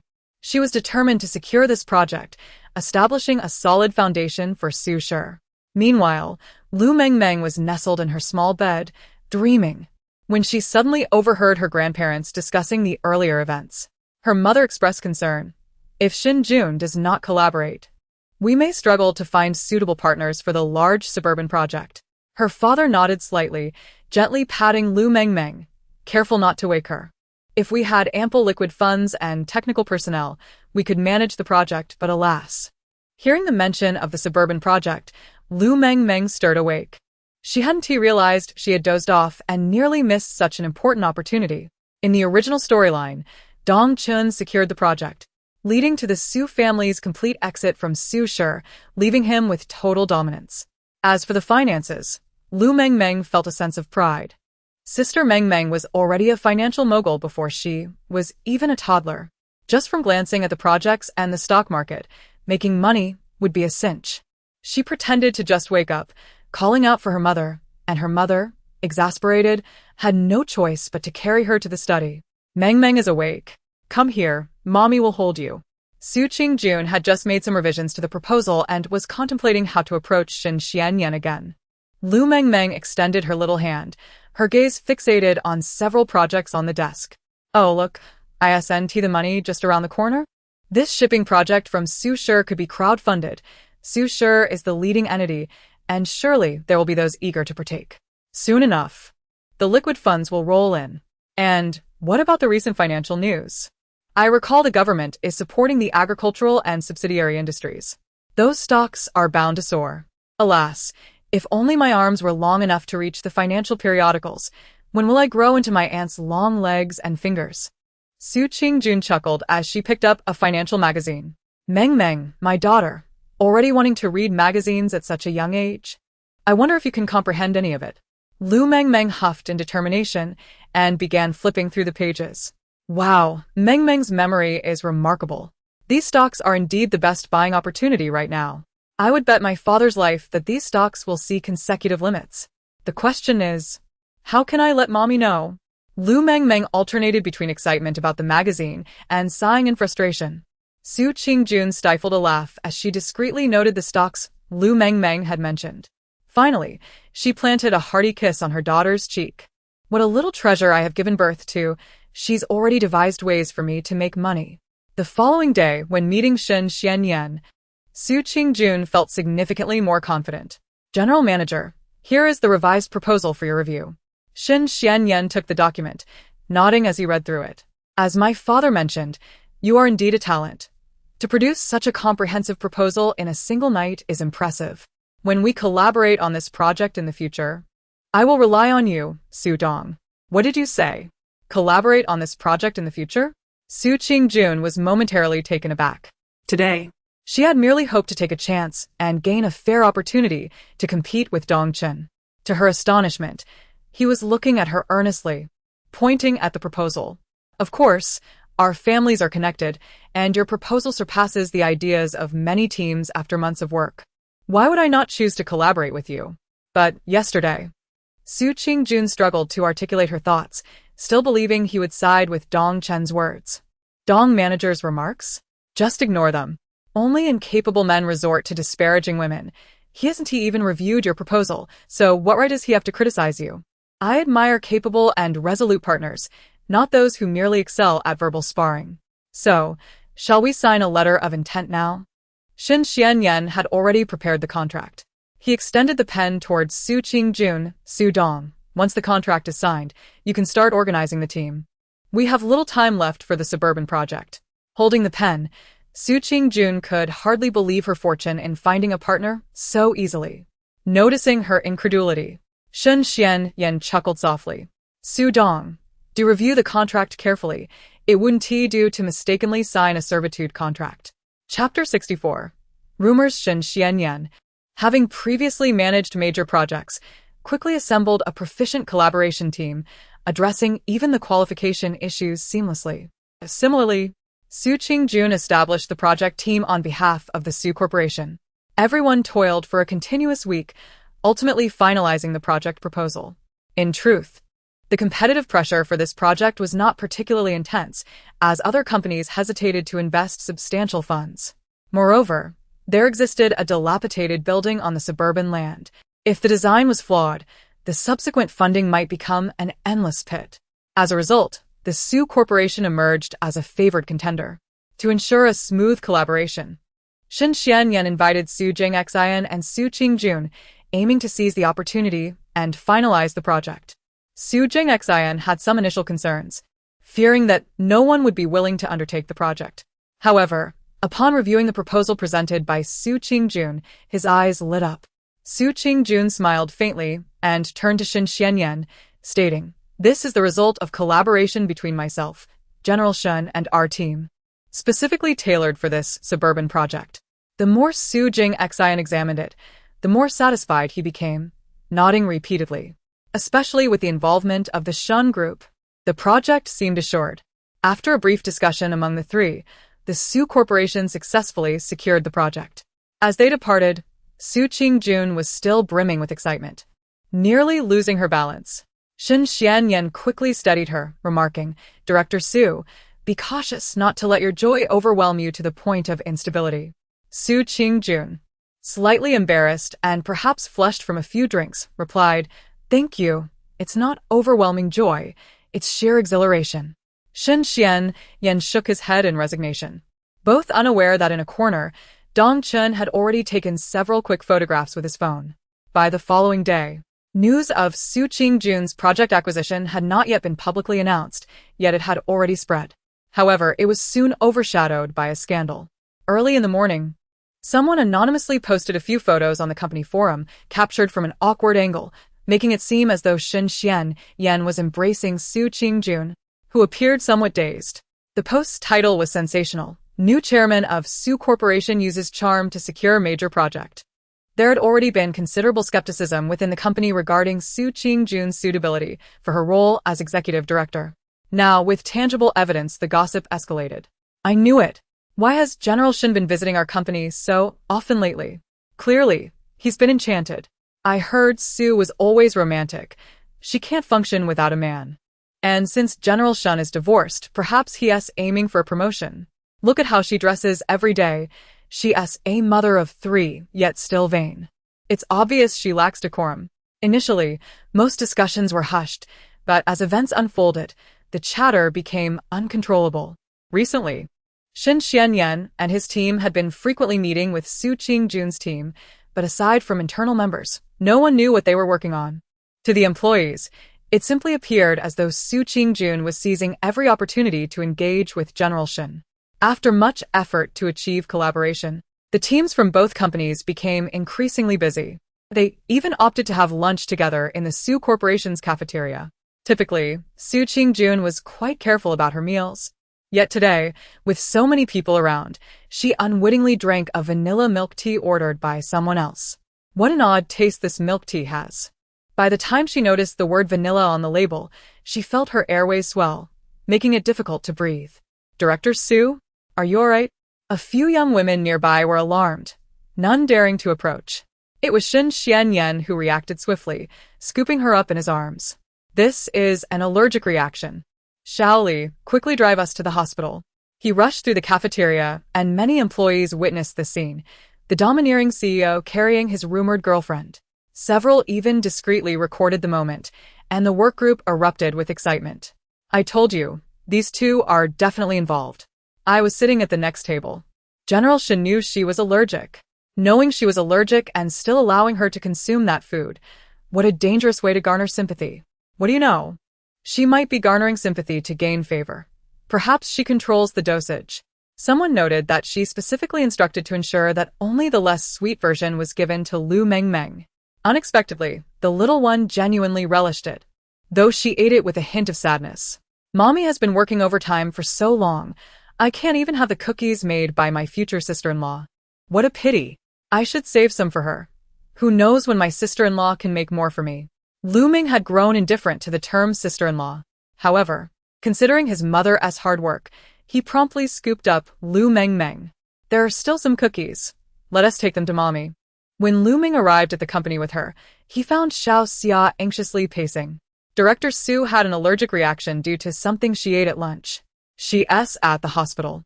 What? Both Lu Ming and Lu Mengmeng exclaimed simultaneously. Lu Ming obtained the hospital address and hurriedly took his sister there. Fortunately, Shin Xianyan had decisively transported her to the hospital, and by then, Su Qingjun was mostly recovered. Mom, are you alright? Lu Ming approached the bed. Concern etched on his face as he observed Su Qingjun's reddened skin. Lu Mengmeng squirmed, and Lu Ming gently placed her on the hospital bed. The little one nearly burst into tears, softly touching Su Qingjun's face. Mommy, the beautiful lady is allergic. How pitiful. Are you feeling okay? Who would give my mommy something she is allergic to? Su Qingjun tenderly ruffled her hair and clasped her tiny hand. Mommy is allergic to vanilla. It was my carelessness that led me to drink someone else's vanilla milk tea. Director Su, didn't he mention that I ordered the vanilla milk tea? I'm truly sorry. Shin Xianyan interjected, clearing his throat, his expression slightly awkward. I heard from the young ladies at work that this vanilla milk tea is delicious. Made from imported vanilla beans. Su Qingjun gave him a helpless glance. I'm allergic to this type of vanilla. If it were synthetic flavoring, I would not be allergic. However, if it weren't for General Shin bringing me to the hospital, I might have been in serious trouble. I owe him a debt of gratitude. Upon hearing her words, Shin Xianyan felt even more awkward. Noticing Lu Mengmeng pouting, he quickly changed the subject. Director Su, is this your little daughter? She's adorable. Her eyes resemble yours. Lu Mengmeng shot him a disdainful glance.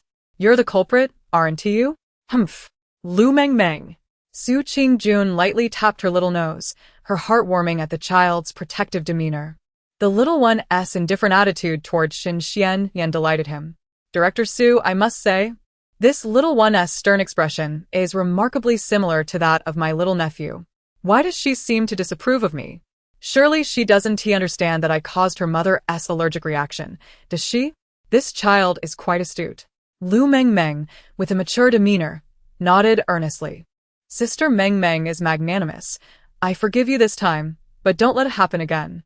If you want to buy vanilla milk tea, you can share it with me. I should be okay with it, right? Considering whether or not she might also be allergic, Lu Mengmeng seemed to deflate. Su Qingjun found her little antics amusing, her smile growing more pronounced. I should indeed check for allergies for Mengmeng soon, lest she also be unable to enjoy vanilla milk tea. As the mother and daughter shared their affectionate interactions, Lu Meng quietly approached Shen Xianyan.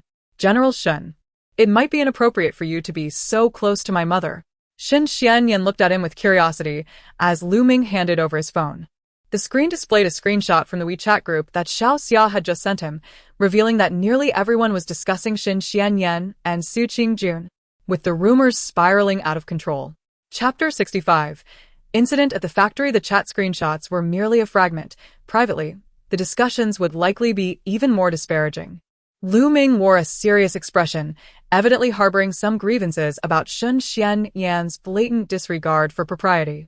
Shen Xianyan glanced at the records and merely shrugged. Lu Meng, I presume? You must have heard the saying, a person of integrity has nothing to fear from shadows. My relationship with your mother is entirely above board. So we naturally have no fear of these slanderous rumors. Moreover, if you do not trust me, you should at least have faith in your mother's character, shouldn't you? Lu Meng pressed his lips together, remaining silent. He certainly believed in his mother. If she encountered a suitable partner, he would not oppose her remarrying. Yet, the saying 3 men make a tiger lingered in his mind, leaving him anxious. Shen Xianyan patted his shoulder reassuringly. Rest assured, this matter will soon come to a resolution. Once the project is made public, the rumors will collapse under their own weight. Su Jingxian, upon hearing that Su Qingjun was hospitalized, hurried to the hospital to visit her. Upon seeing him, Su Qingjun quickly sat up. Manager Su, what brings you here? I'm really fine. It would be remiss of me not to come upon learning that my benefactor is in the hospital. My wife would never forgive me otherwise. Su Jingxian replied, placing the fruit basket he brought down. After inquiring about her condition and confirming she was all right, he felt a sense of relief. You must not fall ill. The project awaits your leadership. At the mention of the project, Su Qingjun felt a pang of anxiety. She feared that she had relied too much on her daughter's uncanny ability to predict outcomes, which had ultimately saved Su Jingxian's family. Perhaps it was precisely because of this incident that he had decided to collaborate with her. After all, how could he have agreed to such a significant project after just one encounter? Manager Su, I believe you should seriously consider this project, Su Qingjun suggested. Su Jingxian looked at her in disbelief. Director Su, you do not think I would give you this project simply because you saved me, do you? Su Qingjun fell silent, tacitly acknowledging his implication. Su Jingxian was slightly taken aback. He had not anticipated her lack of confidence. He quickly clarified. Even if you saved my entire family with a project of this magnitude and oversight from above, I could not simply hand it over to someone without merit. Your proposal is indeed the most suitable, and with the collaboration of the Shin family's team, I have no reason not to choose you. I am grateful for your help, but I also recognize your capabilities. If you were not competent, neither I nor Mr. Shin would consider partnering with you. Do not underestimate yourself. Su Qingjun raised her gaze, meeting Shen's eyes, which held a hint of amusement. Director Su, you do not believe I am one to favor nepotism, do you? The Shin family never engages in unprofitable ventures. Seeing the goodwill in the gazes of the two before her, Su Qingjun felt a genuine sense of joy. Not everyone looked down upon her for being a woman of modest means, as Dongchen did. Many in the company had initially thought the rumors were mere gossip, only to be surprised when Su Qingjun truly secured the project. The prospect of landing such a substantial project and the accompanying profits and bonuses shifted many colleagues' perceptions of her. I am aware that there has been much gossip within the company lately, but you must remember that you are employees of Su Enterprises, part of a collective interest. Securing the Chengdong project demonstrates Su Enterprises' capabilities and validates your own skills. Once the project succeeds, it will be a significant highlight on your resumes. Therefore, I encourage you to indulge in less gossip and focus more on your efforts. Only through the success of Su Enterprises can we lead you to a brighter future. Su Qingjun's voice, though soft, resonated deeply within the hearts of her employees. In a large corporation like Su Enterprises, the weight of rumors could be devastating. The chairman's reputation, if tarnished, could jeopardize the entire company. All colleagues fell silent, regardless of how Dongchen attempted to incite discord. They no longer boldly mentioned Su Qingjun's association with Shin. As the Shin team became a common presence at Su Enterprises, Whispers of Su Qingjun and Shen Xianyan's rumored romance faded into obscurity.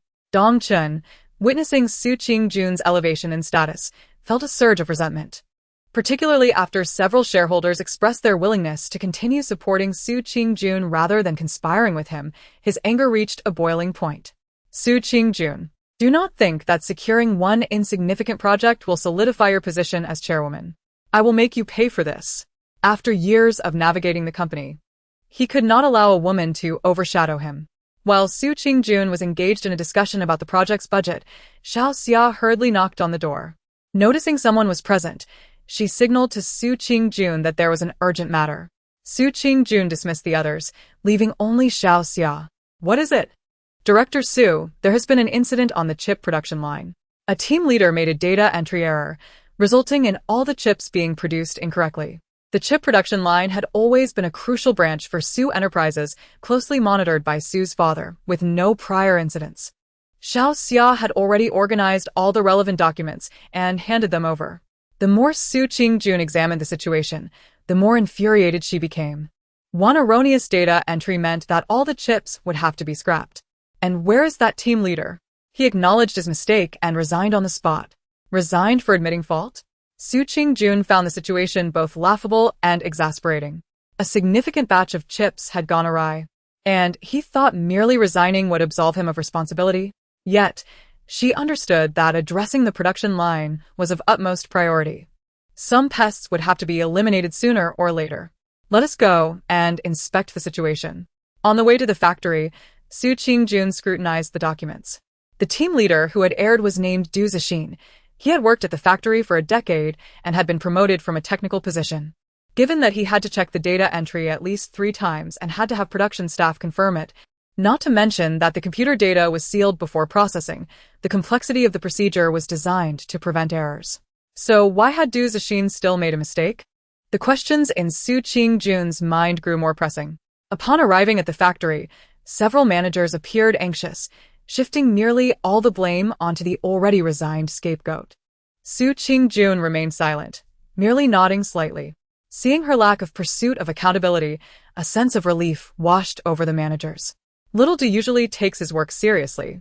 Perhaps it was just an occasional slip-up. After all, he has resigned. The person speaking discreetly observed Su Qingjun's expression, implying that someone had taken responsibility and that this matter was no longer their concern. Su Qingjun chose not to voice her internal doubts. Instead, she intended to assess the factory's operations. Xiao Xia, please accompany the managers to gather the current production progress and schedule.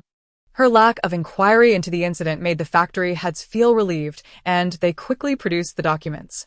This was Su Qingjun's first inspection since taking office, and everyone anticipated it would merely be a formality. Yet, she uncovered issues. The demand for chips was enormous, but Su Enterprises' production capacity was limited. However, the largest order from Qiming Group was scheduled for the end of the month, leaving insufficient time for delivery. This was tantamount to inviting penalties for breach of contract. Moreover, Qiming Group was a well-known small appliance enterprise. Failure to deliver on time could tarnish Su Enterprises' reputation. Chapter 66. Long-term cooperation. The manager looked at Su Qingjun with a troubled expression. Director Su, the other partners are long-standing clients. They all wish to receive their goods promptly. There is no alternative. No alternative? You are disregarding the orders of our major clients? Do you think I am easily deceived? Su Qingjun was genuinely angered, tossing the documents directly into the manager's arms. Even if it was their first collaboration, significant orders should have priority in scheduling. Considering the flaws in the factory and the substantial management oversights, Su Qingjun was already contemplating a comprehensive overhaul. Seeing her anger, the others scrambled to placate her. This has always been our unwritten rule. We have consistently operated this way. If the partners want their goods, they can wait. Indeed, we have a long-term partnership. Who would dare to provoke Su Enterprises? Indeed, even if it means a delay of a month, it is of little consequence. Qiming undoubtedly wishes to pursue a long-term collaboration. Su Qingjun cast a cold gaze at the individuals present, prompting them to fall silent. She understood that pursuing accountability at this juncture was futile and would merely waste time. So she proceeded directly to the general manager's office. Xia, Have them compile all the schedules and progress reports and deliver them to me, along with the available production timeline. I expect to see them within half an hour. Xia shot a sidelong glance at the nearby management, quickly acquiescing. The factory management was acutely aware of Su Qingjuan's rising ire, and they promptly prepared the requested materials. However, the more she reviewed these, the angrier she became. Numerous small orders had jumped the queue for design and production, rendering the processing of other orders impossible, a clear indication of deliberate stalling. It was possible that someone had been bribed. As the deadline for Qiming Group's order approached, Su Qingjun felt a sense of urgency. Just then, the phone in the manager's office rang. After a brief hesitation, she answered. "Hello, I am the liaison from Qiming. We have received the first batch of goods. When can we expect the remaining chips?" Su Qingjun was taken aback to learn that the factory had already delivered a portion of the chips, intensifying her frustration. This was clearly a tactic to placate the other party temporarily. Even if delays ensued, they would have no choice but to wait, as finding another manufacturer would be an even greater waste of time. Clearing her throat, she felt slightly awkward. "Hello, I am Su, the executive director of Su Corporation. I have come to inspect the factory today, but the manager is not in the office. Please let me know your concerns, and I will relay them." Upon realizing she was the chairwoman of Su Corporation, the other party's tone became markedly more respectful. Nevertheless, they expressed a desire to receive the chips promptly, as all other components had arrived and were awaiting installation. "Director Su, can you ensure timely delivery? Otherwise, your company will incur penalties calculated on a daily basis, as stipulated in the contract." I naturally trust Su Corporation. However, the manager has been unavailable during recent communications. "Are you truly Director Su?" The implications in their words were increasingly burdensome for Su Qingjun. While assuring them of timely delivery, she pondered alternative solutions. "Director Su, perhaps we should consider outsourcing to another manufacturer? Our technology could accompany the work, provided we sign a confidentiality agreement." Xia's suggestion was indeed a viable one, and she had already begun searching for suitable manufacturers. Su Qingjun nodded, seemingly left with no other options. However, as they reached out to various contacts, each manufacturer had no available schedules. It was peak season, and with the month drawing to a close, all manufacturers were preoccupied with fulfilling orders, leaving no room for new ones. Meanwhile, smaller manufacturers lacked the necessary technology and equipment, which left Su Qingjun in a dilemma. After several hours of fruitless searching, she found herself at her wit's end. "Manager Wu, even if you could provide just 20,000 units, we are willing to pay extra. Can't your factory increase its output? Are there no workers available for overtime? What about bonuses?" She called one after another, only to receive rejections each time. Su Qingjun felt as though her head might explode. If Su Corporation failed to fulfill Qiming's order, their reputation in the industry would be irreparably damaged. Future collaborations with large enterprises would be unlikely, let alone any prospects for further development. Lu Mengmeng sat on her bed, seemingly casually flipping through factory documents. "How could I have forgotten about the factory? Su Corporation has a small production capacity but strong technology. Expanding should not be an issue. I cannot allow our credibility to suffer. If we cannot process the orders ourselves and outsourcing is not feasible, perhaps investing in an established factory would provide the necessary equipment and workforce? But where can I find a suitable manufacturer?" Su Qingjuan's thoughts shifted as she realized her previous constraints. The local manufacturers were overwhelmed due to their renown, hence their abundance of orders. However, some smaller factories lacked orders, yet possessed the requisite equipment and workforce. She recalled a 30-year-old factory in a neighboring city that had faced relentless targeting over the years.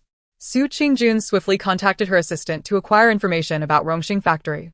This establishment had been quite prosperous a decade ago, boasting commendable technology and reputation. However, after a theft of technical data and the rise of competing manufacturers, particularly due to targeted efforts against Rongxing, the factory had nearly faded from existence in recent years. Upon arriving at Rongxing Factory late at night, she found only a lone watchman. "You wish to collaborate? Surely you jest?" The watchman scrutinized Su Qingjun uncertain. Su Qingjun earnestly explained her intentions and handed over her business card. "Sir, I am indeed the executive director of Su Corporation and am interested in collaborating with Rongxing." After reviewing her credentials, The watchman hurriedly called the factory manager. Son, it really is someone from Su Corporation. They wish to collaborate. After a few minutes, the manager emerged from the factory. To her surprise, the new manager, Yu Xinghe, had been living in the factory to save costs, even taking on security duties. I apologize for the inconvenience. We haven't had any orders in over a year, he said, his smile tinged with bitterness. Su Qingjun learned that an external company had once sought to acquire Rongxing, but both he and the former manager had steadfastly opposed the idea, leading to the factory being targeted. Many of the employees had families to support, including several individuals with disabilities. He had persevered through hardship for their sake, but regrettably, he had little capital remaining, enough to last only a few more months. Su Qingjun regarded the earnest man before her with a mix of sympathy and resolve. She quickly retrieved the chip blueprint. Can your factory process this chip? Yu Xinghe donned his glasses to examine it, then nodded. The difficulty is not great. We have skilled technicians, though our equipment may be somewhat outdated, and I lack the funds to replace it. I will finance the purchase of new equipment. How long will it take to complete the order? Su Qingjun produced a pen and paper, eager to note the necessary equipment. Yu Xinghe stared at her, seemingly bewildered by her proposition. Director Yu, I am here to invest in Rongxing. What equipment do you require? How long until the order is completed? An equipment list? You intend to invest? Can we establish a long-term partnership? Yu Xinghe stammered, excitement evident in his voice. Su Qingjun handed him the paper and pen, nodding with a smile. Yes, I am willing to invest and pursue a long-term collaboration. Chapter 67. No one escapes. Rongxing's equipment was not entirely obsolete. Yu Xinghe had introduced imported machinery a few years prior. Unfortunately, the factory had suffered from a loss of skilled technicians and had been unable to maintain the equipment. Su Qingjun arranged for Su Corporation's technicians to assist at the factory and facilitated the acquisition of several new machines, allowing operations to commence swiftly. Xia observed the valuable equipment with some confusion. Director Su, there are numerous manufacturers we could collaborate with. Is this investment not excessive? Su Qingjun offered her a reassuring glance. Rongxing is an established factory with a unified workforce and a solid reputation. The two generations of managers have compassionately employed many individuals with disabilities, all of whom are skilled.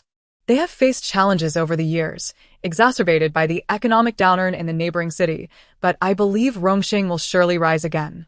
Xia had also heard of Rongxing's history and recognized Su Qingjun's foresight, thus refraining from further objections. In gratitude for Su Qingjun's investment, Yu Xinghe worked tirelessly, and it was his dedication that had sustained the factory through difficult times.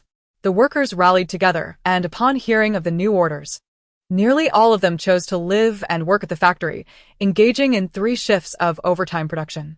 3 days before the delivery deadline, Su Qingjun received a call from Yu Xinghe. Director Su, all the chips have been processed, and the workers have packed them up. You may come for inspection at your convenience. The new equipment and technicians have been remarkably effective.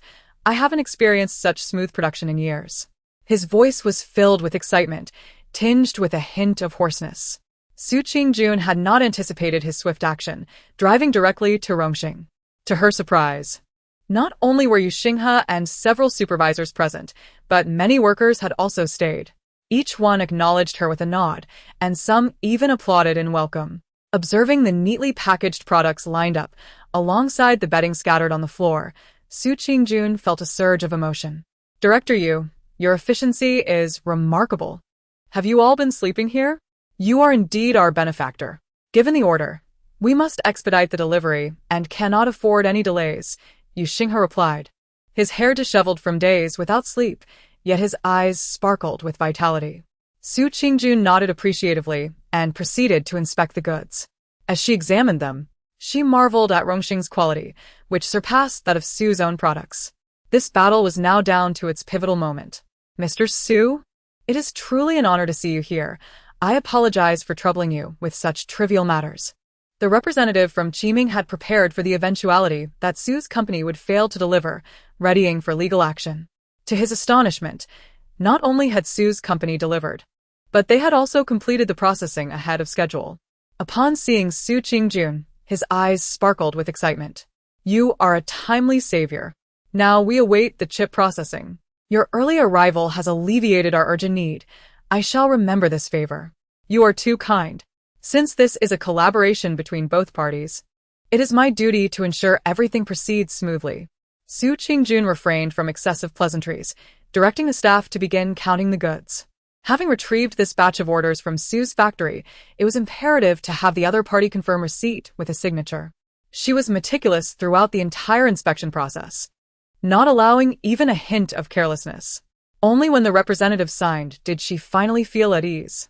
On the journey back, Xiao Xia was visibly excited. Mr. Su, we have won this battle. I wonder what excuses they have left at the factory. They had certainly faced difficulties these past few days. Su Qingjun had previously endured much without action. Now that the situation was resolved, it was time to settle accounts. That evening, as she held Lu Mengmeng while perusing a financial magazine, the workshop director unexpectedly visited her home. Su's parents remained inside, allowing Su Qingjun to handle the matter herself. Mr. Su, I apologize for disturbing you at such a late hour, the director said, a fawning smile on his face, his eyes darting nervously. Please have a seat. What brings you here? She inquired, knowing the entire factory was aware of her involvement in the delivery. The director was clearly there for something significant. He cautiously settled onto the sofa and managed a wry smile. I have been searching for Du Zixin these past few days, but he seems to have vanished. His phone is off, and he hasn't collected his salary for this month, nor his bonus for the quarter. I suspect he has been bribed. Su Qingjun raised an eyebrow, observing the director's anxious demeanor. To her surprise, he was there to pledge allegiance, though his offer was less than impressive. Oh, what leads you to such a conclusion? Perhaps he is dealing with urgent family matters? Seeing her skepticism, the director grew anxious. He had worked in the factory for many years. While his abilities were average, he had a keen sense for situations. It was evident that someone was deliberately obstructing the factory's delivery, and Su Qingjun's arrival had swiftly rectified the issue. Having heard that the suburban project was also secured by this young director, he decided to take a gamble and place his trust in Su Qingjun, whom many had underestimated. He gritted his teeth and divulged everything he had heard and suspected. Du Zixin is a technician, well-versed in his field. Such data issues should be second nature to him. Any errors would reflect poorly on him. He has always been a team leader, yet he enjoys a luxurious lifestyle, boasting about having connections within the group. This incident could very well be orchestrated by those connections, possibly targeting you. The director hesitated to name Dongchen directly, aware that discretion was often prudent. Yet, even without his words, Su Qingjun could deduce who might be behind this. After seeing the director off, Su Qingjun immediately instructed Zhang Juanhao to investigate. Before long, Zhang Juanhao sent her the gathered information. Du Zixin had little presence in the factory. His technical skills were stable, and he was merely a team leader. However, he was not confined to the factory, occasionally visiting the headquarters. Here are the contacts he has had in the past week. Look at this number. Zhang Juanhao pulled up Du Zixin's call records, revealing a familiar number that immediately struck Su Qingjun. The assistant to manager Dong has been in contact with him? Quite frequently? Zhang Junfeng nodded. They do not meet at the office, but frequently at a CAF nearby. Moreover, I found substantial transactions between their bank accounts, but gathering concrete evidence will take some time. Many of Zhang Juanhao's former comrades had entered special positions, and with Su's significant backing, it would not be difficult to investigate. Su Qingjun contemplated the information on her phone. Now is not the time to confront Dongchen directly. A hasty approach would not resolve the issue. A decisive strike was necessary to eradicate the root of the problem. Continue your search for evidence and keep all findings documented. When the time is right, none of these pests will escape. Chapter 68. The chosen childhood friend. Unbeknownst to her, Lu Mengmeng had already turned 2 years old. During her first birthday, Su Qingjun had just taken over the company and had not been able to organize a proper celebration. This time, her parents were determined to throw a grand party for their granddaughter. This celebration was not merely for Lu Mengmeng, but also a means to affirm Su Qingjun's standing within the Su family. A divorced woman inevitably faced scrutiny, and her father aimed to bolster his daughter's position. Under the guise of Lu Mengmeng's birthday party, the city's elite were all invited. Lu Mengmeng was awakened early at 5, feeling rather disheveled. "Grandma, can we skip the fuss?" Didn't we prepare a dress in advance? No one will care if I'm in my birthday suit. I'm just a little kid. As she yawned and munched on cookies, her grandmother held up 2 dresses for comparison. Who knew so many new styles were released this week? You can at least change once an hour. Upon hearing this, Lu Mengmeng flopped back dramatically. Grandma, please spare me. I just want to eat something delicious for my birthday. Her demeanor delighted Sue's mother, who showered her with affectionate kisses. All right, let's go with this lovely white dress. Doesn't it resemble a wedding gown? I wonder which lucky boy will be blessed to marry our beautiful Mengmeng. Perhaps today you will meet your true match, and you two will grow up together, eventually marrying and starting a family. As Lu Mengmeng slipped into her dress, she rolled her eyes in response. I'm only 2. I have 18 years until the legal marriage age. You're worrying too much. The guests today are all children. Where will I find my true match? Please stop reading those unreliable CEO novels. Sue's mother paid no mind to her complaints, continuing to dress her granddaughter. Once most guests had arrived, Su Qingjun finally stepped out to carry Lu Mengmeng away. As she opened the door, she was met with the sight of her daughter's woeful expression. If you don't hurry, your beloved daughter will be whisked away by your mother to find her true match. Sue's mother only chuckled, while Su Qingjun wore a bemused expression. Yet, she was indeed contemplating the potential of today's gathering. Many families had brought their children. Even if no true match was found, a few good childhood friends would suffice. With the birthday girl in attendance, many guests naturally flocked to them. Especially Lu Mengmeng, with her doll-like appearance, drew several ladies over who jokingly suggested arranging a betrothal. Oh dear, how fortunate Mr. Su is. Having a daughter is a tremendous blessing these days. Just look at this lovely little girl. Isn't that so? My mischievous son is up to his antics every day. I wonder if Mengmeng will take a liking to him, so I can have a well-behaved daughter-in-law. Su Qingjun laughed with the ladies while gently setting Lu Mengmeng down, as she could no longer endure Mengmeng's complaints. As soon as Mengmeng stood still, she made a swift exit. The birthday banquet was bustling with guests, though most were merely there out of obligation. Without Su Qingjun by her side, no one sought her out. Finally, she could indulge herself for a day, shamelessly diving into the sweets on the table.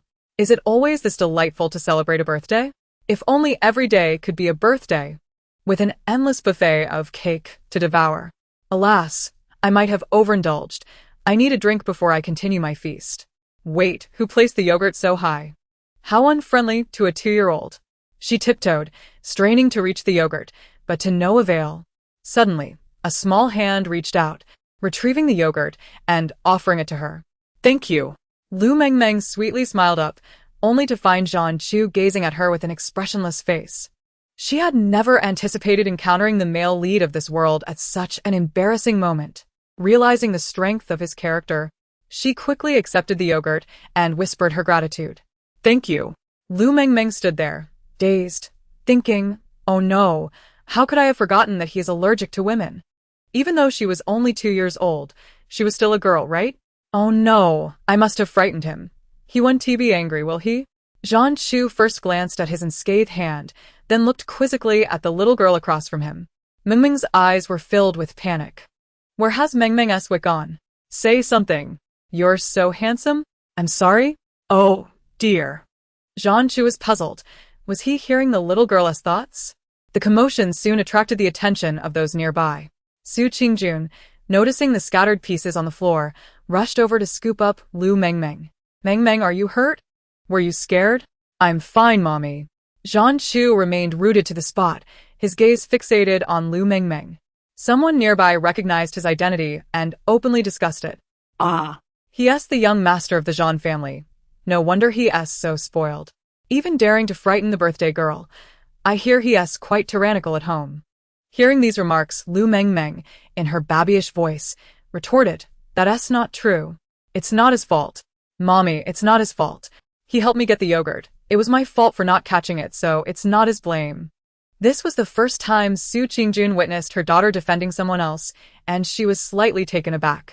She immediately smiled at Zhan Chu. You weren't frightened, were you? Thank you for helping Mengmeng with the yogurt. Are you hurt? For the first time, apart from his mother, a grown-up was speaking to him so kindly.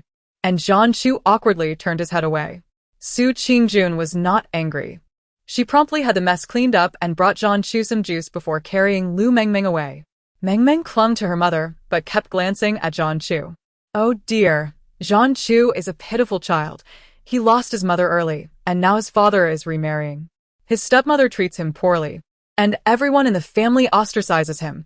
No wonder he has such a temperament at such a young age. It's no wonder his character has turned so gloomy. I wonder if I scared him just now? Listening to her daughter's thoughts, Su Qingjun remembered the circumstances of the Zhan family. Looking at the little boy from earlier, he truly seemed quite unfortunate. Mengmeng, that big brother helped you earlier. Why don't you give him the first slice of cake when it's cut? Okay. Lu Mengmeng was eager for a chance to make amends and quickly nodded. As soon as the birthday cake was cut, she scampered over to present a slice to Zhan Chu. Big brother, here is some cake. Thank you for your help earlier. Her smile was radiant, but being so small, when she held the cake, cream smeared across her forehead. Zhan Chu watched her, feeling somewhat uneasy. He had clearly heard her thoughts earlier. Why were they silent now? Had she only been audible when she was away? Before he could ponder further, Lu Mengmeng's thoughts began to spill out again. Oh no, I really must have upset him. Don't all children love cake?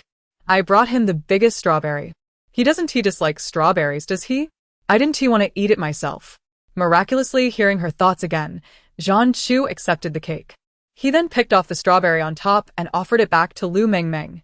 I don't like strawberries. Lu Mengmeng's eyes widened. Then she broke into a big smile. Oh, Zhan Chu's new preference. Doesn't he like strawberries? Then I shall graciously accept. But before she could take a bite, Lu Jing dashed over and snatched the plate. Zhan Chu, you can't indulge her like this. She has already had plenty of sweets. The doctor said she might get cavities. Lu Ming followed closely behind. He picked up a strawberry and handed it to Lu Mengmeng, smiling at Zhan Chu. Since it's from Mengmeng, you can share one strawberry with her. Don't waste her kind gesture. The two brothers had overheard Zhan Chu's story in the crowd and felt a twinge of sympathy. Now, seeing Lu Mengmeng extending kindness to someone outside her family, they found Zhan Chu increasingly likable. Could he be the destined childhood companion of their sister? Chapter 69. Protecting Zhan Chu. Lu Jing, with his lively nature and penchant for making friends, soon treated Zhan Chu as a little brother. Do you want this cookie? My sister loves them. She drools every time she sees one. And this beef jerky, I've been hiding it. I'm on a diet, so I only eat a little bit now. I'll give you a piece. Zhan Chu remained silent, unexpectedly realizing he didn't dislike Su Qingjun's children. Meanwhile, Lu Mengmeng was being dragged along by Lu Jing, her eyes nearly rolling back in exasperation. Drooling was when I was under one. Do you have any sense of time? Sister Mengmeng doesn't drool anymore. But since your diet seems to be working, I'll pretend I didn't hear about your hidden beef jerky. Zhan Chu glanced at Lu Mengmeng, only to find her hand stealthily reaching for the beef jerky in Lu Jing's pocket. Lu Jing swiftly covered the pocket and pushed Lu Mengmeng's hand into Zhan Chu's. You don't even have all your teeth. What do you need beef jerky for? Second brother is on a diet. Don't covet my food. With that, he hurried off to join his friends, worried that Lu Mengmeng might complain about him now that she could speak. Zhan Chu felt his hand freeze as he held Lu Mengmeng's. He distinctly remembered that any contact with a woman, regardless of age, would cause his skin to break out in rashes, making it difficult for him to breathe. Yet today, he had touched this little girl twice without any repercussions. Could it be that she was too young to be considered a woman? Lu Mengmeng was so preoccupied with thoughts of beef jerky that she didn't even notice Zhan Chu holding her hand. Here you go. Lu Mengmeng looked at the beef jerky in her hand, nearly moved to tears. No, my second brother, and I will have it. You're too skinny, you eat. What a little angel Zhan Chu is. But he is so thin, it's obvious he is not getting enough to eat. I should take him to my second brother's secret stash for some snacks later. Zhan Chu looked on in silent exasperation at Lu Jing, who had just claimed to be on a diet, realizing that there was indeed something questionable about his dieting claims. At the banquet, Zhan Chu felt largely invisible, with no peers seeking him out. Fortunately, most of the children didn't recognize Lu Mengmeng, so she simply followed closely behind him. The original plot had Zhan Chu's stepbrother, Zhan Heng, viciously beating him at the birthday party of a wealthy young lady. It seemed that her mere existence had disrupted the course of events. However, the plot that triggers the male lead's gloomy emotions is certainly not lacking. From their earlier interaction, she discovered that John Chu is, at heart, quite kind. The fact that he can extend goodwill to someone as young and innocent as her reveals that he is essentially a good child. If someone were to protect him and bring a glimmer of light into his life, perhaps he would no longer embody that brooding, domineering persona. John Chu unexpectedly noticed that Lu Mengmeng had been following him quietly, her silence making him feel somewhat uneasy. "Aren't you going to play with your friends?" "He spoke to me first." John Chu spoke to me first. How adorable. Was the domineering CEO this cute as a child? Caught off guard by Lu Mengmeng's sudden compliment, John Chu felt his face flush and quickly turned away. Lost in admiration of the little boy's charming appearance, Lu Mengmeng remained oblivious to his discomfort. "I don't know them. I just want to play with you." John Chu deliberately ignored her starry-eyed gaze and walked directly outside the banquet hall, with Lu Mengmeng eagerly trailing behind him. Suddenly, a tall and stout little boy blocked John Chu's path. "You little brat, who invited you here?" Without needing to guess, Lu Mengmeng recognized him as John Hung, John Chu's bullying half-brother. Realizing that there was a young girl behind him, John Chu shifted his body slightly to shield Lu Mengmeng. "John Hung, this is the Su family. Don't cause trouble." "What if I do?" "You little brat. How dare you come here? Who do you think you are?" Although only 4 years old, John Hung was already a head taller than John Chu. He was accustomed to indulging in food, his body plump and strong. As he spoke, he jabbed his fist at John Chu. John Chu slightly spread his arms to prevent Lu Mengmeng from getting hurt. "John Hung." John Chu gritted his teeth, calling his name. "This is the Su family. You are a guest here. You should conduct yourself with some decorum." Though still young, John Chu understood the significance of such gatherings. The seemingly trivial scuffles among children could bring shame to their families, a lesson ingrained in him since childhood by his mother. Yet John Hung was oblivious to such nuances. He only knew how to strike at anyone he disliked. After all, he was a child of the Zhan family and felt no fear of repercussions. Moreover, he had always looked down on his so-called older brother. "What did you say? Teach me a lesson? You little brat, just watch as I beat you today." John Hung swung his arm back, ready to slap. John Chu instinctively embraced Lu Mengmeng and sidestepped, narrowly avoiding the blow. He could have evaded on his own, but he didn't want the little girl to suffer. Seeing John Chu protect himself without any means to retaliate stirred a sense of unease within Lu Mengmeng. The original narrative portrayed John Chu as someone who maintained his position as the head of the Zhan family through ruthlessness. But was he really born that way? He was clearly a hero who defended the weak. With a missed punch, John Hung grew even angrier, especially with many other children watching the spectacle. "John Chu, are you still going to dodge? Just wait and see if I don't beat you to a pulp today." His mother had told him that as long as John Chu was dead, everything in the family would belong to him. After all, he would be the only son left in the Zhan family, and his tears would go unpunished. The more he thought about it, the more excited he became, eager to eliminate the annoyance that was John Chu. Before he could throw another punch, Lu Mengmeng shouted, "You big fat pig. What are you doing? Bullying someone, huh?" She stepped forward, extending her not-so-long arms to protect John Chu behind her. Raising her small face, she glared at John Hung. At the birthday banquet, too many people were present, and few truly remembered what the little girl, the guest of honor, looked like. Especially these children, who were all merely following their parents. Upon hearing a little girl call John Hung a big fat pig, the surrounding children erupted in laughter. "Fat pig? Whose child is this? Speaking the truth? Huh? Ha! Big fat pig. John Hung is a big fat pig." The nearby children joined in the mockery. John Hung, who was already unlikable and prone to violence, found it even more humiliating that a little girl dared to stand against him.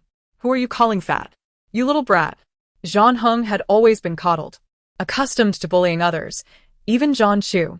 When this little girl suddenly appeared and dared to insult him, he was instantly enraged. Lu Mengmeng was undeterred by such a little boy. If she were not so small, she would have loved to kick John Hung a few times. "I'm talking about you. Big fat pig. Do you know what it means to respect your elder brother? If you dare to bully John Chu, you are not a guest of the Su family. You need to leave right now." Zhang Chu looked down at the not-so-tall little girl, suddenly feeling a warm surge of emotion. Chapter 70. You dare to hit my sister? Let me leave? You little brat. Zhang Heng was unconcerned with who this girl was. All he knew was that she insulted him, and she deserved punishment. He raised his fist, ready to strike Lu Mengmeng. Zhang Chu quickly stepped in front of Lu Mengmeng, taking the punch himself. Zhang Heng, you bastard. Zhang Heng's punch carried considerable force, knocking the frail Zhang Chu to the ground, blood streaming from his nose and mouth. Lu Mengmeng was alarmed, but she was far too small to pose any real threat. Seeing Zhang Chu bleed only exhilarated Zhang Heng. He ignored Lu Mengmeng's cries, fixated on the annoyance that was Zhang Chu. Zhang Heng, you get away from her. Zhang Chu, disregarding everything, threw a punch at Zhang Heng's eye.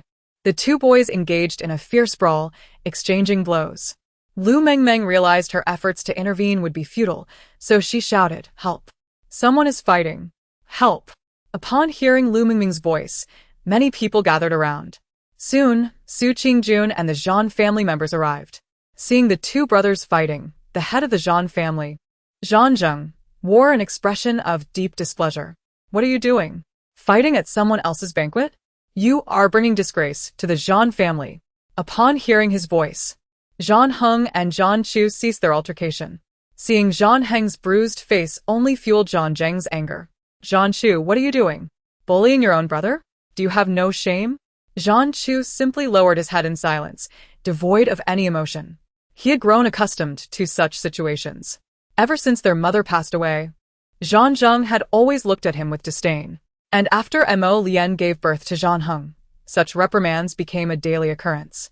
But Lu Mengmeng was anxious beside them. She stepped in front of Zhang Chu, confronting Zhang Zheng directly. You are mistaken. It wasn't Zhang Chu who bullied anyone. It was this little fatso who threw the first punch. Having been an adult once, Lu Mengmeng understood that her only advantage as a child was her innocence. At just 2 years old, could she really lie? Gaining sympathy was her forte. With that thought, she quickly filled her eyes with tears, her voice soft and pleading. That little fatso rushed out and hit Zhang Chu, and he was coming to hit me. Zhang Chu was only protecting me, and he got hurt too. Can't you see that? And that little fatso pushed me, tearing the dress my grandmother gave me. She lifted her skirt, revealing her distress, and in that moment, she was immensely grateful to be a small child. Otherwise, in front of so many people, she would have felt embarrassed to lift her dress. Zhang Zheng looked down at her, disdainfully curling his lip, dismissing her entirely and doubting her words.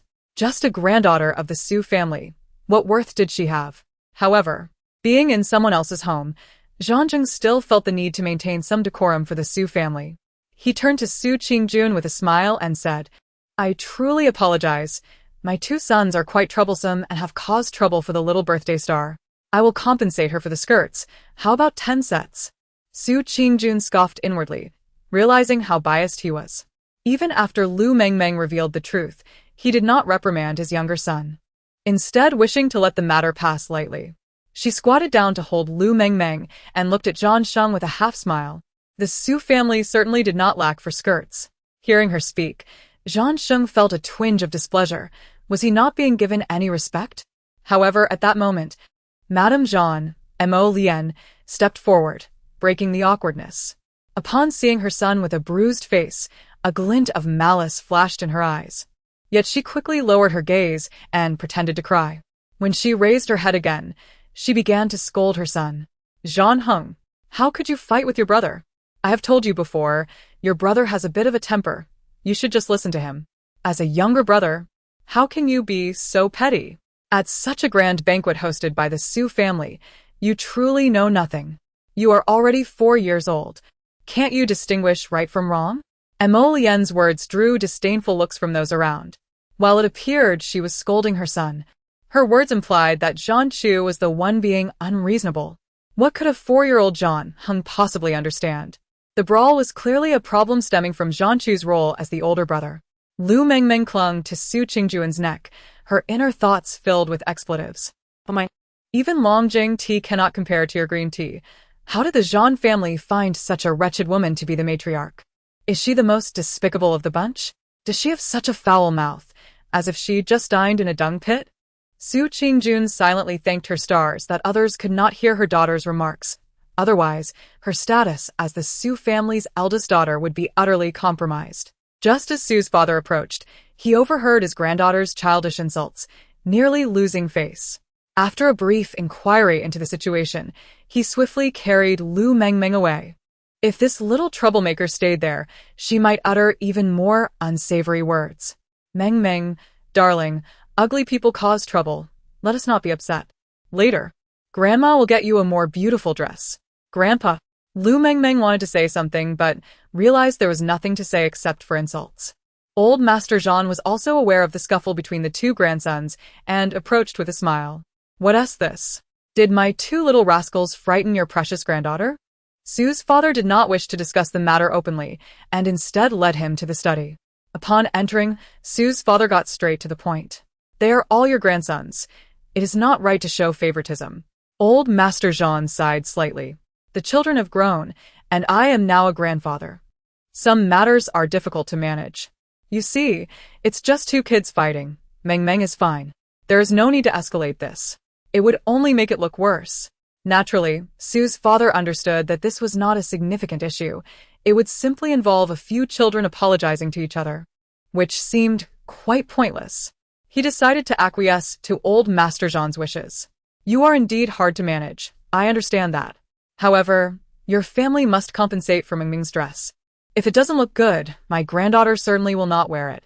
Upon hearing that the grandfather had compromised, the matter seemed to fizzle out, leaving Lu Mengmeng feeling somewhat unsatisfied. Yet, she was not a true child and understood the adult's calculations. Even if Grandpa was advocating for justice, what could he do regarding the Jean family's affairs? She listened with boredom as the two old men engaged in idle chatter when suddenly a figure flashed past the study door, prompting her to shout, Lu Jing. Second brother. Lu Jing had intended to check on whether Lu Mengmeng was hurt, and upon hearing her call, he hurriedly pushed the door open. Grandpa. Old Master Jean. I'm here to see my sister. Lu Mengmeng had never seen Lu Jing so kind and quickly extended her small hand. Second brother, save me, save me. I don't want to hear them talk nonsense. Lu Jing, fully aware of the tedium of adult conversations, quickly picked her up. Grandpa, let me take her out to play. It's her birthday, and there are many people she hasn't met yet. Su's father gently pinched her little face and waved his hand, allowing the two children to leave. As Lu Jing held his sister, he noticed something amiss with her dress. Gently tugging at it, a large piece of lace came undone. What happened? Did Zhan Heng hit you? Did he ruin your dress? At Lu Jing's inquiry, Lu Mengmeng suddenly felt a wave of grievance. She had tried on the dress for 3 hours before Grandma selected it. Moreover, Zhan Heng had also hit that little angel, Zhan Chu, which made her even angrier. Second brother, that big pig, Zhan Heng, pushed me and I fell. My bottom hurt so badly. He even hit my friend, Zhan Chu. What? He actually dared to act out in the Su family? How dare he hit my sister? Lu Jing's eyes flared with fury. He was determined to confront whoever had the audacity to bully his little sister. Chapter 71. Wanting to see him, let us go, second brother. Help me teach that little brat a lesson. Without hesitation, Lu Jing scooped up Lu Mengmeng. Feeling a surge of indignation, Lu Mengmeng clung tightly to Lu Jing's neck. With my brother by my side, who am I afraid of? United, we are a force to be reckoned with. Zhan Heng, just wait. Seeing her determination, Lu Jing affectionately patted her head. Mengmeng, I have pocket money. I will buy you another dress later. He had anticipated hearing a grateful tone from his sister, but instead, Lu Mengmeng waved a piece of stolen beef jerky in front of him. Help me open this. I need to eat to gather strength for battle. Lu Jing was on the verge of tears when had this little foodie stolen beef jerky. The siblings each took a bite of the jerky and strode confidently toward Zhan Heng. Following the earlier incident, no one was playing with Zhan Heng anymore. Seizing the opportunity when no one was paying attention, Lu Jing directly dragged him to the garden behind the villa. Let me go. Do you know who I am? How dare you touch me? Though Zhan Heng was larger, he was no match for Lu Jing, who easily tossed him aside. I don't care who you are. If you bully my sister, you must pay the price. Lu Jing had a notorious reputation at school. He was not afraid of anyone. With his rebellious spirit ignited, Even John Hung, the little tyrant, was taken aback. What do you want? I'll tell you. I am the heir of the Zhan family. You dare to touch me and see what happens. Slap. Lu Jing lightly struck his head. What is it to you? I'm hitting you now. Apologize to my sister, or you will not leave the Su family's door. The little girl held her head high in triumph. What are you as an heir? With Zhan Chu around you, Big Pig should step aside. Watch your words. Who are you talking to? Apologize. Zhan Hung had never faced such humiliation before.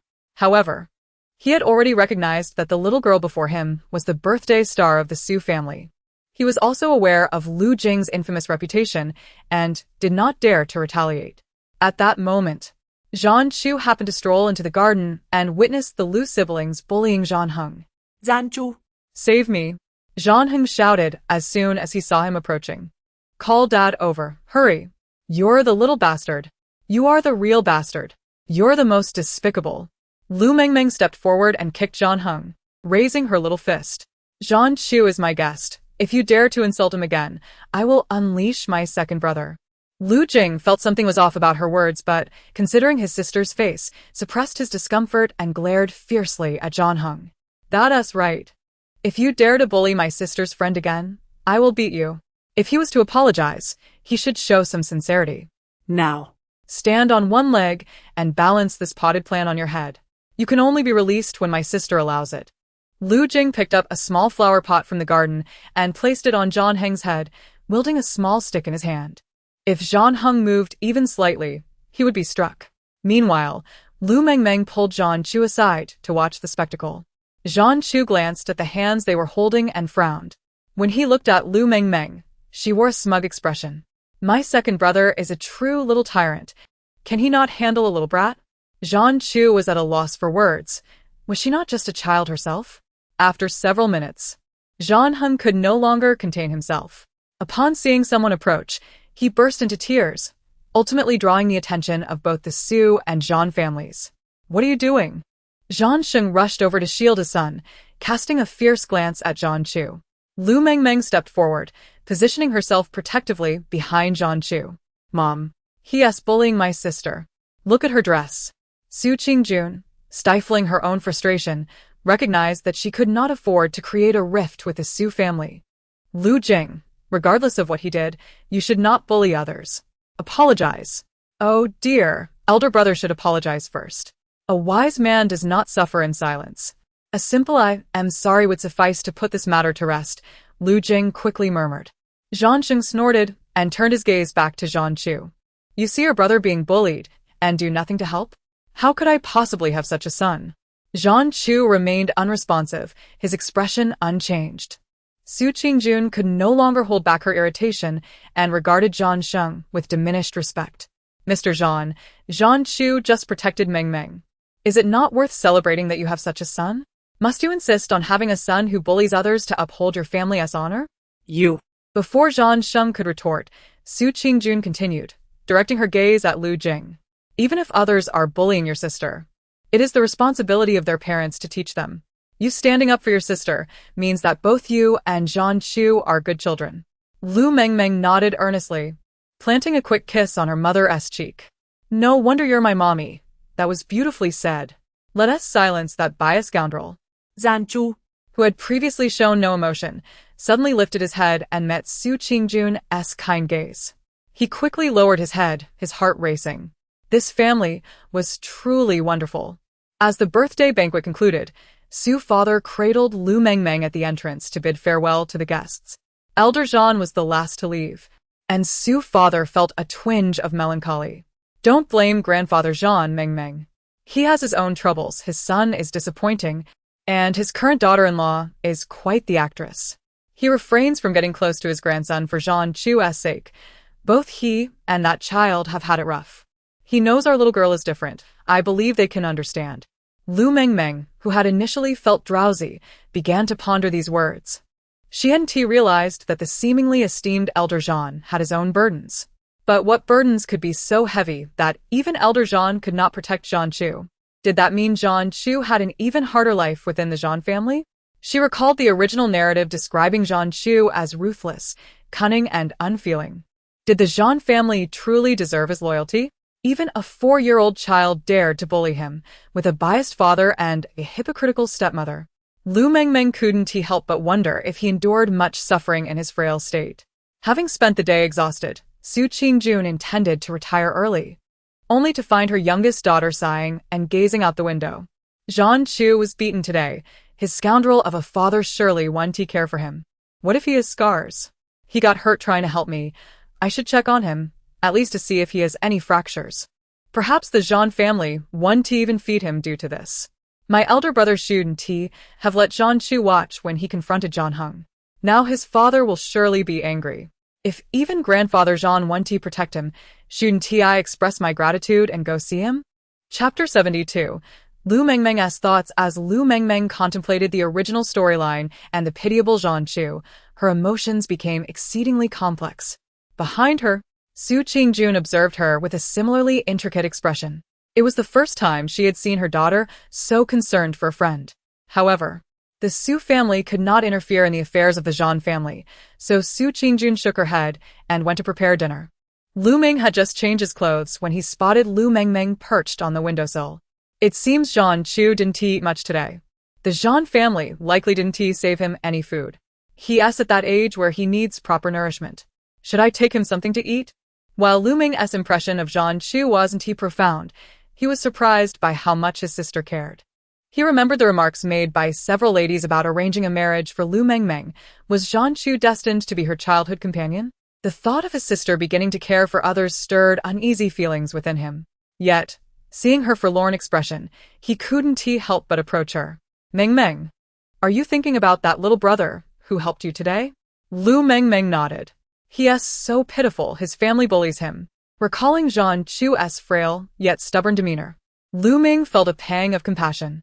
He patted his sister's head. How about I take you to see him? You're the best, big brother. I love you the most. Lu Mengmeng quickly wrapped her small arms around him and planted a kiss on his cheek. With a resigned smile, Lu Ming carried her out of the house and contacted a friend to trace Zhan Chu's daily activities. In truth, Zhan Chu's routine was quite structured. Perhaps to avoid staying at home, he spent nearly all his time outside studying. The Zhan family was affluent, and if it kept him away from home, his mother was more than willing to enroll him in various extracurricular classes. She simply couldn't believe that a child who had lost his mother and received no affection from his father could thrive solely on a few hobbies. That evening coincided with Zhan Chu's calligraphy class. Lu Ming strolled near the calligraphy school, holding Lu Mengmeng, intending to have a fortuitous encounter. Lu Jing had just finished his bath when he noticed Lu Ming had taken his sister out. He quickly called his elder brother, and upon learning they were headed to run into Zhan Chu, he rushed over. Big brother, you two are being quite inconsiderate. Why didn't you take me along for this? It was inconvenient to park nearby, so Lu Jing jogged over, slightly out of breath. Lu Mengmeng eagerly pulled out a handkerchief from her small bag. Here, wipe your face. My sister is the best. In a bit, I'll treat you to ice cream. But don't tell Mom. Second brother, I love you the most. While Lu Mengmeng chatted with Lu Jing, the calligraphy class ended, and all the children were picked up by their parents, leaving Zhan Chu to depart alone. Seeing him, Lu Jing rushed over first. Zhan Chu, what are you doing here? Are you here for class? It was Lu Ming's first time lying to a child, and he suddenly felt a twinge of guilt. Zhan Chu, we brought Mengmeng out for a stroll. What a coincidence. Lu Mengmeng squeezed her elder brother's hand in annoyance. Big brother, are you serious? We walked over 20 kilometers just to burn off some calories? Besides, I'm already hungry. What are we burning off? Zhan Chu ignored Lu Jing and Lu Ming's chatter, but upon hearing Lu Mengmeng's thoughts, he looked at her curiously. After a moment of contemplation, he retrieved a bag of cookies from his bag and offered them to her. Lu Mengmeng's eyes lit up at the sight of food. Just as she was about to reach for them, she hesitated and quickly withdrew her hand. You eat, you just finished class and must be hungry. Oh, dear. What a little angel. He is so thin. It's clear he doesn't get enough to eat, yet he knows to share with me. Zhan Chu is too kind. Oh no, he has bruises on his face. What if such a handsome face gets scarred? Upon hearing their sister's thoughts, the two brothers finally noticed the injuries on Zhan Chu's face. In the dim light, They hadn't seen clearly before, but upon closer inspection, they realized he had not only facial injuries but also bruises on his arms. Zhang Chu tightened his grip on the cookies, his lips pressed together. Lu Ming pulled Lu Mengmeng closer, instructing her to hold Zhang Chu's hand. "You three wait over there. Don't wander off. I'm going to buy some medicine." "Zhang Chu, please keep an eye on Mengmeng." Zhang Chu initially intended to decline but nodded in agreement upon hearing the last part. Lu Jing led the two children to find a spot to sit down, pretending to order food. "Zhang Chu is hurt. Make sure to get drinks that aren't tea cold. You silly second brother. At least ask him what he likes to eat." Lu Jing awkwardly inquired as he looked at his sister's pouting face. "Zhang Chu, what do you like to eat? It's my treat." Before Zhang Chu could decline, Lu Mengmeng swiftly snatched Lu Jing's phone and ordered, "Let us eat this. He's on a diet." She added quietly, "I'm hungry." Zhang Chu paused momentarily before proceeding to order on the phone, all the while listening to Lu Mengmeng's unspoken desires. "Yes, yes, those egg tarts, let us have a few more and some red beans. I want an ice cream." Zhang Chu silently added everything she desired to the order. Lu Mengmeng gazed at him in admiration. "From today onwards, you are my one and only idol. How did you know to order all my favorites?" Lu Jing eyed the phone suspiciously, feeling that something was amiss. "Here, let me help you with your wound." Lu Mengmeng eagerly made space, nervously observing the two. "Oh dear, are you okay? The antiseptic is spilling out. You didn't apply it to the corner of your left eye." "Oh no, it got into your eye." The three of them exchanged glances at the anxious Lu Mengmeng, all letting out silent sighs.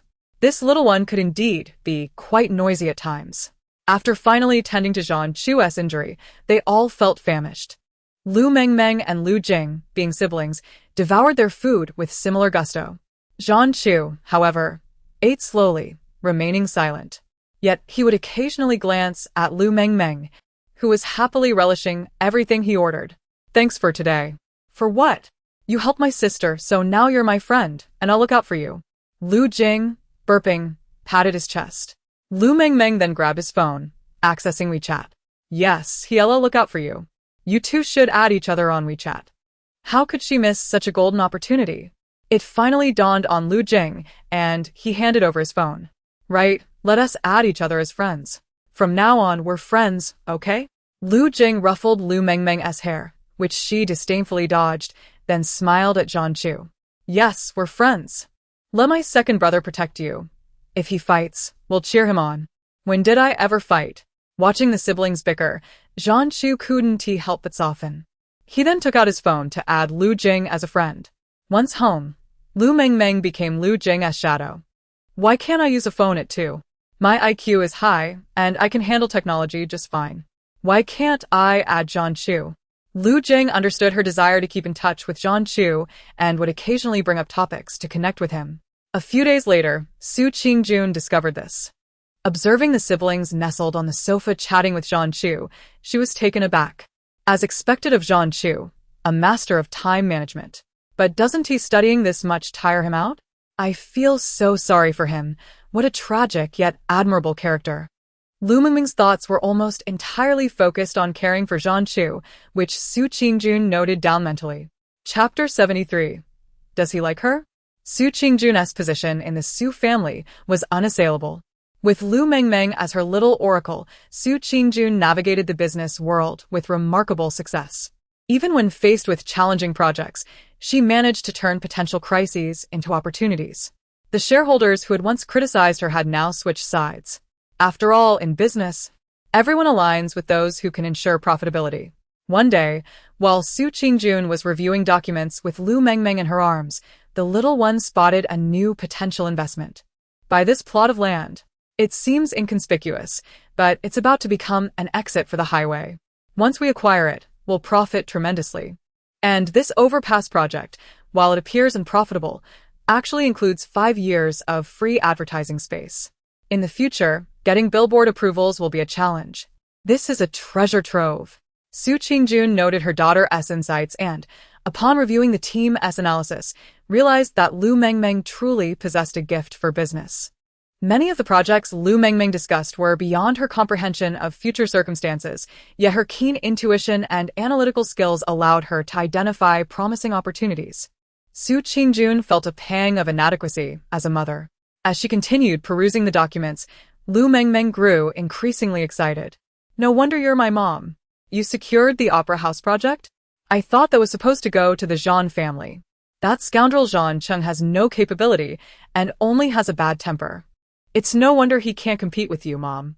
Su Qingjun, momentarily lost in thought as she examined the documents, recalled that she had indeed crossed paths with the Zhan family multiple times.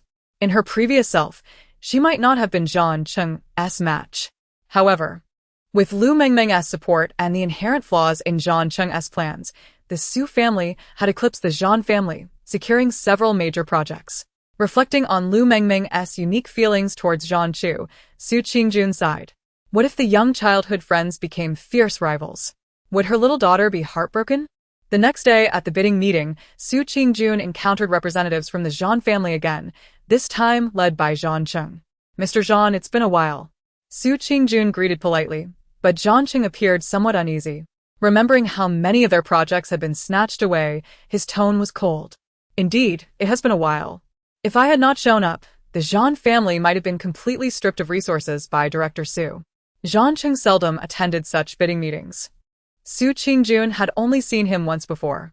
She surmised that the Zhan family had recognized the potential future profits of this project, as the advertising revenue from the city's overpass was no small matter. Despite Zhan Cheng's hostility, Su Qingjun merely smiled. In business, it's all about skill.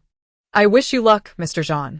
The business world is akin to a battlefield, and she had no intention of showing leniency to her adversary. Moreover, Zhan Chu could hardly be considered her rival. Ultimately, the Su family won the bid, and Zhan Cheng didn't even bother to maintain a facade of civility, leaving with his team in a huff. Once again, Su Qingjun secured a project, and the atmosphere in the company was jubilant. When her father entered the office, she was reviewing design plans with Lu Mengmeng. Dad, what brings you here? To celebrate my daughter's latest achievement. Qingjun, you, as the executive director, are far superior to me. Su Qingjun felt a bit bashful, attributing much of her success to her daughter. Her father had refrained from coming to the company to allow her to take charge, but now he was there to support her. As they chatted, the conversation turned to the incident with Zhan Cheng. Her father, recalling the circumstances of an old friend's family, expressed some regret. The Zhan family is truly struggling now. These projects used to be so easily acquired. Even Zhan Cheng can't manage it. Old Zhan was also troubled by the state of his company. But having relinquished control for so many years, he was hesitant to intervene. I fear the Zhan family might not endure for much longer. Even if he hadn't said it, many in their circle were already discussing it. Compared to old Zhan, Zhan Cheng was at best a mediocre figure. Previously, the Zhan family had some credibility due to the old generation's reputation, but now, as other families rose, the Zhan family was in decline. However, Lu Mengmeng, who was eavesdropping on their conversation, felt no concern. With Zhan Chu around, the Zhan family would soon be transformed. At that moment, the atmosphere in the Zhan family was tense. After consecutive defeats, the projects they could present were dwindling. That woman, Su Qingjun, always seems to be at odds with me. Just the thought of her smiling face irritated him. Next time, I will make sure to trample you underfoot, letting you enjoy your moment of arrogance for now. The servants dared not breathe, fearful of incurring his displeasure. Aware of his anger, Zhan Heng remained hidden in his room. It wasn't until Zhan Chen closed the door that he cautiously ventured out. Over the past few days, he had observed Zhan Chu obsessively glued to his phone, sensing something was off. That stoic face of Zhan Chu had no friends. Who didn't he know he was the heir of the Zhan family? With no one paying him any attention? But who was he chatting with on his phone? After feeling humiliated at the Su family's gathering, Zhan Heng had harbored a grudge. Today, taking advantage of the opportunity, Zhan Heng stealthily ventured into Zhan Chu's room. He swiftly seized the mobile phone resting on the table, just as Lu Mengmeng's voice message arrived. Zhan Chu, have you eaten? Did you enjoy the egg tart from last time? Next time after school, let us go eat together? Zhan Heng glanced at the contact name on the screen. While he could barely recognize a few characters, he knew it was Lu. But this unmistakably belonged to that vexatious young girl from that day. He scrolled up, discovering a plethora of conversations between Lu Mengmeng and Zhan Chu. with occasional remarks from Lu Jing. The thought of those two siblings tormenting him ignited his anger. He questioned how Zhan Chu dared to retaliate. It was clear he had already conspired with them. What are you doing in his room? Zhan Sheng emerged, catching sight of his youngest son sneaking in. Startled, Zhan Heng dropped the phone, and Lu Mengmeng's voice echoed once more. Don't be afraid. If they bully you, my brother, and I will help you. Zhan Sheng, filled with suspicion, picked up the phone and opened the previous chat history. His eyes flickered, and a barely perceptible smile graced his lips. Dad. He has been acquainted with the Su family for a while and is purposefully bullying me. I must teach him a lesson. Zhan Heng gritted his teeth, wishing he could tear Zhan Chu apart right then and there. Zhan Sheng affectionately ruffled his youngest son's hair, appreciating Zhan Heng's spirited nature, which stood in stark contrast to his older brother's gloomy demeanor. Rest assured, father will exact your revenge, but not at this moment. This marked the first time Zhan Sheng had entered his room since their mother's passing. His expression darkened. Is there something you need? Then he noticed the phone in Zhan Sheng's hand. Zhan Chu attempted to snatch it away, but he was no match for an adult man. Give it back. That's my phone. Is it so precious? I merely wanted to take a look. Why the fuss? Zhan Sheng scoffed and handed the phone back. Have you made a new friend? That little girl from the Su family is quite charming. Do you have a fondness for her? Her name is Lu Mengmeng, correct? Zhan Sheng advanced step by step, while Zhan Chu hastily retreated. He clenched his teeth, remaining silent. He knew his father was up to no good again. Chapter 74. The bond between these two children. Though Zhan Sheng lacked a flair for business, he excelled at manipulation. While Zhan Chu never confessed his affection for Lu Mengmeng, Zhan Sheng was indifferent. He had longed to rid himself of this troublesome matter. If he could extract the last remnants of value from Zhan Chu, it would justify the years he spent raising him. After all, he was his son, and it was only fitting that he serve his purposes. When Su Qingjun received Zhan Sheng's invitation, she was somewhat perplexed. Their families had a mediocre relationship, and they were currently adversaries. Why would he invite her? To her surprise, old Su had also received an invitation. Old John mentioned this to me too. It's just a day at their resort, a chance for the children to unwind. Old Su maintained a courteous demeanor towards Old John. If not for certain circumstances, the two families should have remained on amicable terms. Upon hearing this, Su Qingjun agreed to Zhan Sheng's invitation. Ever since Lu Mengmeng learned they would be visiting the Zhan family's suburban resort for the weekend, she began her preparations. While other girls were busy beautifying themselves, she busied herself with snacks. Hooray! It's been ages since I've seen Zhan Chu. I wonder if he has gained weight. Brother, I'll graciously accept all these delicious treats. It'll even help him lose weight.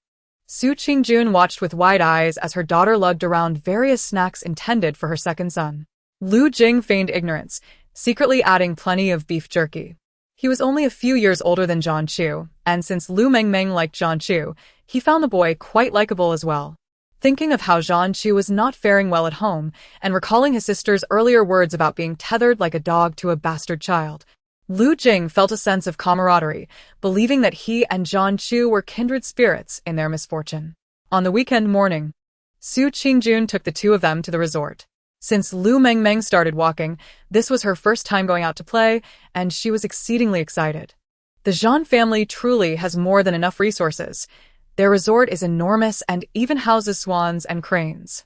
Aren't those protected species? The Zhan family had some wealth, and the resort was quite luxurious. Lu Mengmeng eagerly glanced around, while Lu Jing continually snapped photos of her. It was only when Zhan Sheng arrived with his two sons that her excitement began to wane. Is this a joke? How is that rotund pig here too? In comparison, Zhan Chu looks like an elegant, tragic little monkey. His scoundrel of a father clearly hasn't fed him properly. Ignoring everyone else, Lu Mengmeng scampered over to Zhan Chu with her snack bag. Just as she was about to pull out a treat, she felt Zhan Heng's gaze upon her. She shot him a fierce glare before tugging Zhan Chu along. Come on, let us go play over there. Zhan Heng was about to explode, but Zhan Sheng intervened. Zhan Sheng cast a meaningful glance towards the direction the two children had departed. Mr. Su, it appears they truly have a special connection, don't they? Su Qingjun smirked, exchanging pleasantries. Indeed. Thank you, Mr. Zhan, for inviting us over to play today. Meanwhile, Lu Mengmeng had dragged Zhan Chu and her bag to the pavilion. Beef jerky, cookies, little cakes, jellies, yogurt. She took them out one by one, while Zhan Chu silently watched her. These are all for you, but don't give any to your brother. He is already plump. Zhan Heng could be sent to market during the new year. How could the two brothers be so different? Clearly, mother's genes are crucial. Zhan Chu is much more pleasing to the eye. Lu Mengmeng pushed the snacks towards Zhan Chu. Faced with the bounty of treats, Zhan Chu felt somewhat at a loss. Aside from his mother, it was the first time someone had shown him such kindness, especially from a little child. Lu Mengmeng stared at the lollipop in his hand, letting out a soft sigh. Sigh, I gave you my favorite strawberry-flavored lollipop, but Mommy wouldn't let me have too many. I had to hide this one. Zhan Chu silently unwrapped the candy and offered it to her. I don't like it. You can have it. Lu Mengmeng's eyes widened, then she nodded knowingly. All right. He said he didn't like strawberries last time. I guess I'll graciously accept it. Ha ha ha. Watching the little girl happily bite into the lollipop, Zhan Chu's expression softened considerably. The two shared the snacks in the pavilion, and even Zhan Chu, who typically shunned sweets, indulged in a fair share alongside Lu Mengmeng. Then he heard Lu Mengmeng burp softly. I forgot to bring water. I'm so thirsty. Sigh, it's hot. I don't want to move. Burp. Zhan Chu patted her back. I'll go get you some water. Wait here. Suddenly, someone laughed lightly behind her. Zhan Sheng had approached without her noticing. Mengmeng, do you like your brother Zhan Chu? Lu Mengmeng eyed him suspiciously, unsure of what mischief he was concocting. Zhan Sheng wore a mock smile as he looked at her. Mengmeng, wouldn't you like to see brother Zhan Chu every day? Having an extra brother to play with? Goodness, this scoundrel is actually trying to give his son away. How could he even conceive such an idea? Initially furious, Lu Mengmeng soon smiled. If Zhan Chu could really come to her house, she wouldn't have to endure bullying anymore, and she could rightfully cling to him. She nodded vigorously. Yes, Mengmeng likes big brothers. I like him the most. Zhan Sheng ruffled her hair, grinning even wider. Then you must remember to tell Mommy and Grandpa. That way, brother Zhan Chu can come to your house every day to keep you company. During dinner, Zhan Sheng deliberately seated Zhan Chu next to Lu Mengmeng. Watching her continuously serve Zhan Chu with a small spoon, he casually remarked, Indeed, daughters are so considerate. Mengmeng may be small, but she treats Zhan Chu well. This afternoon, she even told me she wanted Zhan Chu to stay at the Su family. As soon as Zhan Sheng's words fell, all eyes turned towards Lu Mengmeng. Zhan Chu's hand trembled slightly as he grasped his chopsticks, tightly pressing his lips together. Upon hearing, Su's father quickly understood Zhan Sheng's intentions, but chose to remain silent, focusing on his meal. Noticing the lack of response, Zhan Sheng turned his gaze back to Lu Mengmeng. Mengmeng, is what Uncle said true? Didn't you mention that your favorite is Zhan Chu Gij, and that you wanted him to visit your home? Lu Mengmeng beamed with an innocent smile, nodding vigorously. Yes, I really like Zhan Chu Gij. It would be wonderful if he could come to my house. That scoundrel, selling his own son like this? Humph. It would be even better if Zhan Chu came to my house. Then I wouldn't have to endure the bullying from you and your fat son every day. Zhan Chu is such a good child. Of course, he deserves proper nurturing, but you, with your blind eyes, failed to see his worth.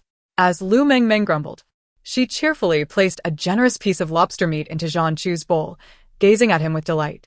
Mr. Su, look at how well these two children get along, don't you think? Su Qingjun chuckled coldly to herself, pondering her daughter's words. Indeed, Zhan Sheng was quite the scoundrel. She glanced at the visibly excited Lu Mengmeng.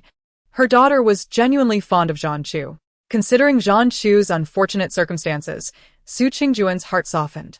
Yes, the two children share a good relationship. Why not let Zhan Chu stay at my house for a while? Chapter 75. Moving into the Su residence, neither Zhan Chu nor Lu Mengmeng anticipated that this matter would be settled so swiftly. Lu Mengmeng held Zhan Chu's hand tightly, her heart filled with indignation. Indeed, a wicked stepmother. Have you packed your bags? It seems regardless of whether my mommy agrees, they are determined to send Zhan Chu packing. Fool, wretch, nuisance. Zhan Chu silently listened to Lu Mengmeng's complaints, his grip on her hand trembling slightly. This little one was once again standing up for him. He looked at Lu Jing, who was carrying a suitcase, and the expressionless Mr. Su, feeling a sense of unease. Noticing his unusual demeanor, Su Qingjun gently stroked his head. Mengmeng likes you. Just consider it as keeping her company. Annie thanks you in advance, all right? Exactly. Going to the Su residence will allow you to broaden your horizons instead of being cooped up at home all the time. Zhang Sheng's heart swelled with joy, and a smile spread across his face. Lu Mengmeng, not wanting to see any members of the Zhang family, promptly pulled him to the car. Home? Zhang Chu followed her with heavy footsteps, for that place was not his home. Su Qingjun truly did not expect that a child would join their family so suddenly, and many preparations were lacking.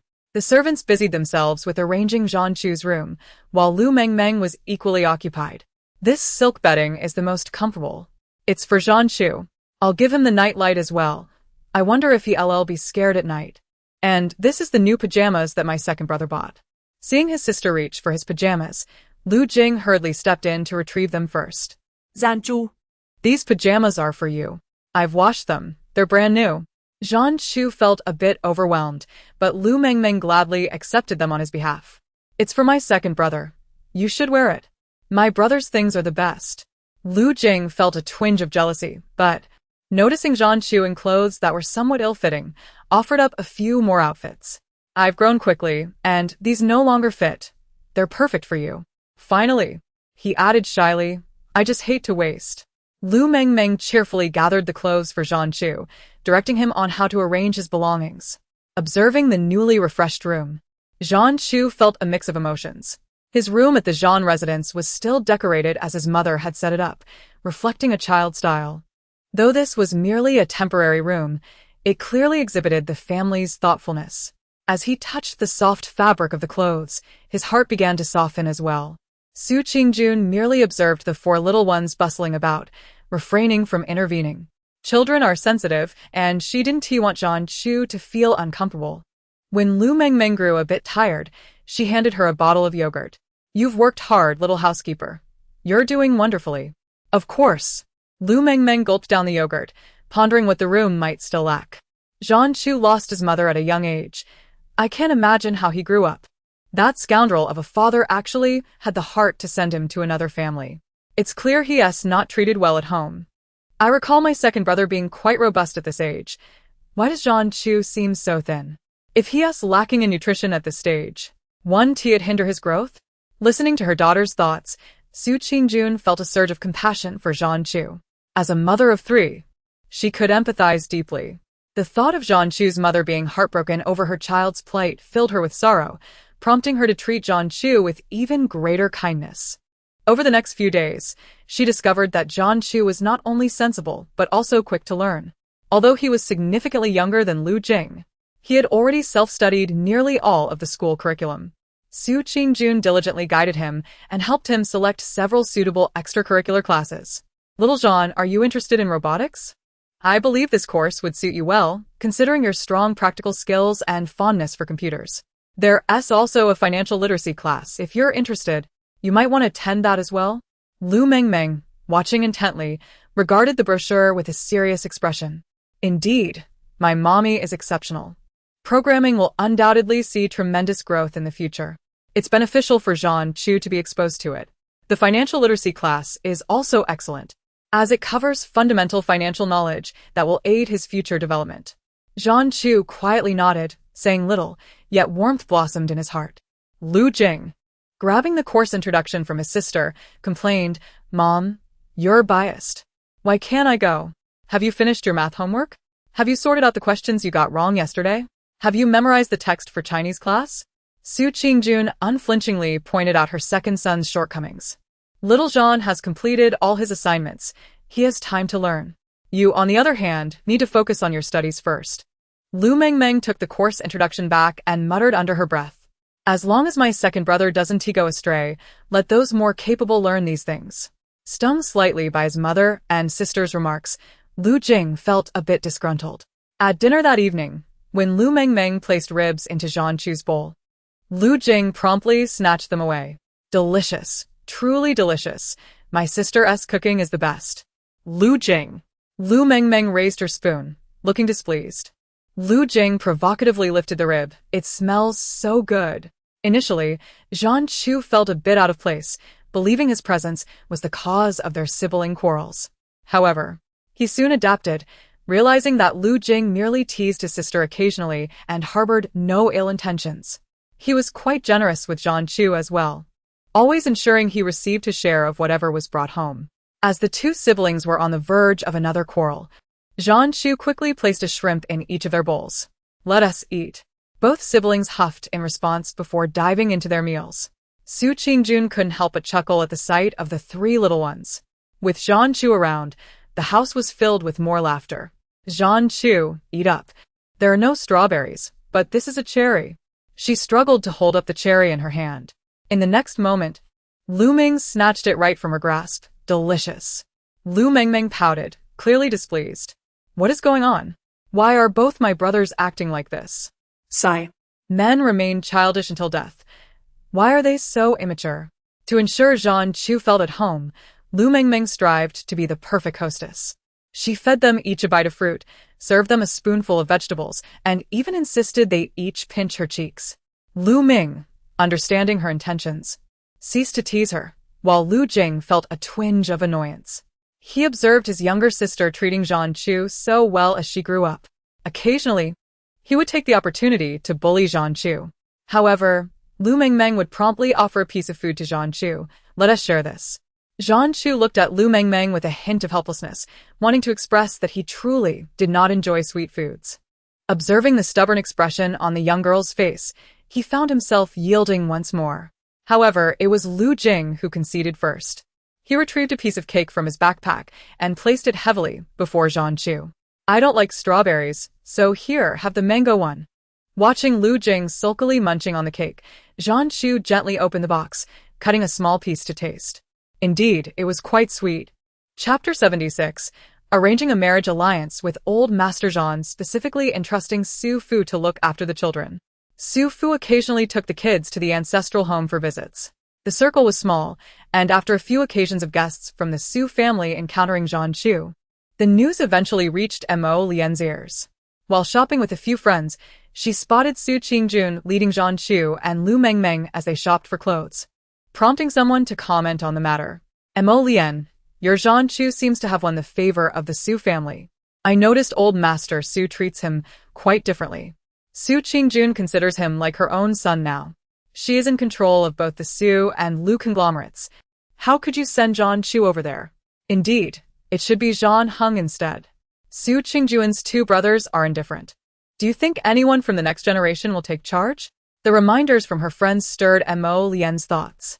Looking at Zhan Chu, who had gained some weight and appeared more cheerful, her resentment deepened. She had initially hoped to rid herself of a burden, but now he was climbing the social ladder. Upon returning home, she directly confronted Zhan Sheng about the day's events. "Zhan Chu presents himself as deeply wronged before us, yet with Su Qingjun, he beams like a flower. Word is that old Master Su has been charmed by him. If that is the case, wouldn't all the benefits from the Su family fall to him? Darling, this simply won't do. He is not aligned with your interests." Initially, Zhan Sheng intended to shake off this trouble while establishing a connection with the Su family. He believed Zhan Chu's unappealing character would lead the Su family to treat him poorly. To his surprise, they treated him rather well.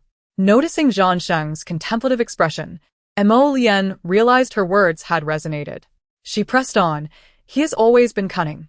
Once he has the Su family as his backing, won't he turn against you? It would be far more suitable for our own son to be sent there.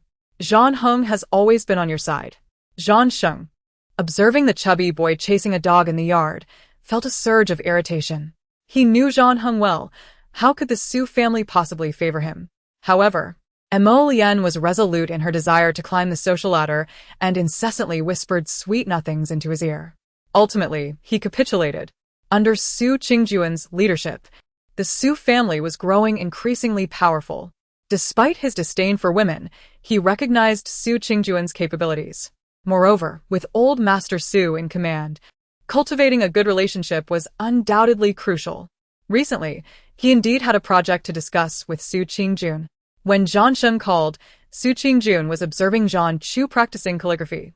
The child was already writing quite proficiently, developing his own style. The more she looked at Zhan Chu, the more she appreciated him, feeling that her daughter's judgment was commendable. Mr. Jean, is there something you need?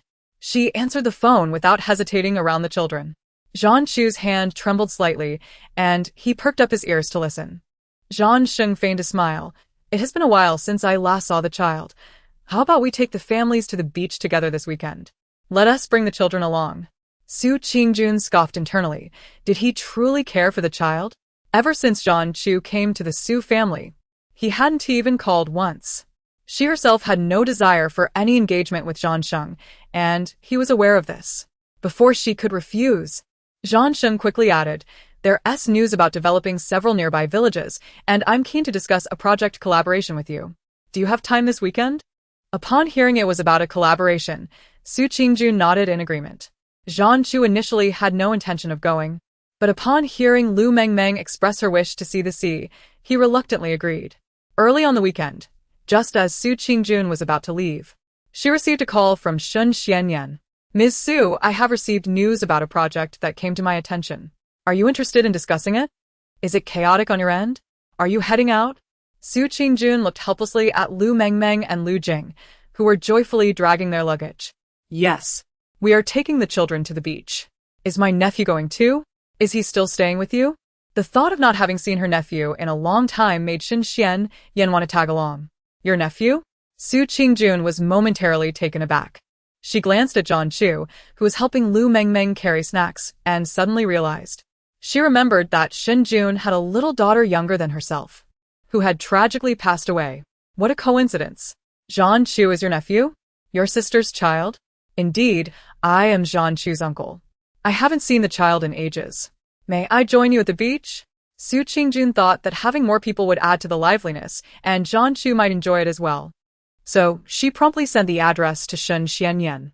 Jean Sheng, focused on the matters he intended to resolve that day, arrived at the beach villa early, only to find Shin Xianyan following Su Qingjun. "What brings you here?" Shin Xianyan raised an eyebrow, his tone cool. "I came to see my nephew. I heard you sent him to the Su family. I wanted to check if he's doing well." Indeed. Jean Chu appeared to have gained weight and height compared to when he was at home. The Su family's environment seemed to nourish him well. This blatant mockery irritated Jean Sheng. He and Shin Xianyan had never seen eye to eye, and after Jean Chu's mother passed away, their encounters were rare. He hadn't anticipated meeting under such circumstances. However, with Su Qingjun present, Jean Chu forced a smile. Yes, the Su family is indeed blessed, and the environment is certainly favorable. While the adults exchanged pleasantries, Lu Jing had already dashed ahead with the two little ones to the beach, engaging in a water gun battle. "Jean Chu, don't protect her. Today I'll have a showdown with Lu Mengmeng." Lu Jing was having a blast, indiscriminately spraying water. Jean Chu, meanwhile, held a swimming ring, diligently shielding Lu Mengmeng. As she retaliated, Lu Mengmeng passionately exclaimed, "This little madman, take this. Mengmeng is not to be trifled with. Bullying my sister is no act of heroism." Zhang Heng stood to the side, wanting to join but unable to find an opening. He could only glare at John Chu with resentment, wishing he could land a punch. Yet recalling his mother's words from that morning, he suppressed his impulse. He was determined to become part of the Su family. It would be his in the future. Watching the children frolicking, Shin Xianyan felt nostalgic. "Ms. Su, not only are you a business prodigy, but you also excel in raising your children. It has been a long time since I saw my nephew smile like that." Zhang Chu appeared calm, yet the smile on his face was unmistakable. With his assistance, Lu Mengmeng even managed to outdo Lu Jing, landing 2 water balloons squarely on him. Enjoying a rare moment of relaxation, Su Qingjun felt elated. Zhang Chu was inherently a good child. As long as he didn't stray, he would undoubtedly grow into a remarkable individual. Hearing Su Qingjun's praise, Mo Lian quickly interjected, "The Zhang family's children are all exceptional. Look at my foolish son. He's having a great time too." Her abrupt comment took Su Qingjun by surprise, but she politely replied, "Yes, Zhang Heng seems quite happy." Mo Lian's eyes lit up at her words. She glanced at Zhang Sheng, who nodded slightly, and then she suggested, "Considering the Zhang and Su families are both prominent clans, and the children get along so well, why not arrange a marriage alliance? A strong partnership would surely facilitate future projects." Chapter 77. It matters only if she likes him. The Zhang family had the audacity to set their sights on her daughter. Mo Lien was resolute in making this happen. If the Su family were to rise, it must be on the foundation of her son. Su Qingjun smiled down, remaining silent. Mo Lien, feeling anxious, pressed Mr. Su. What do you think? I believe Zhang Heng and Mengmeng make a fine match. She smiled brightly at Su Qingjun, her hands unconsciously clenching into fists on the table. Mrs. Zhang, you jest. My Mengmeng is only 2 years old. At the tender age of 2, an engagement seems to invite ridicule from outsiders. Is it possible that the granddaughter of the Su family fears she might remain unmarried? Su Qingjun lowered her gaze and took a sip of juice, her eyes drifting towards the frolicking children. It was truly perplexing how Zhang Heng and Lu Mengmeng could be seen as a compatible pair. Yet, Such arrangements have occurred frequently in the past, haven't they? Betrothals made while still in the cradle. Was Lady Zhang truly traversing through time? The Qing dynasty has long since perished. How could such a practice still exist? Had I misheard? Shen Xianyan interrupted Mo Lien's musings. He had never held a fondness for this woman who had taken his sister's place, and today, her demeanor only intensified his disdain.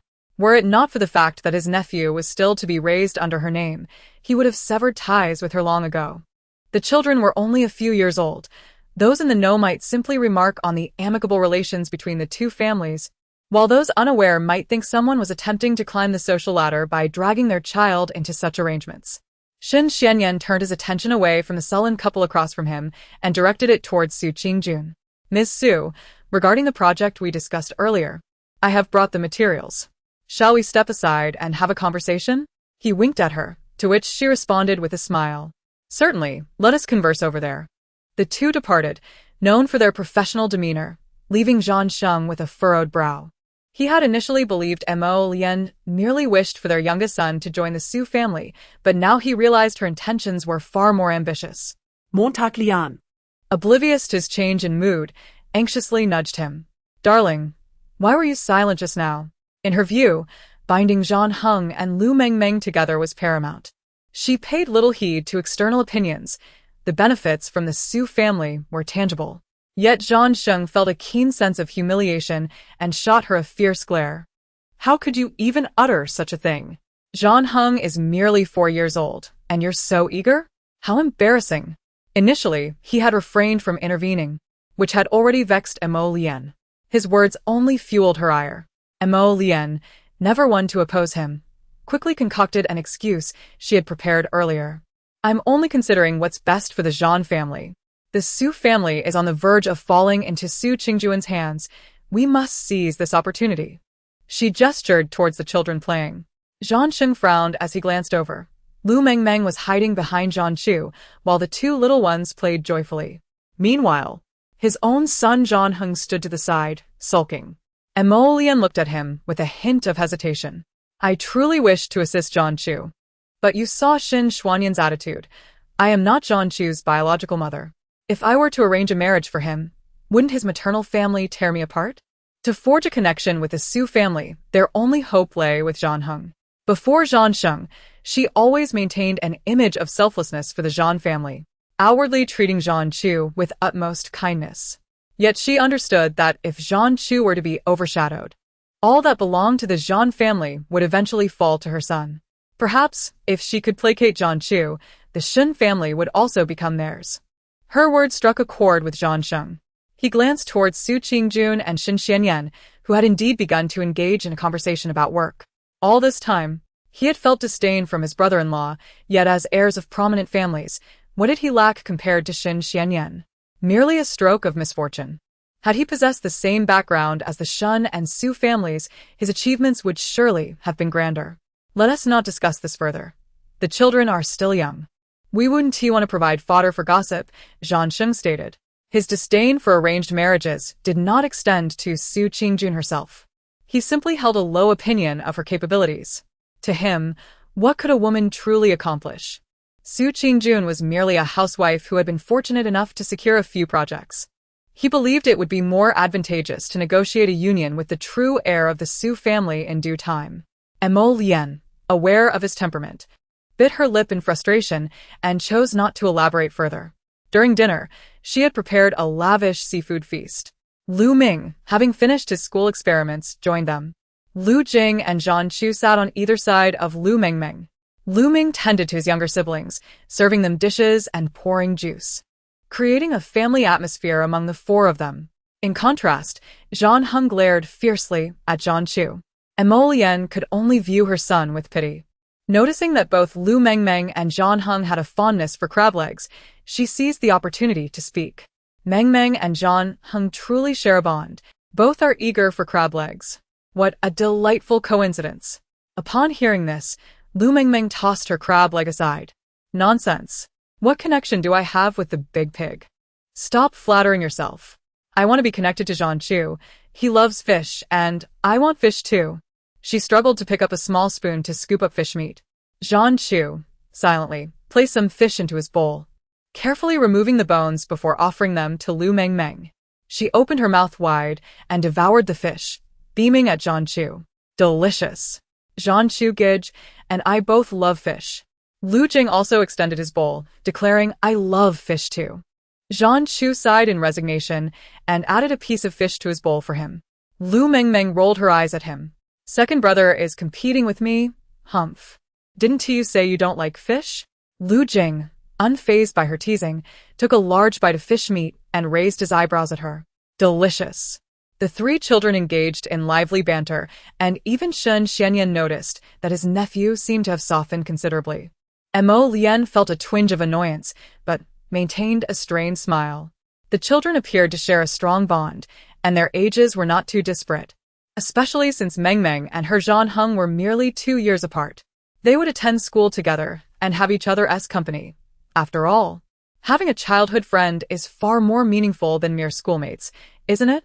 This time, Zhan Sheng did not frown but rather found merit in her words. Marriage was premature. Nurturing their relationship was far more prudent. Lu Ming, unaware of the earlier events, grasped the situation. It appeared that Zhan Chu's stepmother harbored ulterior motives. No wonder he had sensed an unusual atmosphere among the adults upon his arrival. Observing Su Qingjun in silence, he seized the opportunity to speak.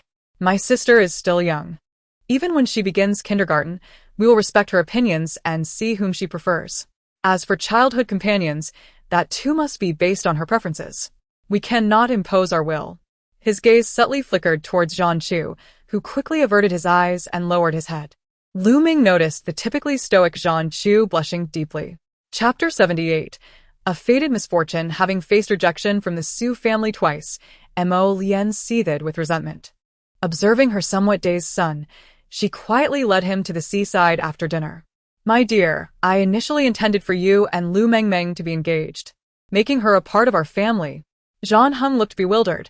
The thought of Lu Mengmeng trailing after Zhan Chu daily left him displeased. Moreover, Lu Mengmeng had previously allowed Lu Jing to bully him. Engagement? Did that mean they would marry when they grew up, like you and Dad? I don't want her as my wife. She just follows Zhan Chu around. I dislike her. She's such a clingy little pest. Mo Lian lovingly stroked her son's head.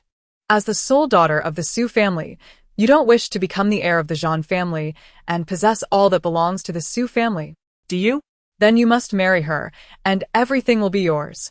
Just think about the grand villa of the Su family. Their resort is even larger than ours. And most importantly, who doesn't he respect the old master of the Su family? Don't you desire that? Zhan Heng pouted, feeling a tinge of resentment. Yet he envisioned the opulent Su family mansion and the reverence everyone held for the old master. He understood that the Su family was formidable. If it were his, he would be the most powerful. He nodded vigorously. All right, let her be my wife. My good child. I just mentioned the engagement, but her mother rejected it. The mere thought of Su Qingjuan's refusal and Lu Ming's earlier words filled Mo Lian with ire. Her son is undoubtedly the finest in the world, more than deserving of a princess. The Zhan family will henceforth belong to Zhan Heng, while Lu Mengmeng, being merely a girl, can expect little more than a modest dowry. What else could she possibly offer? Now, having her engaged with Zhan Heng, Mo Lian feels as though she is losing out. The Su family truly has no sense of gratitude. My dear, you are destined to be the heir of the Zhan family. They must be blind to refuse us. How could they dare to decline? Zhan Heng has been spoiled since childhood, with everyone bending to his will. The only setbacks he has encountered have come from Lu Mengmeng, and he cannot permit her to reject him. No, mother. She cannot refuse. I must have everything belonging to the Su family. And Mo Lian quickly covered his mouth, urging him to keep his voice down. Until matters are secured, such words must not be uttered. Understood? If they refuse, mother will ensure they have no grounds to do so. Bring that little girl over shortly. She pointed to the nearby inflatable boat. Let her board. And then you must remove the plug. Do you understand? Once the time comes, I will be nearby, and when she is about to struggle, I will rescue her, ensuring her mother will not oppose the union. Zhan Heng nodded in agreement without a second thought. He was determined to teach Lu Mengmeng a lesson. And Mo Lian offered a few more reminders before feeling reassured. Once the favor of salvation is established, she believed the Su family would not dare to disregard her. Zhan Heng turned to look at Lu Mengmeng, who was following Zhan Chu, feeling a twinge of discomfort. Why did she prefer Zhan Chu over him? He was determined to make Lu Mengmeng fall for him, to ensure Zhan Chu remained beneath his heel. With his mother-south scheme in place, Zhan Heng suppressed his arrogance and approached Lu Mengmeng with a smile. Mengmeng, come play with me. I will take you to catch crabs. Look, I have even prepared a bucket. Lu Mengmeng pouted, her small hand tightly gripping Zhan Chu's shirt. Don't come near me, you big pig. A weasel wishing a chicken a happy new year? Who would believe you? She tugged at Zhan Chu. Brother Zhan Chu, let us go. I want juice. Zhan Chu glanced warily at Zhan Heng and then led her away. Zhan Heng stomped his feet in frustration, yet dared not express his anger. He had to find a way to bring Lu Mengmeng over. Knowing her fondness for food, he steeled himself and retrieved his cherished cheese stick from his bag. Lu Mengmeng. Here. Have this. If you eat my treat, you must play with me. Without even glancing at what he offered, Lu Mengmeng pulled Zhan Chu along, turning away from him. Ugh. How dare you? Just because I eat your food, I must play with you? You mangy dog. Zhan Chu stifled a laugh, following her closely. Lu Mengmeng's aversion to Zhan Heng strangely lifted his spirits. Zhan Heng attempted several times, only to find that she would not take the bait, his anxiety mounting. No matter how hard he tried, Lu Mengmeng remained surrounded by her two brothers or clung to Zhan Chu, offering him no opportunity. Fortunately, as the adults began to pack up their belongings, Lu Mengmeng's brothers also went to assist. Zhan Chu left to fetch her hot milk, creating the perfect moment for Zhan Heng. Having quietly observed, Zhan Heng did not approach immediately. He had just disposed of Lu Mengmeng's milk in the trash, ensuring Zhan Chu would not find it. Once he confirmed Zhan Chu had gone to the second floor of the villa for milk, he rushed to Lu Mengmeng, feigning panic. Lu Mengmeng, I saw Zhan Chu go to the beach. He said he was going to catch crabs for you, but now he is nowhere to be found. What should we do? Will he be all right? Fearing Lu Mengmeng would doubt him, Zhan Heng pinched his thigh, tears welling in his eyes. Lu Mengmeng, witnessing this unusual display, glanced around, realizing Zhan Chu was indeed missing, and began to panic. The sky was nearly dark. Children should not approach the shore. She discarded her lollipop and dashed ahead. Where is he? Take me there. Just ahead, do you see that little boat? It's over there. With the plan seemingly on the verge of success, Zhan Heng hurried after her. Being an adult, Lu Mengmeng quickly surveyed the surroundings, confirming that no one was nearby and did not head toward the beach. She looked at Zhan Heng with suspicion. Are you sure Zhan Chu is there? Absolutely. I truly saw him come this way. Zhan Heng, fearing she wouldn't believe him, intentionally led her toward the boat. I saw him standing there. He hasn't fallen in, has he? Let me help you up to check. Lu Mengmeng assumed he was merely a frightened child and allowed him to assist her aboard. But in the next moment, Zhan Heng forcefully pushed the boat toward the sea, simultaneously pulling out the plug and stabbing the inflatable boat with a fruit knife. How long would it take for the boat to sink? Certainly. Puncturing it would hasten the process. What are you doing, Zhan Heng? Lu Mengmeng realized something was amiss just as the boat began drifting into the depths of the sea. Her small body, with short limbs, was utterly immobilized. As she watched the boat slowly deflate, her heart sank alongside it. After swallowing a few mouthfuls of water, her consciousness began to fade. Lu Mengmeng felt a sense of unwillingness, having clung to the male protagonist, How could she still be doomed to a tragic fate? In the cold embrace of the night sea, Lu Mengmeng felt her body's warmth gradually sapped by the frigid water. Though her mind should have been clouded, it grew increasingly lucid. In her past life, she had likely succumbed to a sudden death. Would drowning in this life lead to rebirth? But she did not wish to die. She wanted to cling to the male protagonist's leg and enjoy a life of ease. As the sensation of suffocation mingled with her erratic thoughts, she felt she could no longer hold on. Just as she was about to lose consciousness, a faint voice reached her ears. Lu Mengmeng. Hold on. Zhan Chu, having been unable to find the milk and worried about Lu Mengmeng being alone, rushed out to search for her, only to find her missing. Zhan Heng had initially stood by the shore waiting for his mother to come to the rescue. However, Mo Lian had been called away by Zhan Xing to pack, leaving her absent. After waiting for a while, seeing Lu Mengmeng fall into the sea, Zhan Heng panicked. Zhan Chu, venturing out alone, noticed someone seemingly struggling in the water. Spotting the lollipop Lu Mengmeng had discarded and her hairpin lying on the beach, his heart constricted. Help! Someone is drowning. Help! He shouted as he donned a life preserver. He had already decided that if no one came soon, he would dive in himself, determined to keep the little one afloat until help arrived. Fortunately, Shun Xianyan had come to find Zhan Chu and heard his cries for help. Upon seeing him, Zhan Chu rushed over. Uncle, Lu Mengmeng is drowning in the sea. As he spoke, he handed Shun Xianyan a small life preserver. Shun Xianyan vaguely spotted a small figure struggling in the water and immediately removed his shoes, socks, and jacket before jumping in. At this moment, hearing the shouts for help, several adults rushed over.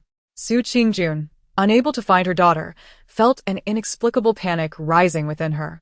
Zhan Chu quickly pointed to Shun Xianyan swimming in the sea. Mengmeng is drowning. My uncle is going to save her. Drowning? How could this happen? Su Qingjun was nearly overwhelmed with fear, grateful that Lu Ming was there to steady her. Lu Jing, anxious to jump in as well, was stopped by Zhan Chu. Wait, my uncle can handle it alone. Don't cause any confusion. If Lu Jing entered the water, he might end up needing rescue himself. Seeing Zhan Chu, younger than himself, with such a serious demeanor, Lu Jing paused, then nodded and stood aside. Indeed, within a minute, they heard Shin Xuanyan's voice from the sea. I found Mengmeng. The child is safe. He struggled to drag the life preserver, finally pushing the little one onto the shore. Though the night sea appeared calm, it concealed tumultuous undercurrents. Even seasoned swimmer Shin Xianyan nearly faced disaster. What chance did a small child like Lu Mengmeng have? He patted Lu Mengmeng, who coughed up several mouthfuls of water but remained unconscious. First, take her to the villa and lay her flat. Call for a doctor, Shin Xianyan calmly instructed, while Lu Ming promptly contacted the physician. I just want to get milk for Mengmeng, and I saw him. He's the one who pushed Lu Mengmeng into the sea. Zhan Heng exclaimed, rushing up to Zhan Chu with a fierce glare. Aunt Su, I just witnessed Zhan Chu push Lu Mengmeng. He deliberately took her to the seaside. Zhan Heng's voice was loud, yet lacked conviction. He understood that Lu Mengmeng was a treasured child of the Su family, and if anything were to happen to her, His own fate would be sealed. Not me. Zhan Chu hurriedly explained, but Zhan Heng cut him off, not allowing him to speak. It was you. How could it not be? You often bully me at home. You enjoy tormenting those younger than you. I saw it with my own eyes. Call the police and have him arrested. Zhan Heng's thoughts were clear. If the police could apprehend him, everything would come to a close. However, Mo Lian was taken aback by these words, for she knew who was truly responsible. She quickly rushed over to cover her son's mouth, casting a guilty glance at Su Qingjun. Mr. Su, it's entirely our fault for not educating our child properly. If anyone is to blame, it should be me, as I have failed in my role as a stepmother. Zhan Chu has always had a good relationship with Mengmeng. He would never intentionally harm her. Children often have their little squabbles and misunderstandings. He surely didn't realize this could cost Mengmeng her life. Otherwise, he wouldn't dare. Please consider his young age and let him off this time. He is just a child. There's no need to involve the police. I can apologize. And we will compensate you. Please don't hold Zhan Chu accountable. Mo Lian's appearance was pitiful, as if she were deeply concerned for her stepson. Yet, Her words only reinforced that Zhang Chu was indeed the perpetrator. Su Qingjun observed her coldly, remaining silent. She believed she understood Zhang Chu well enough over the time they had spent together. She did not think he would commit such an act. Lu Ming and Lu Jing exchanged glances, both sensing mutual doubt. They knew Zhang Chu well. How could he possibly do such a thing? Moreover, how would it benefit him if Lu Mengmeng were to drown? The uncertain expressions of the others left Zhang Sheng feeling uneasy. The granddaughter of the Su family had nearly been harmed by his son, which would undeniably create a formidable enemy for the Zhang family. As he looked at Zhang Chu, his disgust was now unmistakable. Smack! He stepped forward and landed a hard slap across Zhang Chu's face. Look at the mess you've made. Mengmeng considers you a brother. How could you do such a thing? Zhang Chu covered his face, gritting his teeth and saying nothing. The only person in the room who might have believed him was already unconscious, and there was no one left to defend him. He closed his eyes, choosing not to explain further. Hadn't he grown accustomed to being wronged, beaten, and scolded? Yet, why did he now feel such a sense of injustice? Zhang Sheng's anger intensified at Zhang Chu's stubborn demeanor, reminiscent of his deceased mother. He kicked Zhang Chu again, who stood resolutely, glaring back with resentment. What are you staring at? Only a beast would commit such despicable acts. If anything happens to Mengmeng, how will the Zhang family explain it to the Su family? You wretched child. As he spoke, he raised his foot again, but Lu Ming could no longer watch and stepped in to stop him. Mr. Zhang, there's no evidence yet. You shouldn't he wrongfully accuse someone. Wrongfully accuse? His brother witnessed it. What more evidence do we need? Zhang Heng is only 4. Can he lie? Mr. Su, I know you are a woman and tend to be soft-hearted. I will handle the punishment for Zhang Chu. Saying this, Zhang Sheng took out his belt and swung it through the air. Even Zhang Chu, despite his calm demeanor, couldn't he help but tremble slightly. Zhang Sheng scoffed. I will punish him now, so the Su family has an explanation. Just as Zhang Sheng raised his belt, Lu Mengmeng awakened. Coughing violently, she expelled water from her mouth, tasting the metallic sweetness. That foolish Zhang Heng dared to plot against me? If it weren't for my good fortune, and Zhang Chu being my little savior, I would have truly drowned. Not suffocated by that scoundrel of a father, but nearly perished at the hands of that fool. How infuriating. At such a young age, he already resorts to using a fruit knife to puncture an inflatable boat, truly a wicked seed. He will face divine retribution. As she coughed, she shot daggers at Zhang Heng, who recoiled behind Mo Lian, unable to meet her gaze. Clutching his mother tightly, he was clearly anxious. Mo Lian hurried over, her face filled with worry for Lu Mengmeng. Mengmeng, you've inhaled so much water. We should rush you to the hospital. Staying here won't help. For a 2-year-old child, a little coaxing might suffice, but she didn't believe anyone would take the words of a small child seriously. This incident must not implicate Zhang Heng. As Lu Mengmeng coughed, feeling as though her lungs were about to burst, she grew angrier at Emolian's words and pointed a small finger at Zhang Heng. You vile spawn. It was Zhang Heng who harmed me. Call the police. If he is not punished, then let his parents pay the price. The expressions of those from the Su family darkened upon hearing Lu Mengmeng's thoughts. Zhang Chu clenched his fists in rage. How dare Zhang Heng lay a finger on her? Lu Jing shot an angry glare at Zhang Heng. He exchanged a knowing look with Lu Ming. They understood each other's intentions. Taking advantage of the distraction, they stealthily slipped out. Lu Mengmeng had claimed that Zhang Heng used a fruit knife to puncture the boat. There must be evidence on the beach. Once outside the villa, they split up. Lu Jing went to check the surveillance footage, while Lu Ming headed to the beach to find the fruit knife. Before long, a doctor arrived hastily and examined Lu Mengmeng. Fortunately, she had received timely first aid and was not in serious condition, though a comprehensive checkup at the hospital was recommended. Hearing the doctor's words, Su Qingjun felt relieved. Mo Lian quickly stepped forward. The doctor is right. I have the car ready. Let us take the child to the hospital. Though Su Qingjun harbored doubts, her priority was Lu Mengmeng's well-being. As she cradled Lu Mengmeng and prepared to leave the villa, she was intercepted by a panting Lu Ming and Lu Jing. Wait. We've found the weapon. No one can leave. Lu Jing waved his phone. There's surveillance footage showing Zhang Heng pushing Mengmeng's boat into the sea, and he used a knife to puncture it. Zhang Chu was trying to save her. It's Zhang Heng who framed him. Lu Meng produced a sealed bag containing the fruit knife. The knife is here, not washed away by the waves. We should be able to find fingerprints. Upon seeing the evidence, Zhang Heng panicked. Though he was not the brightest, he understood that this evidence could incriminate him. He rushed forward to seize the knife, but Lu Meng quickly raised it out of reach. You've admitted it, you harmed Mengmeng, haven to you? Though a 4-year-old child reporting to the police might seem futile, they could not simply let this go. So what if I did? Who told her not to play with me? You all favor Zhang Chu, so he deserves to be punished. Zhang Heng was now furious, disregarding everything else as he struck Lu Meng hard. Despite being a child, he possessed considerable strength, causing Lu Meng to stagger back. Mo Lian, sensing the escalating situation, rushed to embrace her son. Zhang Heng, how can you so carelessly admit to doing something you didn't do? You're just a child. Don't let your anger lead you to speak carelessly. If this accusation were substantiated, they would entirely offend the Su family. Montag Lian wept. Her eyes darting between Su Qingjun and Lu Mengmeng. Mengmeng, Zhang Heng only likes you and wants to be close. He didn't mean to harm you, right? He did it on purpose. I called for him to save me, but he ran away.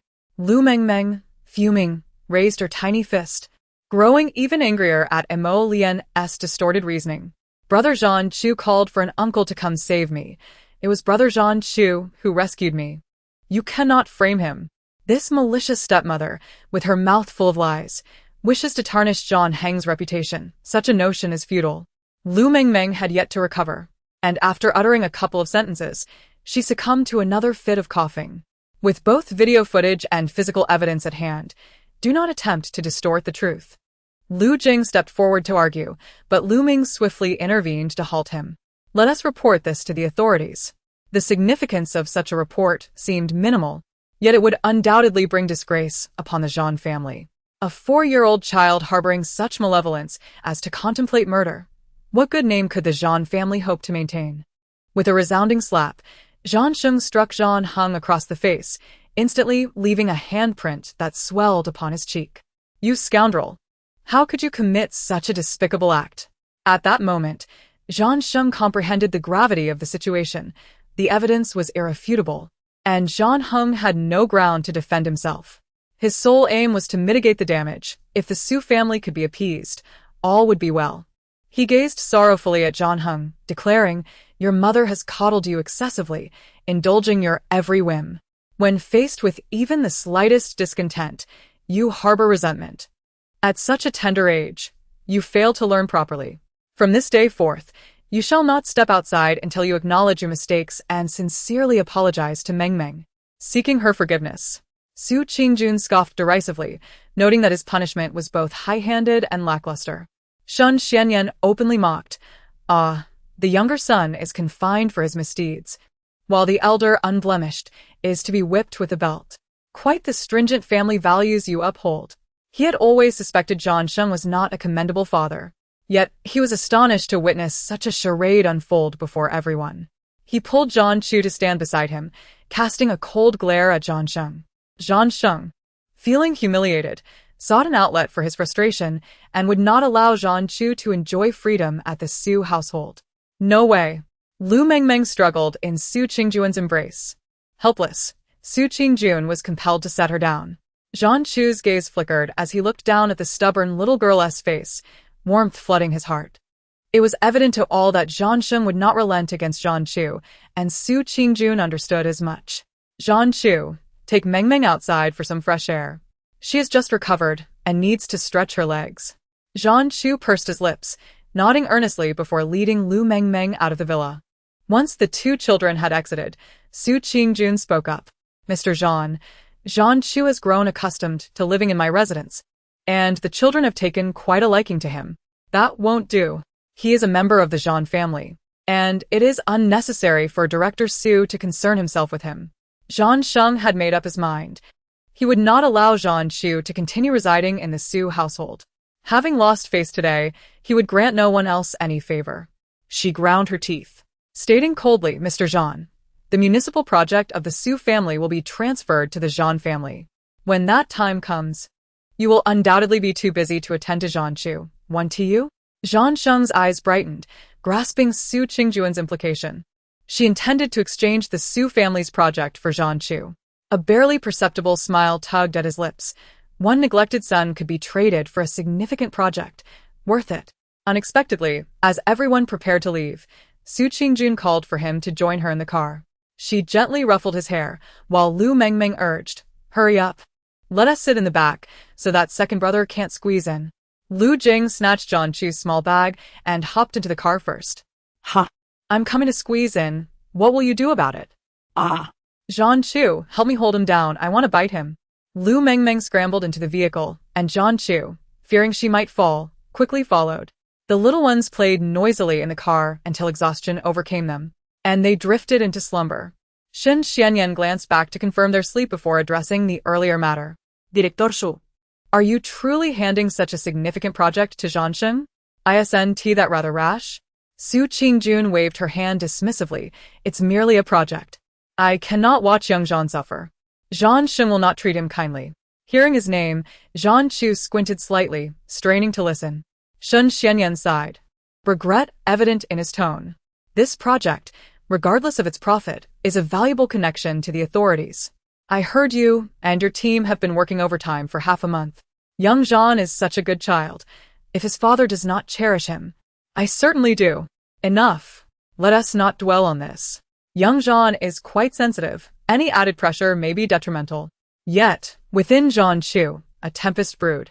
Mengmeng's mother was willing to barter the company's project for him? A significant project at that? She believed him more important than the Su family's endeavors? Zhan Chu opened his eyes, tears threatening to spill over. He had not realized he held such value in others' eyes, that he was cherished like a precious gem. His gaze fell upon Su Qingjun's profile as she looked out the window, and he felt warmth envelop him. Upon returning home, Zhan Chu unexpectedly offered to help Su Qingjun with the suitcase. "Auntie, let me do it. You carry Mengmeng. She seems tired." He was still unaccustomed to expressing kindness. His gaze consistently cast downward. Observing his flushed ears, Su Qingjun smiled softly. "All right, then I shall entrust this to you, young Zhan." After this encounter, Zhan Chu gradually learned to integrate into the Su family. He remembered the snacks Lu Jing enjoyed, calculating their caloric content, and made a point to provide him with little treats daily. He even mastered the art of brewing coffee, quietly serving Su Qingjun a cup whenever she worked late. As for Lu Mengmeng, Zhan Chu indulged her every whim, elevating her to the heavens. "Young Zhan, Mengmeng is already 2 years old. You need not carry her every day." Observing the slender boy bearing the small, pudgy girl, Su Qingjun felt a twinge of sympathy. "She is just 2. I'm still a child. Him carrying me is merely an opportunity for him to strengthen his body." Su Qingjun sighed, lowering her daughter before producing several bags. "Young Zhan, I see you've grown quite a bit. These garments are for you, along with some underwear and socks. Next time, let us go shopping together. Well-fitted clothes always look better. How about we visit the mall this weekend?" Zhan Chu received the items with a rosy face, quietly uttering his thanks. Whenever Su Qingjun purchased clothes for Lu Jing, she always included him. Since witnessing Zhan Chu don a life jacket to rescue Lu Mengmeng, Lu Jing had softened his demeanor towards him, often gifting him stationery and snacks, and just days earlier, had bestowed upon him a new phone. Lu Ming frequently sought him out for conversations, discussing the university life that piqued his interest. Just as Zhan Chu contemplated declining the shopping trip to avoid imposing further expenses on Su Qingjun, Lu Mengmeng erupted into cheers. "Shopping, shopping, shopping. A new ice cream shop just opened on the 3rd floor. I must try it. And I want a sweet potato tart. Plus I'll choose a few outfits for Zhan Chu to make him the brightest star in class." Seeing her excitement, Zhan Chu nodded gently. It would be unkind to disappoint her. On the weekend, Su Qingjun took the 3 children to the mall. Lu Mengmeng, seated in a stroller, pointed out her preferences. "White looks nice. Zhan Chu should wear white, and second brother black, as it's more stain-resistant." Lu Jing grinned at Lu Mengmeng, while Zhan Chu quietly pushed the stroller. Su Qingjun smiled, finding happiness in having a compliant son, relishing the freedom to shop without hindrance. As they passed the arcade, Lu Jing could not resist. Young Jean, don't you wish to play? I suppose I could begrudgingly take you for a round? Under the eager gaze of Lu Jing, Jean Chu swallowed his reluctance to decline. Lu Mengmeng, happily digging into her ice cream, chirped, "You're dragging him along just because you want to go, huh? Just wait until Mengmeng leads you two on a rampage." Charge. Lu Mengmeng extended her small hand, pointing towards the arcade. Jean Chu sighed heavily. "Well, then let us go." Lu Jing quickly informed Su Qingjun before joyfully dashing into the arcade with his younger siblings, heading straight for the shooting game area. Lu Mengmeng, lacking in height, resorted to standing on tiptoes, but within mere seconds, the computer retaliated fiercely. Lu Jing was not faring much better, as the human-computer battle allowed him to progress only a single level. Surely, there must be some mistake? Is there an issue with this machine? The siblings quickly exhausted 100 game tokens, remaining stuck at the first level. With only 2 tokens left, Lu Jing hesitantly glanced at Jean Chu. "Hey, little Jean, let me exchange a few more tokens for you." "No need, I have enough." Jean Chu took the tokens and inserted them into the machine, then silently grasped the gun. Just by standing beside it, he had already discerned the sequence of the enemy's random appearances. Before long, he had surged into the 10th level, leaving the siblings utterly astonished. Lu Jing excitedly inquired, "Little Jean, have you played this often? How are you so skilled?" "Be quiet." Lu Mengmeng forcefully nudged her older brother, wishing to avoid disrupting Jean Chu. As Jean Chu's score climbed higher, the game center began to announce its progress, drawing a large crowd around them. He's already at level 50. He must be nearing the end. Last time, the record was only 35 levels, right? This kid is incredibly talented. And he remained so composed, a true cold-blooded killer. "Hey, kid, what is your name? We need to put you on the leaderboard." Amidst his gaming, Jean Chu also took note of Lu Mengmeng. The little one was brimming with excitement, constantly waving her tiny fists. "Jean Chu, go for it. Clear the level." Lu Jing pushed his sister forward, proudly raising his chin. "That's my brother, Jean Chu. Isn't he amazing?" Chapter 82. Thank you. Mengmeng. Since Jean Chu rose to fame at the game center, he had completely captured Lu Jing as heart. Upon returning home, he couldn't help but boast. "Brother, you should have seen it." Jean Chu stood there, aimed, and boom, boom, boom. He took down his opponents with absolute precision. The last champion only reached level 35, but Jean Chu kept advancing, clearing level 60. He's the only champion in 3 years. Lu Ming slightly turned away, wiping the saliva that Lu Jing had sprayed on his face, looking at him with disdain. "You'd think it was you who won the game, judging by your excitement. If little Jean clears the game, it's as good as me clearing it, right?" Lu Jing replied, puffing out his chest with pride, while Lu Mengmeng continued to pout. "Jean Chu clearing the game has nothing to do with you." Humph. Lu Ming chose to ignore the siblings' silent battle of glances and instead turned to Jean Chu. "How do you have such talent in gaming? Is there a secret?" Jean Chu pondered for a moment before shaking his head. "There's no secret, really. It's just the random nature of the programming, with certain probabilities, but the enemy spawn locations are limited." Lu Ming's eyes lit up. "I heard you've been studying robotics and have some knowledge of programming?" He recalled that there would be a youth robotics competition next week, and with Jean Chu's evident talent, he planned to bring him along. Upon mentioning programming and robotics, Jean Chu became animated, and the two engaged in a lively conversation. That day, Lu Ming secretly registered Jean Chu for the competition, planning to surprise the family with his achievements later. On the weekend, Lu Ming took Jean Chu aside. But Jean Chu felt a twinge of anxiety. "Brother, do you think I can really do this? I've heard many participants have been studying for years." His previous interest in robotics had been self-directed and not particularly professional. It was only recently that Su Qingjun had found him a proper teacher, and he had only been studying for a few months. Lu Ming patted his shoulder. "Consider it an opportunity to gain experience. It doesn't matter if you don't place. We can always try again next year." Jean Chu nodded, but inwardly he felt a burning desire to earn a ranking. Lu Ming initially thought it would be a success if Jean Chu could make it through the first 3 rounds, but to his astonishment, Jean Chu demonstrated undeniable talent, advancing all the way to the finals. In the climactic showdown, Zhang Chu capitalized on his calm demeanor, while his opponent faltered repeatedly, allowing him to secure an effortless victory. When it came time for the award ceremony, Zhang Chu was met with an unexpected figure. The old man Zhang, in his capacity as an investor, presented the final awards. With a beaming smile, he handed the trophy to his grandson. "Well done. I'm proud of you." Zhang Chu mechanically accepted the trophy, opening his mouth to speak but failing to utter a word. The old man Zhang, unfazed, warmly invited everyone for a group photo. As the camera clicked, Zhang Chu noticed Lu Mengmeng in the audience, enthusiastically waving her hands. I knew Zhang Chu would succeed. That's why I had grandfather inform him to come and watch. Zhang Chu didn't he disappoint me? Well done. He truly is the man I admire. Lu Mengmeng, cradled in Su's arms, clapped her small hands with fervor. Observing the even more excited Lu Mengmeng, Zhang Chu felt a lump in his throat. After exiting the stage, Lu Mengmeng rushed over, offering him a rose. Congratulations. Zhang Chu. You're the best. Zhang Chu gently tousled her hair and, before she could get angry, draped the medal around her neck. Lu Mengmeng stared at the gleaming medal, momentarily speechless, before promptly taking a bite. Wow. Grandfather Zhang is truly generous. This is pure gold. It must be worth a fortune. Upon realizing that it was sponsored by his grandfather, Zhang Chu clenched his fist slightly. Since his birth, his impression of his grandfather had been rather vague. It seemed the old man didn't particularly care for him. When the old man Zhang approached, Zhang Chu instinctively stepped back. The old man's hand halted in midair before awkwardly dropping to his side. Zhang Chu, congratulations.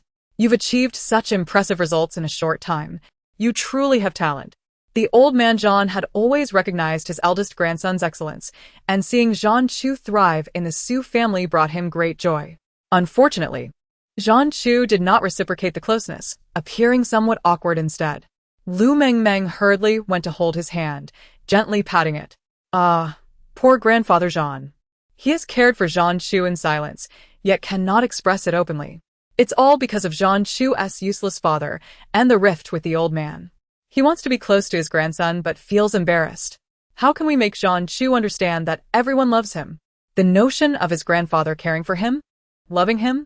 Zhang Chu tightened his grip on Lu Mengmeng's hand, glancing at his grandfather, who was looking at him with affection. Su's father patted Lu Mengmeng's shoulder, proudly addressing the old man Zhang. My eldest grandson is remarkable, isn't he?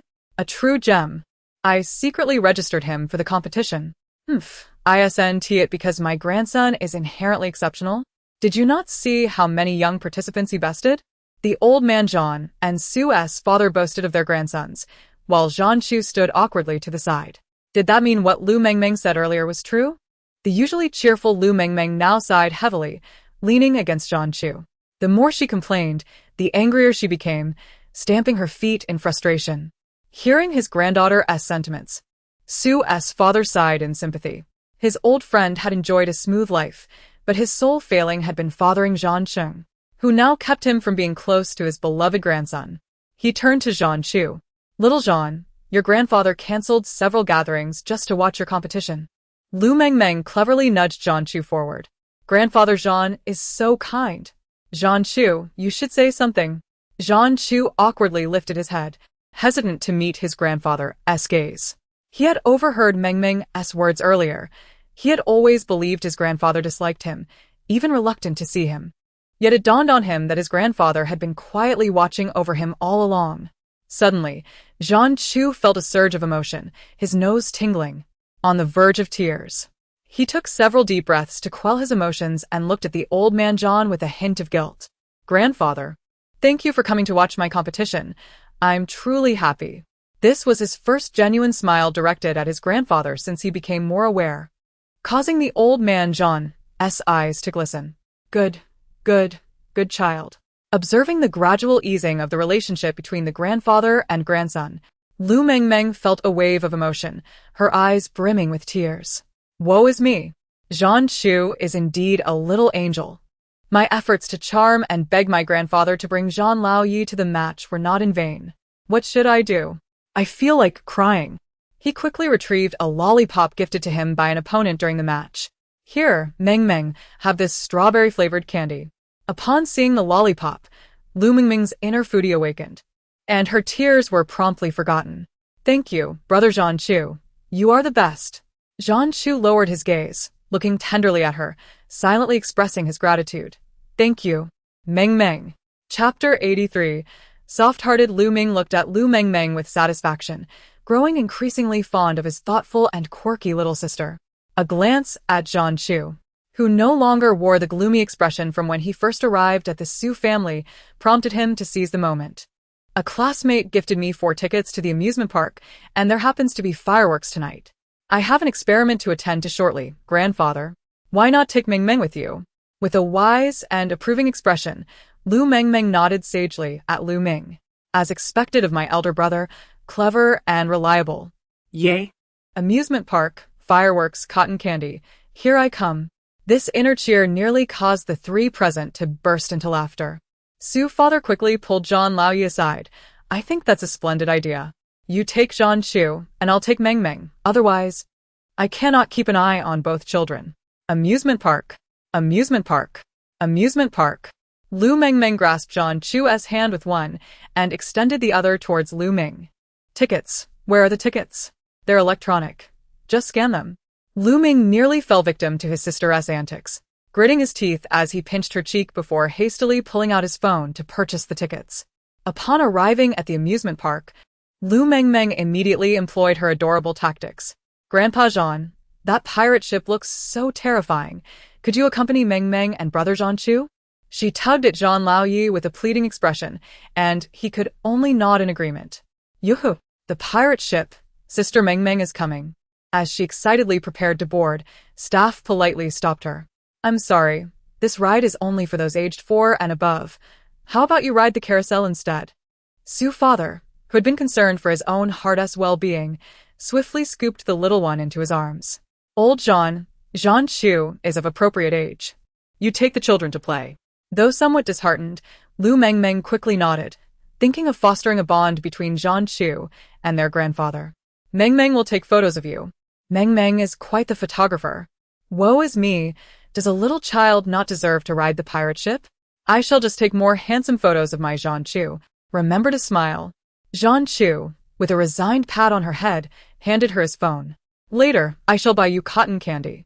You can rest assured. I will capture your best angles. Lu Mengmeng promised with a puffed-up chest. However, of the 10 photos she snapped, 8 showed Zhanshu with a stoic expression and Zhan Laoyi appearing terrified.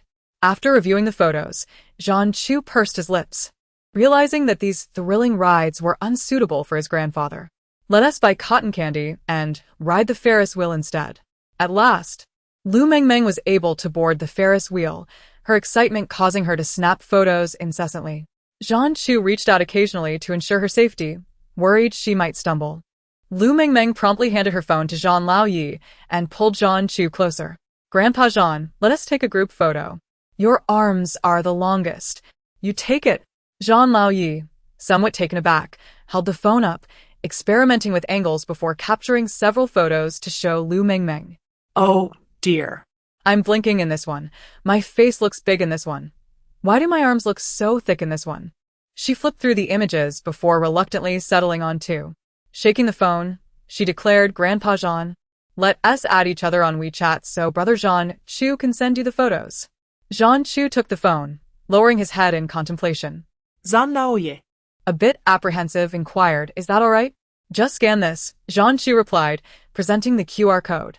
Finally, the grandfather and grandson exchanged contact information. Su father ruffled his little granddaughter's hair, marveling at her cleverness. As the Ferris wheel reached its pinnacle, fireworks erupted in the sky. Lu Mengmeng, pulling Zhanshu close, exclaimed, Zhanshu, the fireworks are so beautiful. Zhanshu gazed at her flushed cheeks, a smile tugging at the corners of his mouth. Indeed. Since Zhanshu and Zhan Laoyi connected via WeChat, they occasionally exchanged a few words. With the warmth of family concern, Zhanshu's demeanor blossomed into a more lively version of himself. Especially hearing Lu Mengmeng's thoughts felt like a divine gift. Not only Lu Mengmeng, but the entire Su family. However, Lu Mengmeng harbored some discontent, believing Zhan Chu's childhood had been too bleak. Children ought to play every day. Zhan Chu, let me tell you. You must never let Lu Mengmeng eat teppanyaki. My mother says she is too young for spicy food. Lu Jing, alongside Zhan Chu in the kitchen, secretly indulged in the freshly acquired teppanyaki. They were soon caught red-handed by Lu Mengmeng. If I can't have any, why is my dieting second brother allowed to eat? Having just awakened from a nap, she looked on with a scrutinizing pout at Lu Jing and the untouched food in Zhan Chu's hands. You rotten second brother. How dare you lead my little Zhan astray and not share with me? Approaching, she glanced at the teppanyaki, which was indeed laden with chili, and wrinkled her nose. Oh my, squid, scallops, mushrooms, and chicken legs, all of which Zhan Chu adores. Fine, I forgive you. With that, she strutted away, hands clasped behind her back, leaving behind a parting remark. I want strawberry-flavored yogurt later. Lu Jing, bowing dramatically, replied, Your wish is my command, little ancestor. Zhan Chu picked up a piece of squid, unable to suppress his mirth. Second brother, I'll go buy the yogurt. All right, I don't even know which brand she prefers. This little one is quite the handful. Lu Jing grumbled, serving Zhan Chu more food. Suddenly, the enraged voice of Su Qingjun echoed through the house. Lu Jing, come here. Lu Jing's expression turned serious as he quickly turned to Zhan Chu. Brother, save me. It turned out that Lu Jing had neglected to memorize his literature lesson and was called out by the teacher in the class group. Su Qingjun glared at him furiously. Have you not been busy these last 2 days? You haven't even memorized your lesson? And you dare to lie to me that your homework is complete. Indeed. It is complete? Isn't this what I'm doing now? Lu Jing mumbled, further enraging his mother. You. Fine, if you love writing so much. Then copy this lesson 50 times. You can't sleep until it's done.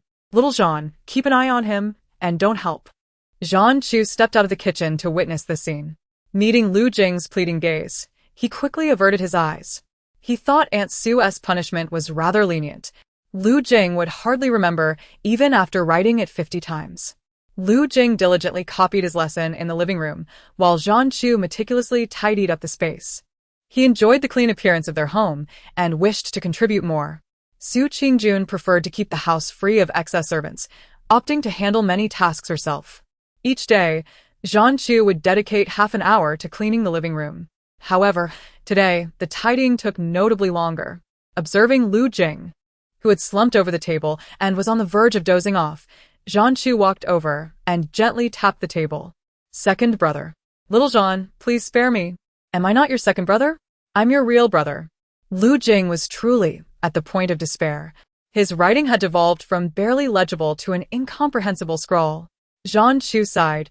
Recite it once. If you can memorize it, I will intercede on your behalf. Upon hearing this, Lu Jing enveloped him in a bear hug. Woe is me. As expected of my brother, you truly care for your second brother. Little Zhan, your big brother loves you the most.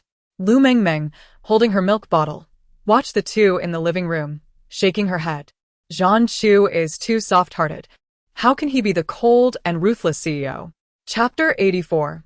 Parent-teacher meeting. As the days passed, Lu Mengmeng increasingly found herself feeling bored.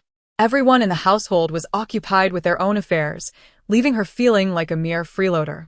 After she consumed a generous bowl of mung bean soup at noon, she made a momentous decision. Even if she were a mere rice weevil, she resolved to become a useful one, beginning with the act of clinging to a sturdy leg. Thus, Lu Mengmeng donned her armor and, accompanied by her bodyguard, set off to fetch Zhan Chu from school. In a bid to manifest the love of a stepmother for her child, Mo Lian also enrolled Zhan Chu in an elite school. Observing the affectionate displays between classmates and their parents nearby, he felt a pang of sadness. Yet another parent-teacher meeting loomed. Mom, there's a parent-teacher meeting tomorrow. Who will come? You or Dad? Can you come with me, please? Dad, there's a parent-teacher meeting tomorrow. The teacher said they would give a little red flower to the well-behaved children. And I am sure I will get one. Lu Mengmeng stood at the school entrance and naturally overheard these exchanges.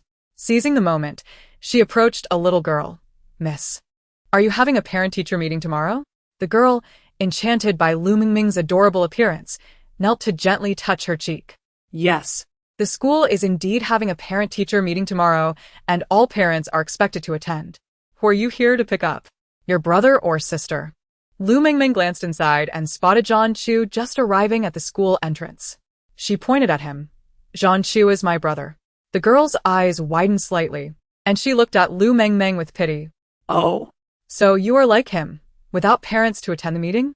how sad. Lu Mengmeng felt a lump in her throat. Has no one ever attended a parent-teacher meeting for Zhan Chu? The little girl nodded. Yes, the teacher has scolded him many times about this. My mom is here. I must go now. Your brother has arrived. The girl waved goodbye, and Lu Mengmeng turned to see Zhan Chu's expression of disappointment. Brother Zhan Chu, I have come to pick you up. She hurried over and took his hand. Understanding his discontent, Lu Mengmeng opted for silence. Mommy, are you busy? Su Qingjun put down her documents, surprised at her daughter's presence. Mengmeng, what is it? Lu Mengmeng gazed at her, momentarily at a loss for words. How should I ask Mommy to attend Zhan Chu's parent-teacher meeting? Would she find it strange? But Zhan Chu has always been without parental support. It's so pitiful. Su Qingjun raised an eyebrow, having not heard of this situation before. Did something unpleasant happen to you today while picking up Zhan Chu?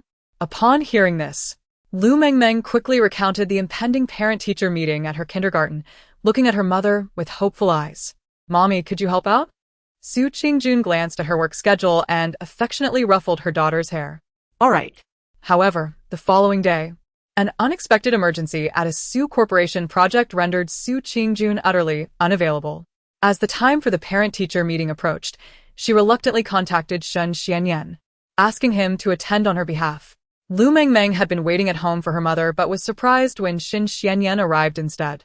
Uncle Shen, what brings you here? I am going to the parent-teacher meeting for Zhan Chu.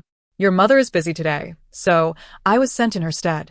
Didn't she mention bringing something? Su Qingjun had inquired thoroughly and learned that parents were expected to prepare small gifts for the children during the meeting. Together with Lu Mengmeng, she had carefully selected small cakes and beautiful gift bags, which had just been delivered to the Su residence. As Lu Mengmeng looked at Shen Xianyan, realization dawned on her. Indeed, her mother was quite thoughtful. Though Su Qingjun cherished Zhan Chu, it was more fitting for his uncle Shen Xianyan to represent him. She quickly pulled Shen Xianyan into the living room. This is the small cake my mother and I prepared. Uncle, please remember to share it with each child and make sure to mention it is from Zhan Chu. I specifically chose pink bags for the girls, blue for the boys, and purple for the teachers, so please remember. Understanding how easily children could isolate someone, she was determined not to let Zhan Chu be marginalized over such trivial matters. Shen Xianyan, bemused yet slightly guilty, instructed his aides to carry the small cakes, realizing that the Su family placed greater importance on Zhan Chu than he, the official uncle, did. At the conclusion of the parent-teacher meeting, Zhan Chu felt somewhat dazed. It was the first time someone had attended a meeting on his behalf and brought gifts for his classmates. Many of them had even bid him farewell, an experience he had never encountered before. When he inquired about it, Shen Xianyan felt a touch of embarrassment. Little Jean, it was originally Aunt Sue's intention to attend. She had to notify me due to an unexpected work matter. The cakes were all chosen by Mengmeng. She specifically reminded me several times before I left. Behaving like a little adult, Zhan Chu gazed at the solitary red gift bag containing a cake, lost in thought. Was this all arranged by Lu Mengmeng for him? Upon returning home, Lu Mengmeng flitted into his embrace like a little swallow. Did you share the small cakes with your classmates? Did they enjoy them? Zhan Chu looked at her tenderly. Yes, they loved them. They all appreciated the gifts you picked. He then shook the cake he held. The remaining one is for us to share. Lu Mengmeng swallowed, her expression slightly conflicted. This is the mango-flavored cake I specifically saved for Zhan Chu. Would it be inappropriate to share? However, this cake is truly delicious. Zhan Chu hastily cut the cake and offered her a generous piece. My classmates gave me so much food, I can hardly eat anymore. Oh dear, we shouldn't waste it. The cream will spoil by tomorrow. It would be a shame to throw it away. Lu Mengmeng seized the cake and began to eat heartily, feeling justified. Zhan Chu maintained a smile, occasionally wiping her mouth. Observing the closeness between the two children, Shen Xianyan felt increasingly moved. Noting his gaze, Zhan Chu quickly offered him a piece of cake. Uncle, thank you for today. His face tinged with a hint of pink. Aside from the Su family, he was still adjusting to expressing gratitude to others. However, Shun Xianyan was so excited that his hands trembled slightly. It was the first time his nephew had given him a gift, and it was a small cake beloved by children. Being an uncle truly held significance in a child's heart. Little Jean, tomorrow I will bring a large cake for you all to enjoy. Lu Mengmeng's eyes sparkled as she turned to Shun Xianyan. Really? Can it be strawberry and mango, with chocolate as well? Am I being too greedy? Their milk tea is also quite good. No need, Zhang Chu quickly interjected. Realizing Shun Xuanyan's disappointed expression, he immediately recognized he had misspoken. Uncle, Mengmeng shouldn't have too many sweets. Perhaps we could substitute with fruits instead? Alright, what fruits do you like? Uncle will remember. Shun Xianyan hastily pulled out his phone. Zhang Chu pondered for a moment, gently pursing his lips, and took out his own phone. Uncle, let's add each other on WeChat for convenience. Chapter 85. Never allow a mishap in the Zhang family since adding Zhang Chu on WeChat. Shun Xianyan joined the ranks of daily check-ins. At times, Zhang Chu found the solitude of being ignored quite serene. Yet, witnessing his grandfather and uncle persistently engaged in conversation brought him an indescribable joy. With the care of his family, Zhang Chu's demeanor brightened considerably. Lu Mengmeng slowly contemplated that chatting through phones could not compare to face-to-face interactions, so taking advantage of Zhang Chu's holiday, she sweetly persuaded her grandfather, urging him to bring Zhang Leoi to their home. Oh, Grandpa, just come. Zhang Grandpa will also come. Zhang Chu has a holiday this Wednesday. I want to eat the little sugar cakes Grandma makes, so she should come too. Lu Mengmeng pleaded over the phone in a charming manner. Her father, easily swayed, quickly agreed to visit with Zhang Leoi on Wednesday afternoon. Grandpa and Zhang Grandpa. Upon seeing the guests arrive, Lu Mengmeng was the first to dash over, playfully pinching her mother's bag. They indeed brought the little sugar cakes, making her smile even sweeter. Grandma is the best. Mengmeng loves Grandma the most. You brought me delicious treats. You little greedy cat. Quickly call Zhang Chu over to enjoy the sugar cakes together. Zhang Chu, no longer awkward as before, remained a bit reticent. He quietly stepped forward to take the bag from Su's mother's hands and deliberately presented a brand new pair of slippers to the elderly Mr. Zhang. Grandfather, please wear these. Observing his thoughtful behavior, Su's mother beamed with a brighter smile. This child truly understands, she mused, feeling fortunate for old Zhang. The elder Zhang chuckled, patting his grandson's shoulder. Indeed, this child has never caused me concern since he was little. In the future, I hope you all will take good care of him. The family radiated warmth, and the bond between Zhang Chu and his grandfather grew considerably closer. During lunch, the two elderly gentlemen conversed and eventually broached the topic of company affairs. Old Su is indeed fortunate. Qing Jun is quite capable. The Su family is currently dominating the market, while look at my family. Alas, the funds in the company are dwindling, and several projects are tightening. If this continues, I fear the company may come to ruin. The elder Zhang's fondness for the Su family's children deepened, which only complicated his feelings when he thought of his own son. They assumed Zhang Chu and Lu Mengmeng were just children, speaking without restraint. Zhang Sheng indeed sought immediate success. However, patience is essential for growth. The Zhang family will ultimately be in the hands of the children, so they must remain at ease. Su's father offered some words of comfort, then turned his gaze toward Zhang Chu. This child holds great potential. Old Zhang, do not lose heart. The future of the Zhang family is promising. Su's father did not dwell on it too much. While the Zhang family was not what it once was, they were not destitute either. A starving camel is still larger than a horse, he thought, for the Zhang family still possessed operational funds. Yet, Zhang Chu remained troubled, aware of some family matters. He distinctly recalled Zhang Sheng and Mo Lian discussing the sale of part of the company's shares, and this was done without the grandfather's knowledge. Su Qingjun had enrolled him in an economics youth program, enlightening him on several underlying issues. He vaguely sensed a hidden agenda behind Zhang Sheng's actions, yet could not grasp the full picture. Glancing at the troubled expression on the elder Zhang's face, Zhang Chu felt a sense of foreboding. That evening, as Su Qingjun was reviewing materials in her study, there was a knock at the door. Jean Chu stood at the entrance with a glass of milk. Ansu, may I come in? I'd like to bring you some milk. Little Jean, come in. Why are you still awake at this late hour? Su Qingjun beckoned him in, her heart warming at the touch of the warm milk. Little Jean, Auntie will be going to sleep soon. You should also rest early, since you have class tomorrow. Jean Chu did not move, his gaze subtly scanning the documents on her desk. He pointed to the shareholder list and cautiously inquired, Aunt Sue, do these shareholders possess company shares? Are those whose names are crossed out the ones who have sold their shares? Indeed, they have transferred all their shares. Thus, they are no longer shareholders of the company. Jean Chu was taken aback, but soon reassured himself, thinking Jean Sheng would not sell all the shares and relinquish control. What if it's a partial transfer? Would they still be shareholders and able to manage the company?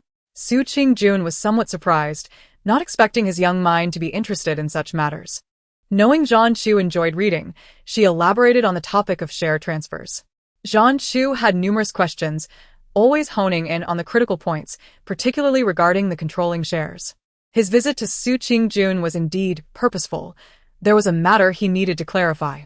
Su Qingjun, unaware of his deeper motives, answered each question thoroughly, using terminology that Jean Chu could comprehend. Yet, with each piece of information he absorbed, Jean Chu's sense of unease intensified. Aunt Sue, if one holds less than 67 of the shares, that wouldn't constitute absolute control, right? Other major shareholders would also possess management rights, wouldn't they? Su Qingjun nodded slightly, her eyes reflecting admiration.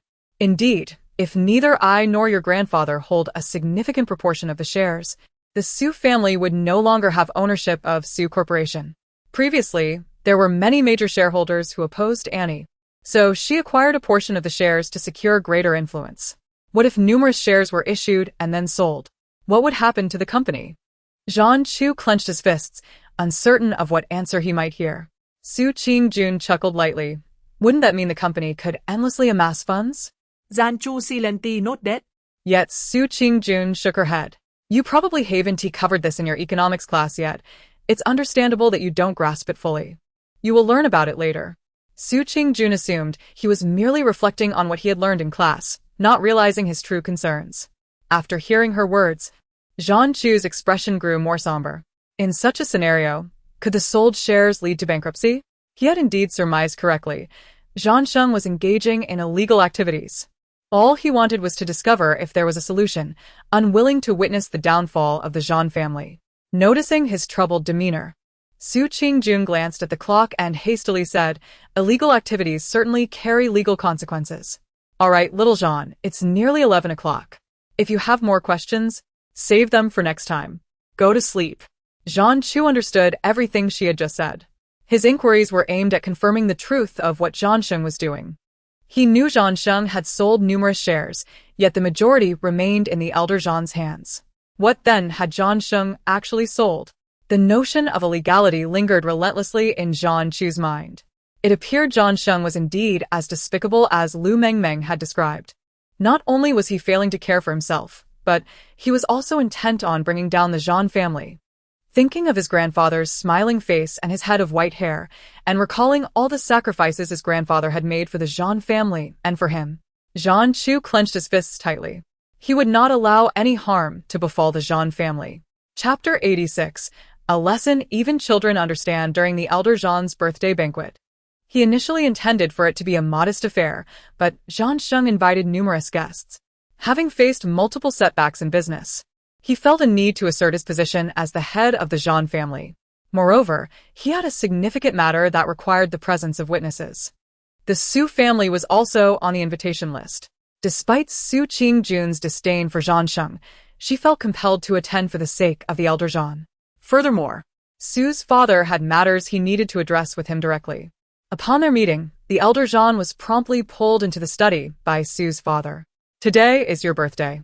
I shouldn't trouble you, but if we don't handle this matter, I fear the Jean family may face ruin. Ever since Jean Chu had inquired about share-related issues with Su Qingjun, her curiosity had been piqued. She felt something was amiss, and specifically investigated the Jean family's recent activities. To her shock, she discovered that Jean Sheng was engaging in illegal fundraising to ensure the Jean group had sufficient funds. She had thought Jean Chu was merely asking casually, But Zhang Sheng had indeed dared to act on such matters. Upon learning this, Su's father took immediate action to inform the elder Zhan. Old Su, is what you said true? How could he dare to do this? I suspected something was off with the company lately, yet he forbade me from intervening. What a scoundrel. Calm down, old John. What we need now is composure. This matter must be addressed promptly.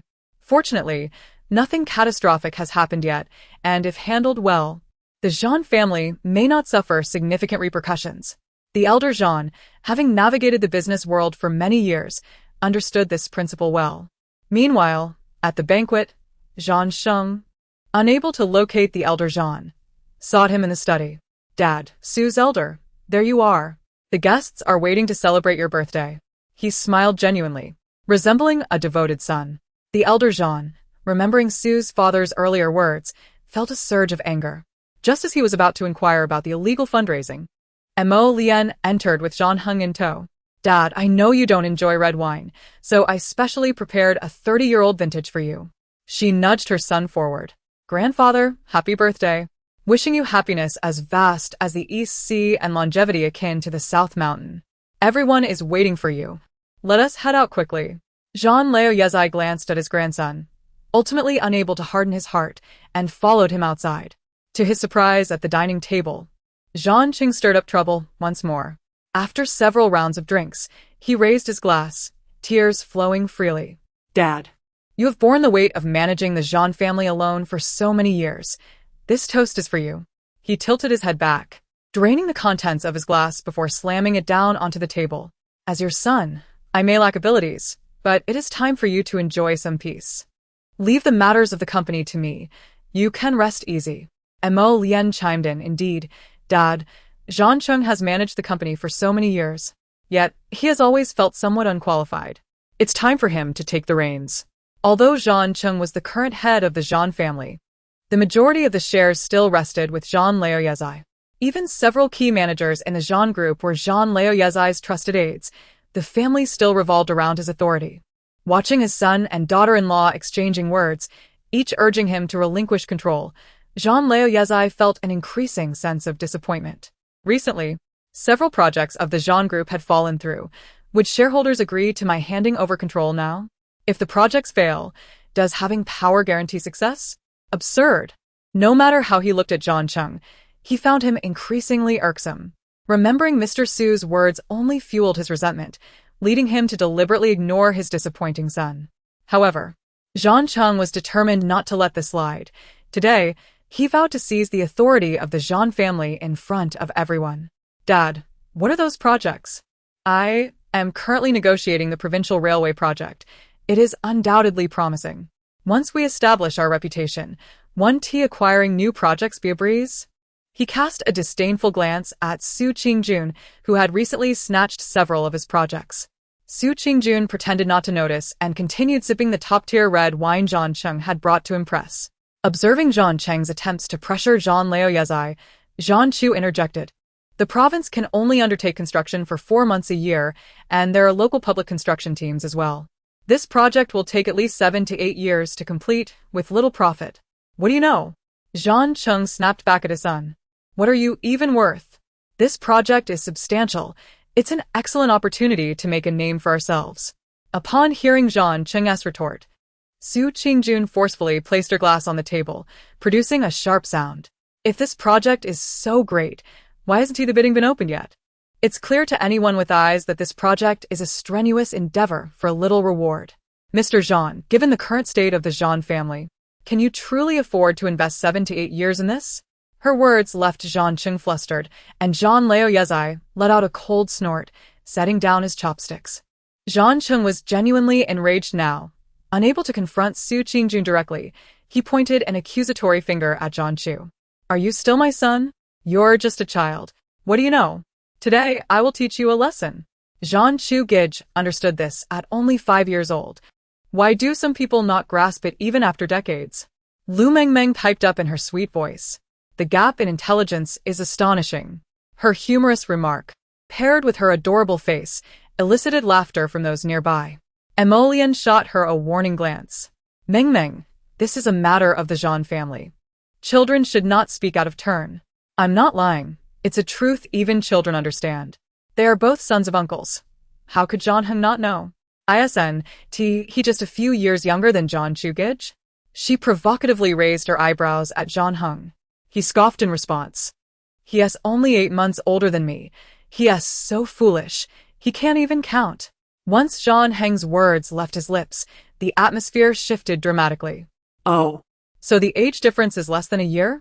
But I remember Mommy saying that a baby can only be born after 10 months of gestation. Lu Mengmeng blinked her innocent eyes, gazing innocently at the now petrified John Chung.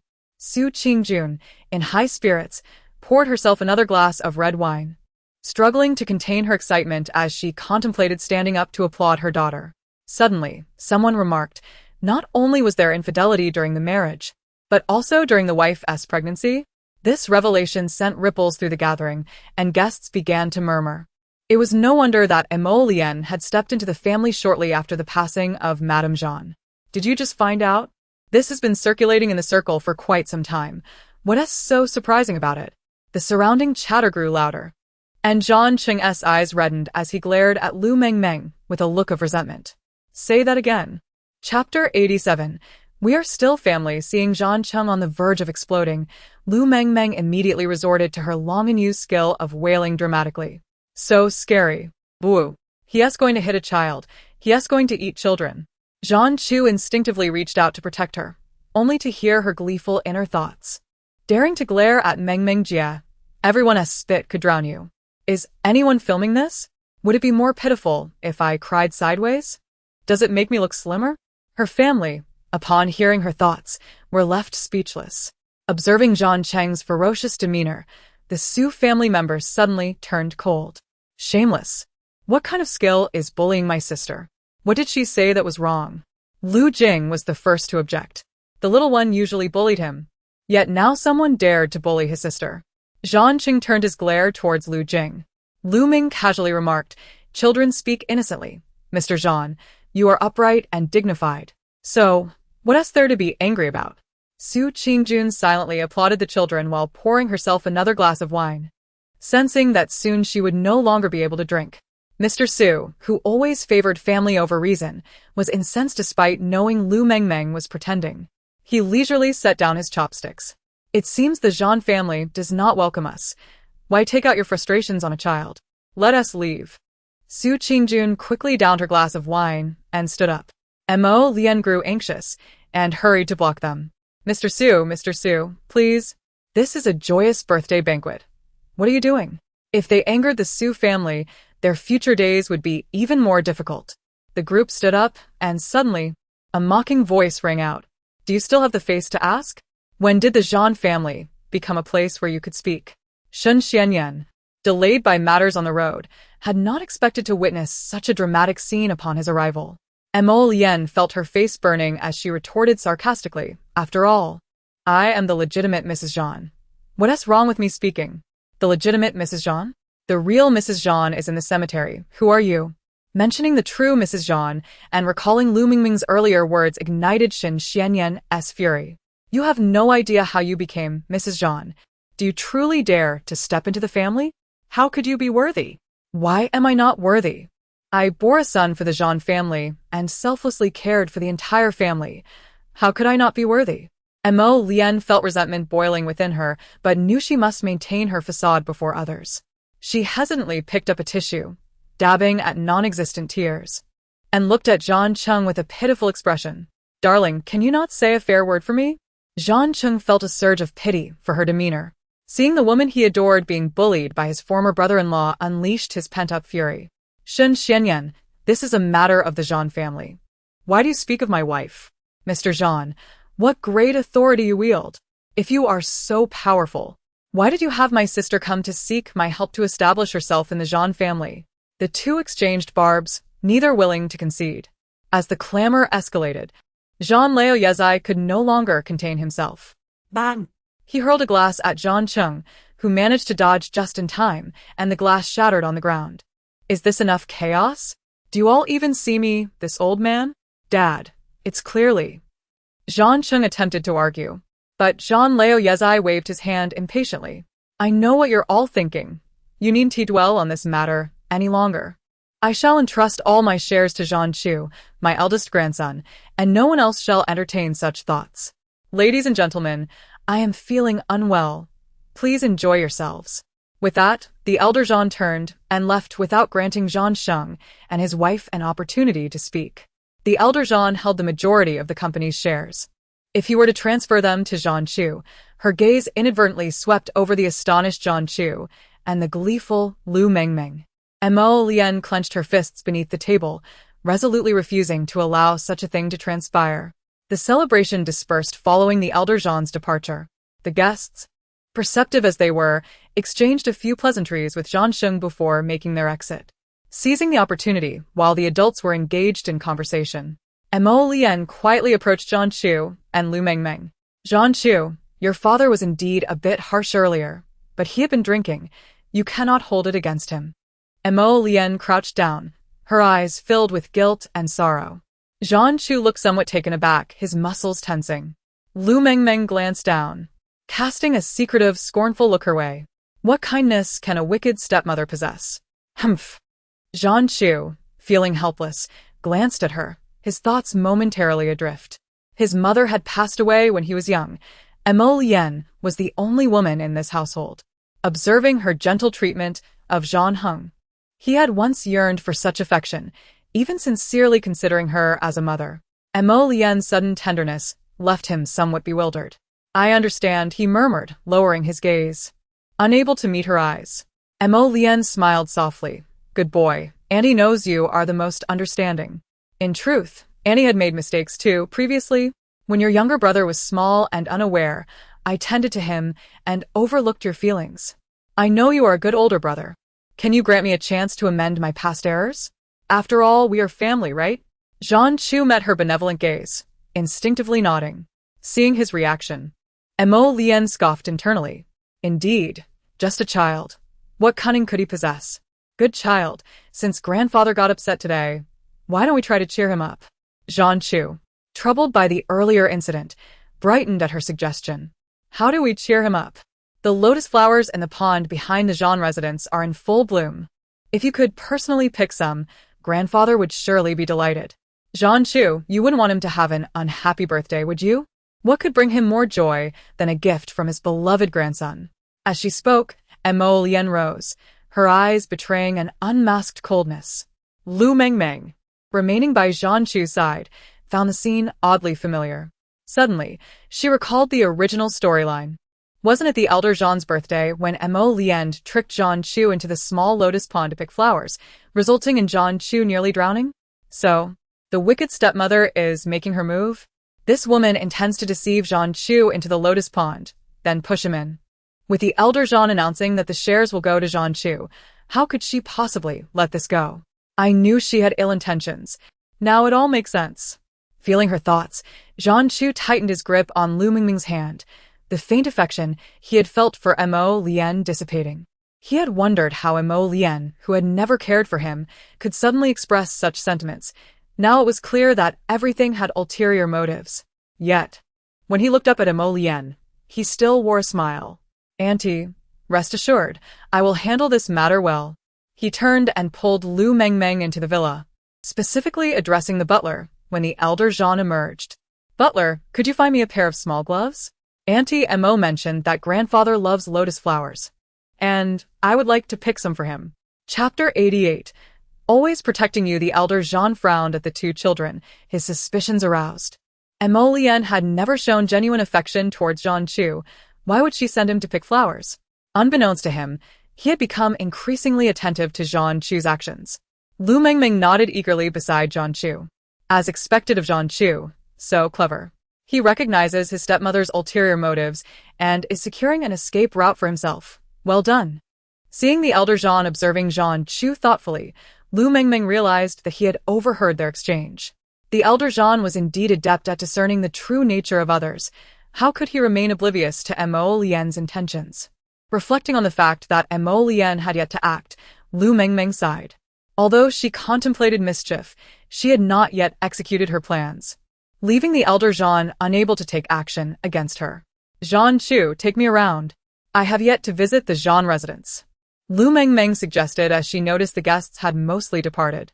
Thinking of her earlier thoughts, Zhang Chu hesitated. He was unafraid of Mo Lian's actions. But what if she harmed Mengmeng? Unfazed, Lu Mengmeng was determined to expose Mo Lian's true nature. Oh, didn't your stepmother mention a lotus pond behind your house? I want to see it. Take me there. There is no such thing as being overly cautious. Instead of remaining in ignorance of her next move, let us set a trap today so that she will think twice before acting again. Zhang Chu was taken aback by her intentions. He realized that his earlier conversation with the butler had likely reached his grandfather. Gritting his teeth, he finally relented. All right, I will take you. But you must stay close to me, understood? Understood. I will definitely stay by your side, Lu Mengmeng replied eagerly, hurrying over to her brother, Lu Ming. Big brother. Zhang Chu and I are going to see the lotus flowers. She kept winking at Lu Ming. Big brother, you must be alert and bring someone to find us soon. That venomous woman, Mo Lian, is likely to make her move. Lu Ming's heart raced, and he discreetly glanced at Mo Lian, who stood nearby. If we can expose Mo Lian's misdeeds this time, she will think twice before laying a hand on Zhang Chu. Oh, heavens, let my brother come to his senses. I silently pray for your guidance. Hearing her thoughts, Lu Ming grasped his sister's intentions. He smiled softly and whispered, Go ahead, but be careful. I will find you soon. Relieved by his words, Lu Mengmeng joyfully took Zhang Chu's hand and left. Meanwhile, Mo Lian chuckled softly to herself, feeling that fortune truly favored her. Soon, Zhang Chu, that little wretch, would meet his end, and she would simultaneously save Lu Mengmeng, earning the gratitude of the Su family in the process. Catching a glimpse of Mo Lian stealthily following them, Lu Mengmeng felt a surge of anxiety. She squeezed Zhang Chu's hand slightly, and he sensed her tension, gently patting her head. Don't worry, Mengmeng. Brother will always protect you. Lu Mengmeng nodded absently, her mind racing with thoughts of how to make Mo Lian reveal her true colors without putting Zhang Chu in harm's way. The Zhang family's ancestral home was designed in a classical garden style, with numerous pavilions and towers, providing ample hiding spots. Mo Lian, relying on her familiarity with the layout, quietly trailed the two children. Zhang Chu shielded Lu Mengmeng, and they arrived at the small lotus pond, neither of them paying attention to the beauty surrounding them. Hearing footsteps behind them, Lu Mengmeng quickly feigned excitement. Zhang Chu, your family's lotus flowers are truly beautiful. She wished she could bite her tongue. What a foolish remark. Wasn't that an obvious sign of guilt? Zhang Chu pulled Lu Mengmeng closer, his senses heightened to the sounds around them. Mo Lian was cautious, yet she stumbled, nearly falling. Noticing the two little ones looking her way, she decided to approach boldly. Zhang Chu, there you are. Weren't you supposed to pick flowers for grandfather? Why are you still here? She advanced step by step, forcing the children to retreat. With nowhere to back away to, Lu Mengmeng grew anxious. The water was too deep for Zhang Chu to enter. What matters most is your grandfather's feelings, Zhang Chu. You wouldn't want him to grow impatient, would you?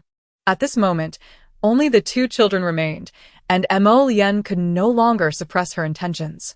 Lu Mengmeng gazed at her sinister smile, constantly glancing back. Where is my brother? Oh dear. Soon your younger siblings will become cannon fodder. Despite her fear, she stood resolutely in front of Zhang Chu. What do you intend to do? If you come any closer, I will scream. Scream? There is no one here. Mo Lian suddenly stepped forward, forcefully pushing the two children. Lu Mengmeng did not anticipate that she would dare to act so brazenly. Her foot slipped, and she fell backward. Splash. Zhang Chu pushed Lu Mengmeng to the shore but fell directly into the water himself. Mo Lian's eyes brightened, and she moved forward, completely oblivious to the approaching crowd. With all her might, Lu Mengmeng cried out, Help! Someone's trying to kill us. What are you doing? Lu Ming had already arrived with the Su and Zhang families. Mo Lian's outstretched hand hesitated for a moment before she quickly grabbed Lu Mengmeng. Don't be afraid, don't be afraid. Auntie is here. Panic flickered in her eyes as she continuously devised a plan in her mind. Lu Mengmeng struggled fiercely. Brother, mommy, please save Zhang Chu. He has fallen into the water. As the crowd approached, they finally noticed Zhang Chu still thrashing in the water. Shen Xianyan quickly picked up a nearby bamboo pole, urging Zhang Chu to grasp it. Su Qingjun stepped forward, snatching Lu Mengmeng away, casting a disapproving glance at Mo Lian. Fortunately, Zhan Chu could swim, and he had not been submerged for long. Though he had swallowed some water, Lu Mengmeng cried out in grievance, "That wicked Anne is trying to kill us. She pushed Zhan Chu. And she wants to push me too. Damn woman. If they hadn't arrived in time, you would have succeeded." Mengmeng and Zhan Chu almost ended up as fish food. How infuriating. Seeing Zhan Chu's pale face made her even angrier, and her cries grew louder. "She wants to kill me. Mommy, please call the police and have the police arrest her." "Nonsense. I was trying to save you." Emolienne had noticed the suspicious glances from the crowd and hurriedly defended herself. Zhan Chu was the one who fell into the water while trying to pick lotus flowers for Grandpa. "I only held on to Mengmeng for her safety. Only? The pond is filled with mud. Instead of rescuing the drowning Zhan Chu, you chose to hold onto the safe Mengmeng?" Zhan Chu felt a chill but still gritted his teeth and spoke. "Aunt Mo told me to pick lotus flowers for Grandpa. But then she pushed both Mengmeng and me into the water. Zhan Chu, I know you dislike me, but you can't slander me and teach children to lie." Mo Lian transformed into a pitiful figure, swiftly shifting the blame onto Zhan Chu. "You are the one trying to kill us. Mommy, please call the police." If it weren't for being held back, Lu Mengmeng would have lunged at her to bite her. "This is infuriating. Is there no surveillance? Call the police. Conduct a forensic investigation, check for fingerprints, everything. Mengmeng will not allow you to escape." "Then let us call the police," Lu Ming said. Taking his sister from their mother's arms, his expression devoid of emotion as he regarded the two elder patriarchs. "The police will surely uncover the truth." Upon hearing the mention of the police, Lu Mengmeng quieted down, casting an unhappy glance at Emolienne. Emolienne, frightened, took a step back, her eyes darting as she spoke quickly. "Dad, you must believe me. This matter has nothing to do with me. If the police are called, outsiders might tarnish the Zhan family's reputation. The company is struggling. I cannot let my actions ruin it. I will sincerely apologize to the children." As she spoke, she approached, tears streaming down her face, reaching for Lu Mengmeng. Lu Ming swiftly evaded her grasp. "Isn't this enough shame? How long will this farce continue?" He cast a guilty look at Su's father and Su Qingjun. "The Zhan family has wronged you, and I will seek justice for Zhan Chu." Chapter 89. A life saved deserves gratitude. Mo Lian had endured humiliation for many years, silently playing the role of the mistress, all in hopes of securing the position of Mrs. Zhan. Being Mrs. Zhan was not merely a title, it came with numerous advantages. Since marrying Zhan Sheng, he had acquired shares in the company in her name. Although the percentage was small, she was still a bona fide minor shareholder. Furthermore, she also held a managerial position within the company. With tears streaming down her face, she pleaded, "Dad, you cannot do this. You must not believe the children's wild accusations. Lu Mengmeng, speak the truth. Did the aunt hold you just now?" She deliberately phrased her inquiry ambiguously, hoping to intimidate the child. However, Lu Mengmeng was no ordinary child. She immediately clung to Lu Ming's neck, expressing her grievance. "You pushed me first. Zhan Chu fell into the water, trying to save me. You wanted to push me again, and when my mommy arrived, you held on to me." Her articulate explanation left no room for doubt. She concluded with a classic line, "I'm only 2 years old. How could I lie?" This statement rendered Mo Lian speechless, and she turned to Zhan Sheng with a look of indignation. "Darling, say something. You don't believe me?" At that moment, Zhan Sheng was filled with rage. He certainly believed she intended to harm Zhan Chu.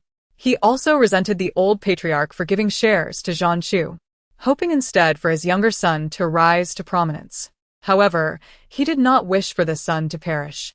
It was not a matter of family ties but of vested interests. Zhan Chu was not backed by the old patriarch, but by the Shin family. Zhan Shin cast a guilty glance at Shin Xianyan. After all, the Shin family had often supported him for Zhan Chu's sake, providing him with resources and projects. Now that the Zhan family was struggling, how could he afford to lose such a significant ally? "Zhan Sheng, speak up." Mo Lian approached him, casting him a sorrowful look. Slap. In the next moment, Zhan Chu slapped Mo Lian across the face. "You vile woman! How dare you lay a hand on my son? You've put Mengmeng in danger as well." "Zhan Sheng, though not particularly adept in the business world, had a clear sense of interest. Anyone who stood in his way, regardless of who they were, would be dealt with. Mo Lien stared at him in disbelief, but upon meeting his icy gaze, she instantly understood. Zhan Sheng was blaming her for her actions against Zhan Chu. She quickly lowered her gaze, softly sobbing, though her eyes betrayed no hint of grievance, only hatred. Why should Zhan Chu receive shares in the Zhan family, while she and her son were subjected to insult? Do you still have the face to cry? Dad's leniency in this matter is already generous. What more do you want? As Mrs. Zhan, you live in luxury every day. How can you not accommodate a child? Zhan Sheng, shedding his previous obliviousness, took on a righteous demeanor, chastising Mo Lien continuously. Although Mo Lien was skilled at feigning emotions, she was now reduced to tears. Darling, how can you speak to me like this in front of the younger generation and outsiders? I am your wife. Su Qingjun signaled to the children, urging them to leave and not to eavesdrop on the Zhan family's affairs. In her heart, she thought that even a tiger does not eat its young. Zhan Sheng was not as hopeless as Lu Cheng. Perhaps this incident with Zhan Chu would genuinely touch his heart. Lu Jing, still eager for the spectacle, was dragged away by his elder brother. All right, this is a private matter for the Zhan family. We shouldn't interfere. Let them handle it themselves. But she pushed my sister. It can't just end like this. Lu Jing protested. Last time, Zhan Heng nearly harmed Lu Mengmeng. Now his mother is doing the same. Surely, the Su family deserves an explanation. Su's father patted his head. Don't worry, your grandfather will handle this. There will certainly be an explanation for Mengmeng. At that moment, they realized Lu Mengmeng had vanished without them noticing. Feeling warmth in his hand, Zhan Chu turned to find Lu Mengmeng standing next to him. She offered him a piece of candy. Have some candy, it will make you feel better. Lu Mengmeng was concerned about Zhan Chu being alone. His irresponsible father appeared composed, but who knew what he might be plotting behind the scenes? Zhan Chu silently unwrapped the candy and placed it in Lu Mengmeng's mouth. You were scared just now, right? Here, eat it. Lu Mengmeng pouted, suddenly on the verge of tears. The child is rather prone to tears, isn't she? When did Mengmeng become so sentimental? Oh dear. Even the little angel fell into the water and still managed to comfort me. This is the second time he has saved me. Such a debt of gratitude should be repaid with a fountain of kindness. Lu Mengmeng chewed on her milk candy, tightly grasping Zhan Chu's hand. She even took a slight step forward, ready to prevent Mo Lien from losing her temper again. Observing her demeanor, Zhan Sheng felt a slight relief. After all, the Zhan family had nearly caused the Su family's precious treasure considerable distress on several occasions. Fortunately, this little darling still held a fondness for Zhan Chu. He noticed Su Qingjun approaching and deliberately crouched down, smiling as he asked, Mengmeng, do you feel sorry for your brother? Do you think he saved you? Lu Mengmeng nodded, somewhat perplexed by his intentions. She quickly wrapped her arms around Zhan Chu, presenting a pitiful appearance. Her talent for coaxing and acting spoiled was already quite refined, and as she spoke, tears began to fall. Even Shan Xianyan, standing nearby, felt that the bond between these two children was deeper than that of siblings. When Su Qingjun arrived, she happened to witness this scene and overheard Mengmeng's heartfelt thoughts. Su Qingjun had considered this aspect as well, but being an outsider, she refrained from saying too much. Zhan Chu gently wiped away Lu Mengmeng's tears, feeling an indescribable ache in his heart. This little one truly cared for him. All right. Mengmeng, don't cry. Uncle won't compete with you for brother Zhan Chu, okay? Zhan Sheng felt a sense of joy, realizing that he had earned a measure of sincerity from Lu Mengmeng. He looked towards Su Qingjun with some difficulty and said, Director Su, you see. I didn't expect Mengmeng to be so fond of Zhan Chu. I must trouble you to continue looking after him. Su Qingjun stood beside the two children, sighed softly, and then nodded. There's no trouble at all. Little Zhan is well-behaved and sensible. I am glad for him to stay at home. This was a point of contention for Zhan Sheng, as the earlier incident was far from resolved. Zhan Sheng did not feel anger this time. Instead, he nodded solemnly. Director Su is correct. The Zhan family indeed needs a thorough examination. With improper family conduct, how can we establish authority? Chapter 90. What kind of relatives are these? Su Qingjuan's career was flourishing, and she had evidently become the new head of the Su family. Countless individuals sought to curry favor with her, including relatives who occasionally visited her home. The Su family had become powerful, and Su Qingjun was busier than ever. Su's father had completely delegated authority to her, expecting to enjoy a leisurely retirement, only to find himself helping his daughter entertain relatives daily. Hearing from the servants that his elder brother's family had arrived, Su's father felt a headache coming on. Mengmeng, you are so fortunate, a child who need not concern herself with anything. He held Lu Mengmeng and reflected on the numerous relatives he had hosted over the past month. The most exasperating part was that he could not directly dismiss friends and family. Lu Mengmeng obediently let him hold her and even comforted him by patting his forehead. What can I say? My mommy is so capable. Even in retirement, Grandpa must keep himself active to avoid dementia. He lightly tapped the little one's nose, feeling that this little bundle was a bit too exposed. As he carried Lu Mengmeng into the living room, he saw his elder brother Su Shiyu's family lamenting the opulence of the Su household. Qingjun lives alone in such a lavish villa with only a few children? What a waste. The children are rarely home. It must be lonely for her.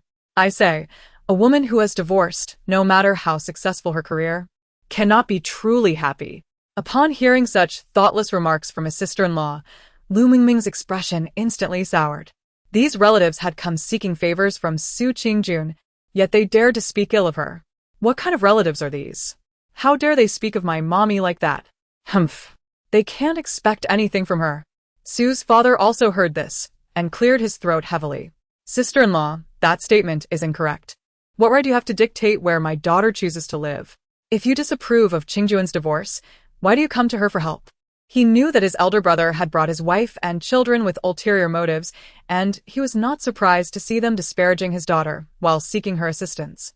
The anger on Su's father's face was barely contained. Su Shiyu quickly shot a glare at his wife, attempting to smooth things over. Women can be a bit chatty. My sister-in-law merely loves to talk. Do not take it to heart. Is this little Mengmeng? Come here, let me give you a hug. Lu Mengmeng clung tightly to her grandfather's neck, tears welling in her eyes. Don't come near me. I'm so annoyed. Grandpa, don't let him touch me. Seeing the little ones so resistant, Su's mother hurried over to hold her. This child is too young and still shy. I'll take her to eat some fruit. It wasn't until Lu Jing and Zhan Qu returned from school that Su Shiyu's family finally left. Lu Jing had met his uncle's family before and was fully aware of their true nature, reluctantly greeting them. Zhan Qu also addressed them. Then the two of them went directly to find Lu Mengmeng. Mengmeng, when did uncle come? They're so annoying. Lu Jing held a poor impression of them. Lu Mengmeng pouted, clearly displeased. They came at noon, and they still refused to leave. They must want to ask mommy for help. It's so irritating. During lunch, she insisted on finishing her homework and refused to come down. Consequently, only Lu Mengmeng and Zhan Qu remained at the table. Zhan Qu remained calm, continuously serving Lu Mengmeng food, nodding and smiling at whatever she said without speaking. Qingjun is truly something. Is she also raising children from the Zhan family? Isn't it enough for her to care for her 3 children? I say, having 2 sons is sufficient. Why should she take on someone else's child? Clearly, this auntie relished stirring up trouble. Am I supposed to assist a bunch of ingrates? Listening to their gossip every day. Watching them, Lu Mengmeng found her meal unappetizing. Mentally complaining. Spitting nonsense into the food. How can anyone eat? My second brother has foresight. These people truly ruin my appetite. Lu Mengmeng dramatically tossed her spoon down, feigning anger. Unfortunately, her adorable expression only made it seem like a playful pout, and the adults failed to recognize her irritation. Zhan Qu gently stood up, pulling Lu Mengmeng along. Mengmeng and I have finished eating. I'll bring some food to my second brother. Su's father, recognizing that the 2 children were uncomfortable, allowed them to play by themselves. Zhan Qu took Lu Mengmeng to the supermarket, purchasing a variety of her favorite snacks, bringing a smile to her face. Brother Zhan Qu, you're the best. Shall we buy a bag of chips? Zhan Qu quietly placed the chips into the shopping cart. Today you should only eat 2 pieces.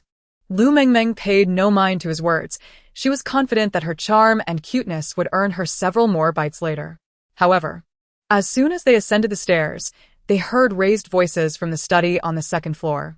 With a knowing glance, Zhang Chu understood her intent to eavesdrop. They tiptoed to the study door. When mother was still around, she always favored my son Yue. After all, he is the eldest grandson of the Su family. Why should he not be allowed in the company? If you refuse to let my son into Su's, you are being unfilial. Su Shiyu's voice was particularly loud, as if he wanted all to hear. But his words also provoked Su's father greatly. Unfilial? Brother, I must ask you, who among us is truly unfilial? If it weren't for you, would mother have fallen ill from anger and ultimately passed away? The mere thought ignited a furious fire within Su's father. In the past, the matriarch of the Su family had indeed favored her eldest son, but Su Shiyu had developed a gambling addiction in his youth, losing not only his own money but also the family home. When the matriarch learned of this, she was so overwhelmed that she suffered a heart attack and was hospitalized. Su Shiyu hated discussing these matters, dismissing them with a wave of his hand. That was in the past. What more is there to say? Are you digging up old grievances? Digging up old grievances? Then let us do just that. In the past, my mother often remarked that the eldest son and grandson hold the highest position, and since Su Yue shares the Su surname, he ought to enter the Su family. What of Su Qingjun, a mere woman? Would you truly have her take the reins? Lu Mengmeng found this utterly unacceptable and pushed the door open. Grandfather, what is wrong with women? It seems that uncle is quite averse to them. With an innocent expression, she glanced at Su Shiyu and then at his wife. But he has a wife and a mother, both of whom are women. Why does he harbor such disdain for them? What nonsense are you spouting? Su Shiyu was taken aback by the child's boldness and immediately retorted. Lu Mengmeng furrowed her brow thoughtfully, and then her eyes filled with tears. So, uncle does not like my mommy. Boo-hoo, I do not like uncle either. Grandfather, he does not like mommy or me. I do not want them in my house. Boo-hoo. What of the eldest son and grandson? The Qing dynasty has long perished. If I cannot drive you away, then I shall not be called Lu Mengmeng. Chapter 91. Parasite Lu Mengmeng wept inconsolably, and no amount of coaxing could calm her. Su Fu understood that the child harbored a dislike for his elder brother's family and ultimately had to ask them to leave. As they departed, his sister-in-law wore a displeased expression. Sherlin, it is not my intention to criticize you, but look at the child your daughter has brought forth. She knows nothing of respecting her elders. Su Fu's face darkened. Mengmeng is merely 2 years old. She can only perceive the goodwill or malice of others. Your words are merely leading to misunderstandings in her mind. Seeing his brother's anger, Su Shiyu, mindful of needing his help, quickly exchanged glances with his wife. Sherlin, do not be upset. My wife is merely concerned about our son's employment issues and spoke without thinking. As brothers, we cannot refuse to assist. Yue is your own nephew after all. Su Fu, though irritated, could not forsake the bond of kinship, and thus responded with a non-committal, understood. Father, what is the matter? Su Fu glanced at his daughter, hesitating to speak. However, considering the difficulties faced by his elder brother's family, he resolved to extend a helping hand. Qingjun, your uncle's son, Su Yue, wishes to find a position within the Su family. Upon seeing her daughter momentarily stunned, he immediately regretted uttering the words and waved his hand dismissively. I know he is of little merit. Just pretend I did not say anything. Su Qingjun recognized her father's hard exterior but soft heart, knowing he could never bear to turn away family, not wanting to put him in a difficult position. She pondered before speaking. If he merely seeks employment, that is not impossible. At worst, I could find him a trivial position. After all, we are relatives and I understand. Father. Su Fu nodded, his throat tightening as he patted his daughter's hand, feeling somewhat reassured. Aware of Su Yue's character, Su Qingjun pragmatically arranged a minor role for him. Upon learning that he would be entering the Su family, Su Yue awoke with fervor the next morning. Eagerly reporting to the office, he beamed at his employee badge, now a training supervisor. He had never envisioned himself in such a role, and pride swelled within him. Returning home, he radiated a newfound energy. Mom and Dad, you have no idea. The Su family's office spans several luxurious floors. And the complimentary afternoon tea is delivered from high-end restaurants. Each serving costs over 100. Now, who does not call me Supervisor Sue? What a delightful life this is. But alas, our current living situation does not align with my status. Gazing at the modest one-bedroom rental, he felt a twinge of frustration. Su Qingjun really ought to have bought me a house. I am a supervisor. How can I dwell in such a place? Listening to his son, Su Shiyu felt a stir of thoughts, recalling the opulent Su family residence. Yue, tomorrow is the weekend. Call your uncle over for a visit to express your gratitude for helping you secure a job. When Su Fu received the call from Su Yue, he felt a sense of satisfaction. This nephew, though seemingly frivolous, understood the importance of gratitude and was inviting him to dinner. Upon hearing the details of the call, Lu Mengmeng felt a twinge of displeasure. That uncle and his family surely harbor ill intentions.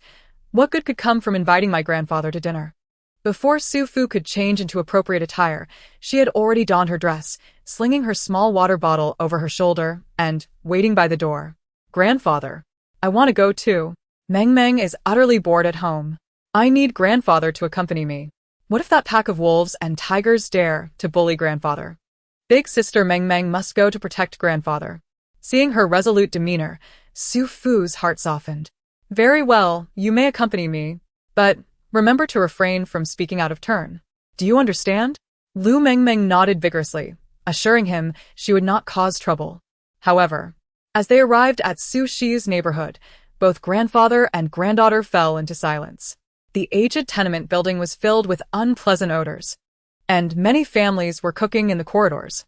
Lu Mengmeng clung tightly to her grandfather's neck, fearing the refuse lining the passage would soil her. Upon noticing their arrival, Su Shiyu hurriedly opened the door. Sherlin Mengmeng, you've finally arrived. Come quickly.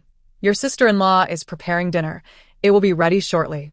Su Fu frowned as he cast a glance down the hallway at his sister-in-law, who was sharing a kitchen with several others. The interior of their home was woefully small. It appeared to be a one-bedroom unit, yet the space was partitioned, totaling less than 30 square meters. Lu Mengmeng scrunched her nose in distaste as she found a corner of the sofa to perch upon, sneezing repeatedly from the foul odor wafting through the house. Brother, is this where you live? It is truly bare and desolate. Su Fu felt a pang of discomfort within. Recognizing the expression on his brother's face, Su Shiyu quickly began to play the victim. This is far better than our previous dwelling. The windows were covered with plastic sheets. It is all because of my foolishness years ago that led to our estrangement. Look at you living in a villa, while I have no home to call my own. This is merely a rental. As the lamentations continued, he began to weep genuinely. Since their mother's passing, the two brothers had become irrevocably estranged, with Su Fu unwilling to even glance at the brother who had caused her demise. When Su Yue and his mother entered, they further embellished their plight with tears.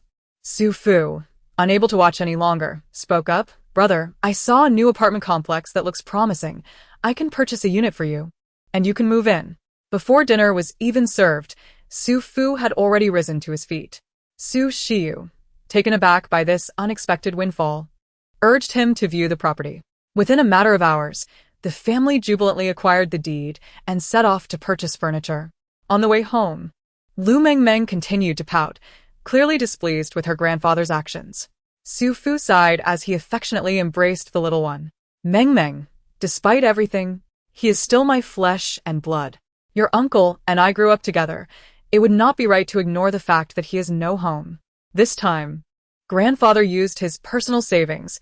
Mengmeng must keep this a secret from the family, understood? Lu Mengmeng looked up, meeting her grandfather's beseeching gaze. And after a moment's hesitation, she reluctantly nodded. Observing her discontent, Zhan Chu offered her a freshly purchased egg tart. What is the matter? Are you unhappy about going out with grandfather? Lu Mengmeng, bound by her promise, merely shook her head in silence, munching on the egg tart, silently lamenting. The uncle's family is utterly shameless. How can they have the audacity to let grandfather buy them a house? This family of 3 has hands and feet, yet they seem oblivious to the idea of working a whole brood of parasites. I, a mere rice bug, still know how to charm and amuse grandfather. Why must they feign pity to extort him? For half an hour, Lu Mengmeng grumbled internally, while Zhan Chu quietly accompanied her. Since that incident, Su Fu found himself frequently needing to be out for the day. Previously, he could carry Lu Mengmeng to stroll about, but now, after a few minutes of holding her, he was left drenched in sweat.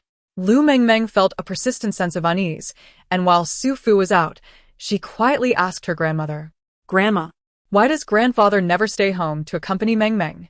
Isn't he free from work now? Moreover, why is his health seemingly declining? It seems he is burdened with some unspoken concern." Su's mother expressed her concern.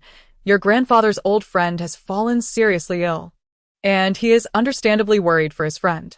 Mengmeng, your grandparents are aging and illness is a natural part of life. There is no need to fret." Lu Mengmeng gazed thoughtfully out of the window. An old friend? She had never heard of such a person. Chapter 92. The fainting of Su's father. Su's father's health had been deteriorating, causing Su Qingjun to grow increasingly anxious. After a few days of well-deserved rest, she contemplated taking the family on a relaxing getaway. "Dad, you haven't looked well lately. Why don't we visit the resort? The golf course is completed, and you haven't had a chance to see it yet." With her social engagements multiplying, Su Qingjun often required a serene and secure environment for conversations. She had purchased the land surrounding the resort that the Su family built several years ago in the suburbs, and the combination of the golf course and resort had indeed attracted many visitors, making it convenient for her to discuss business collaborations. Lu Mengmeng's eyes sparkled with excitement. Grandpa, "Let us go. Teach me how to play golf. Truly my mother's daughter. A golf course in our repertoire? What a life of opulence I lead." Upon hearing that they could go out to play, Lu Jing was equally thrilled. "Grandpa, just say yes.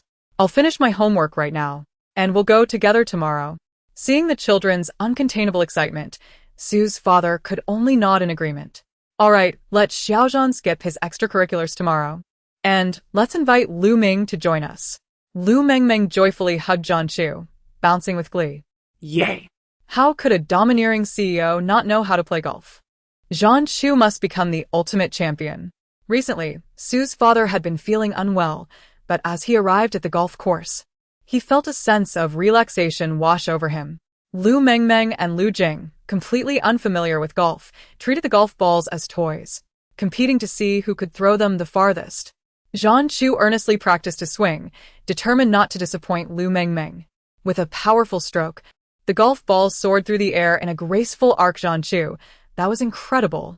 "I'm going to see where the ball landed," Lu Mengmeng exclaimed, sprinting off. Su's father, sitting nearby and absorbed in his phone, felt a pang of worry for her and hurried to his feet. "Mengmeng, slow down." Yet, after just a few steps, he suddenly felt dizzy and collapsed to the ground. "Grandpa, he fell," she shouted, rushing over. Her voice drew the attention of those nearby. "Dad, what has happened?" Su Qingjun asked, reaching out to help them up, but her hand was seized by Lu Mengmeng. "Oh no, how do I tell Mom not to move him right now? Is there a doctor around?" Today, Shen Xian and his friend Gao Song had coincidentally arranged to play golf and were surprised to encounter Su Qingjuan's family. Hearing Lu Mengmeng's cries, they quickly rushed over. "My dad fainted. Is there a doctor here? We shouldn't move him." Su Qingjun, panic-stricken, struggled to maintain her composure. "I'm a doctor. Let me take over. Xian, help me lay him flat and support his legs." Gao Song stepped forward, and together they carefully lifted the old gentleman. "What happened?" Gao Song inquired swiftly. He suddenly got up to chase after Mengmeng, then clutched his head and collapsed. It all happened in mere seconds, Su Qingjun explained. Gao Song's expression grew serious as he pondered the possibilities. There are many reasons an elderly person might faint. Heart disease, stroke, or a cerebral embolism could all be factors. "We lack the necessary equipment here. We should call for an ambulance." As they discussed, Su Qingjun had already dialed 120. "It's too far. They said it would take an hour to arrive, and with the current traffic, we're in a jam," she said, her voice choking with distress. Unsure of what to do, Lu Mengmeng remained crouched on the ground, observing her grandfather, sensing something was amiss. Grandpa's mouth is slightly askew. He must have suddenly experienced a headache and dizziness before fainting. He has been complaining about neck discomfort and a heavy head recently. This could be a result of carotid artery blockage causing cerebral hypoxia. She cautiously placed her small hand on her grandfather's wrist, her heart racing. If we wait for the ambulance, Grandpa might not make it. We must act swiftly. He usually has good health, and immediate first aid is crucial. Fainting, yes. Acupuncture and bloodletting could help. We need to release some blood from the fengqi point and massage to widen the carotid artery. But who can perform the bloodletting?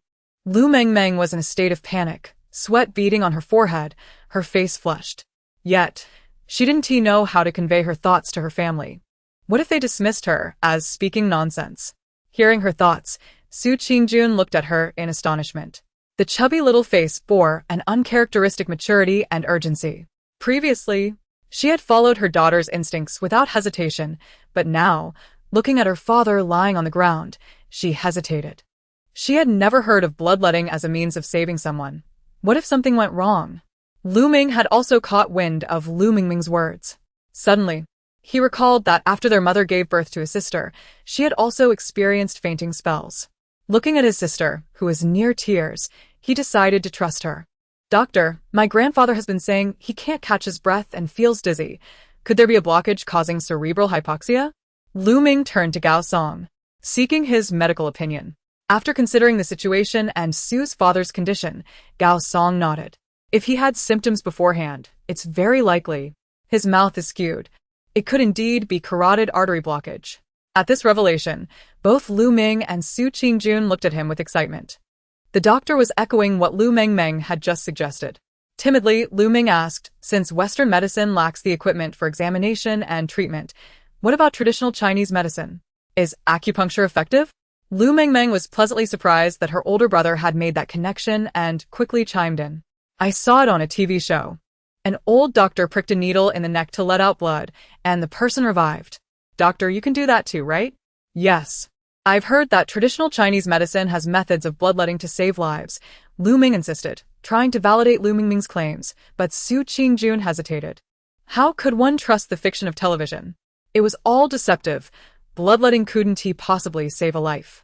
Believe it or not, there is truth to traditional Chinese medicine. Gao Song pondered seriously. I've heard experienced practitioners say that bloodletting from the Baihui, Taiyang, and fengqi points can treat fainting. Before he could finish, Lu Mengmeng grasped his hand, tears brimming in her eyes. You truly are a friend of Zhang Chu's uncle. Knowing both Eastern and Western medicine is essential. Big brother, my grandfather is counting on you.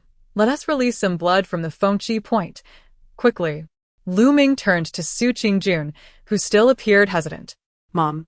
If it is indeed a vascular blockage, Grandpa may not survive until the ambulance arrives.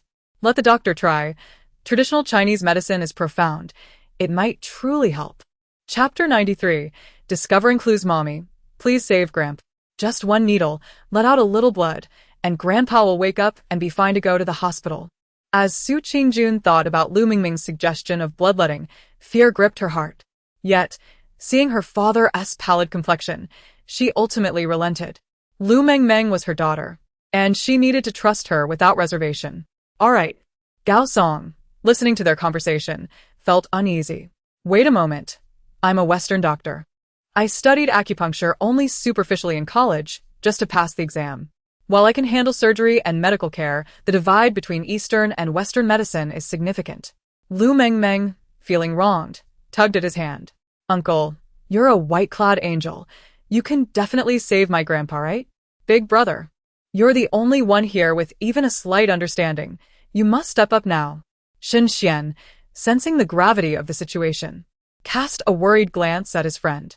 Gao Song, I recall you lamenting how your traditional Chinese medicine instructor incessantly compelled you and your classmates to perform acupuncture on one another. You surely have no issues locating the acupoints. Do you?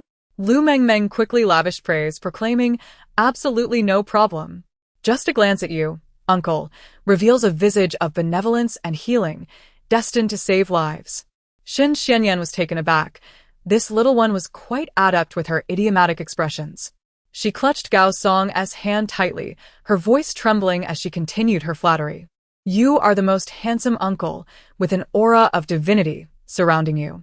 To save a life is more valuable than constructing a 7-story pagoda. You are akin to the compassionate Guanyin Bodhisattva. The ambulance's arrival was too late. My grandfather is relying on you, uncle. I shall bring you a banner of gratitude for your noble deeds. Gao Song, somewhat bashful from her compliments, observed the child's unwavering determination to hold on to him. Resolutely, he bit his lip and nodded in agreement. All right, I shall give it a try. Have the staff carry the individual to the resting area first. Then I will search for acupuncture needles. If none are available, we can resort to sewing needles. Su Mu, who had been resting in the lounge, learned of the situation and nearly fainted. Fortunately, her mental fortitude was commendable. She promptly instructed someone to retrieve the medical kit. Thankfully, the golf course possessed a medical room, and the acupuncture needle set, which was initially merely ornamental, turned out to be indispensable. With a careful insertion, Gao Song extracted some dark blood, and Su Fu's complexion improved significantly. Lu Ming then gently assisted the elderly gentleman, massaging his shoulders and neck, just as Lu Mengmeng had earlier suggested. Before long, Su Fu finally regained consciousness. Dad, how do you feel? Is your head still aching? Grandpa, are you feeling better? Do you have any discomfort? Elderly gentleman, please don't rise. Remain lying down for now. The family gathered around, and amidst the commotion, Lu Mengmeng seized the opportunity to check his pulse, yet she remained uneasy. Earlier, she sensed something peculiar about his pulse, and now that he was awake, it seemed even more abnormal. She distinctly recalled that her grandfather had undergone a health checkup a few months prior, and there had been no issues. Su Qingjun, following the paramedics to the vehicle, suddenly remembered the children and their mother. All right, you go to the hospital, and I will take care of the children and their aunt. Rest assured. Shen Xianyan scooped up Lu Mengmeng and nodded at Gao Song. Gao Song, be a good Samaritan until the end. Accompany us to the hospital to brief them on the situation. Arrange a private room for the elderly gentleman, and I shall treat you to a meal when convenient. Without hesitation, Gao Song followed the group into the vehicle.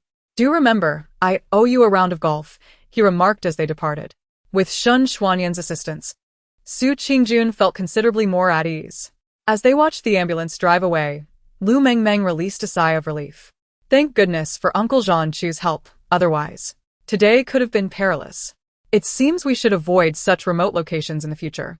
Feeling suddenly relaxed, Lu Mengmeng realized she was somewhat hungry, her stomach grumbling in response. Su Mu, with a tender expression, took her in and smiled at Shen Xianyan.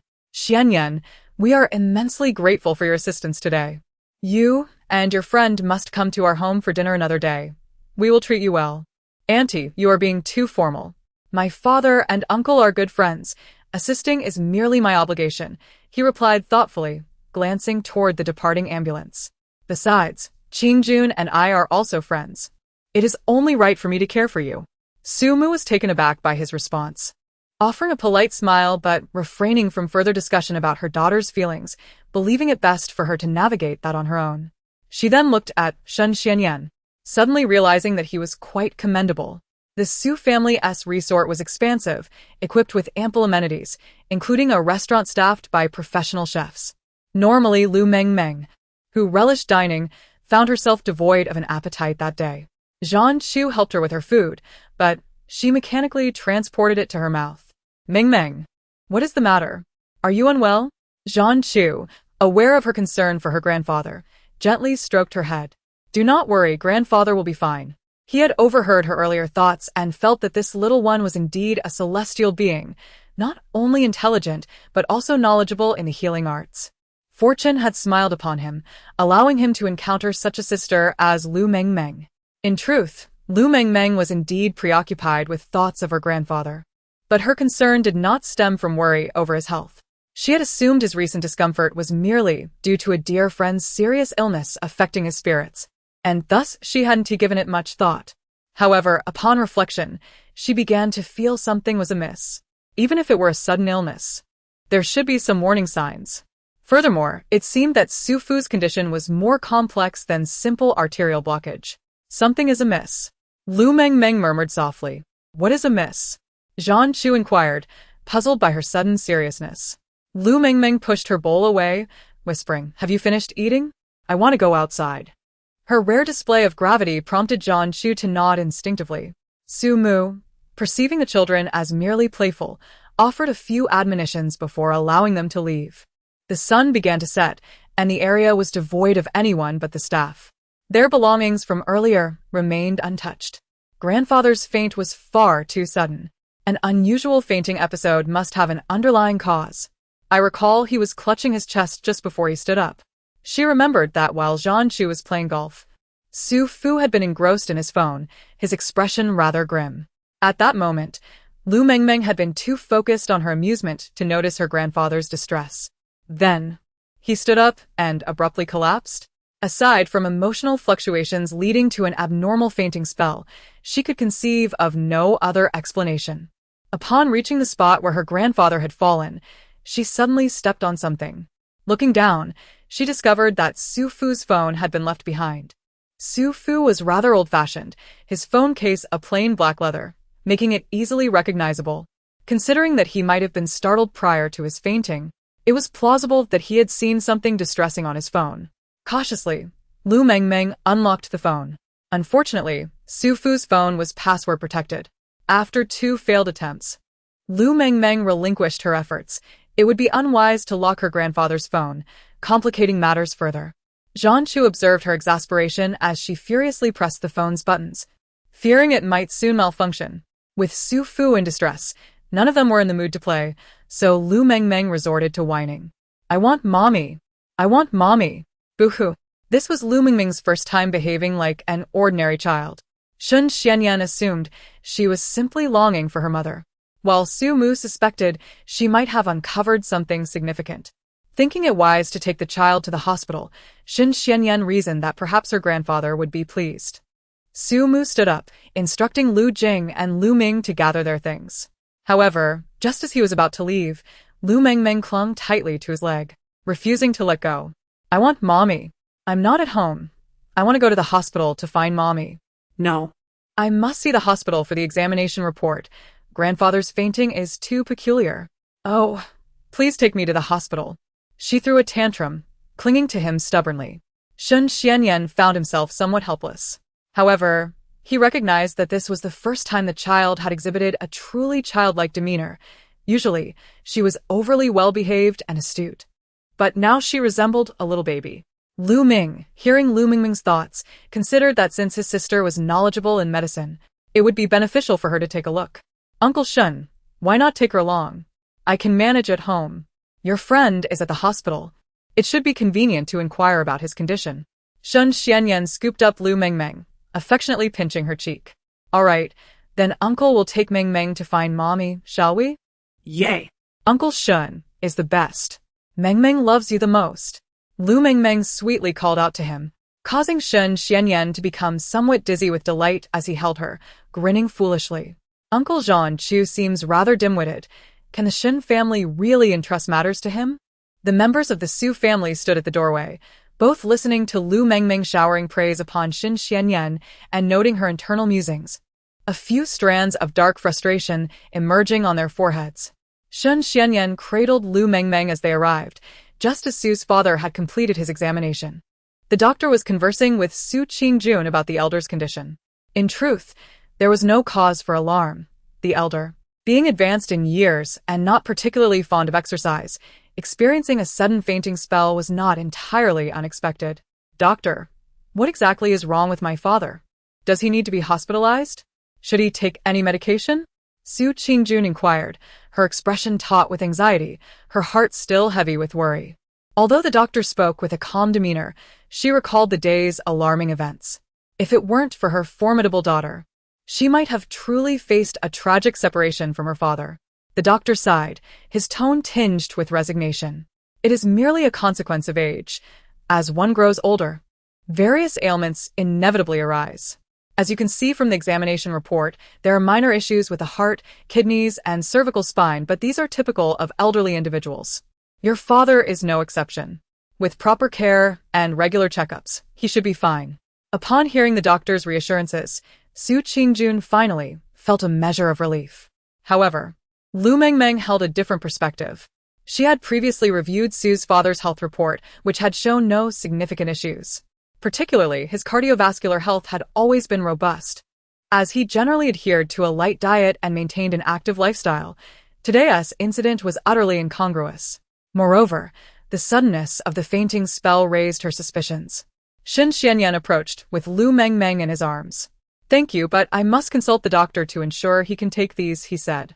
Su Qingjuan's spirits lifted considerably, a smile gracing her face. Meanwhile, Lu Mengmeng, still craning her neck to scrutinize the examination report in Su Qingjuan's hands, noted the surprising revelations. The elder's previously healthy physique now bore signs of various internal damages, particularly to the liver and kidneys, which struck her as peculiar. Something is amiss. I distinctly remember that grandfather's report from 3 months ago showed no such issues. These ailments typically develop gradually. It is highly unusual for problems to arise so suddenly within a mere 2 to 3 months. A thought crossed Su Qingjuan's mind as she settled Lu Mengmeng on the sofa, casually placing the examination report on the table. She then began discussing a recent project with Shen Xianyan. The little one, however, began to fidget, playfully flipping through the examination report while genuinely examining its contents.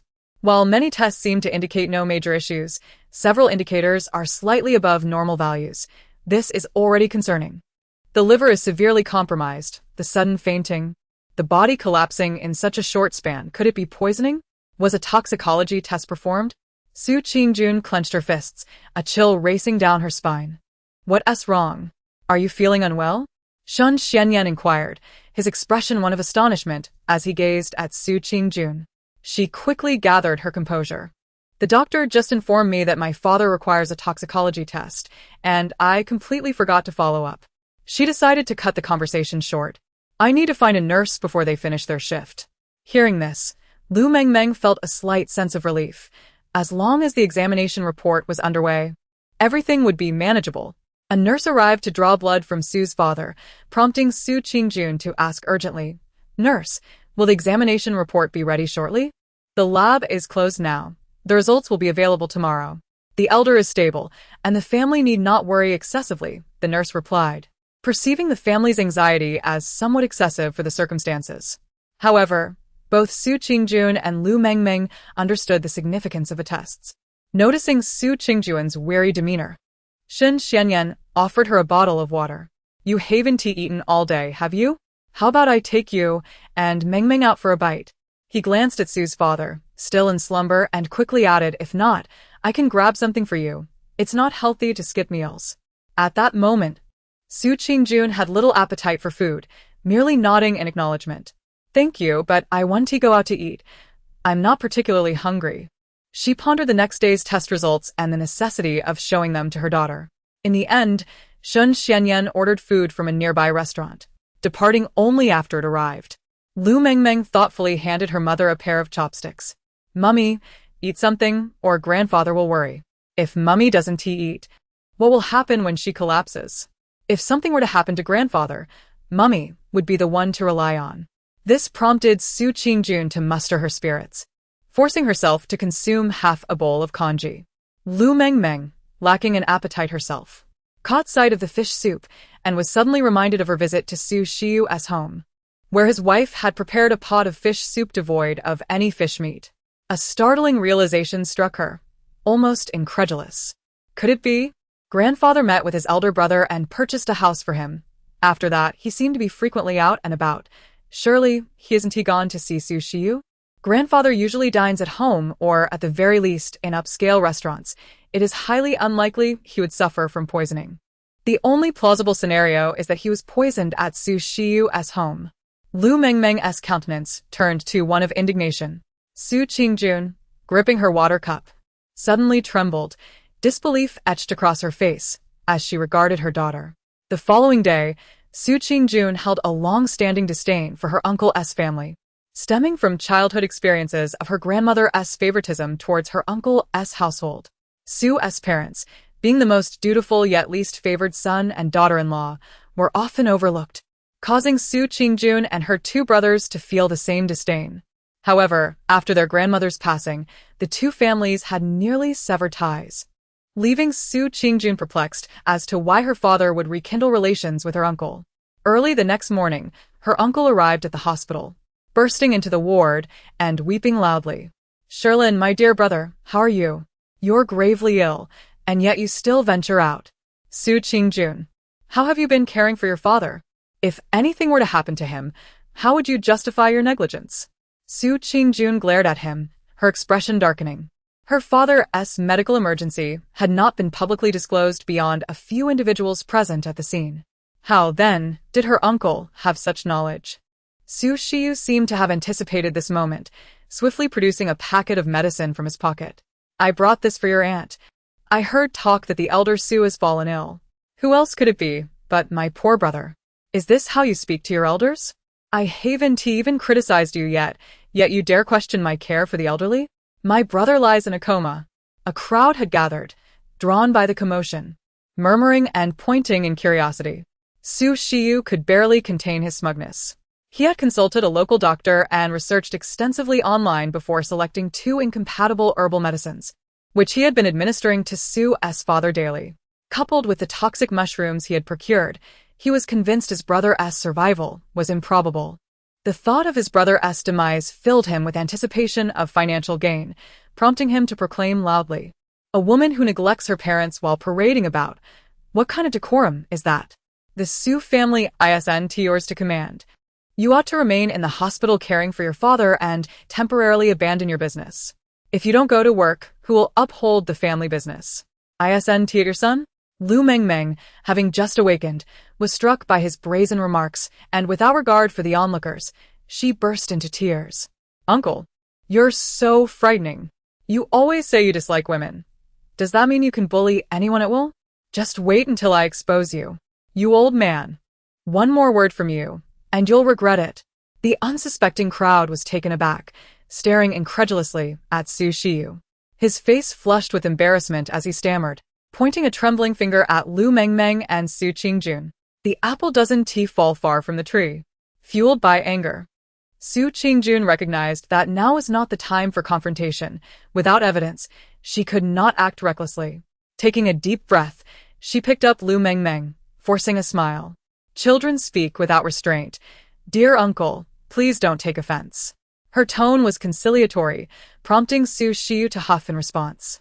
He seemed to recall something, suddenly smiling at the corners of his lips, transforming into the visage of a benevolent elder. "Your father is gravely ill. If you require any assistance, do let your uncle know. Inform me of any matters at the earliest. Do you understand?" Lu Mengmeng clenched her small fists, gritting her teeth as she glared at him. "You're the one who's gravely ill. Your entire family is in dire straits." Su Qingjun, however, merely nodded slightly, discreetly ushering the visitor out. Yet a doubt brewed within her. Judging by her uncle's tone, it seemed he was convinced that her father would inevitably face calamity. Upon returning to the hospital room and gazing at her father, who remained unconscious, Su Qingjun decisively contacted Lu Ming. "Come to the hospital. I need you to handle your grandfather's discharge procedures. I'll arrange for the doctors and nurses who will care for him. Just come first." Given how swiftly Su Shiyu had reached the hospital, if he were indeed behind the poisoning, Su Qingjun could not allow him any further contact with her father.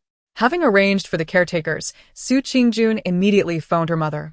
"Mom, who has Dad been spending time with lately? Why is he always out? Your father mentioned that a friend was gravely ill and that he felt distressed, so he went to keep him company.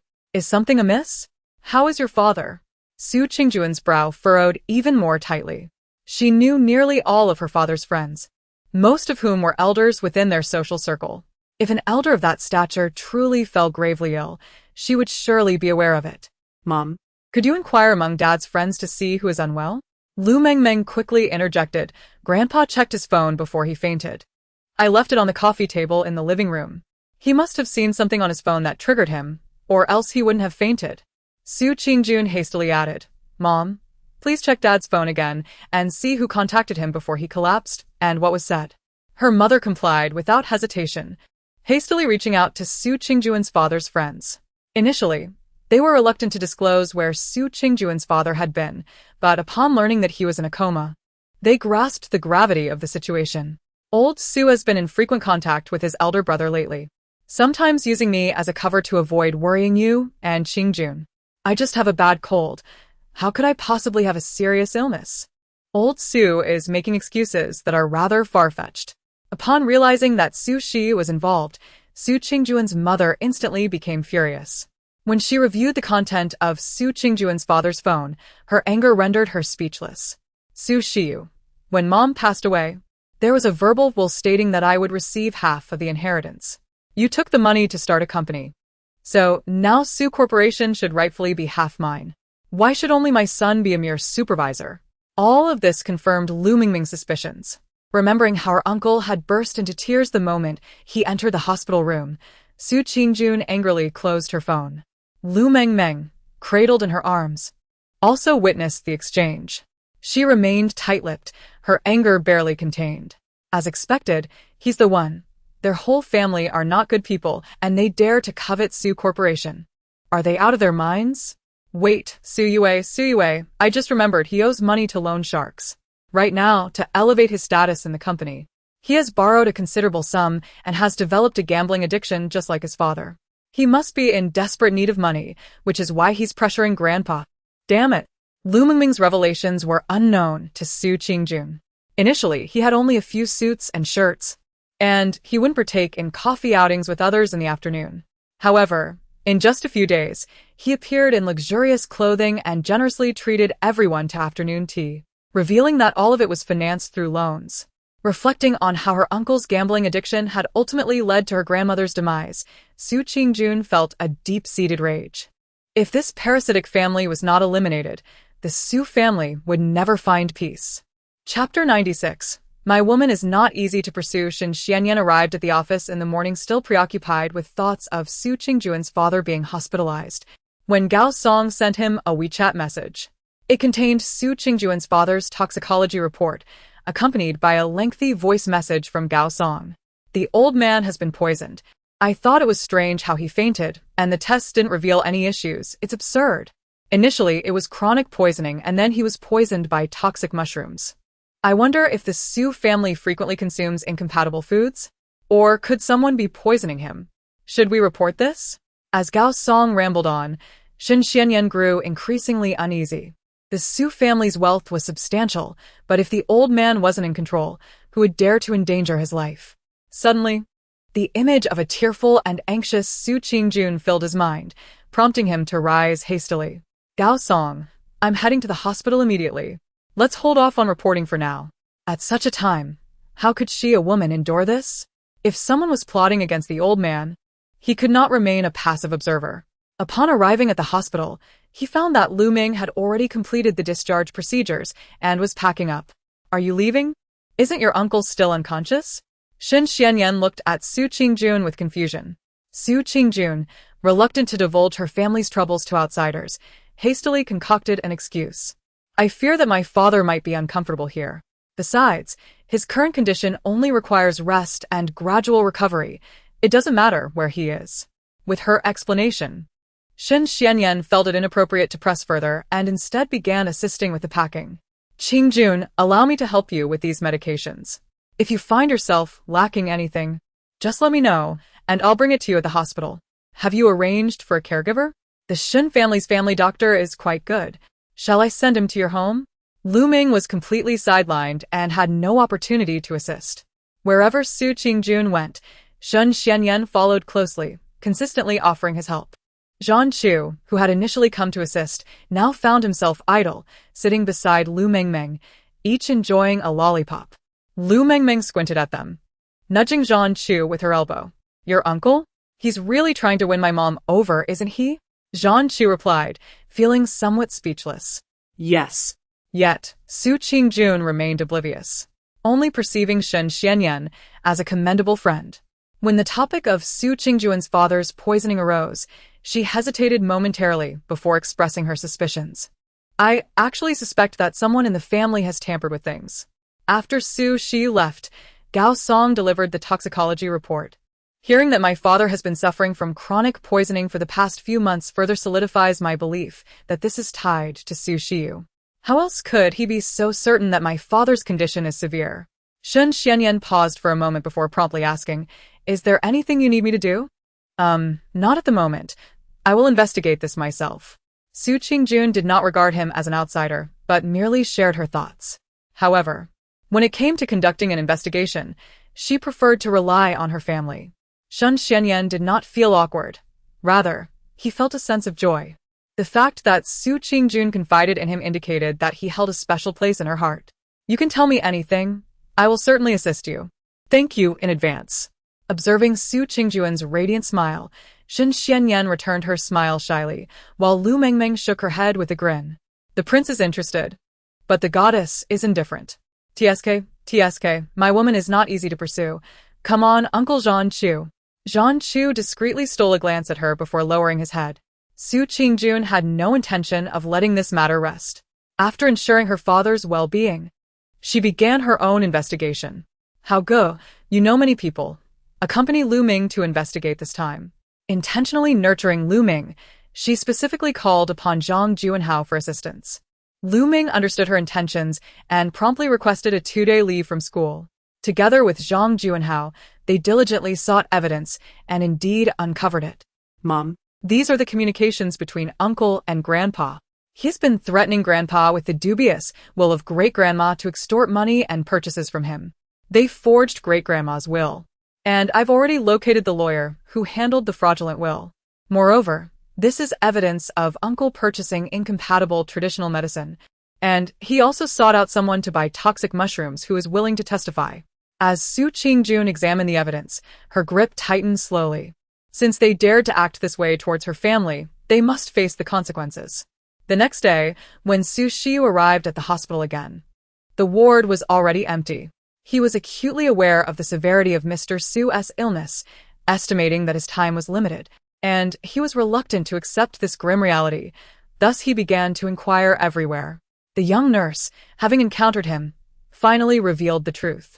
They had completed the discharge formalities yesterday, but we were unaware of which hospital they had transferred to. Aren't you a relative? Why not inquire with the family? After much contemplation, Su Shiyu decided to visit the Su family and sought out Su Qingjun. Upon his arrival, Su Qingjun's face immediately clouded with distress. Uncle, it is imperative that we transfer him. My father's condition has deteriorated drastically, and I fear for the worst. She covered her face and wept, casting furtive glances at Su Shiyu's expression. As expected, his eyes sparkled with unwarranted delight, struggling to suppress a smile. What will happen to your father's inheritance if he passes? Su Qingjun felt an overwhelming urge to smash the pen holder on the table over his head. He did not even inquire about her father's condition, instead prioritizing concerns over inheritance. Her displeasure was palpable. Uncle, my father's estate naturally belongs to me and my brothers. As we are the primary heirs, you need not concern yourself. That is out of the question. Su Shiyu exclaimed, rising in agitation, disregarding the fact that they were still within the Su residence. He raised his voice. Parents are also primary heirs, and my mother is his mother. She deserves her share. Furthermore, my mother left a will stating that her assets would be divided equally between her 2 sons. Why should your father monopolize everything? Without that money, could he have established the company and the current Su enterprise? If he is unable to continue, how can there be no share for my family? Su Qingjun was nearly driven to laughter by his audacious reasoning. Previously, she had merely found her uncle bothersome. She had not anticipated his shamelessness. Assuming her silence indicated defeat, Su Shiyu's eyes glimmered with triumph. Initially, I thought to let it slide as the elder brother, but now that your father is on the brink, you, as his children, cannot hoard his inheritance. I deserve a stake in Su's company too. I am surnamed Su, and am your father's elder brother. You, a mere woman, aspire to wield control over the entire Su enterprise? Not a chance. Were it not for the knowledge that she was recording the encounter, Su Qingjun would have relished the opportunity to slap him soundly. She had informed Xiaoxia to alert the police as soon as Su Shiyu entered, and had activated the recording on her phone. By what right do you claim this? She demanded coldly. By the fact that I am his elder brother. By my mother's will. Su Shiyu, under the delusion that he had fabricated his claims flawlessly, wore a smug expression. The will is legitimate. Su Shilin has usurped my mother's inheritance, and thus I am entitled to my share of the Su estate. You wouldn't want the Su family to become the subject of gossip, would you? They would label you as ungrateful wretches. He softened his tone, attempting to feign compassion. I understand the challenges you face as a motherless child, and should your father pass, your mother will need to survive. Rest assured, Your uncle will not force you into a corner. I merely seek a fair portion, half of the Su shares. Chapter 97. Su Shiyu is arrested. Even the well-mannered Su Qingjun could no longer contain her exasperation. Nonsense, she retorted, slamming the evidence she had acquired from Lu Mengmeng onto the table. You conspired to forge my grandmother's will, extracting nearly 10 million from my father. And now you wish to claim a share of the company? Are you out of your mind? These are all incriminating evidences against you. If you wish to escalate this, I am more than willing to engage. Su Shiyu was genuinely taken aback by the existence of such evidence. He snatched a document, glanced at it, and promptly tore it to shreds, stuffing the pieces into his mouth. Evidence? What evidence? It's all gone now. Let's see how you can prove I falsified the will. Dream on if you think you can contend with me. He continued to tear documents, soon reducing a considerable pile to confetti, all the while chewing. Su Qingjun regarded him with derision, waiting until he had consumed enough before speaking. What era do you live in? Do you truly believe there is only one piece of evidence? Moreover, your lawyer is not deceased. He can testify. She produced another stack of documents. There are many copies. Continue eating, and if it's not enough, I can have my secretary make more. Seeing Su Shiyu's face turn ashen, caught between the dilemma of chewing or spitting out the paper, she found herself stifling a laugh. I address you as uncle out of familial affection, granting you a modicum of leniency. If this situation escalates, I can ensure your son, Su Yue, remains unemployed for the rest of his life. Su Qingjun, how dare you? Su Shiyu spat out paper shreds as he glared at her. I dare. Go ahead and test me. Faced with the futility of his position, Su Shiyu finally relented, resorting to his usual sob story. Qingjun, I am your uncle, your blood relative.